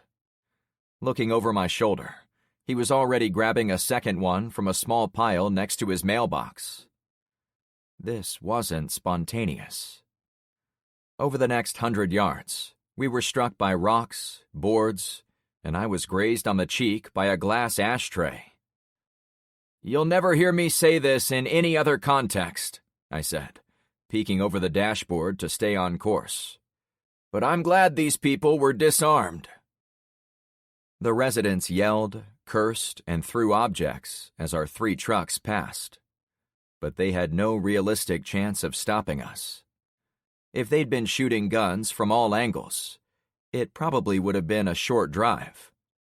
That was why I preferred to travel at night. At least with darkness, you weren't an easy target for shooters. "They sure are angry," she said, still ducked low. "Do we have to come back this way?" I looked ahead to see if there were any empty houses on the left, so we had a place to sneak back into the woods. A couple places might have been empty, but there were still a lot of people coming outside to greet us. "Maybe." "We'll let the escape crew worry about that," she laughed. "We're the rescue crew." I turned right into the school parking lot. Compared to the rest of the neighborhood, The white and terracotta colors of the linked buildings looked normal and bright, and there weren't a lot of broken windows or boards. The sprawling campus still reminded me of a giant Spanish mission, with its archways and sloped tile roof, which suggested the inside was still intact. "Let's hope they don't follow us here," I said, glancing back. While I'd been more worried about armed criminals trying to steal our vehicles, I realized it was almost as likely a desperate resident could steal one from us. It further reinforced my decision to have Carmen drive the El Camino off the lot, while I went inside. She motioned toward the school. "There's their car!" she cheered. Ahead, about 50 yards away, the station wagon was parked at the wreckage of the front entryway of the school. My heart cheered at seeing the wood-paneled wagon, but only for a couple of seconds. "Crap!" I hissed. I hit the gas and made an emergency left turn, speeding us to the far end of the lot. "What was it, Frank?" I turned right at the end and drove a small one-lane road joining the front lot with the one in the back of the school. There were men snooping around Shane's station wagon, and it wasn't our friends. "Crap," she echoed my cursing. I turned right again, speeding on to the almost full lot behind the big school. While keeping my eyes on the parked cars zooming by on each side of us, I motioned to the CB. "Let them know we're going to try the back door." "Roger," she said, before raising red on the radio and relaying my message. "They saw us, Frank," Red reported. "Obviously there was no way to hide, but they were pointing at me as I went by, and then they ran inside." "Understood," Carmen answered. Then she turned to me. "Should we try to steal back the station wagon?" I weaved around some cars left at odd angles by the EMP. "No, we're here for the driver and passengers. The car is secondary." If we managed to get everyone plus the car, so be it. But I wasn't going to recover it first, even if it was currently unguarded. My immediate concern was what we'd find inside the school, and the status of my friends in there. The back parking lot wasn't quite as packed as the front, but the condition of the vehicles was way worse. Many, if not most, had their doors and trunks open, as if scavengers had scoured the entire lot. I suspected many of the cars also had empty fuel tanks, as lots of fuel doors had been cracked open. "You ready to take over?" I asked her. "Are you sure you don't want me to come in with you? This car has a kill switch, don't forget." "I haven't forgotten about the switch." I glanced over at her. "But if one of those angry residents makes it back here, they'll probably smash the shit out of any car they can't steal, so the kill switch won't matter in this scenario. You have to keep the cars moving, either on the parking lots around the school or in the surrounding neighborhoods." She visibly gulped. "Yeah, I know. It's not a great plan, but I trust you to lead the other two." As with almost every single outing I'd gone on, I'd come to appreciate the value of reliable friends. I trusted Carmen and Kyra to know what they were doing, but the new woman Nancy made me a little nervous, due to not having talked to her. I took some comfort that I hadn't known Penny at all the first time she and I went out on the bikes. Everyone had to start somewhere in the apocalypse. "I won't let you down," she said. I started. "Hey, how will we know when you want to leave?" she interrupted. I realized at that moment why it would have been good to have the CB radios and the handhelds, even if it took all the radios from Clownfish. This mission really needed both. "We'll stand at this door and flag you down," I said, almost positive it wouldn't be so simple, but unwilling to worry her. I pulled next to the short walkway leading to the school's broken back. It was the same one I'd used the first time I'd been to the building, so I knew where I was going. The other 2 trucks pulled up. Carmen came over the center console as I exited. Frank, wait. She reached out and pulled me back in for a 2-second kiss. Adrenaline kicked in, as if her lips were dipped in caffeine. There was nothing but love and worry in her complex green eyes, helping me understand how she felt about me going inside the dangerous building. I also grasped her misgivings about being put in charge of the El Camino, tasked with bringing it back at the right time to pull me out of the fire.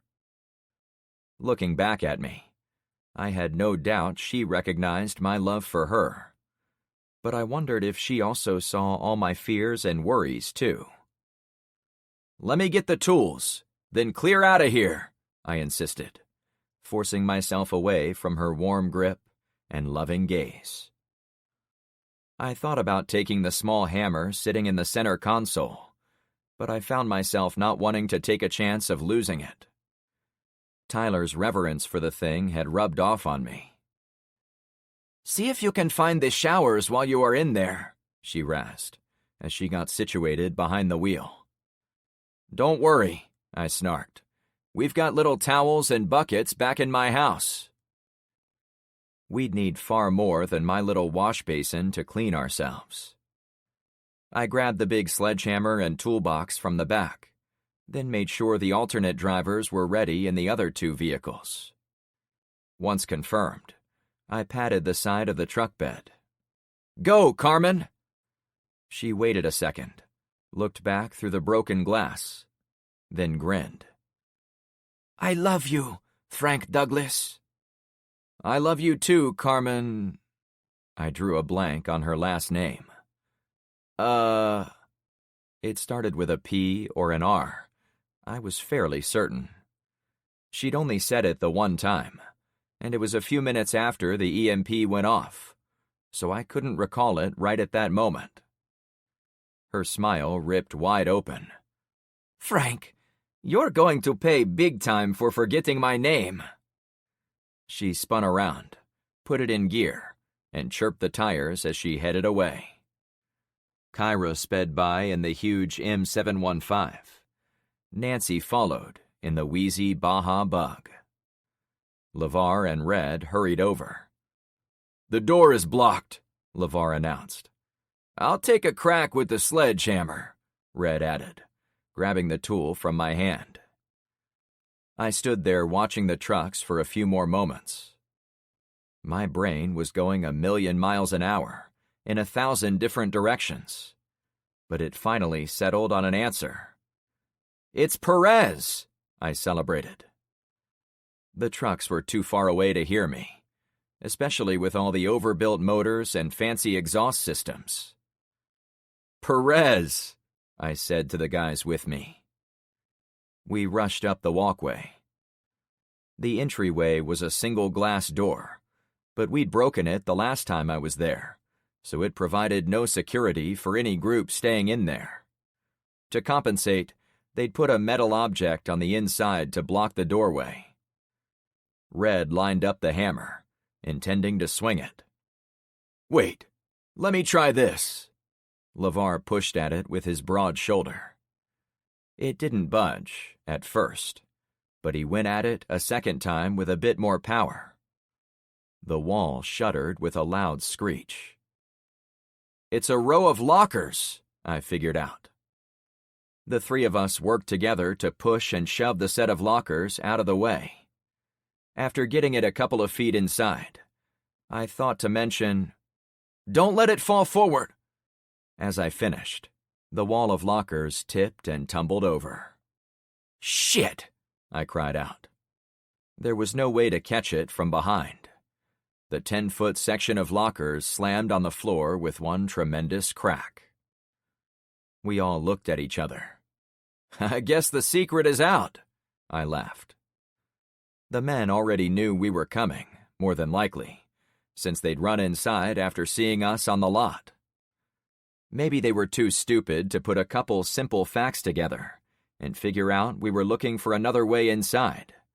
But depending on stupidity wasn't a good survival strategy. It was far better to assume the other guys were competent. "We're in it now," LeVar mused, getting into the spirit of things.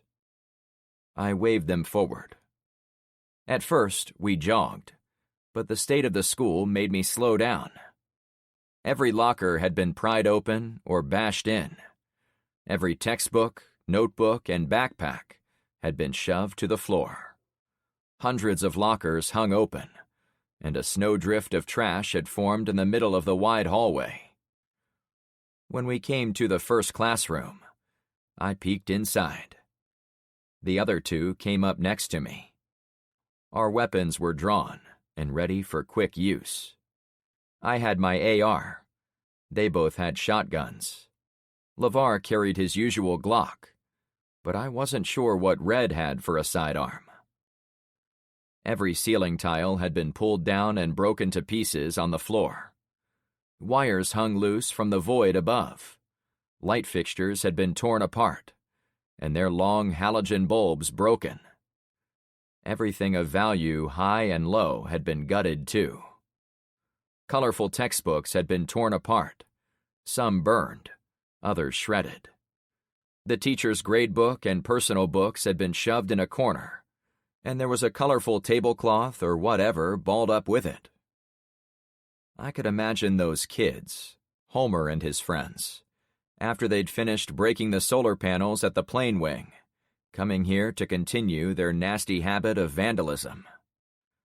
The only thing left on the wall was a poster of a mountain labeled with words that looked like German. "Let's keep moving," I said quietly. It was darker than it should have been as we made our way farther into the school. Someone had ripped pages out of textbooks and taped hundreds of them to doors up ahead, as if to block off the rooms from people in the halls.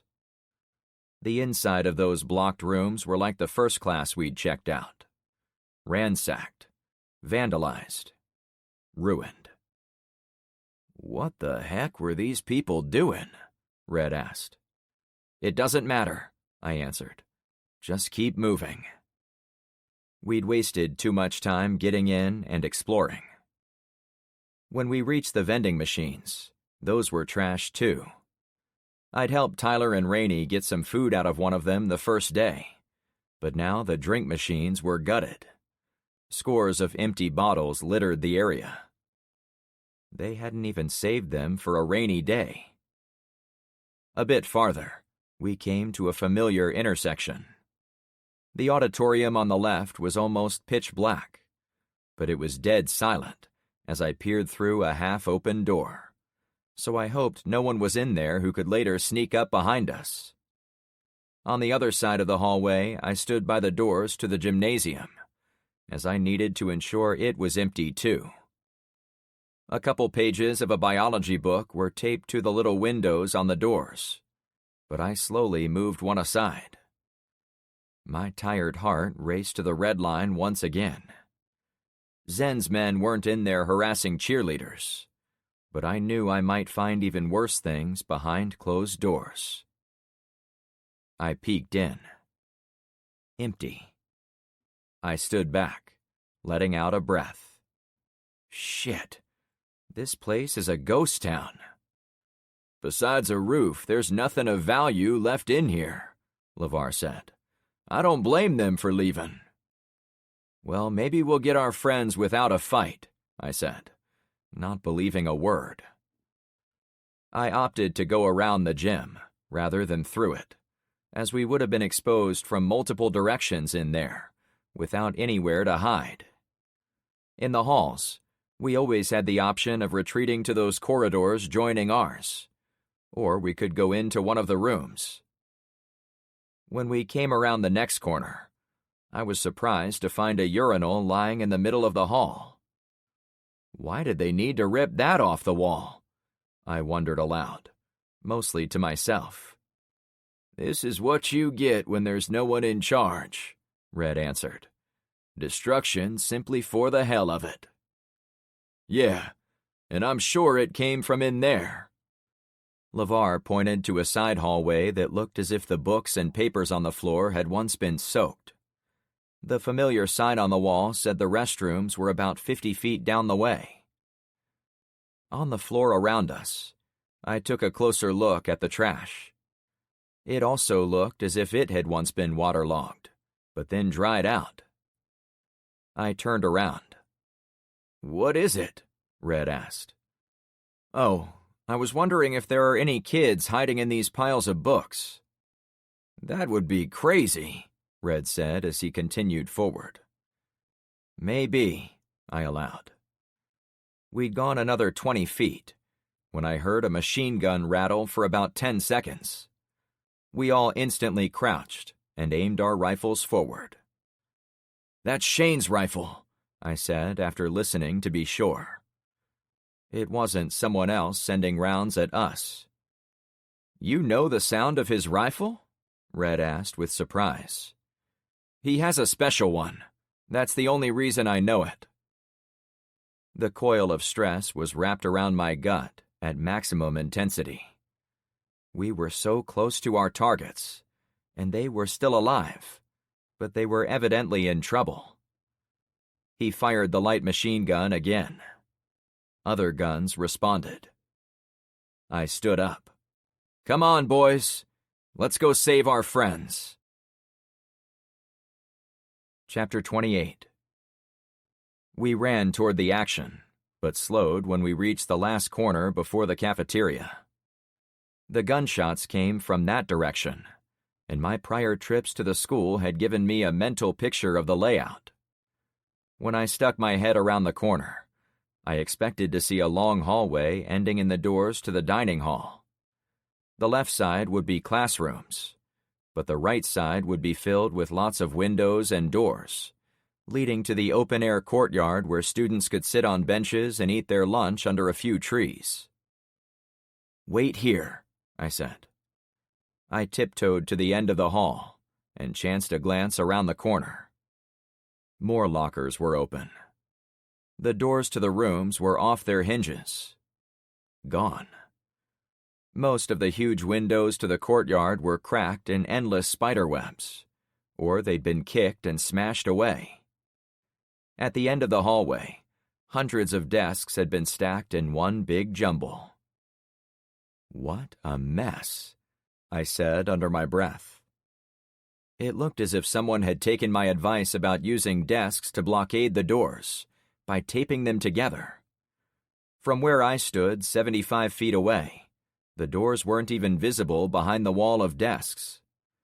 Through the broken windows, I was able to see the front of the cafeteria where it joined the courtyard. More desks had been stacked there, but all the glass doors were cracked open. If there were kids behind the wall, it would be a lot like going through thorny brambles to get to them. My recon was cut short when I saw men in tactical attire, khaki trousers, boots, long-sleeve button-down shirts, firing rifles on the far side of the courtyard. They were in the admin wing of the school, but they aimed toward the stack of desks closest to them. They ducked into side rooms when Shane's NG5 rifle forced them to take cover. I backed away. "What's going on?" LeVar whispered. I used my finger to draw on the dirty tile floor. I didn't see our friends, but there are strangers shooting guns into the cafeteria, so I can only assume Marco, Shane, and Sonny are in there.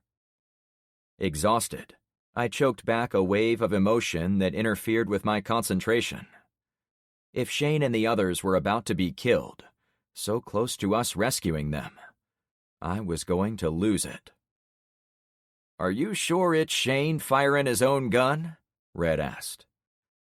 It would be our luck to jump into a gunfight, knock out one side, then realize we'd killed the good guys. "Hold that thought," I said. Carefully, I walked back to the corner of the hallway, but I stayed hidden behind the door of the last locker. The battle raged on the other side of the open-air seating area, and my heart thundered in my chest, knowing I was about to join in. "Here we go, Frank," I told myself. I waited until the gunfire went quiet, as each side reloaded or repositioned. "Hey, Marco!" I called into the chaos. "You got your ears on?" A reply came back a second later. "Frank? You guys all right?" I joked. "Yeah, but you aren't supposed to be here," he laughed. The men on the other side poured fire into the desks where Marco was hiding, but some rounds came in my direction too. I backed away. When I got to LeVar and Red, they were grinning. "You don't do anything halfway, do ya?" the trucker joked, as he tipped his monster ball cap at me. "I came here to get my people. Now we know where the good guys are, so there's only one thing left to do." "Kick some ass," LeVar finished for us. I pointed back the way we'd come.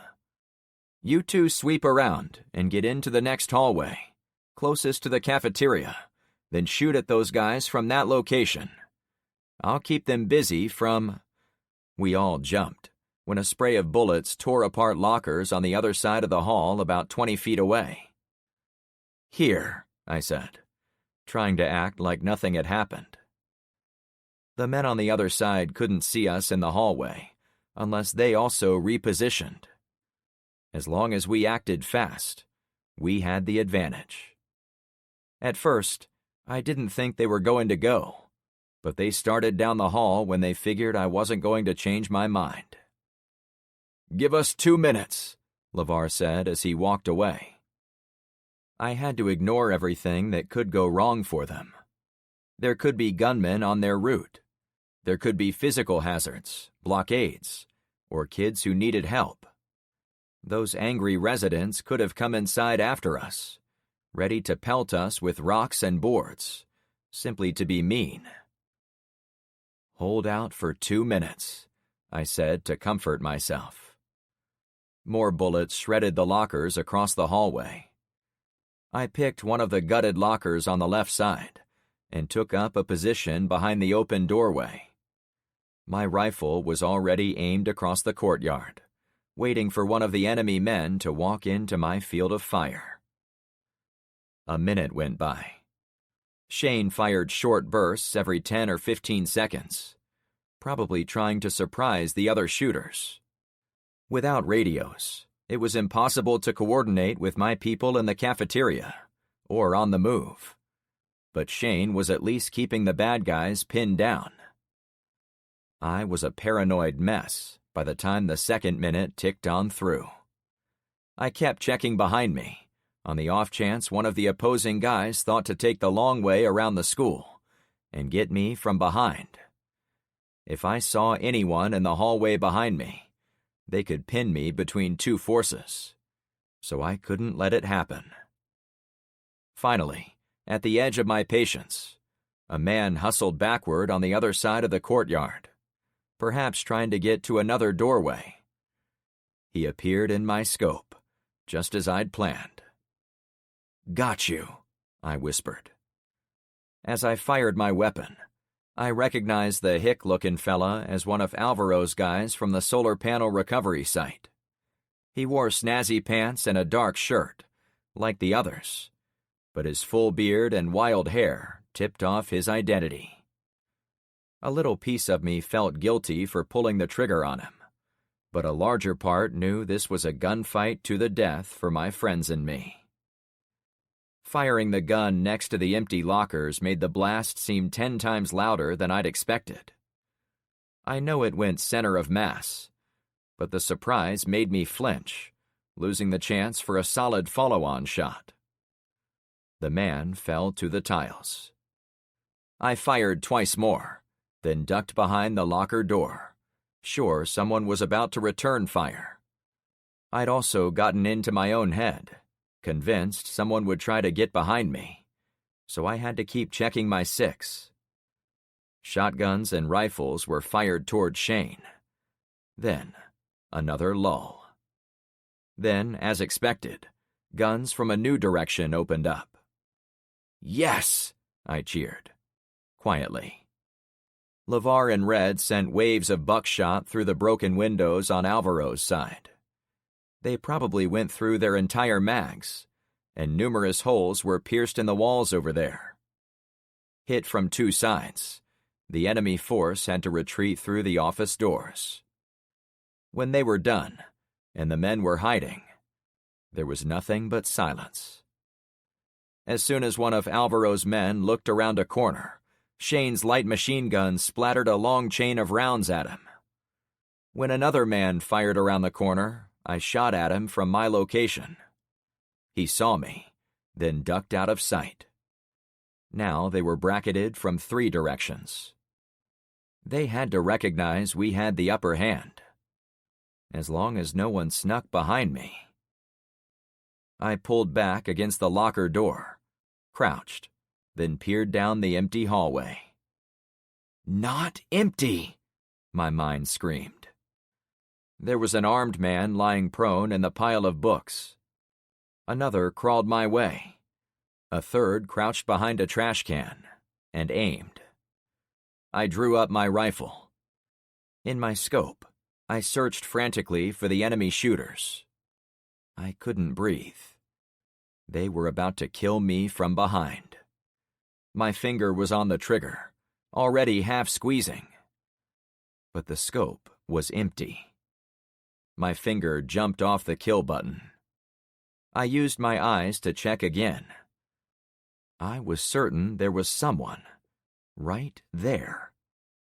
I aimed again, using the glass, but I came up empty. Did I imagine them? Looking a third time, no one was down the hall. Not crawling, not crouching, not anything. The gun battle continued across the courtyard, drawing me back to the moment. I pulled a deep breath. No stranger to hallucinations from lack of sleep, I knew I was in bad shape. Man, I need some rack time, I said to myself. There were about 5 seconds where I steadied my nerves. Then I leaned around the locker door again, aiming toward the other side of the courtyard. Shit! This time the tactical outfit-wearing men ran from left to right. They crouched where they could, and used the remains of the courtyard wall to shield them. But there wasn't much left standing, so they were practically running in the open. They were trying to escape. My other friends were already firing, so I added as many shots as I could. The acrid gas expelled from the cycling chamber was almost intoxicating, as I steadied my aim after each shot, carefully picking targets, as if I was playing a video game. None of the 6 or 7 men stopped to fire sideways at me. I wouldn't have stopped either. 2 men fell as if shot from behind. That would be from Shane's group. One guy slammed into the wall to his left, as if struck by a shotgun from my side of the yard. I might have tagged a couple of guys as they went by, but I didn't see anyone fall. Still, it didn't really matter. What started as a proper gun battle had turned into a rout. Alvaro came out last. I was so surprised to see him, I didn't fire immediately. I wondered to myself if I needed him alive, to negotiate for our car, for safe exit, or for 100 other things. I finally did line him up and try to take him out, but I only got the one shot before he went through the hallway door and was out of sight. The shooting stopped. I spun around, still sure someone was coming behind me, but there was no one there. Almost immediately, as the adrenaline drained out of my system, my eyes drooped. That was when I saw one more running guy. Wake up, I told myself. I aimed. I studied the scope. The guy looked familiar. Another of Alvaro's people? He was dressed all in black. My finger hovered outside the trigger guard. Like my earlier delay in remembering Carmen's last name, it took me a couple extra microseconds to recognize him. The guy ran in an all-out sprint along the hallway on the admin wing, in full view of anyone on my side of the courtyard. He carried a huge rifle in his right hand, like a hunter chasing his prey. Shane? Sonny and Marco chased after him, running at a slightly slower pace, as if uncertain whether it was a good idea. "We're coming out!" I yelled. "Marco?" Marco slowed and waved me over. Back in danger mode, the adrenaline boost gave me the energy to run through the broken glass, hurry across the paved courtyard, and meet Marco and Sonny as they were about to go into the next wing of the school. LeVar and Red came in behind me. "Where is he going?" I asked, already suspecting there was only one answer. "To his ride," Sonny answered. I stepped over and around 3 dead guys on the tiled floor. Whatever camaraderie might have existed between myself and Alvaro, most of it died earlier this morning, when his people shot at mine while evacuating people over the bridge. Now, all of it was gone. It took us far longer to reach the front of the school, since every side room could have been a potential hiding spot for the enemy. The only thing that kept me moving at speed was the fact that Shane had already gone by. We reached the front corner entryway, as Shane weaved his way through the twisted metal of this ruined section of building. "They're starting her up," Shane wheezed. "Wait," I said, panting from the stressful sprint. As the rest of us arrived, Shane unloaded rounds on Alvaro's convoy of fleeing vehicles. He hammered away. Rounds came back toward him. The young guy didn't even flinch. I arrived in time to see them go. Alvaro's Range Rover had been tucked into the parking lot, as were a couple of other operational vehicles. They'd used the same blending trick as I'd done in the past, so their rides were not obvious to anyone looking to steal them. The station wagon was on the move, too. That was the one Shane was firing at. Several rounds crunched against the rear concrete-filled door. It took me a couple of seconds to appreciate they were getting away with his car, and that was what really had Shane upset. So much so he was trying to destroy the wagon, rather than let them have it. "Shoot under the car, Shane. You can puncture the gas tank." He held fire for a second. "Got it," he replied. The driver of the station wagon went directly away from us, as they had to travel down a long lane of cars parked on the school lot. Shane lined up the rifle and put about 10 quick shots under the car as it rolled out. I added a couple, but I had to be wary for any of Alvaro's men who might have stuck around to cover their retreat. And behind us. I knew it was exhaustion talking, but I had to check. There was no one in the halls coming up on our 6. Finally, the unwieldy station wagon turned at the end of the lane and went out of Shane's line of fire. It wasn't going up in flames or puttering to a stop. "Sons of bitches!" he screamed, firing a few shots into the parked cars between us and them. He sounded every bit the country boy from Georgia as he yelled at them for taking his pride and joy. "I'm gonna kill you!" Almost without looking, Shane pulled a mag from his pack, traded it with the light one in his weapon, then went back to checking for anyone else who was driving on the lot. "Come on," I said to my friends, hoping to get us all on the same task. "Our ladies will bring the cars around when they see us come out the back door. We still have to destroy the sign." Sonny stood at the entryway for far too long. I was going to force him to move, but he finally got himself together and started walking. They all followed me. "Sorry, Frank," Marco said contritely, as we backtracked through the ruined doorways. "We had no idea it would be like this. It's like they knew we were coming." "Yeah, That is very odd it would be these guys, after we saw them miles away earlier today. My friends were safe after the intense firefight, and for that I was thankful. But there had been a loss of sorts. Shane, I'm sorry about your car. This is horse shit, he mumbled. I know, I said sympathetically. Help me gather the weapons. I wanted to give him a task to quell his anger. I tried not to look at the faces of the guys we'd killed, but I recognized more of them from our encounter back at the plane wing.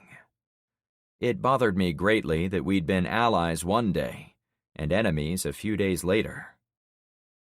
These guys dress the same, Sonny said as he picked up a rifle. It's like they looted a Macy's. They're uniforms, bro, Shane answered, so they don't shoot each other. That was new, at least for locals. The soldiers from the ship dressed in all black, likely for the same reason.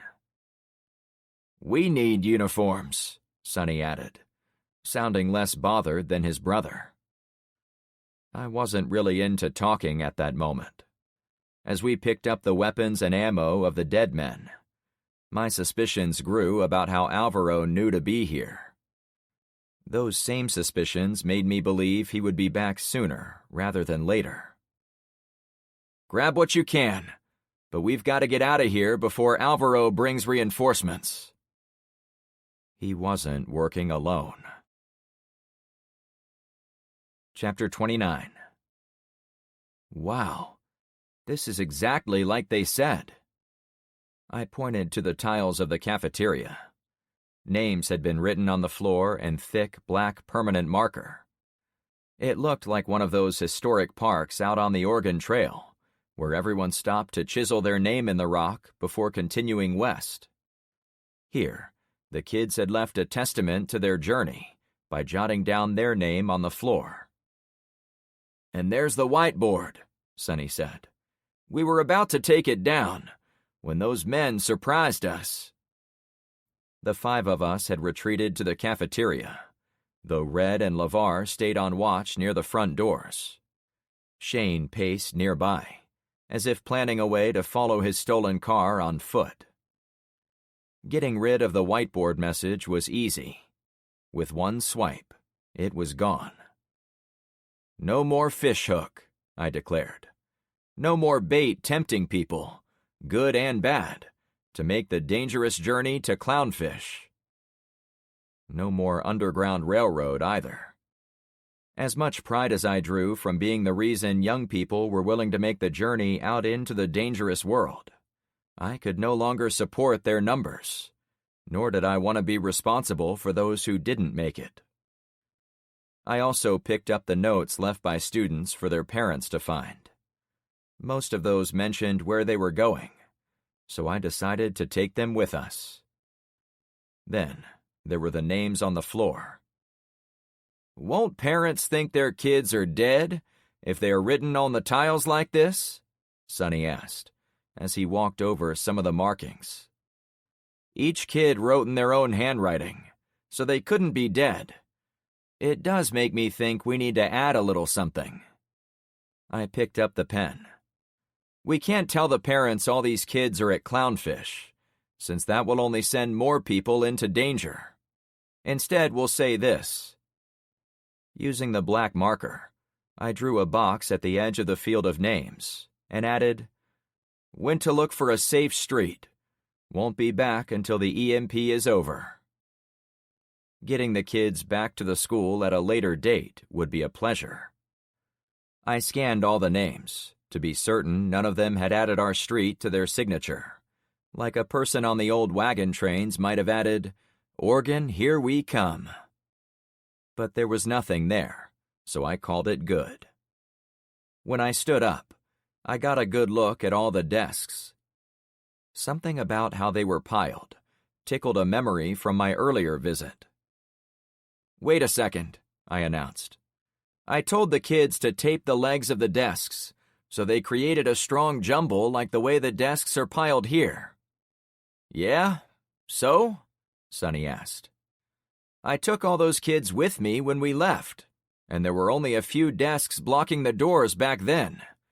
So who used my advice and built this nice barrier?" "Does it matter?" Marco interrupted. "I should have never done this, Frank. I'm sorry you had to come all this way on our account." "Yeah, sorry, boss," Shane added. "I endangered you and lost my ride.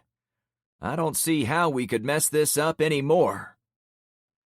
The top of his ear was a bloody stump, as if an animal had bitten it off.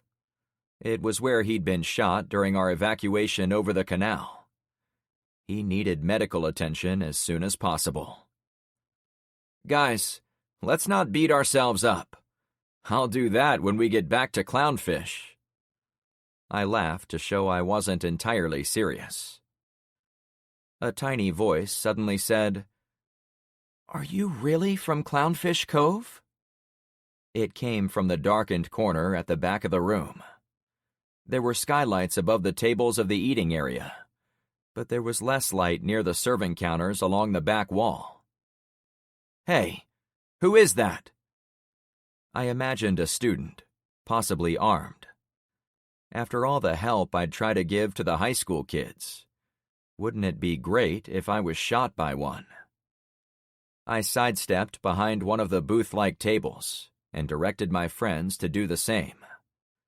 The fake wood of the seating area wouldn't block bullets, but it still gave us a little protection. "We'll only come out if you really are from Clownfish," the voice responded. I pulled out my money clip. Despite having been soaked multiple times over the past week, I'd kept it in the pocket of my trousers each day I left the house, due to a lifetime of habit.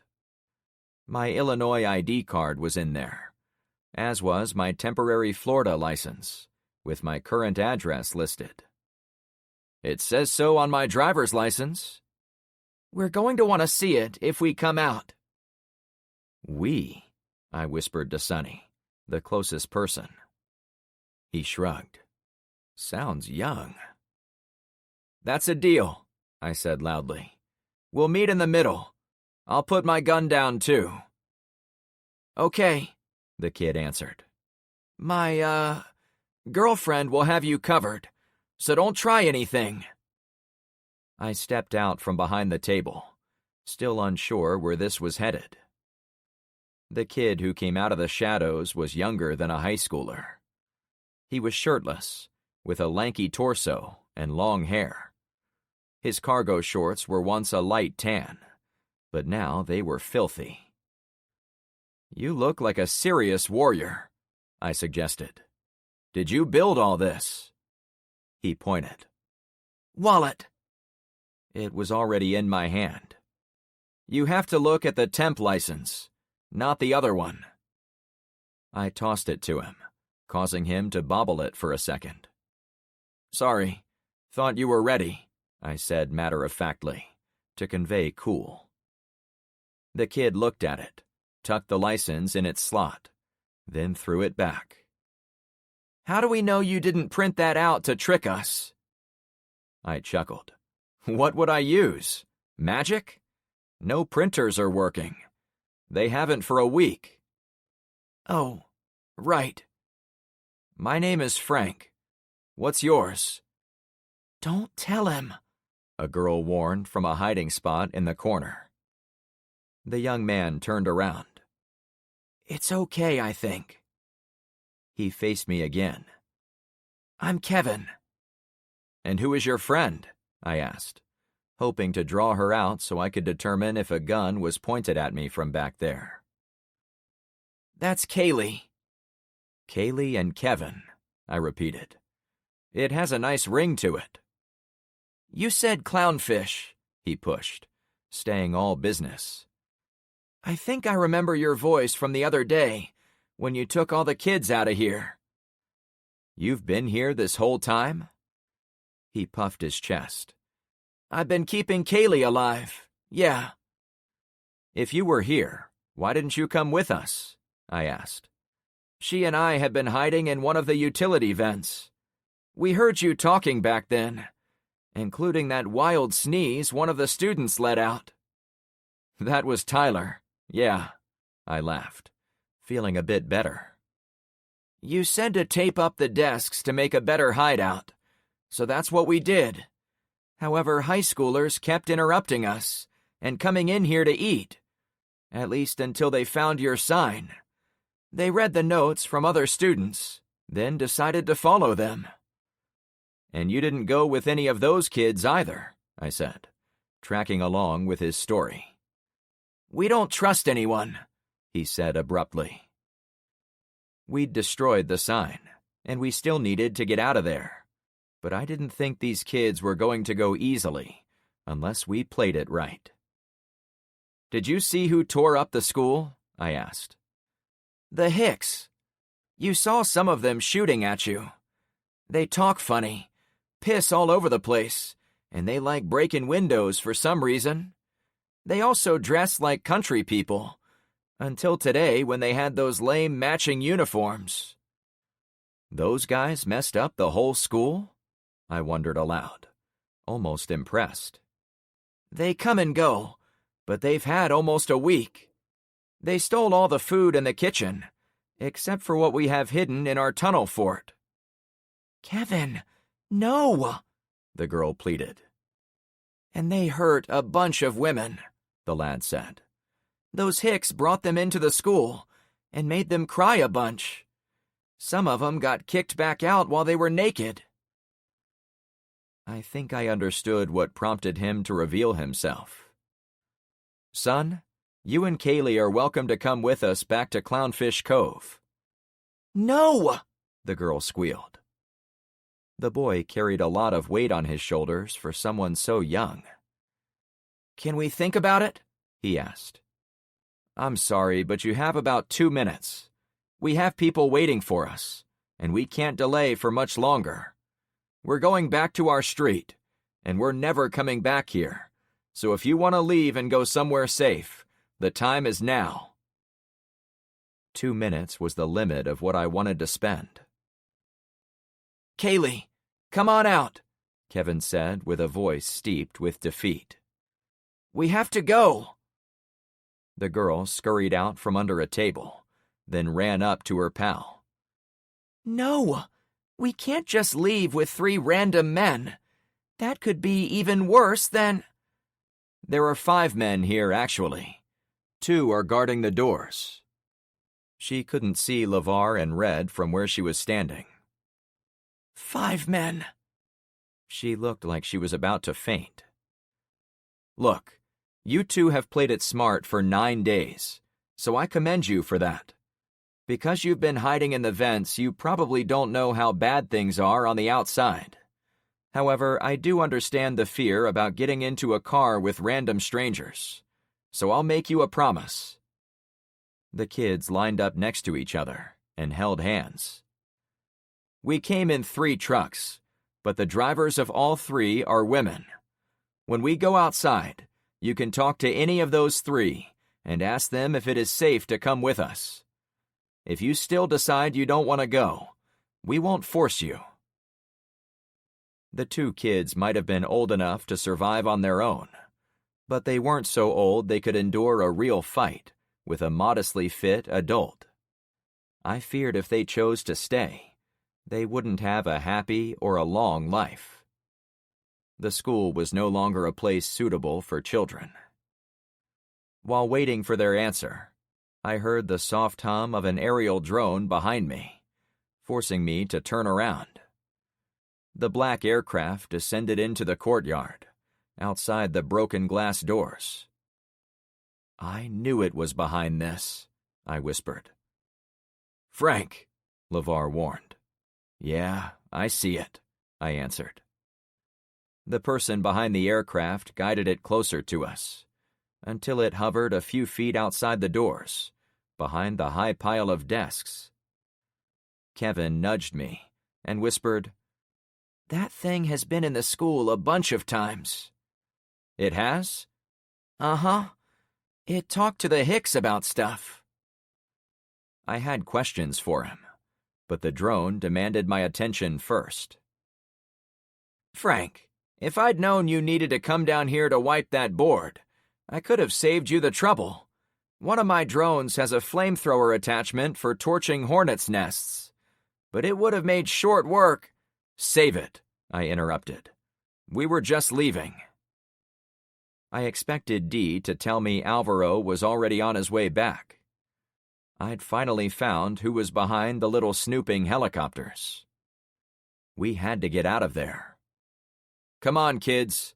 If you want to leave, it has to be now. The girl gasped. What about our stuff? Grab what you can, I said.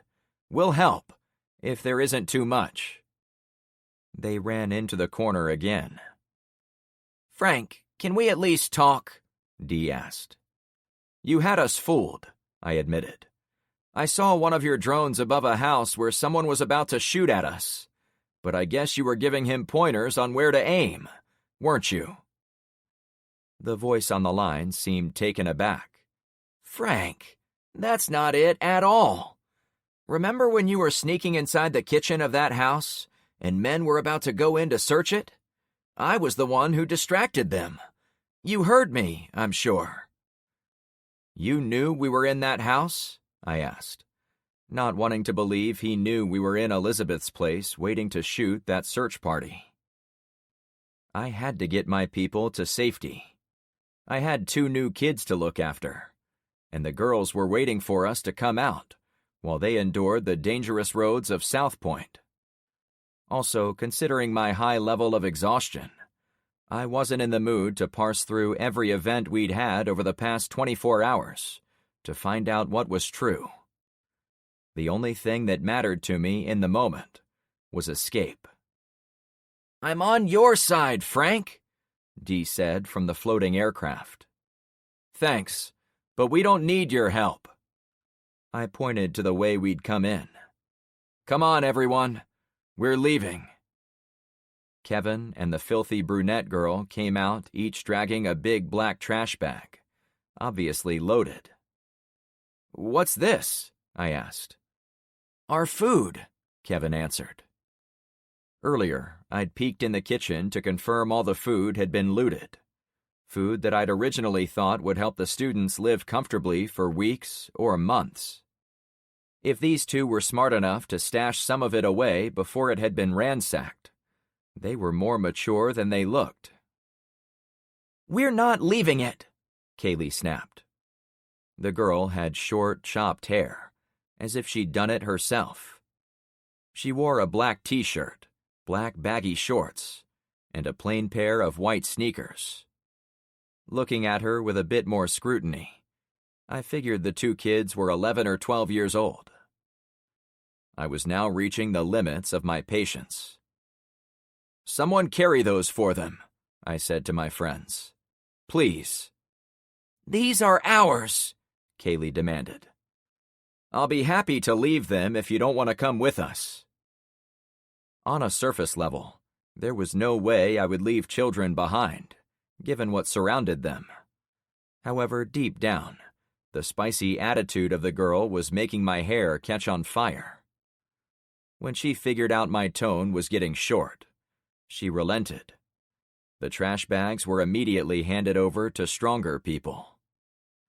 Finally ready to go, we exited through the broken glass doors of the courtyard, walked near the drone, then headed for the blown-out doors to our right. Frank, the drone operator called out. You need me. We need each other. No, I've got this, I said, not looking up at the machine. We'll see, Dee answered. As I walked away, it struck me that he wasn't agreeing. It was a challenge. Chapter 30. We ran the hallways of the school on the way out. The words of the drone played in my head over and over, and I kept coming back to the same gut feeling that the voice had meant his words as a threat. We'll see, he'd said, as in, we'll see how I can stop you. I grabbed the toolbox and sledge on the way out. The girls weren't parked outside ready for us. nor had I expected them to be. We put the looted weapons in a small pile by the curb. "You all wait here," I said, heading back inside. "Where are you going?" LeVar asked. "I'll be right back." I went into the first room, which was one of those I'd checked on the way into the school. Though it looked as if locusts had come through and destroyed everything of value in the room, I gleaned from the German words on the mountain poster that it had once been a foreign language class. I'd seen the flag on our trip into the school, but I hadn't made the connection with the cars until this moment. I'd initially thought it was a tablecloth balled up in the corner, but it was actually the red, gold, and black flag of Germany set on a small pole, suitable for a classroom. After grabbing it, I headed for the door again. Kevin and Kaylee were once again in possession of their trash bags, perhaps to ensure we didn't steal them. I held the pole over my head and waved the flag. "LeVar, I want you to do this when the girls are closer." Our tallest member took it. "Understood." We stood in the open, watching for residents walking around, or for more of those tactical guys to slip around the outside of the school in some way.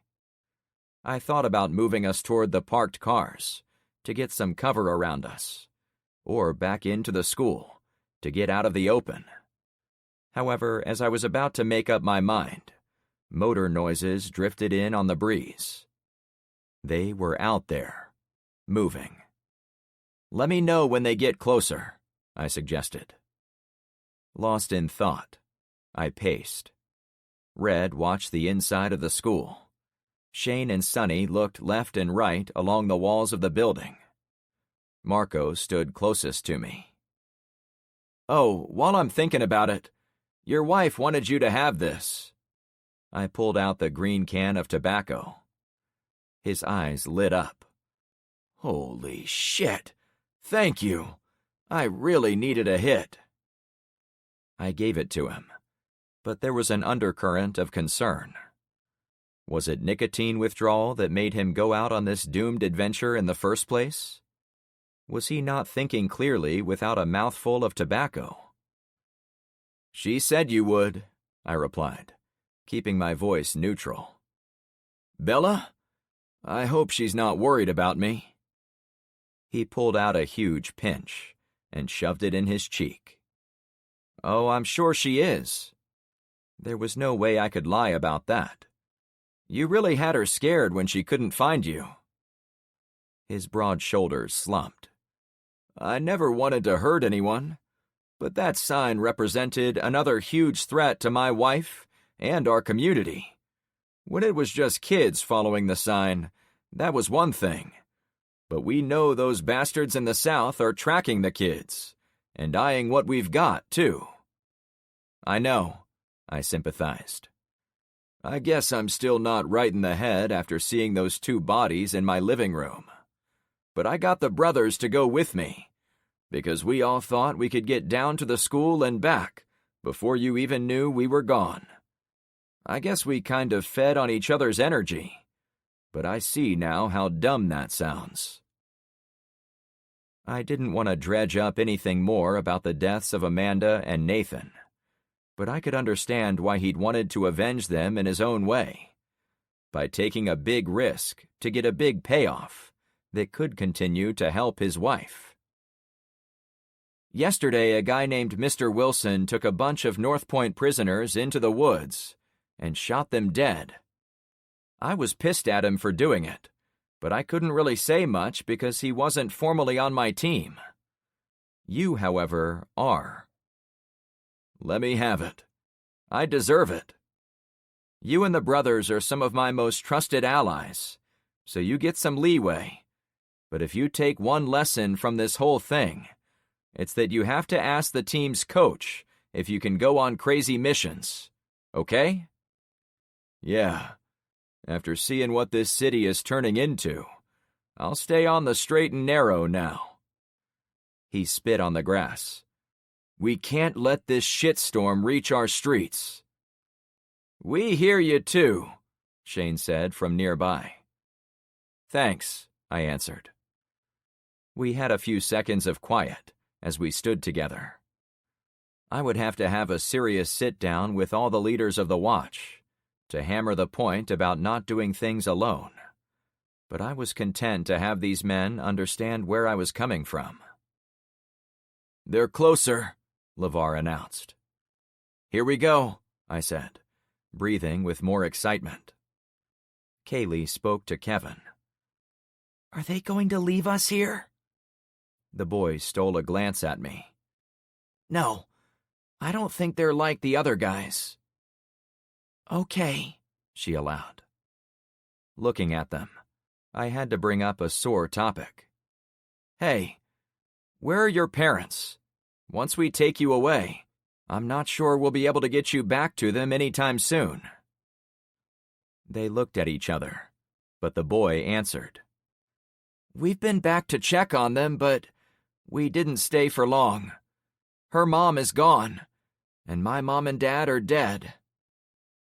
I'd walked right into that one. They hadn't been hiding at the school for fun. They'd gone there because they had no one else to take care of them. "I'm very sorry to hear that. Too many kids have lost someone, and it isn't fair." "No shit," the boy laughed. "We've had each other, but we do miss our folks." The engines were much closer. LeVar started waving the flag. "It won't make you feel any better," I said to the pair, "but we have a lot of teenagers on Clownfish. Many of them are in the same boat as you. I'm sure you'll find some friends to help you through this." I hope these two were as resilient as the other teens. Living in the vents, and with all the violence in and around the school grounds, they came across as less civilized than the other teenagers. Maybe it was their younger ages, or maybe it was that they'd spent too long living among the bad people of the South. "They see me," LeVar reported. "Okay, kids, get ready to meet my girlfriend." "You aren't married?" Kaylee asked shyly. "No? Why?" "You're old," she stated. "Aren't all old people married? You're like a grandpa." I cracked up. "You blurt out whatever's on your mind, don't you?" "Grandpa, Frank," LeVar laughed, still holding the flag aloft, even as the El Camino turned into the parking lot. "Is that mean?" the girl finally figured out. "I only meant you look like my grandpa. No, I don't mean it like that." "It's fine. I know plenty of 50-year-old grandpas. I'm not one of them, however." I was way too tired to take offense to anything. Carmen brought the truck around and parked it about 6 feet from the curb, directly in front of me. "Going my way, big fella?" she asked with a grin. "Big? First I'm old, then I'm big," I joked. "What?" she said, looking hurt. I leaned over the windowsill on the passenger side. Carmen was already sliding over. "Hey, Carmen, meet Kevin and Kaylee. They've been here since we took Em and the others out of the school. I asked them to come with us back to Clownfish, but they're afraid of going anywhere with 5 grungy-looking guys like us." "And you stink," she said, winking at the girl. "Big, old, and stinky," I mused, putting all the pieces together. "Is this really your girlfriend?" Kaylee wondered aloud. "She's pretty," fell out of Kevin's mouth. "Hey!" his girl sniped. "No, I only meant I expected him to be with a grandma-looking girl." "Whoa," Carmen said, literally putting her foot down on the floorboard. "Who are you calling a grandma?" The three of them laughed. It was a pleasure to watch Carmen's gift for gab take hold in the teens and make them feel comfortable getting into the car with us. It took no time for them to toss their food bags in the back and then squeeze into the front seat on the far side of Carmen. She sat against my right arm. Shane, Sonny, and Marco had boarded the other 2 vehicles. I checked back to ensure they were all secure. I got a thumbs up from Red, and I put the El Camino into gear. "Hold on to your butts," I warned. Mindful of the drone, I didn't plan on taking the exact same route back home. I pulled left out of the lot, avoiding the picked-over remains of the white Cutlass, and drove north to the main east-west road. To the right, away from Clownfish, we'd run into the hardware and tractor stores, so that wasn't the way to go. To the left, now that I knew what to look for, I saw several people hovering inside their front doors or sitting behind shrubs, waiting for the next car to come by. Several of them looked at me, undoubtedly planning to use bigger rocks and boards on my second pass. I wasn't interested in testing them again. Instead, I drove north, where there wasn't a road. "Hang on," I said, as I threaded the needle between 2 homes. Their backyards were empty. "Did you know those people?" Kevin asked. "No, but I don't think either of them were home," I answered. "How could you know that?" "Because no one came out to yell at us." I had no way of knowing if my statement was true, but I picked those 2 houses precisely because no one had been on the front porches earlier, and they weren't on the porches as we came by a second time. Behind us somewhere, Alvaro and his men were probably searching for us. I tried to look back and see if we left ruts in the yards. I didn't think so, given it hadn't rained in days, but I couldn't bet our lives on it, so I had to assume we might be followed. We drove in silence for 30 minutes, until Kaylee pointed to her right. Is that the wing of a plane? I glanced over to confirm the gleaming white metal was indeed the same plane wing where we'd first met Alvaro. I hadn't intended to go by the wing, but it gave a sense of closure to our encounters with the guy. If I never met him again, I would be entirely happy. Most of it had to do with the desire to avoid future gun battles with his crew, but I was also pumped to have avoided any mention of the fate of his son. He had no idea I was involved with his kid's senseless death, and I planned to keep it that way. "It could be," I said with no emotion. No matter the reason we drove there, I turned immediately to the left to avoid getting any closer to the wing. Whether the solar panels were there or not, it acted as a natural gathering point in the huge forest, and I wasn't in the mood to tangle with anyone new. I drove due west for another 15-minute stretch.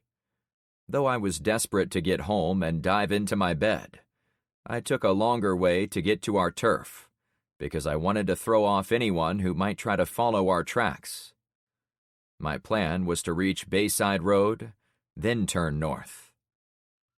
By a wonderful piece of luck, we drove over the incomplete subdivision street where I'd found Shane, or he'd found me. The familiar terrain let me know the exit was ahead. I grabbed the CB from its cradle, putting my arm on Carmen's legs while I did so. She grinned. "Red, we're almost to the road. Stick with me as we make one more turn, and we'll be home in minutes." I hadn't mentioned street names, in case anyone was listening in. "Roger," he replied. Still with my arm on her legs, I hung the mic in the cradle. "Eyes on the road, mister," she snickered. We'd reached the long 2-lane road. "I'm going to jump in the hot tub, and then sleep for a week," I announced, knowing it was a white lie. "You have a hot tub?" Kevin asked with excitement. Carmen replied, but I didn't hear the words coming out of her mouth. As I turned right onto Bayside, we were close to the main roadblocks to our subdivision. I didn't know how it was possible, but the familiar shape of Shane's station wagon was already parked there. "Holy shit!" I spat, going directly into emergency mode. "They beat us here!" "Who did?" Carmen asked, sitting up. My heart fluttered, threatening to shut off from being so abused. A man in tan trousers and a black shirt stood next to the car. It was a man I'd tried to kill less than an hour ago. "Alvaro," I croaked. He had his hands up for the roadblock crew, but he stood behind the wagon and watched me drive closer. I didn't race to meet him. "Check everywhere. His people have to be watching." We looked into the woods, but we were closer to our territory, so much of the forest undergrowth had been cleared out, making it obvious there were no people in the nearby part of the forest. Alvaro was an older guy, with gray hair, and I'd seen him enough lately to recognize him immediately. He now stood, unarmed and in the middle of the road, frantically waving at me. "This has to be a trap," I grumbled. It took me a few seconds to think through what I was looking at, and I thought about the hallucinations from earlier. "You see him too, right?" I whispered to Carmen. "Of course," she answered. I let out a sigh. Then I parked about 100 feet from the guy. "Frank, I had no choice." "Scoot behind the wheel again," I advised Carmen. "Be ready to drive into the woods if this goes wrong." "Be careful," she said as I got out. I walked, rifle in hand, toward the station wagon.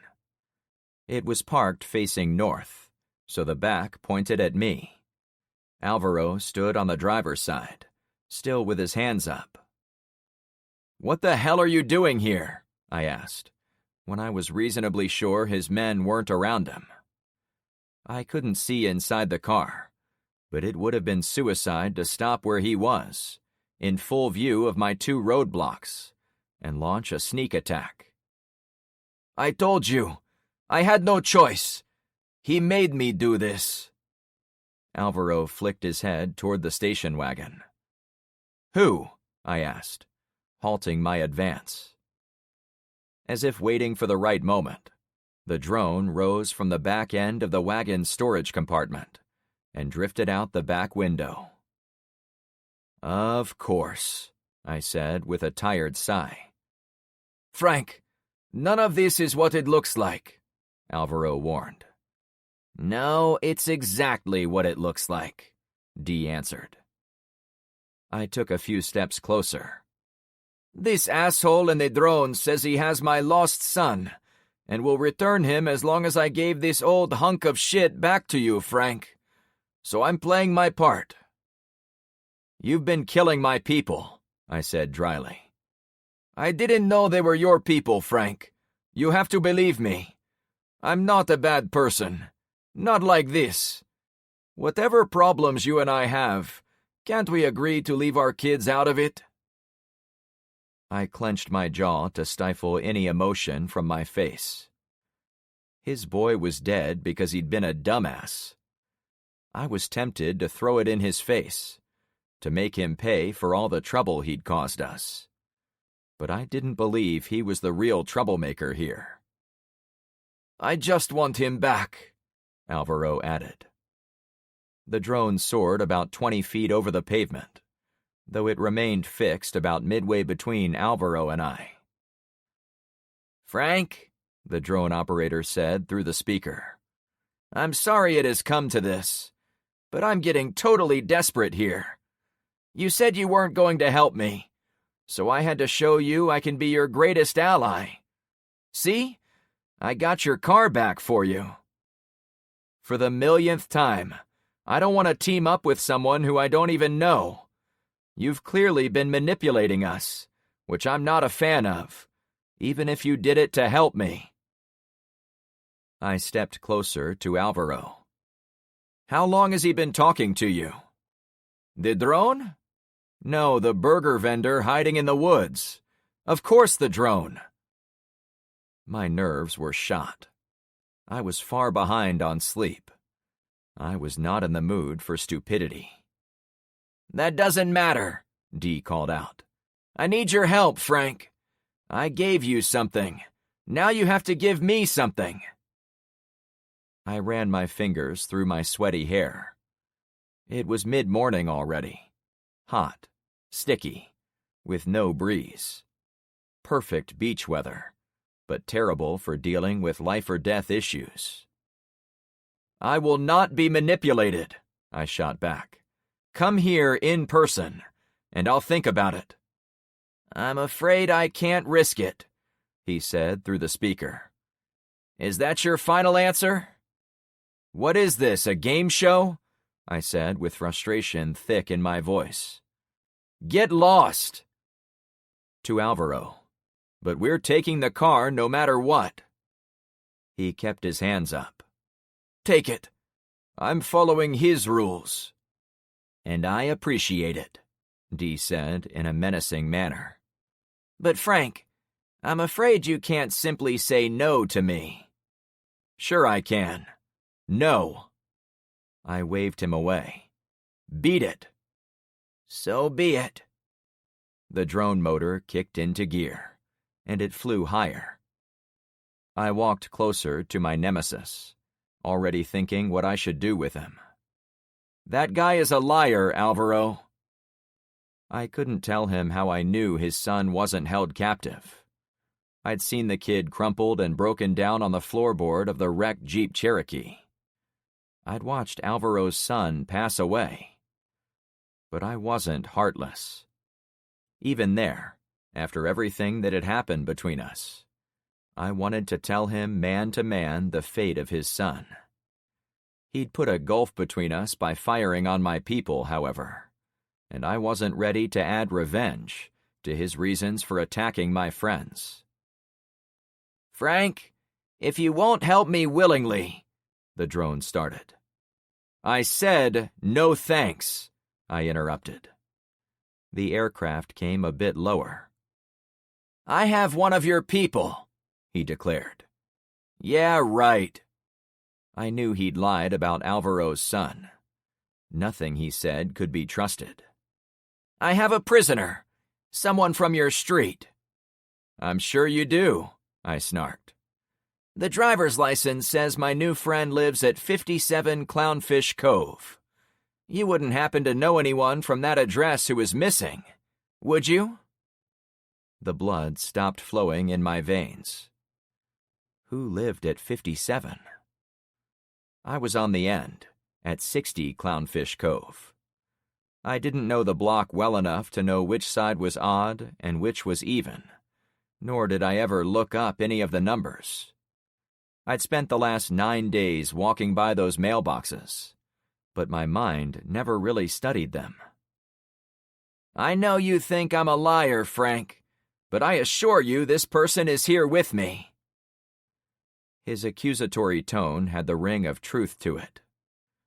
Why would he lie about a fact I could confirm in 2 minutes?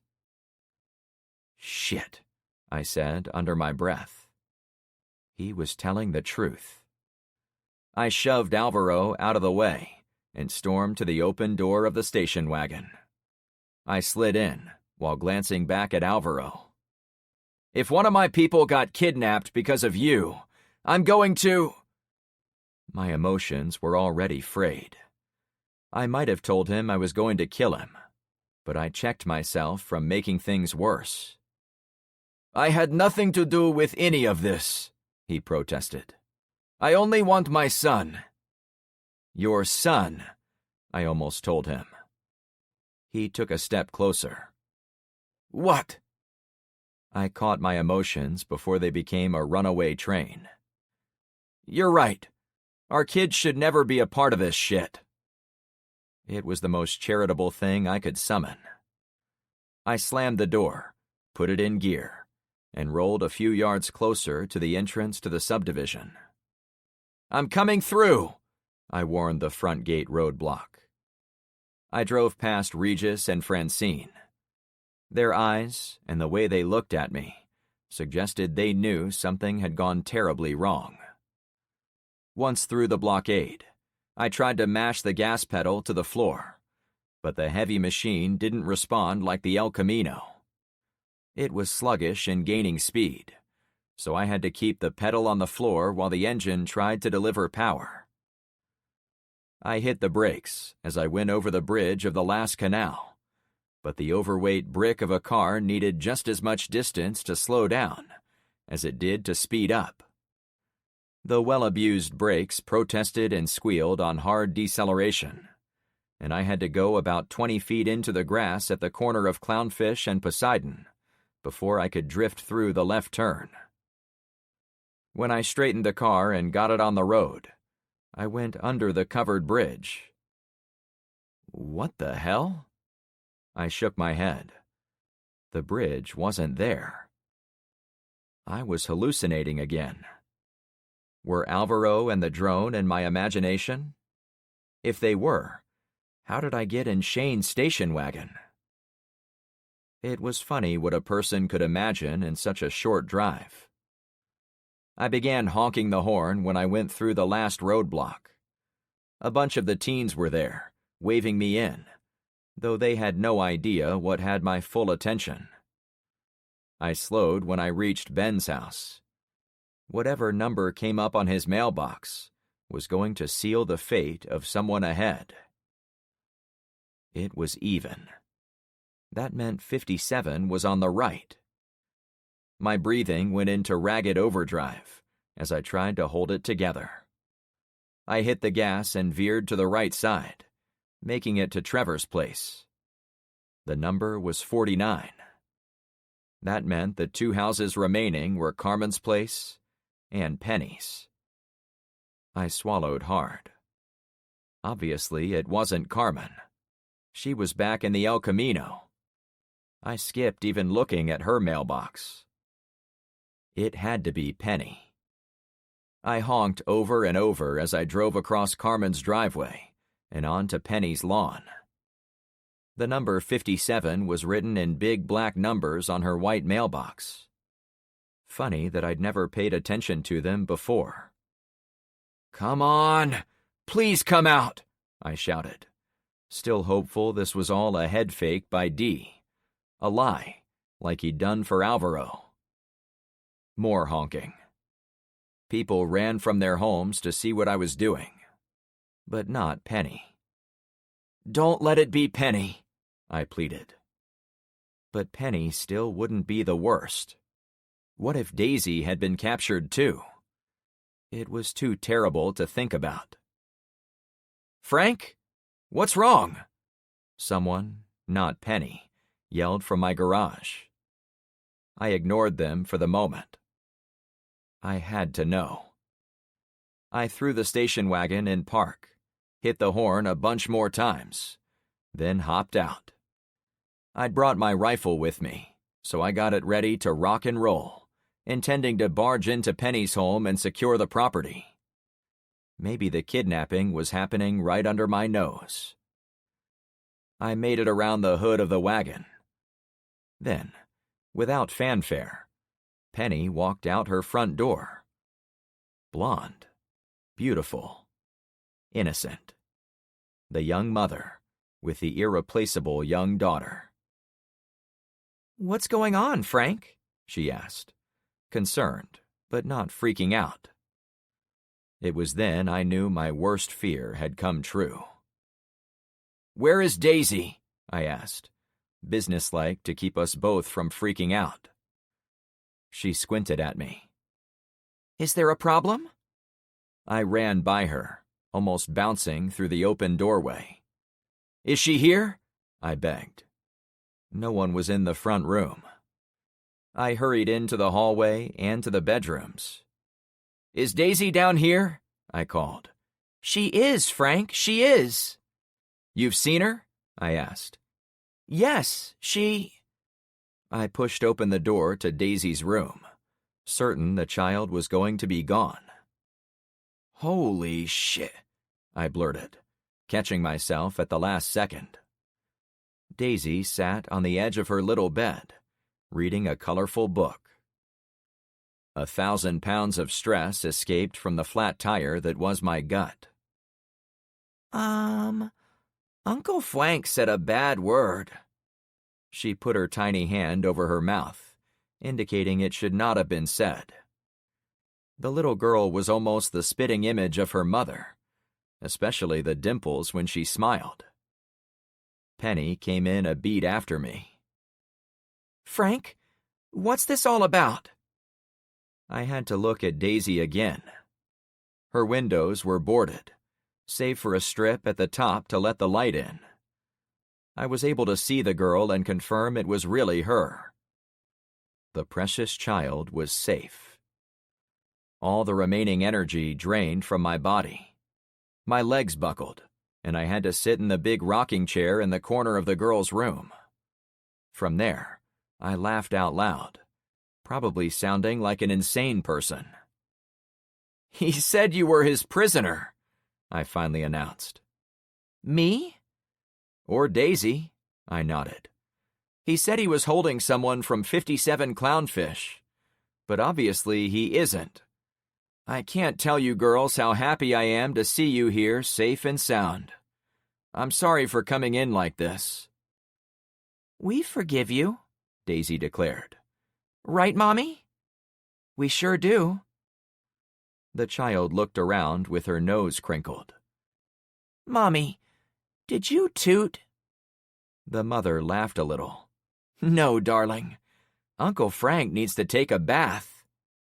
Oh, he stinks. Yeah, I'll take a bath first chance I get, I assured them. Penny took my intrusion with good grace. After patting me on the shoulder, she walked over to her daughter, gave her a kiss on the forehead, and sat down beside her. Knowing they were okay, and Dee was a liar, made me want to shut my eyes right there in the rocker. The man behind the drone had forced Alvaro to give me the station wagon back, like a cat dragging a dead mouse to the doorstep of his master. But he'd reached the end of his bluff. You don't think he meant Pierce, do you? Penny asked. I stopped my slow rocking. He did mention a driver's license. How did I forget that? Maybe he made it all the way home from Tampa, she said in the form of a story. And the drone guy caught him? But why would he do that? There was a lot of commotion in the front yard. My friends in the other trucks were coming home.